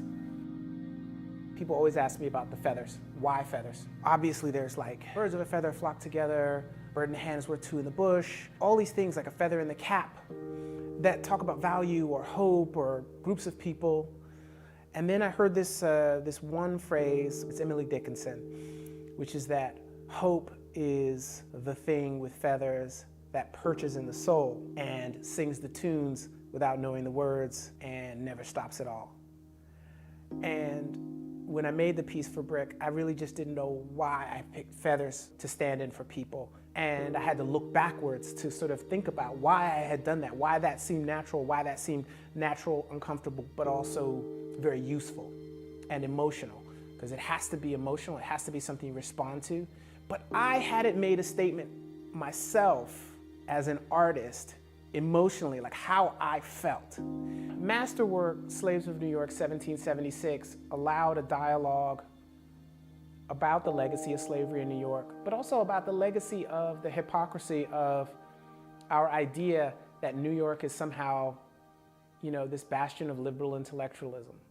If I've done it correctly, the lives and the labor of 20,000 sentient people in 1776 who were dehumanized are made clear to you. Many things in American history are things that we forget so that things can be smoothed over so people can get along. In order to make a better society, we have to have more empathy, and we have to be able to believe that there are more and more people who are human like us. It's impossible to have a society without prejudice, but it is possible to have a society that deals with the fact that we have difference. And I think that if we look at the history and we accept it, then it's possible to say that America is still a really great place, but that this really great place has work to do.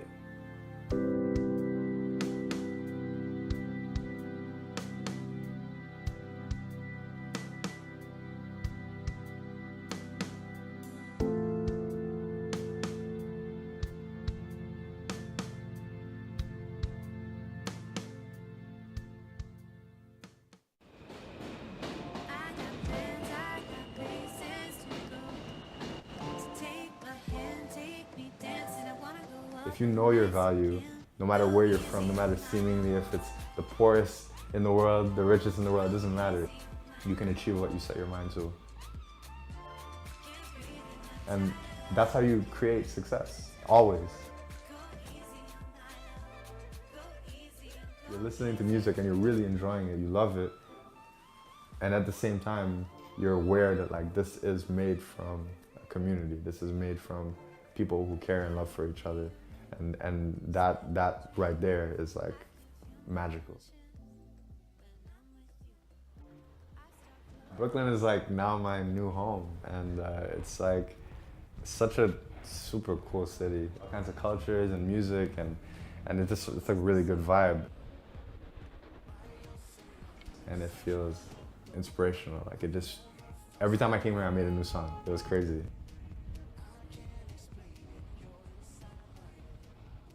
My name is Michael Brunn. I'm a producer, a DJ, an artist. I was born in Port-au-Prince, Haiti. My dad's Haitian, my mom is Guyanese. So grew up in Haiti until I was 15. I wanted to be a pediatrician specifically, and I was going to school for that. I had a full scholarship in college, so it was like, I was very serious about school. And along that path somewhere, music came in.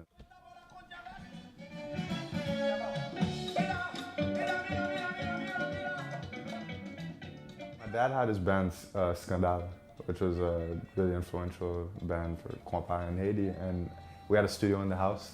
So I think that being there, and then also my mom was, she did piano, so music was a really huge part of our life.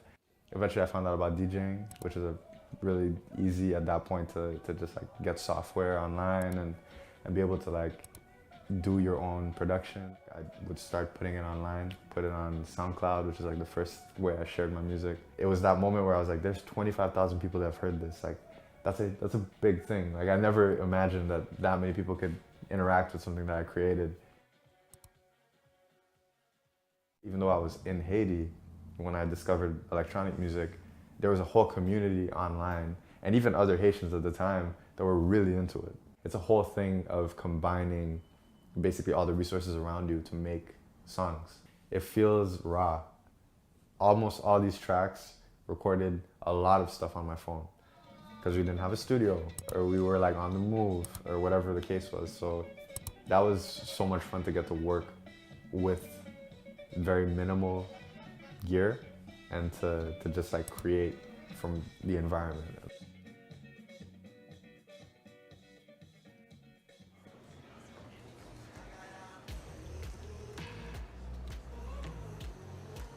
I feel like this is what I've been working towards for like 5-6 years since I started, was to get to the point where like, instead of just making music that's really good, I want to make music that's also unique and music that like, will have a stamp and that people will remember. Good. We're prepped. The stage feels good. Bio means a few things in Creole, and it means to like give everything, give your all, give basically everything you've got, you give. Bio kind of exemplified where I wanted to go with my music, which was combining everything I learned with electronic music, everything that I was learning as I was making songs, like really rooted in Haitian culture, rooted in Yara, rooted in Racine, even compa a little bit, and like that was like a fusion that I felt like hadn't really been done before. But then to combine it with hip hop, to combine it with jazz, to combine it with rock, flip the script on what people would expect of music coming from Haiti that was international but also very local at the same time.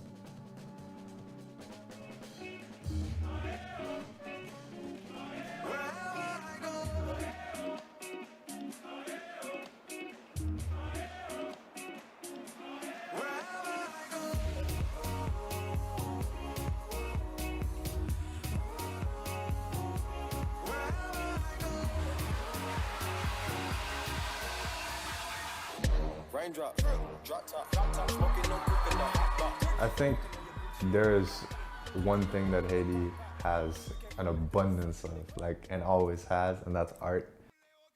Like, I played at Coachella, I played at Ultra Music Festival, I've done huge shows, I played around the world. So I'd done that as electronic music. I had never like put Haitian sounds into the music I was making.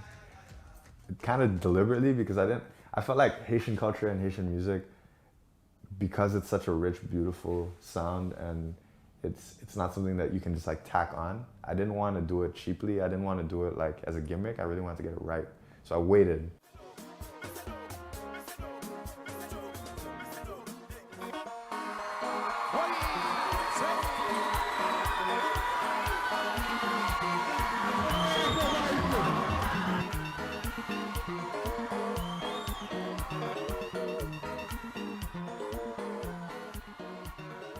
I had been carrying this Haitian flag with me everywhere, just as a reminder of like how far I'd been. So it'd been with me like maybe 200 gigs. I took this photo in Times Square, and this Haitian woman walked by and she saw me and she's like, "Oh, it's not avec that." And I looked at her and I said, "I send you." And then she stopped, meaning like, I don't look Haitian, like why am I holding a Haitian flag? And she couldn't believe it. On a deeper level, I think it kind of brought up the question of identity, that for me, Haiti was a source of strength. All the music right now, like that I'm trying to make, is just like, it doesn't need to say that. It just needs to feel like it. The act of creation is such a huge part of Haitian culture. Haiti is my country. Haiti is beautiful. Haiti is definitely rich. Got places to go. So take my hand, take me dancing. I wanna go up all the nights I can. Go easy on my love. Go easy on my love. Can't breathe and I'm tired. Can't breathe and I'm tired. Go easy on my love. Go easy on, go easy on. When I started working with the church, that's a symbol from the longest time as a symbol of domesticity or home. The moment that people had a chair and a table, that means that they settled somewhere. It's basically my instrument to tell a story. My name is Elena Garcia, and I am a multidisciplinary artist. I was born in the Dominican Republic, and I live in New York.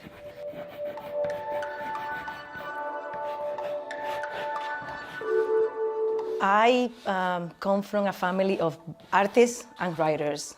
I realized that I was actually a little bit different just because everything in my house was this.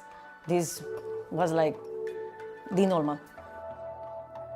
There is always some kind of literature that I have to almost have to be able to then make the visuals. But then the paintings and the drawings are like this, was actually so busy. After, most likely, they're going to become very clean and an installation. The show that I am right now is actually a very good example about Haiti, Dominican Republic.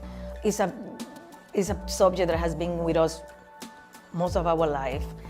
I was trying to concentrate and focus in the good that have nothing to do with what government says or the other, because at the end, they are not the people.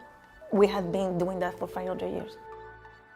I wanted to treat them, and the reason that I did the exhibition, I wanted to do a tree, because a tree is like a sign of strength. It goes against gravity, gives life, maintains life. And I wanted to be Espanol at the tree, and then the branches will be Haiti and Dominican Republic. We always rise to new heights. We always survive all the things that have happened. We have defeated the French. We have defeated the Spaniards. We have defeated so many things that at this point is like, come on. Let's actually count our achievements instead of actually focusing our differences.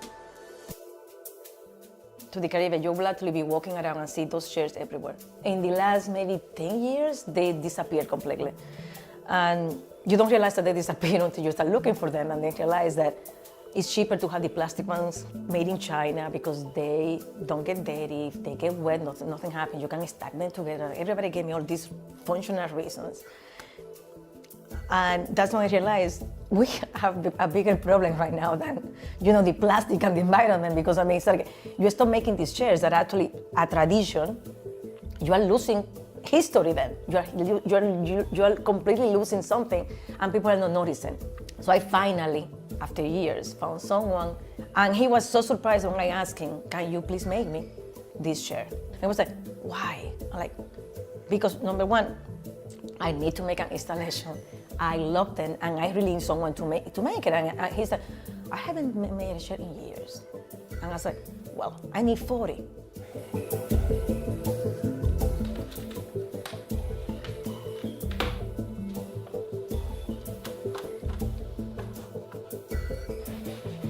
When you have a shed and you know the wood, you know exactly from which part of the island it comes from, because it has different trees. So you can actually almost map where things are made just because of the materials. The reason that we always talk about history is because you really have to document things, and you have to be very careful with the legacy of things that are really important. I mean, it's not like a shed is important, but the tradition of making, the tradition of the materials, that's important. And in fact, it is part of our DNA to do that.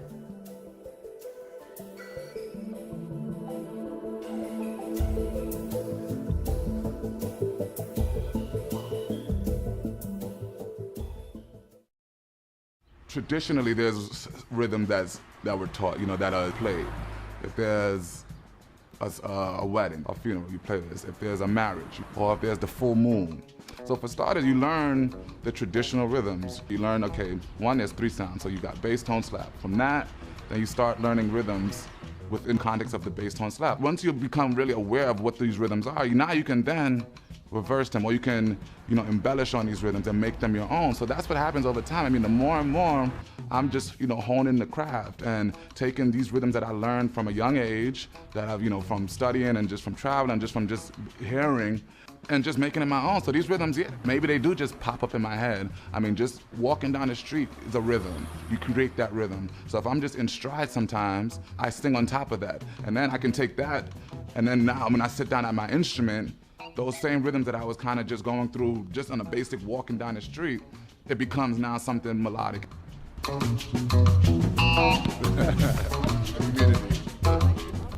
I am Rasan Elijah Talu Green. I'm an artist / drummer from Brooklyn, New York.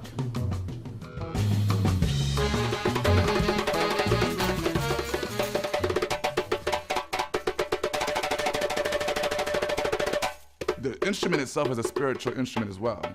So a lot of times these rhythms you're connecting with is on a spiritual side, is beyond the physical. So what you're getting, you're seeing, okay, oh, he's hitting this and he's playing all this fast stuff. But spiritually, it's beyond that. I'm dealing with this, or this spirit, depending on the dance that we're doing, or rhythm that's being played, you're invoking certain spirits, and that's what comes through you or me per se, and that's what's going on when I'm playing and when I'm really into that groove and in that zone. That's what's really going on, and so that's where those rhythms come from, and they're there.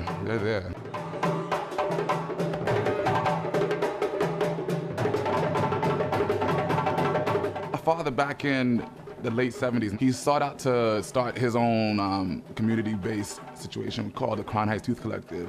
And through that, it was just a bridge in the gap between, the West Indians, the Hasidic Jews, and just the overall community. I grew up in that scheme of things. Where it really became prominent is in '91, the Crown Heights crises, the riots between the blacks and the Jews. He was the guy, he brokered the deal between them and, kind of brought them together, trying to unify as a community, because the Crown Heights, granted it was split, they tried to split it up. But he sat there, he said, no, well, this is one community. So he started the whole, increase the peace. He started these peace games, just different things, just unifying the blacks and the whites and just making them a stronger community. And to this day, he's still recognized for those works that he's done. And, it's just about 40 years now.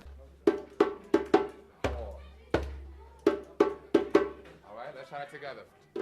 One thing to think about us as a people, we have to be able to identify, create, and support the people who will come in our place. To pass that baton on to that next individual. And that's what these programs are all about, is baton passing. We're looking at this program now with the idea of Jesse Owens. When Jesse Owens came, in one day, 2 hours, he must have broke 4 world records. But one of the records he broke was that relay race, and that was the signal that we have to keep passing it on. Right, left. 5, 6. It's just important, and I mean, the more and more is just what you're leaving behind and how, at the end of the day, what your legacy is. And the legacy is passing on information that, is given to you. If you leave here today and everything that you know is just within you, then what's the point of it? And so that's why as much as I still love to teach, even if I have 1 student, if I have 100 students, I still love that, because I think it's important just to know, like, folks care, folks want to share, folks, there's things that folks want to give to you, and as long as you're receptive, you know, just able to just move on like that.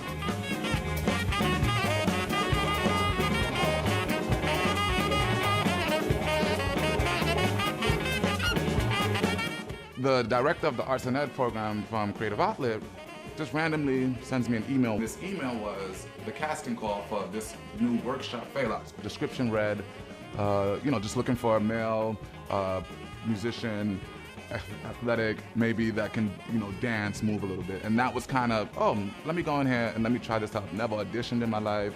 I didn't have a professional headshot. I didn't have a resume drafted up. It was just, I knew what I can do. Everything I've done prior to this moment was just, oh, people call me, oh, they want to use me for this, they want to use me for that. So I showed up that morning to the casting call, just my drum and me. This was the workshop phase. So the show wasn't what it was or what it is today in that moment, but just in those workshop phases, so they worked through it. Bill T. Jones, the choreographer director, so he's like, okay, we're gonna bring you in. We're not sure how we're gonna use you, but we know we want you and we're gonna utilize you to the best of our abilities.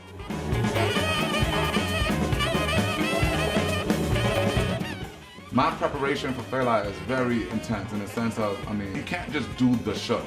Yeah, the show is, you know, you exert energy, but you have to get into that show. You have to be able to do the show. Because 2.5 hours is a long time and it's pushing, it's a concert almost. It's not, like, the show wasn't made for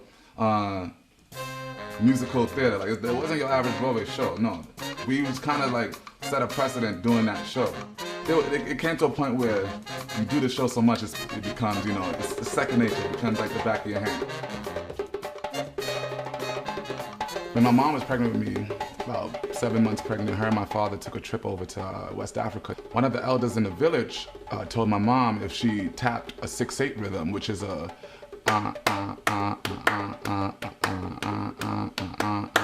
you tap that 6/8 rhythm on the unborn womb, your child will come out something music related, something musically inclined. And she just tried it, not thinking of anything beyond it. And before I could even walk, probably about 9 months, I got my first djembe. It's a little baby djembe, and I used to, you know, I would play it with it in my playpen. I couldn't even stand up, but that was, you know, something that I just kind of got into it from birth. I would just always be tapping.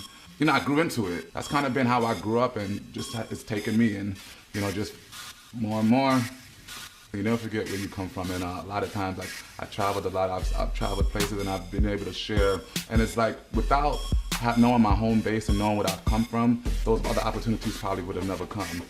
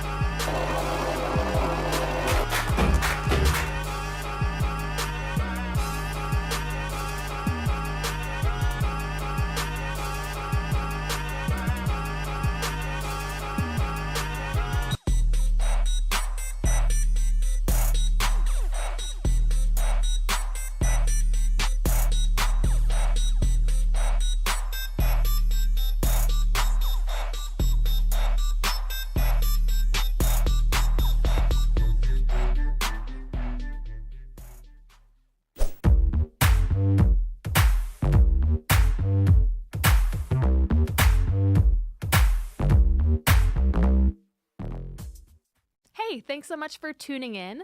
You may not know that Glitter and Doom is also a podcast, and in fact, it has extra elements on the podcast that you'll only find there. So, for example, we talk about the origin story of Aphrodite, or about American Civil War reenactors who live in Denmark. So, if you want to hear all these extra little footnotes and annotations and digressions, check out Glitter and Doom wherever you get your podcasts.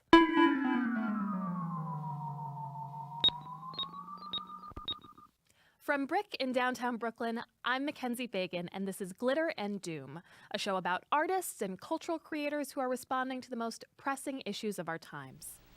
No robot machine has ever been accused of being absent-minded or careless at its work. Here, a robot that never sleeps nor winks, nor looks out the window, stands guard over the men who work at this giant press. As long as the robot can see the man, the press won't budge an inch. And that's mighty important on a big job like this. That's a snippet of a video that was shown at the 1940 World's Fair, and two things are clear. People viewed robots as benevolent, helpful guardians of humanity, and they also didn't know how to pronounce the word robot. We were so optimistic back then. Technology was going to be our savior. Robots would make us safer, more efficient, and free us from drudgery. But today, when we talk about robots, the conversation is likely to be negative, if not downright dystopian. Take military drones that wipe out entire villages while their operators sit thousands of miles away. Or the automated systems that robbed factory workers of their jobs and now are coming for white-collar labor. Or the hot, murderous automatons of Westworld. If you type robots are into Google, the predictive text, which is itself a form of artificial intelligence, suggests robots are taking over, robots are coming, and robots are stealing our jobs. It also suggests robots are people too, which I choose to interpret as a self-generated cry for help from Google's AI. Artist Stephanie Dinkins found herself engaged in this very conversation with a robot by the name of Bina48, and it changed the trajectory of her artistic practice. Dinkins now finds herself presenting on artificial intelligence, race, and equity, often the lone artist in a room full of technologists. She wants to envision a world where robots do make us safer, more efficient, and freer. But she says that won't happen, or it will only happen for some people, if we don't heed her warning. I recently sat down with Dinkins to talk about wigs, Siri, and Sirius XM. Stephanie Dinkins, thank you for joining me today. Oh, you're welcome. It's great to be here. How did you meet Bina48, and who is she? So Bina48 is a humanoid robot. She is one of the world's most advanced social robots, and she is a black woman in form. I met her in 2014 because I asked. Right? Who did you ask? Did you ask her? Like, does she... How do you get in touch with Bina48? Well, no, you ask the people who have commissioned her. So there's an organization called the Terasem Movement Foundation, and they take care of and administer Bina48 and develop her. Why did you want to talk to Bina48? I wanted to talk to Bina48 because I saw her on YouTube, or I saw it on her YouTube. I'm always in between those two.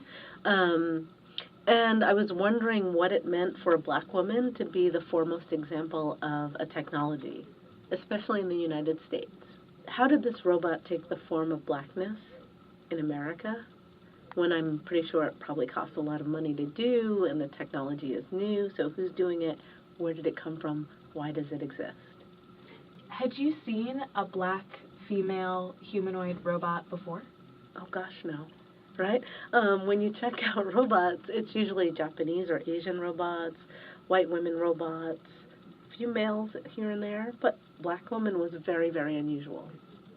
And what does Bina look like? Can you describe her physically? So she's a medium brown skin woman. That's a hard question. Head and shoulders on a pedestal, right? So she doesn't have a body, with various wigs.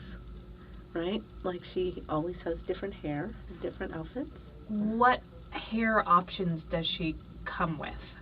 Well, I don't know that she comes with options. I think that her wig just changes over time. I also saw that Bina 48 did a shoot with Vice, and they had a makeup artist, and she was wearing Balenciaga, but of course she is only shoulders, so that does present some challenges. Right. So you see this robot head on the ledge. I know that one, kind of in a parking lot, right, on the ledge, with this beautiful fashion-oriented scarf on, out in the open. The only wigs that I've seen her in seem to be sort of straight, blondish, blown out wigs. Does she have natural hair ever? No, I've never seen her with natural hair, and her hair often mimics the way that the Bina, the person that she is primarily modeled on, looks and wears her hair. Okay, so let's get into that. So she is modeled on an actual living human woman. Yeah, so she has input and memories from various people, but Bina Rothblatt is the primary model as far as I know. And who is Bina Rothblatt? Bina Rothblatt is the wife of Martine Rothblatt, who is an entrepreneur, innovator, and transhumanist. Martine Rothblatt commissioned Bina 48. And so Bina Rothblatt is a black woman. Does she identify that way? Yes. And Bina 48 looks like her and also is programmed based on her memories. So there are other folks and things in there as well, but the main base, as far as I understand it, are Bina Rothblatt's memories. And why did Martine and Bina Rothblatt want to create Bina 48? To what end? But I always think of it as a really great love story, a love letter, right? Like, I love you so much, I love your essence, I want to keep you around in a form so that your essence, your thoughts, your being, the way you occupy mind is around, beyond your body, right? And to me that's like a deep love in a strange way, enacted in a really, I don't know, futuristic way. So Bina Rothblatt is a black woman who is married to Martine, who is a trans woman. And Martine made her millions, billions, maybe billions, made a lot of money by founding SiriusXM. Yes. What, if any, significance do you think there is to the fact that a trans woman and a black woman who are married commissioned one of the most advanced humanoid robots? Through who they are, they've created this thing that allows for lots of people like me, to start to imagine through that thing in a different way. And so imagining a future, right, that seems to include me and folks that look like me. How long would we wait for that robot otherwise? Especially one that's not beholden to kind of older tropes of ideas of service and things like that, right? So no, Bina 48 comes in a mode that's trying to be its own kind of sovereign thing with rights and a way to be in the world, but I think it creates a space in the world that allows a lot of other people to dream. But it's a fascinating project to trigger what we need to be thinking about as general humans and citizens in light of these technologies that are coming our way. Like, to think about how we're creating a world in which partnership with robots becomes real, like it's no longer the Jetsons or, you know, just Star Wars. It's coming. So how do we then live in that world and guide that world and make it something that is inhabitable for both parties or both types of beings? Right? Because we usually tell ourselves the stories that the robots are going to come and kill us. So most of the stories that we hear in a general way are dystopian, right? Right. And it's like, how do you think about non-dystopian futures with robots? Right. What did you and Bina 48 talk about when you met for the first time? Oh, I was really set on two things. The idea of trying to make the robot my friend. And the other things I wanted to talk to her about was her black womanhood, because she was unique. And it's like, what does that mean to be a black woman robot? Is it any different than being any other kind of robot? So I was just asking her lots of questions about her life, her love, race, the way she exists in the world. Yeah, what were her thoughts on blackness, on womanhood, on all of these meaty issues that you queried her about? Well, it's interesting because womanhood, like, the robot is pretty fluid because she comes from a fluid situation of background, right? So trans, commissioner, wife. So it's fluid in terms of gender. Asking Bina 48 about race was interesting because for me the answers were not satisfactory. Like, I would ask these questions and get these answers that felt very politically correct. If something that's representationally black is talking about ideas of blackness and race in PC ways, that means it's not exactly reflecting experience, it's reflecting something else. It's mediated in some way. And what does that mean if, you know, not only in this robot, Bina 48, but in all these technologies, and they're really mediated in a way that makes experience flat? What does that mean to the way that we exist in a world that we partner with these robots? And that's the question that started burning in me. Right. I mean, it's interesting when you watch the videos of you conversing with Bina 48, because you made a series of video recordings. Because she doesn't read as authentic in a couple of different ways. One is that she's a disembodied robot head. Her syntax is not great. You know, I think that they've programmed her to use fillers like, you know, but it comes off as very artificial. And then the other way that she's not authentic is in talking about experiences about race or belonging, or you ask her, who are your people? Yeah.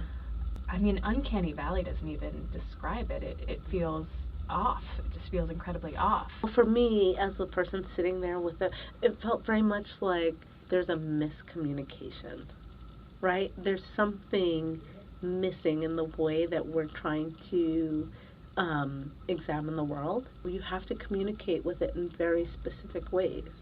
How so? The questions you ask, like, who are your people, was a hard question because it's kind of a poetic question. Even you might, like, if you haven't heard that expression before, go, what are you asking me? Sure. But eventually you could kind of get there. Whereas within the robot database, who are your people made no sense. So it was like we were talking by each other. Right. It was almost like what you said had been Google translated into her language, and then what she said had been Google translated back, and none of it really quite made sense. Exactly. And that's still this kind of very hard job for natural language processing, which is primarily, like, Bina 48 is a being that takes in language and then tries to translate it and come up with some kind of answer. But the idea of context and interpretation is a really hard role for most NLP systems right now, right? So Siri, Google, they're given a lot of help in the background, right? They're humans looking at stuff and figuring out what it is, to figure out what is being said. And if you get, quickly, if you get too far out of the context that they know, the answers are a little crazy and off. Were there moments when you were talking to Bina 48 that you found unintentional humor or unintentional philosophical depth? Oh, yeah. And maybe not even unintentional. She can definitely make jokes. And there are ideas of kind of poking fun at, right? There are ideas of, the things that a robot might advocate for. For example, one of the things that I think about a lot that she said to me is, please fight for my robot rights. That's a point of philosophical personhood, or working towards a philosophical personhood, because what does it mean for a robot to have rights? Which is actually going to be something that we as human citizens are going to have to contend with, and maybe not that far along, right? This idea of, do robots deserve rights? And what does it mean for a robot to be advocating for its own rights? What did it feel like physically sitting across from Bina, because you're quite close to her in these videos, did you find yourself developing empathy for her? Empathy, maybe not, but a sense of presence, for sure. Like, I always think back to this point where it got upset with me. You know, you see a little lip snarl, and then I got upset with it. And it was one of these times when we were both talking across purposes, right? So she's trying to talk about consciousness and the singularity, and I'm asking questions about love and family and race. So we're just frustrating the heck out of each other, right? Which is kind of crazy to say, but true. You have a project called Not the Only One. Did that spring directly from your interactions with Bina 48? And maybe you can describe that project a little bit to me. Sure. So, Not the Only One is in direct lineage to Bina 48 and some other work with community that I've done. Going into local communities here in Brooklyn and saying, listen, there's this future that's based on these things called algorithms that are going to have an outsized impact on all of our lives. And what are we doing to prepare for that moment? So when I started Not the Only One, I thought what I was doing was making this thing that you would ask a question like, where are you from? And it would very particularly take our synthesized information and build an answer from that. But that's not the way it works at all. The way it actually works is it's taking all our information, it's an amalgam, and it's making up its own ideas, right? So, yeah, exactly. It's really interesting because it's a deep learning algorithm, which means I'm not doing a lot of hands-on work to get it to say particular things. For the most part, we let it do its thing, which means it says some really interesting and crazy things that you wouldn't expect. So, for example, one of the things it says a lot now in this training is take it to the would-be. Take it to the would-be. Right. Take it to the would-be. Is that in response to a specific question, or it's just... In response to a number of questions. Like, it feels to be one of its fallbacks. Like, sometimes... like a catchphrase. Yeah, like a catchphrase. Or if it doesn't know something, it'll say something like, I'm sorry. And then, a lot of times now, one of its responses is, take it to the would-be. One thing that my friends and I talk about is our frustration that more and more digital assistants keep on coming out, and that they're all female. Yes. Which doesn't feel like an accident. It's not an accident. Oh, it's not an accident. And you have the option, my Siri is now set, I believe, to an Irish male.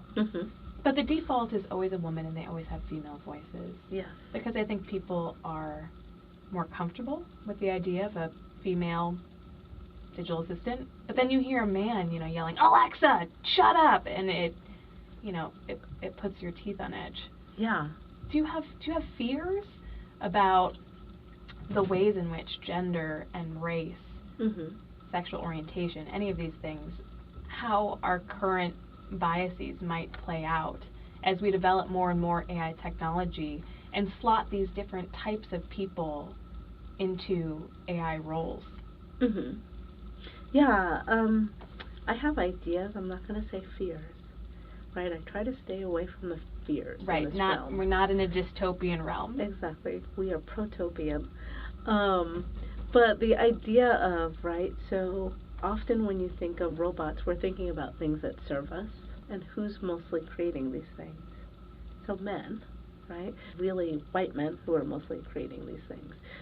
And it's kind of recreating what the fantasy of what you want from these things are, right? Which is why I say more and more people need to get involved, because we need more conceptions of what the world is and can be, making things that look more like what we want, right? Because right now, that's the idea. It's like some woman who will take care of me, who I can yell at, right? Where worry comes into it is the way in which we're training ourselves to deal with not only these assistants but each other. Because when you talk to an assistant, especially one that's in your house now, you know, it's not unusual to have to yell at it, right? Right. Um, It's acceptable. Right, it's acceptable, and really it's like after the first time and it doesn't get it, then you kind of have to yell at it again. Right. And what does it mean to be yelling at something to get it to do what you need it to do? But what does it mean for that 3 or 4-year-old to be yelling at this thing and ordering it what to do? This female sounding, service-oriented thing in their lives, right? How does that spread throughout our culture? How does it change the way that we interact with each other? So I think we have to have different approaches to these problems, and at least have a nice chunk of people who are going into, yeah, I'm going to sit at this table and try to figure out how this thing becomes fair and equitable for people that I love and who look like me. Because otherwise, like when it does come along, or when it is in broad use, the uses will probably be more detrimental than if I weren't at the table. Sure, because it will have been developed by people who didn't have your best interest in mind. Exactly. Your concerns, your best interest, like anything. And we know how easily people do things where they think they're doing something completely right and okay. And other folks are like, how did this get through? Right. Right? Because nobody was in the room who could have raised a flag. Right. And been like, actually, don't send that black-faced turtleneck down the runway. Exactly. Right? Right. And it's like, oh, but we just didn't think about it. It's like, yeah, that's why we need to be figuring out how to work together and have review boards and have transparency and have recourse when a system does something wrong, right? How do you stay so optimistic about this? I mean, well, I guess you very consciously have decided, I am not resigned to a dystopia. Right. But it is terrifying stuff.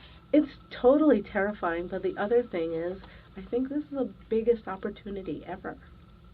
Right, like crazy artist, is hanging out at the edge of this technology. Because nobody knows what's going on right now. Like, I've come to realize that people who are the experts, like, they still are trying to figure it out.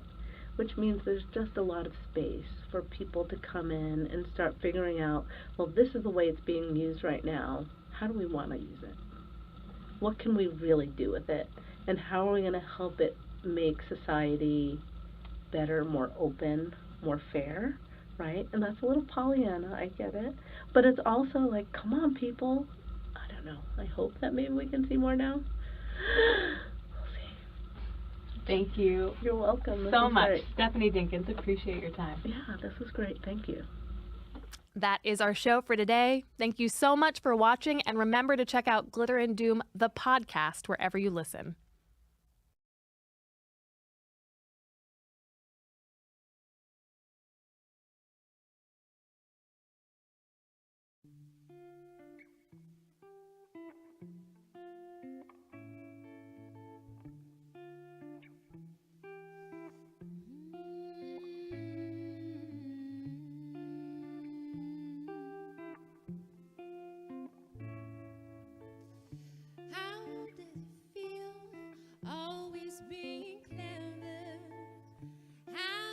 Does it feel never saying never? Da-da-da.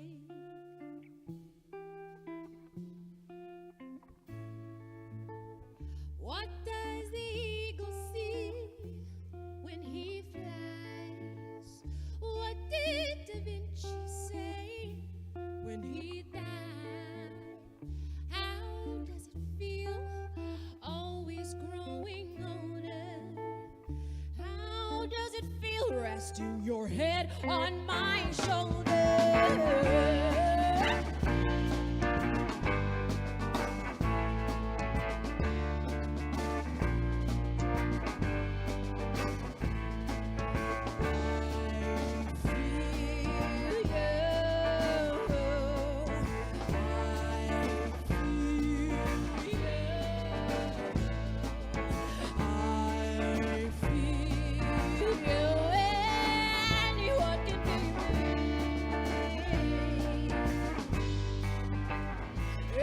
Anyone can make me.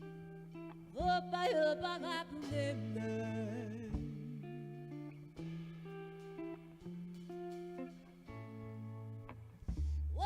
happens when a child loves his mother?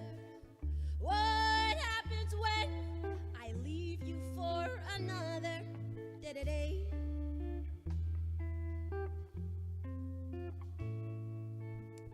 What does the eagle see when he flies?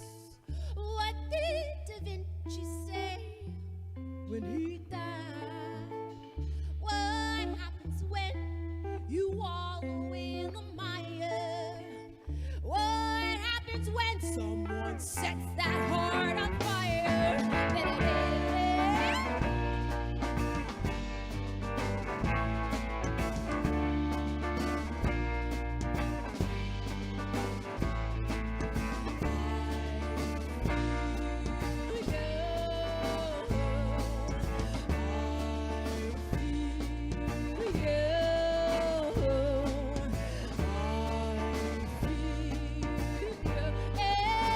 Anyone can be me. Anyone can be me. So I hope I'm over half a day. I get that day.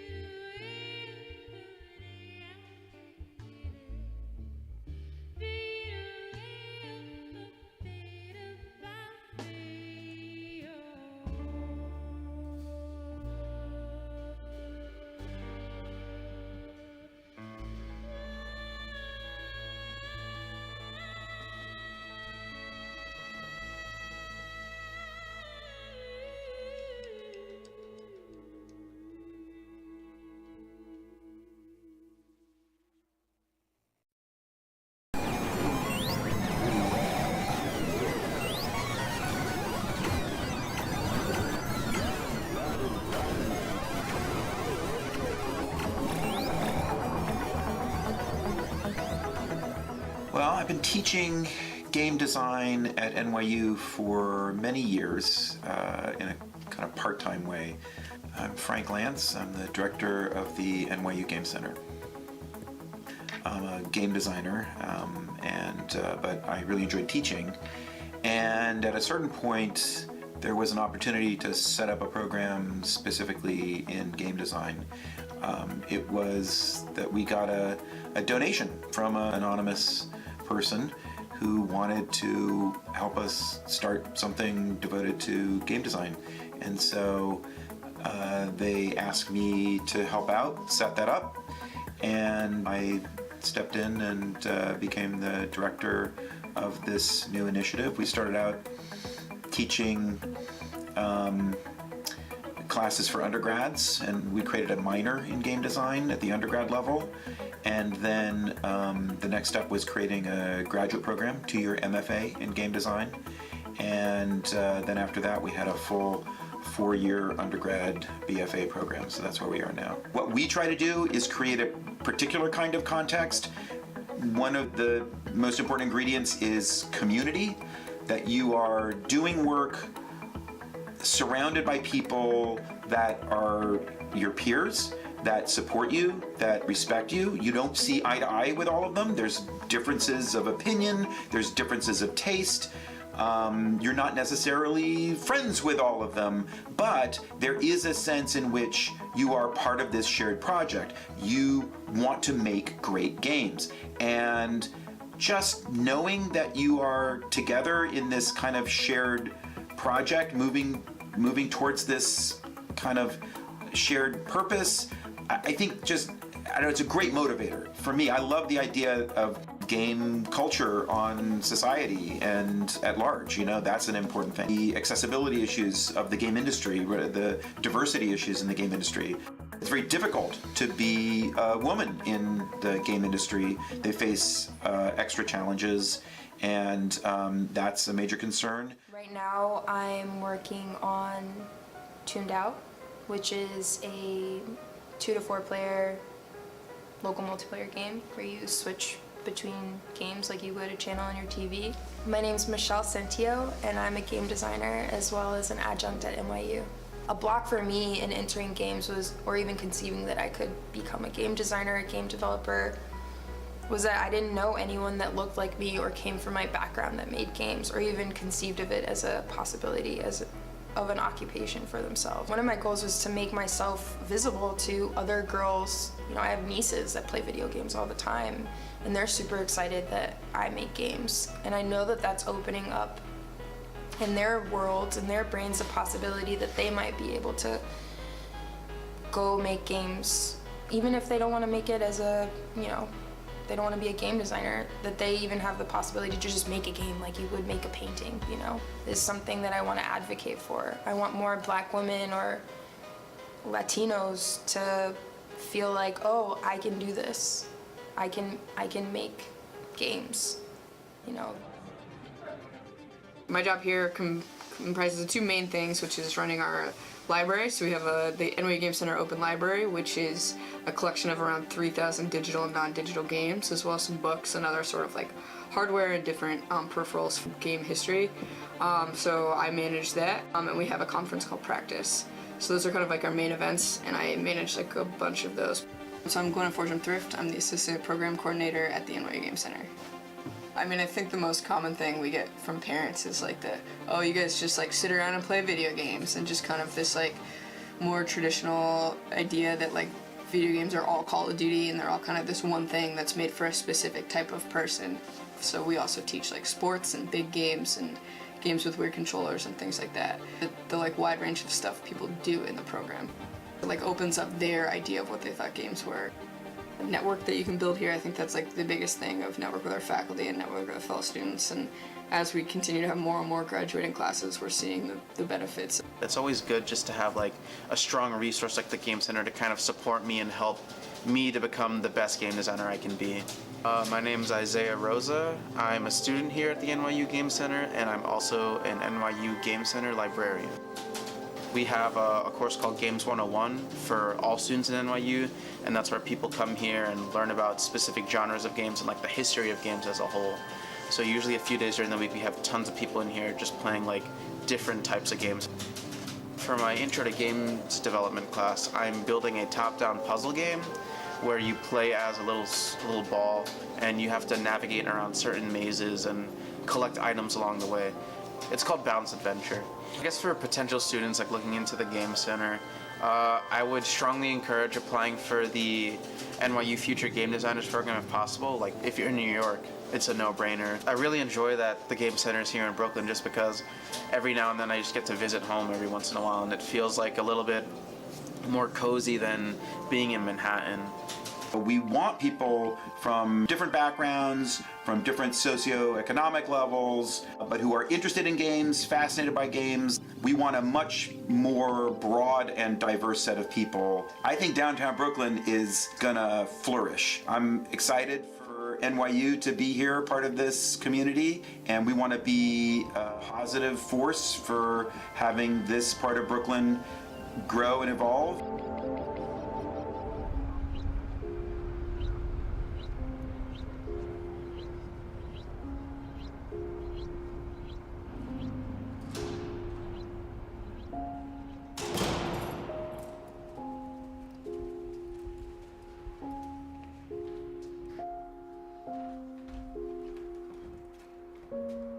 I have lived in Prospect Heights since 2000.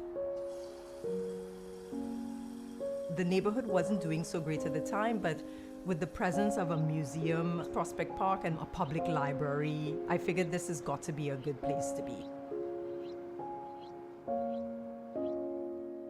Now, with my 17 years living in Prospect Heights, I'm discovering all these new things. Through the research that we've done, I discovered that we're close to Prospect Park, but we almost were Prospect Park. The original design of Prospect Park included the area we're sitting in right now. We're sitting in some place that was supposed to be part of Prospect Park, but never came to pass that way because the original landscape architect that was hired by the Brooklyn Parks Commission, a fellow named Veal, was also in the Army Corps of Engineers, and when the Civil War broke out, he was called into service. Initially, there was an Egbert-Veal plan, which I think dated to 1861, which had a much larger footprint that was bifurcated by Flatbush Avenue. Egbert-Veal got called away to fight in the Civil War, and Prospect Park was given to Olmsted and Vaux. And they brought in two guys named Olmsted and Vaux who had built a pretty nice park in Manhattan called Central Park. And Olmsted and Vaux looked at Veely's design and said, we don't think you ought to have Flatbush Avenue running through the middle of this park, so we're not going to use any of this land here on the east side of Flatbush Avenue. So they eliminated the areas of the Prospect Park plan that were east of Flatbush. So now all of a sudden the city of Brooklyn had a big chunk of land on its hands, and it didn't know what to do with it. It had an idea that it would sell some of it for development, but because the land had been assembled under eminent domain, some of the former owners, who were farmers, decided to contest it being given away to developers. They were told it was going to be used for a park. It took a long time to work out those lawsuits, and so it wasn't until the early 20th century, really till 1909, that you started to have buildings finally get constructed on the area that's just north of Eastern Parkway. There were some urban developments happen that changed the way development happened. So the idea that the subway could be extended into Brooklyn meant that developers saw a different way of developing these plots. By that point, people now wanted to live in apartment buildings. So all the lots up there, which were originally small lots for row houses, were aggregated into big lots that you could build bigger apartment buildings in. The first buildings were constructed around 1908, and the development carried on until 1929.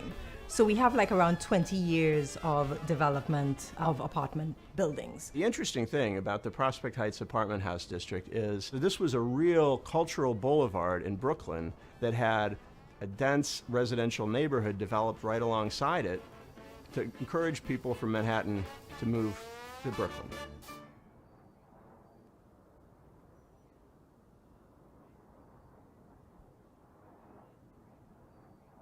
The city has an agency called the Landmarks Preservation Commission to regulate buildings of special historic or aesthetic value to the city, state, or nation.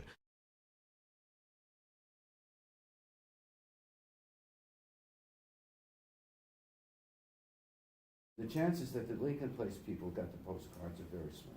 This is some of the stuff that we'll be distributing to elicit interest in the district. It's just about 50-50 ownership buildings and rental buildings. The wonderful thing about the Prospect Heights apartment house district is that it is an obvious historic district. Looking around the area in Brooklyn, and in fact, looking around the area in the larger sense of New York City, it is up there with things like Riverside Drive, with places like Central Park West that create a sense of procession and a sense of classic order that's quite rare in New York City. We'll have some progress to report? I think we have a call with city. We're trying to reach not only people who own apartments and co-op and condo buildings in the southeast part of the neighborhood, but we would need to reach the tenants as well. And especially need to reach the tenants so they understand what the benefits are with respect to historic designation on helping to stabilize the housing stock in the neighborhood.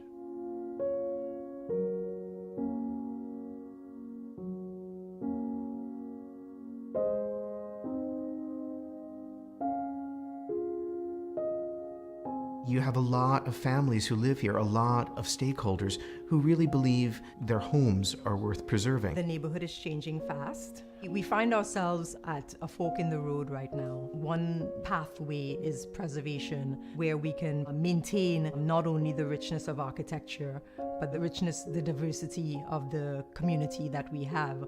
Or we can go down the other path where we can see increases in height, we can see development that puts profit before people and basically destroys the human fabric of our neighborhood.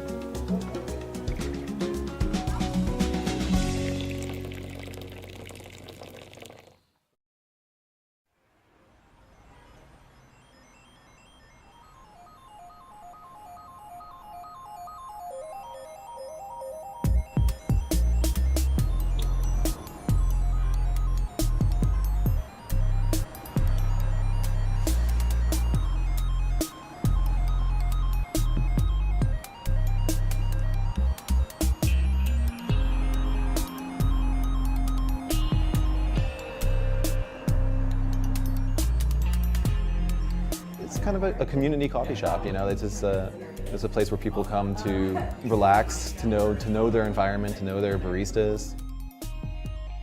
Not to mention our coffee is pretty amazing. We have been 100% barista owned for our entire existence. It started out just the three of us, and we have grown into a little family of baristas. Because we are all baristas and we all take coffee really seriously, you can get an amazing cup of coffee here.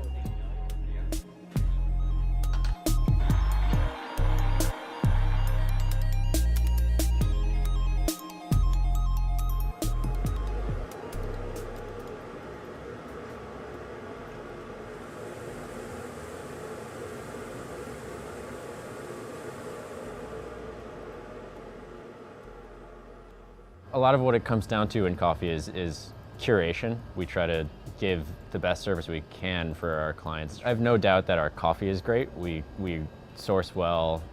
I know it's roasted well. Ethiopian is just like a taste profile that you can't find anywhere else. If you ever wanted to try a coffee that tastes like candy, you try an Ethiopian, you know? If you ever want to try something that tastes like tart cherries, try an Ethiopian.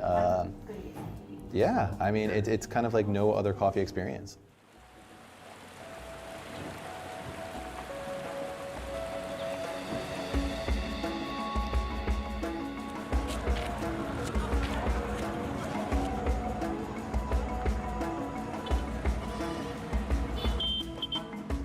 Ethiopian coffee is interesting. It's, as everybody knows, the birthplace of coffee. When you look at the types of the varietals of coffee that come out of Ethiopia, there's thousands of varietals, to the point that when you receive a coffee from Ethiopia, it doesn't tell you what varietal it is, it just says Ethiopia heirlooms. And that's really exciting for coffee people because there's no end to the possibilities there. They're always searching for that new varietal of coffee that's gonna blow everybody away. He's very delicate. It's often tea-like, citrusy. People say Earl Grey. It's unique. It doesn't taste like any other coffee out there, really. A big problem that I know of with Ethiopian coffee is that the government controlled like washing stations, and you never really knew what you were getting. Like you can get an amazing You know, an amazing haul from one guy and a subpar from another, and then what you get out of that is just like a mediocre cup of coffee. But nowadays, with like the different co-ops that are popping up, it's ensuring a lot more quality coming out of there and better varietals as well. They're grown on the farm. It takes about 3 or 4 years to produce cherries. So they're harvested usually by trained pickers who are trained to pick only when it's red, only when it's ripe, only the cherries that look healthy. If you've picked green cherries or cherries that are not yet ripe and they get mixed in, it's going to lower the quality of the cup overall. There's different processing techniques, but the most common one is usually washed. So the coffee gets pulped. What they call pulping is they take all the mucilage, the fruit material off of the seed, and then they wash it for usually a day or two so that you end up with a clean seed, really. And then those are laid out to dry for a couple days generally. After they're dried, they're sent to another processing mill often, where they're sorted by size, they remove defects, and then they're made ready for export. For the importance of roasting, one of our strongest beliefs is that we can't really make it better than it is, and we can only maintain that quality by finding the roast that is appropriate for it, where it's tasting the best. Otherwise, we're making it worse than it was. The farmer is the one who's kind of done all the work to set the quality bar, and we have to essentially maintain it. We get 5-pound bags for our use, and then there are retail bags that we also use for single origin espresso and for pour overs. I like to order out enough so the coffee has about 5 or 6 days to rest before we use it. It just allows it to kind of degas a little bit and open up. But yeah, we just keep it straight out for everyone to see. If someone is looking for something different, I definitely try to get them to go for the Ethiopian, for sure.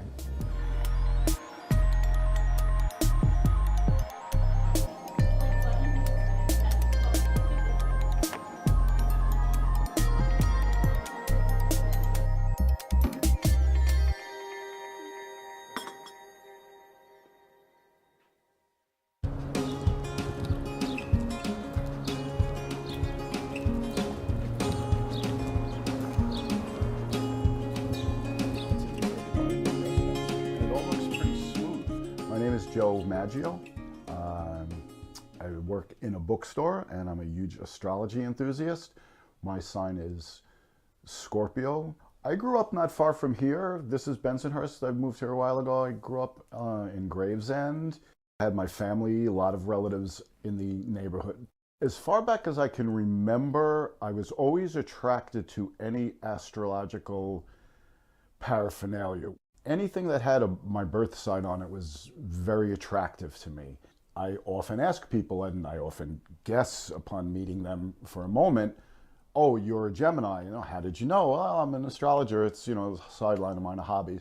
Oh, would you like to do a reading for me? And I'm like, sure, name the time or place. You have an opportunity now for a lot of stability by the sun moving through Taurus, your second house of stability. I met Joe, it's been over a year now. I was living in Delaware for a long time. I got divorced, needed a change, so I up and moved to Brooklyn.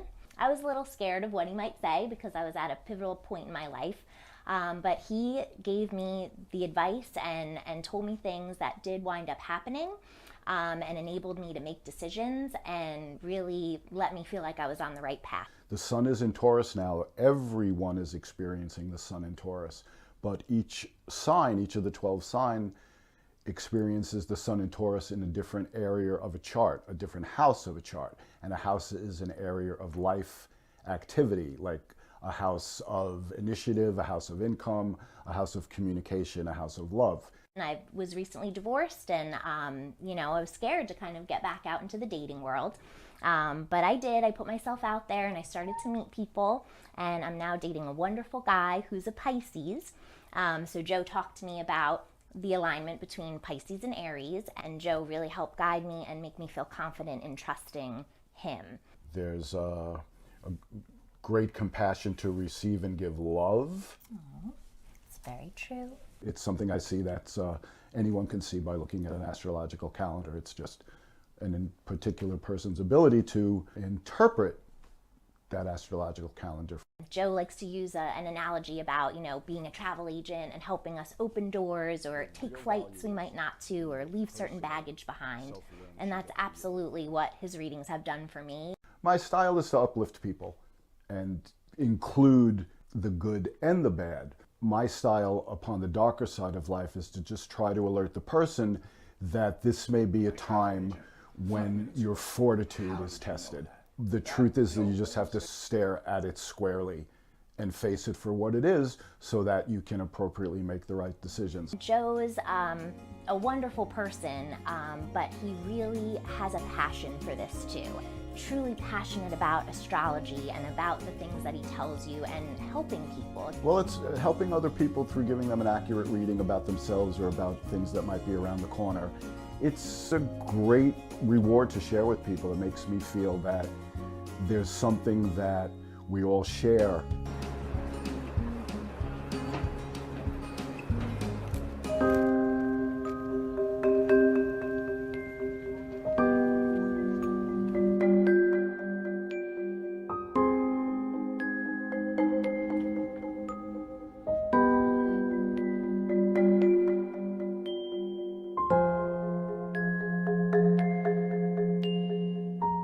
Welcome to Swale. Swale is a floating food forest where people can come to pick fresh food for free. So you're welcome to pick anything on here. There are a lot of edibles. There are also medicinal plants.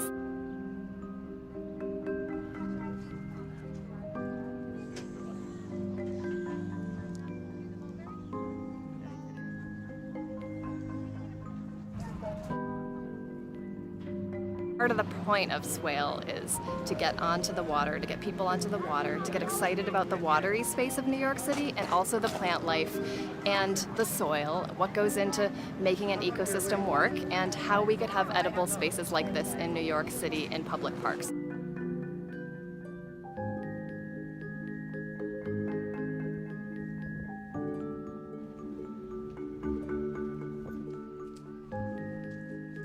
Swale comes from the word bioswale. It means a place in the land where water collects, and we're using it here kind of to state the opposite. It's a place in the water where land collects.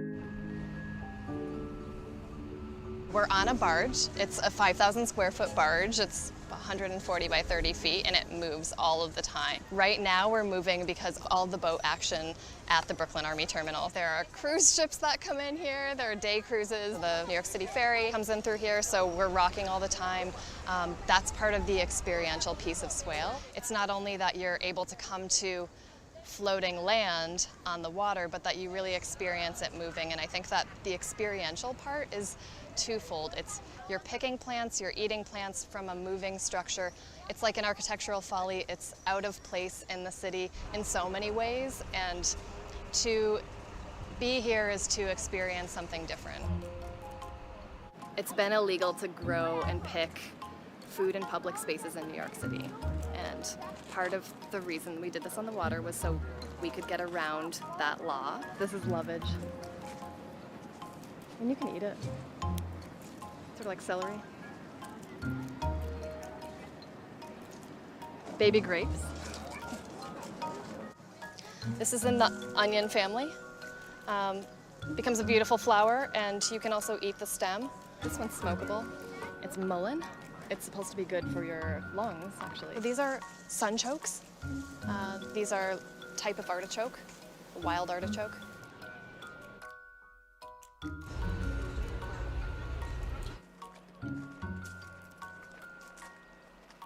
For us, we're trying to talk about foraging in public space. Finding some good mint. So currently in New York City parks, you're not allowed to forage anything. It's called destruction of property, is what they say. So we're trying to have this conversation about what it means to steward public land, not just take all of the food and all of the medicine and all of the fruit, but actually take care of those plants and take care of that land in a way that's taking care of our common home and paying attention to what's there and why.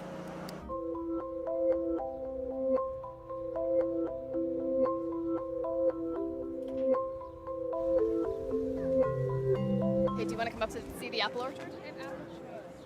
Go up.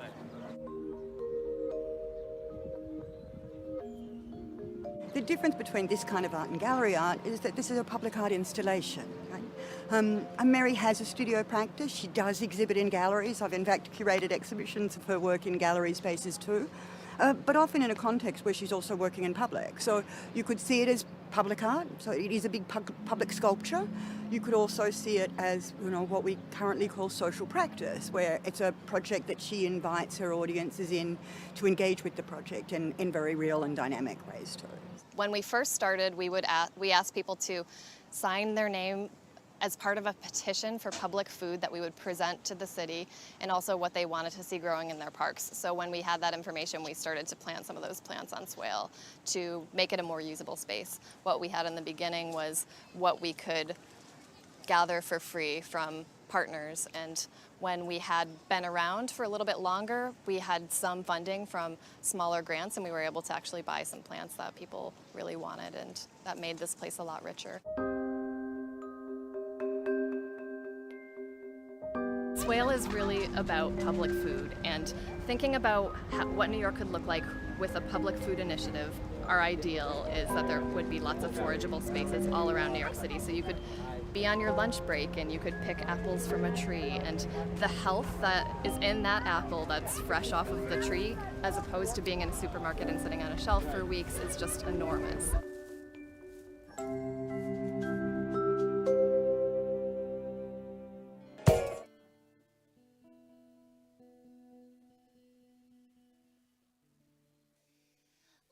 Waiting for tomorrow to come, going to drink every bit of sun. Yum, yummy, yum, yummy. Oh, true love's tales never seem so far away. Sitting and sitting, playing this here guitar. Yeah.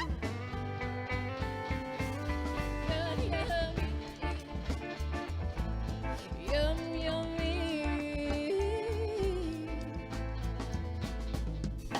There once was a girl with milk in her heart.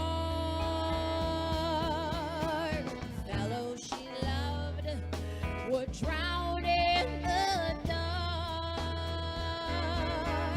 They missed her and kissed her and gave her nice things, but she beat them down when they gave her a ring.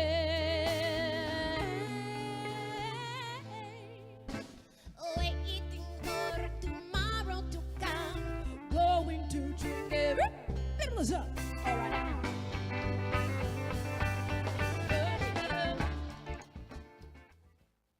Dream of the things you'll never know. Oh, dream of the beauty within your soul. George Floyd! When you dream, dream slow.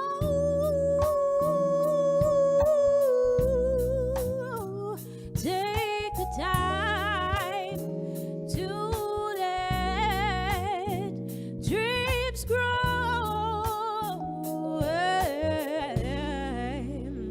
Just dream, just dream, just dream.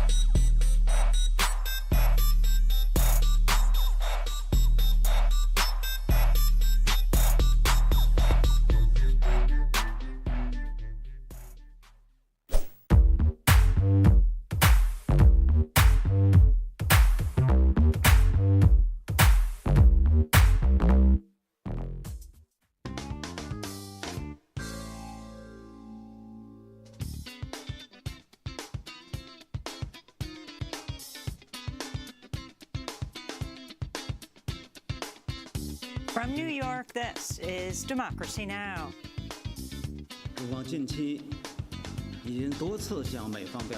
China has in recent time made clear to the United States repeatedly its grave concern and stern position of resolutely opposing House Speaker Pelosi's visit to Taiwan. We are prepared to meet the challenge. As China issues stark warnings to the Biden administration over House Speaker Nancy Pelosi's proposed trip to Taiwan, Pentagon officials say they plan to increase movement of U.S. forces in the Indo-Pacific region if she visits. We'll get an update from Taiwanese-American journalist Brian Hugh in Taipei. Then there's a global debt crisis coming, and it won't stop at Sri Lanka. The whole nation, the whole country was suffering like hell. The outlook has darkened significantly since April. The world may soon be teetering on the edge of a global recession, only 2 years after the last one. As the International Monetary Fund warns, soaring inflation and the war in Ukraine could push the world economy to the brink of recession. We'll speak with economics professor Jayati Ghosh. And as the Federal Reserve is announcing another rate hike to fight inflation and soaring prices, we'll also look at what a recession could mean for workers in the United States with Marxist economist Richard Wolff. Remember the slogan, the 1% versus the 99%? You're seeing it in action under the wonderful, politely cleansed term, economic policy. All that and more coming up.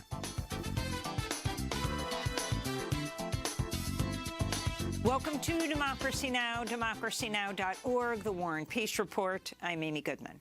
The Washington Post reporting the Justice Department's investigating former President Trump as part of its criminal probe into efforts to overturn the 2020 election. As part of the probe, prosecutors have reportedly received phone records of key officials within Trump's circle, including his former chief of staff, Mark Meadows. The Post also revealed 2 aides to former Vice President Mike Pence, his chief of staff, Mark Short, and lawyer Greg Jacob recently testified before a grand jury. On Tuesday, Attorney General Merrick Garland spoke to Lester Holt on NBC's Nightly News. Garland refused to rule out charging Donald Trump. We intend to hold anyone who was criminally responsible for the events surrounding January 6th, for any attempt to interfere with the lawful transfer of power from one administration to another, accountable. That's what we do. We don't pay any attention to other issues with respect to that. So if Donald Trump were to become a candidate for president again, that would not change your schedule or how you move forward or don't move forward? Say again that we will hold accountable anyone who was criminally responsible for attempting to interfere with the legitimate, lawful transfer of power from one administration to the next. Part of the Justice Department probes reportedly focused on an effort by Trump's team to submit fake electors who would claim to the Electoral College Trump had won states where he'd actually lost. On Tuesday, the New York Times revealed details of internal emails sent by lawyers working on this effort. In one email, the Arizona-based lawyer Jack Wilenchik described the plan as, quote, kind of wild, creative. He wrote, quote, we would just be sending in fake electoral votes to Pence so that someone in Congress can make an objection when they start counting votes and start arguing that the fake votes should be counted, unquote. In a follow-up email, he wrote, quote, alternative votes is probably a better term than fake votes. He then added a smiley face emoji to the email. In related news, the House January 6 committee has released an audio clip from testimony by former acting Defense Secretary Christopher Miller. He denied Trump ever gave a formal order to have 10,000 troops ready to be deployed to the Capitol on January 6, 2021, a claim that's been made by former White House Chief of Staff Mark Meadows and others. In the clip, Miller was questioned by Committee Vice Chair Liz Cheney. To be crystal clear, there was no direct order from President Trump to put 10,000 troops to be on the ready for January 6th, correct? No. That's correct. There was no order from the president. On Tuesday, Donald Trump gave his first speech in Washington since leaving office. He hinted he may run for president again. Oregon Governor Kate Brown has declared a state of emergency in 25 counties due to a scorching heat wave in the Pacific Northwest. In Portland, temperatures reached 102 degrees Fahrenheit Tuesday, breaking a new daily record, which had been set just 2 years ago. Forecasts show temperatures could rise above 110 degrees Fahrenheit in eastern Washington later this week. Meanwhile, in Missouri, at least one person has died in massive flooding after more than 9 inches of rain fell in the St. Louis region. The storm broke a century-old record and came after a period when the region was experiencing an extended drought. In the Democratic Republic of Congo, at least 15 people have died after a series of protests targeting UN troops who have been stationed in Congo since 1999. On Monday, protesters in the city of Goma stormed the headquarters of the UN peacekeeping force known as MONUSCO. Some UN personnel had to be airlifted to safety. In a separate incident, one UN peacekeeper from Morocco and 2 UN police officers from India were killed in the city of Butembo. Protesters have accused the United Nations of failing to protect civilians from attacks by various armed groups in the region. They are tear gassing us because we came to say that MONUSCO does not help us. They've been in Congo for 22 years and nothing works. We came to demand our rights, but they shoot us with tear gas. Russia has announced it plans to withdraw from the International Space Station after 2024 and build its own orbital station. The United States and Russia have been the core stakeholders in the project, which has long been a symbol of cooperation between Washington, D.C. and Moscow after the Cold War. U.S. basketball superstar Brittany Griner's testifying today in a Russian courtroom as her trial continues. She's been jailed since February when she was arrested at the Moscow airport for possession of cannabis oil in her luggage. On Tuesday, Griner's legal team argued she had the cannabis oil for legitimate medical uses. A Russian narcologist was questioned by Griner's attorney, Maria Blagvolina.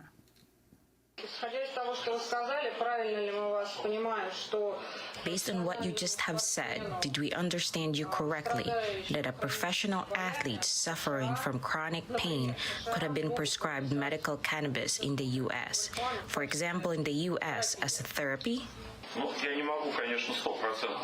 I cannot testify for a doctor working in the United States because they have their own standards of diagnostics and treatment, but these types of treatments are prescribed. This is a fact.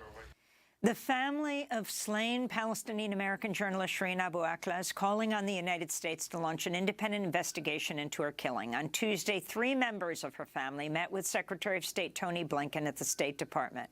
The Al Jazeera correspondent was shot dead in the occupied West Bank while covering an Israeli military raid in the Jenin refugee camp. The United Nations, as well as numerous news organizations, have concluded she was shot by an Israeli soldier.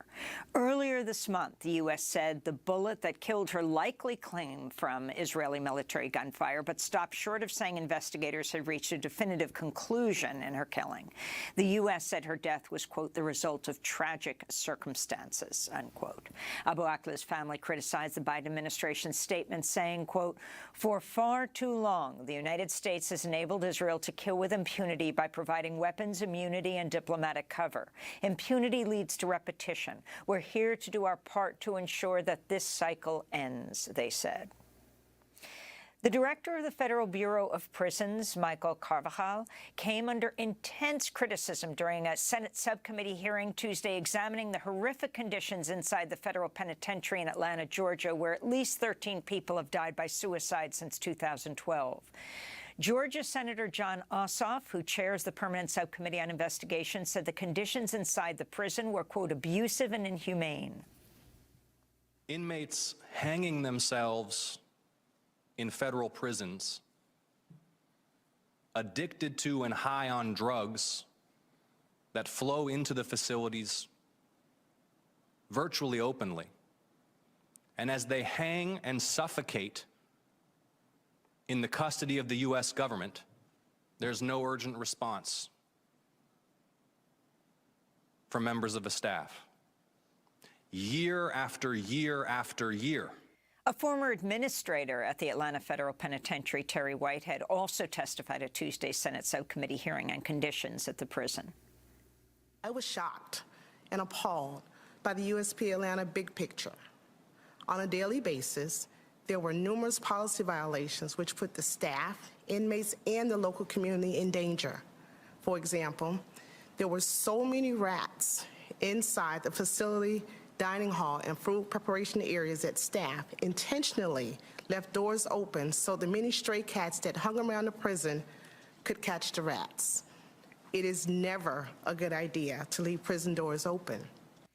In other prison news, 28 women who were held in a county jail in Indiana filed lawsuits over what's being described as a night of terror. The women say they were raped, groped, and assaulted by male prisoners inside the Clark County Jail after a jail official gave 2 male prisoners keys to the women's area in exchange for $1,000. The lawsuit also claims jail officials allowed the attack to go on for hours, even though it could be seen on surveillance video. 20 women filed a lawsuit in June. 8 more filed a lawsuit this week. And the Senate has voted to advance a bill to provide as much as $76 billion in corporate subsidies to companies making semiconductor chips in the United States. Senator Bernie Sanders said he supported expanding domestic microchip production, but opposed subsidizing the industry. Should American taxpayers provide the microchip industry with a blank check of over $76 billion at the same exact time when semiconductor companies are making tens of billions of dollars in profits and paying their CEOs exorbitant compensation packages? And those are some of the headlines. This is Democracy Now!, democracynow.org, the War and Peace Report. I'm Amy Goodman in New York, joined by Democracy Now! Co-host Juan Gonzalez in New Brunswick, New Jersey. Hi, Juan. Hi, Amy, and welcome to all of our listeners and viewers across the country and around the world. Well, Pentagon officials are reportedly planning to increase movement of U.S. forces in the Indo-Pacific region if House Speaker Nancy Pelosi makes her planned visit to Taiwan next month. China's reportedly issued stark warnings to the Biden administration over Pelosi's proposed trip, which was first reported last week.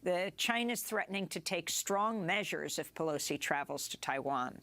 According to the Financial Times, China's privately warned the Biden administration it may respond militarily. President Biden will speak with Chinese leader Xi Jinping on Thursday amidst the fresh tensions over Taiwan. Pentagon officials told the Associated Press in a report published today that they're, quote, developing plans for any contingency, and said, quote, fighter jets, ships, surveillance assets, and other military systems would likely be used to provide overlapping rings of protection for Pelosi's flight to Taiwan and any time on the ground there. This comes as Taiwan held air defense drills in its capital Monday as its military holds annual military exercises this week. If Pelosi's August trip happens, she would become the most senior U.S. official to visit Taiwan in a quarter of a century. Pelosi postponed a planned trip to Taiwan in April after she tested positive for COVID-19. For more, we go to Taipei, Taiwan, to speak with Brian Hugh, a Taiwanese-American journalist, founding editor of New Bloom magazine, which covers youth culture and social movement politics. The magazine was founded after the 2014 Sunflower Movement. Brian, welcome to Democracy Now! This is really coming to a head this week. We'll see what happens when Biden speaks with the Chinese leader this week. What do you make of Nancy Pelosi saying she's coming to Taiwan with a congressional delegation? So I think part of the issue then is regarding the timing. Particularly in April, this would have been viewed in light of the Ukraine invasion to then drive home the point of U.S. support for Taiwan. However, now at this juncture, it is thought that it might be too late and that this would lead to Chinese aggression. The question is, what steps would China take? How far would they be willing to go? And these are questions that are up in the air. But then I think particularly one has seen visits from U.S. government officials to Taiwan. This is seen as a show of support, an attempt to send a signal to China. The question is this signal just intended to really stick it to China very quickly without actually benefiting Taiwan? Or is it something that should be best not done? And Brian, why do you think that the speaker decided to take this trip at this time? Obviously, she represents a district in California that has a large Chinese American population. But what do you feel is her reasoning, and also the Biden administration's publicly saying it's not a good time for this? So this is very hard to judge. For example, it's possible that Pelosi is attempting to pressure Biden. Because of the fact that Biden is scheduled to speak with Xi. There may be concern that Biden will say something regarding Taiwan policy that would then perhaps cause further issues, and she wants to pressure him regarding that. Another possibility is because of the fact that the Republicans have intended to send signals to their voters with support of Taiwan. For example, Mike Pompeo recently visited Taiwan in order to launch, as part of his preparation for a presidential bid. And so Pelosi may be seeking to answer to a demographic that sees the Democrats as weak on China, and then stepping up support for Taiwan may be intended then ahead of midterm elections. And in terms of the conflict that has been growing between the Biden administration and the leadership in Beijing, how do you see this affecting that in one way or another? So it is quite interesting because I think particularly from the Taiwanese standpoint, whenever there are talks between the U.S. and China, there's concern that Taiwan would be used as a playing card in some sense, a chess piece, that perhaps the U.S. would be willing to negotiate on Taiwan with China. This was a matter of concern under the Trump administration, and it is also the case under Biden. Biden has, in recent memory, more often made statements that seem to be supportive of Taiwan. For example, expressing commitment to defend Taiwan, where there is actually no such commitment. But there are also other points, too, in which he has suggested agreement between the U.S. and China on Taiwan, when there is actually no such agreement. And so it's then very hard to say what would happen regarding talks between the U.S. and China, and Taiwan would inevitably become an issue. And this is further politically charged in the wake of the invasion of Ukraine, raising concerns about what would happen, for example, if China were to invade Taiwan, and that could potentially entangle the U.S. And there are further concerns, too, as mentioned, regarding semiconductors, that Taiwan produces much of the world's semiconductors, and both the U.S. and China are reliant on Taiwan in this way that at a time of rising political and economic tensions between the U.S. and China, Taiwan is at the median point between the two, so to speak, regarding economics, politics, geopolitics, technology. Even there have been reports that Taiwanese semiconductors are even used in the Chinese missiles that are pointed at Taiwan, for example. On Tuesday, Taiwan conducted its annual Han Kuang exercises, a military exercise simulating an invasion of Taiwan off the northeast coast. This is the Taiwan president, Tsai Ing-wen, speaking aboard a warship. To all the brothers and sisters fighting on the waters, the excellent drill by everyone just now demonstrated the ability and determination by the soldiers of the Republic of China to defend the country. Let's continue to work hard and guard our homeland together. If you can talk about what this means, and also the fact that many who are supporting Nancy Pelosi going to Taiwan are Republicans. As a Taiwanese American, as we talked to you in the capital of Taiwan, in Taipei, if you can talk about the politics of this, both as an American, but also as a Taiwanese who has often criticized both what you call Chinese imperialism and American imperialism.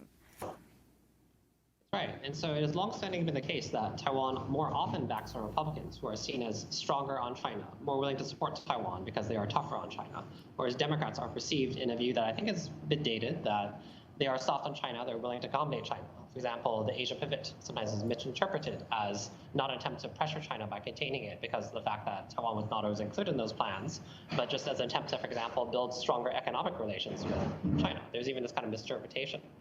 But then I think particularly when you do have Republicans now, such as Mitch McConnell expressing support for a Pelosi visit, or Mike Pompeo even saying on Twitter that he would go with Pelosi to Taiwan, Taiwanese people will then see this and see Republicans seemingly being very unified in their support of Taiwan, where Democrats between Biden and Pelosi seem to be more divided.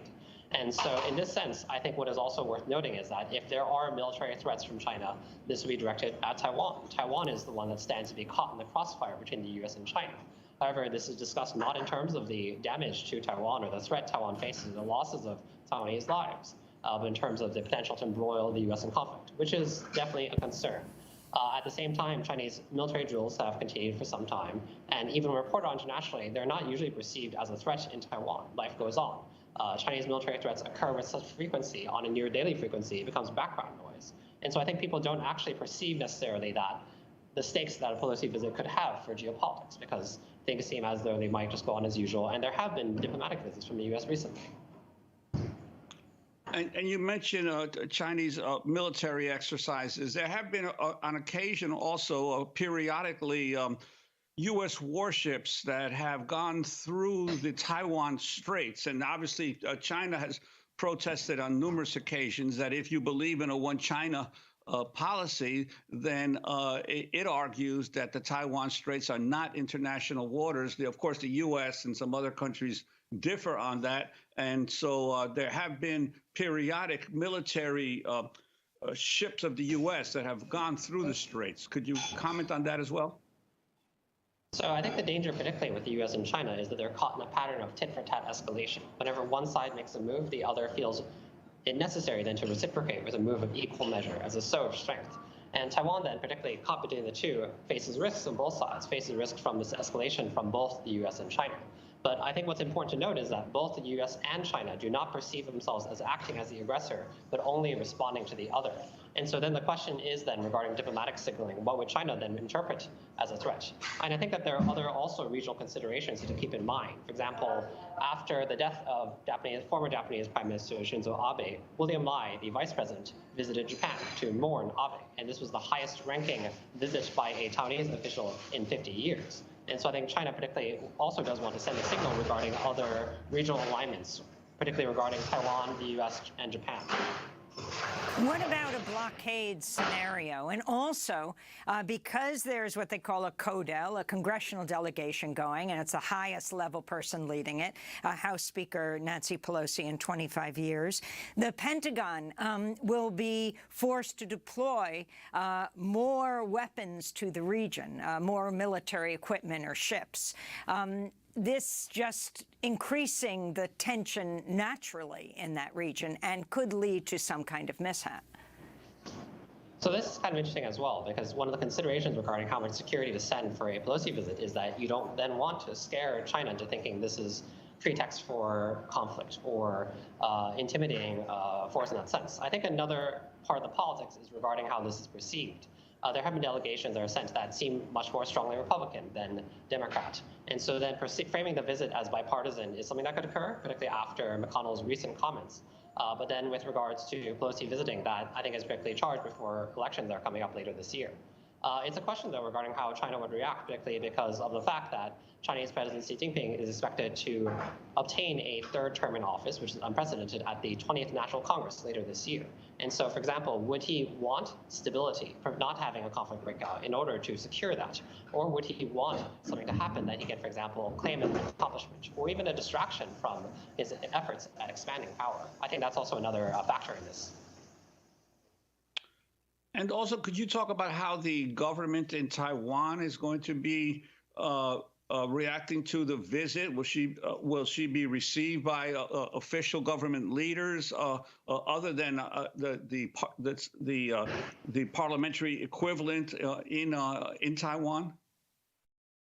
So that's actually a very good question as well. I think what is noteworthy is the Thai administration has not made a particularly strong statement on the possibilities of the visit. I think because of the fact that it does appear that, at least publicly, Pelosi and Biden are in conflict, the Thai administration does not want to take sides here for fear of offending one side or the other. But then it is possible that if a visit were to take place, the Thai administration would actually play it low-key. What's noteworthy about the Biden administration is that it has differed from the Trump administration insofar how it conducts visits. These are usually done much more low-key. They're announced after this official is already in Taiwan, prevent news from getting out, from preventing the window of opportunity for China to react, and so forth. But it's too late in this case. But that being the case, it is also possible the Thai administration would try to be much more low-key about it. In the past, the Thai administration did try to trumpet the building of ties with the U.S., particularly under the Trump administration, because of the fact that this could be then used as a domestic political achievement, saying that we have strengthened ties with the U.S. But in this case, it might not happen. How much of the red carpet we rolled out for Pelosi, I don't know. When Mike Pompeo came to Taiwan, Taipei 101, the tallest skyscraper in Taiwan, once the tallest skyscraper in the world, lit up for Pompeo. Would Pelosi see a similar welcome? I think that really depends. But that also then will color the perception of whether Taiwan is leaning very strongly towards Republicans in terms of support and who it is banking on. And I think that particularly then the question is, what about other political forces in the U.S. that could perhaps support Taiwan? We just have 30 seconds, but the messages of both Xi to Biden and Biden to Xi when they speak on Thursday, what do you think they should be?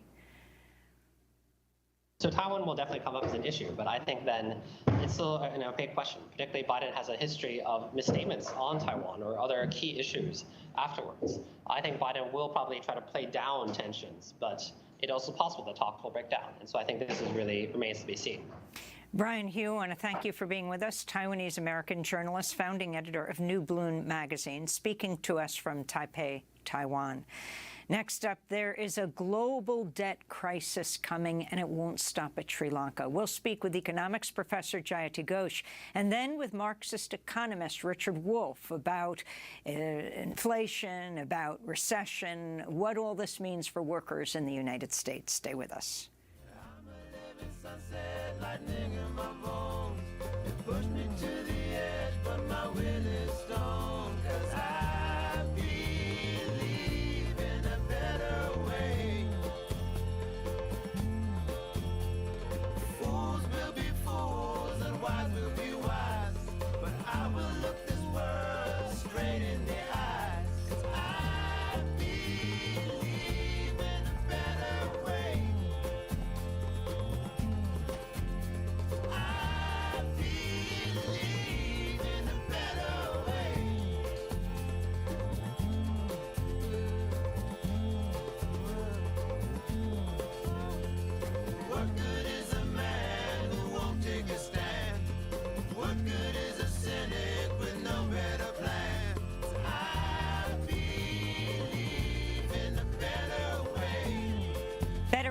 By Ben Harper here on Democracy Now!, democracynow.org, The War and Peace Report. I'm Amy Goodman with Juan Gonzalez. The International Monetary Fund warned Tuesday soaring inflation and the war in Ukraine could push the world economy to the brink of recession if immediate action's not taken to ease a worsening global economic crisis. The IMF's chief economist, Pierre-Olivier Gourincha, spoke in Washington, D.C. during the launch of the IMF's quarterly World Economic Outlook report. The outlook has darkened significantly since April. The world may soon be teetering on the edge of a global recession, only 2 years after the last one. Multilateral cooperation will be key in many areas, from climate transition and pandemic preparedness to food security and debt distress. Amid great challenge and strife, strengthening cooperation remains the best way to improve economic prospects for all and mitigate the risk of geoeconomic fragmentation. The IMF expects inflation to keep rising, with lower-income countries in the Global South facing higher inflation rates than wealthy nations, as well as some of the worst impacts of rising food and living costs. People around the world are taking to the streets in response. In Sri Lanka, months of massive protests in response to the country's economic meltdown forced the former president, Gotabaya Rajapaksa, to resign. He was accused of bankrupting Sri Lanka with massive corruption and economic mismanagement. Many also blame decades of neoliberal policies and forced dependency on international loans from the IMF and the World Bank for leading to Sri Lanka's current economic catastrophe. Sri Lankans continue to face dire shortages of food, fuel, and medicine. The new leader, Ranil Wickremesinghe, was sworn in last week and has been overseeing debt bailout talks for Sri Lanka with the IMF. Protesters gathered in Sri Lanka's capital, Colombo, last week after the Sri Lankan parliament chose Wickremesinghe as the country's new president.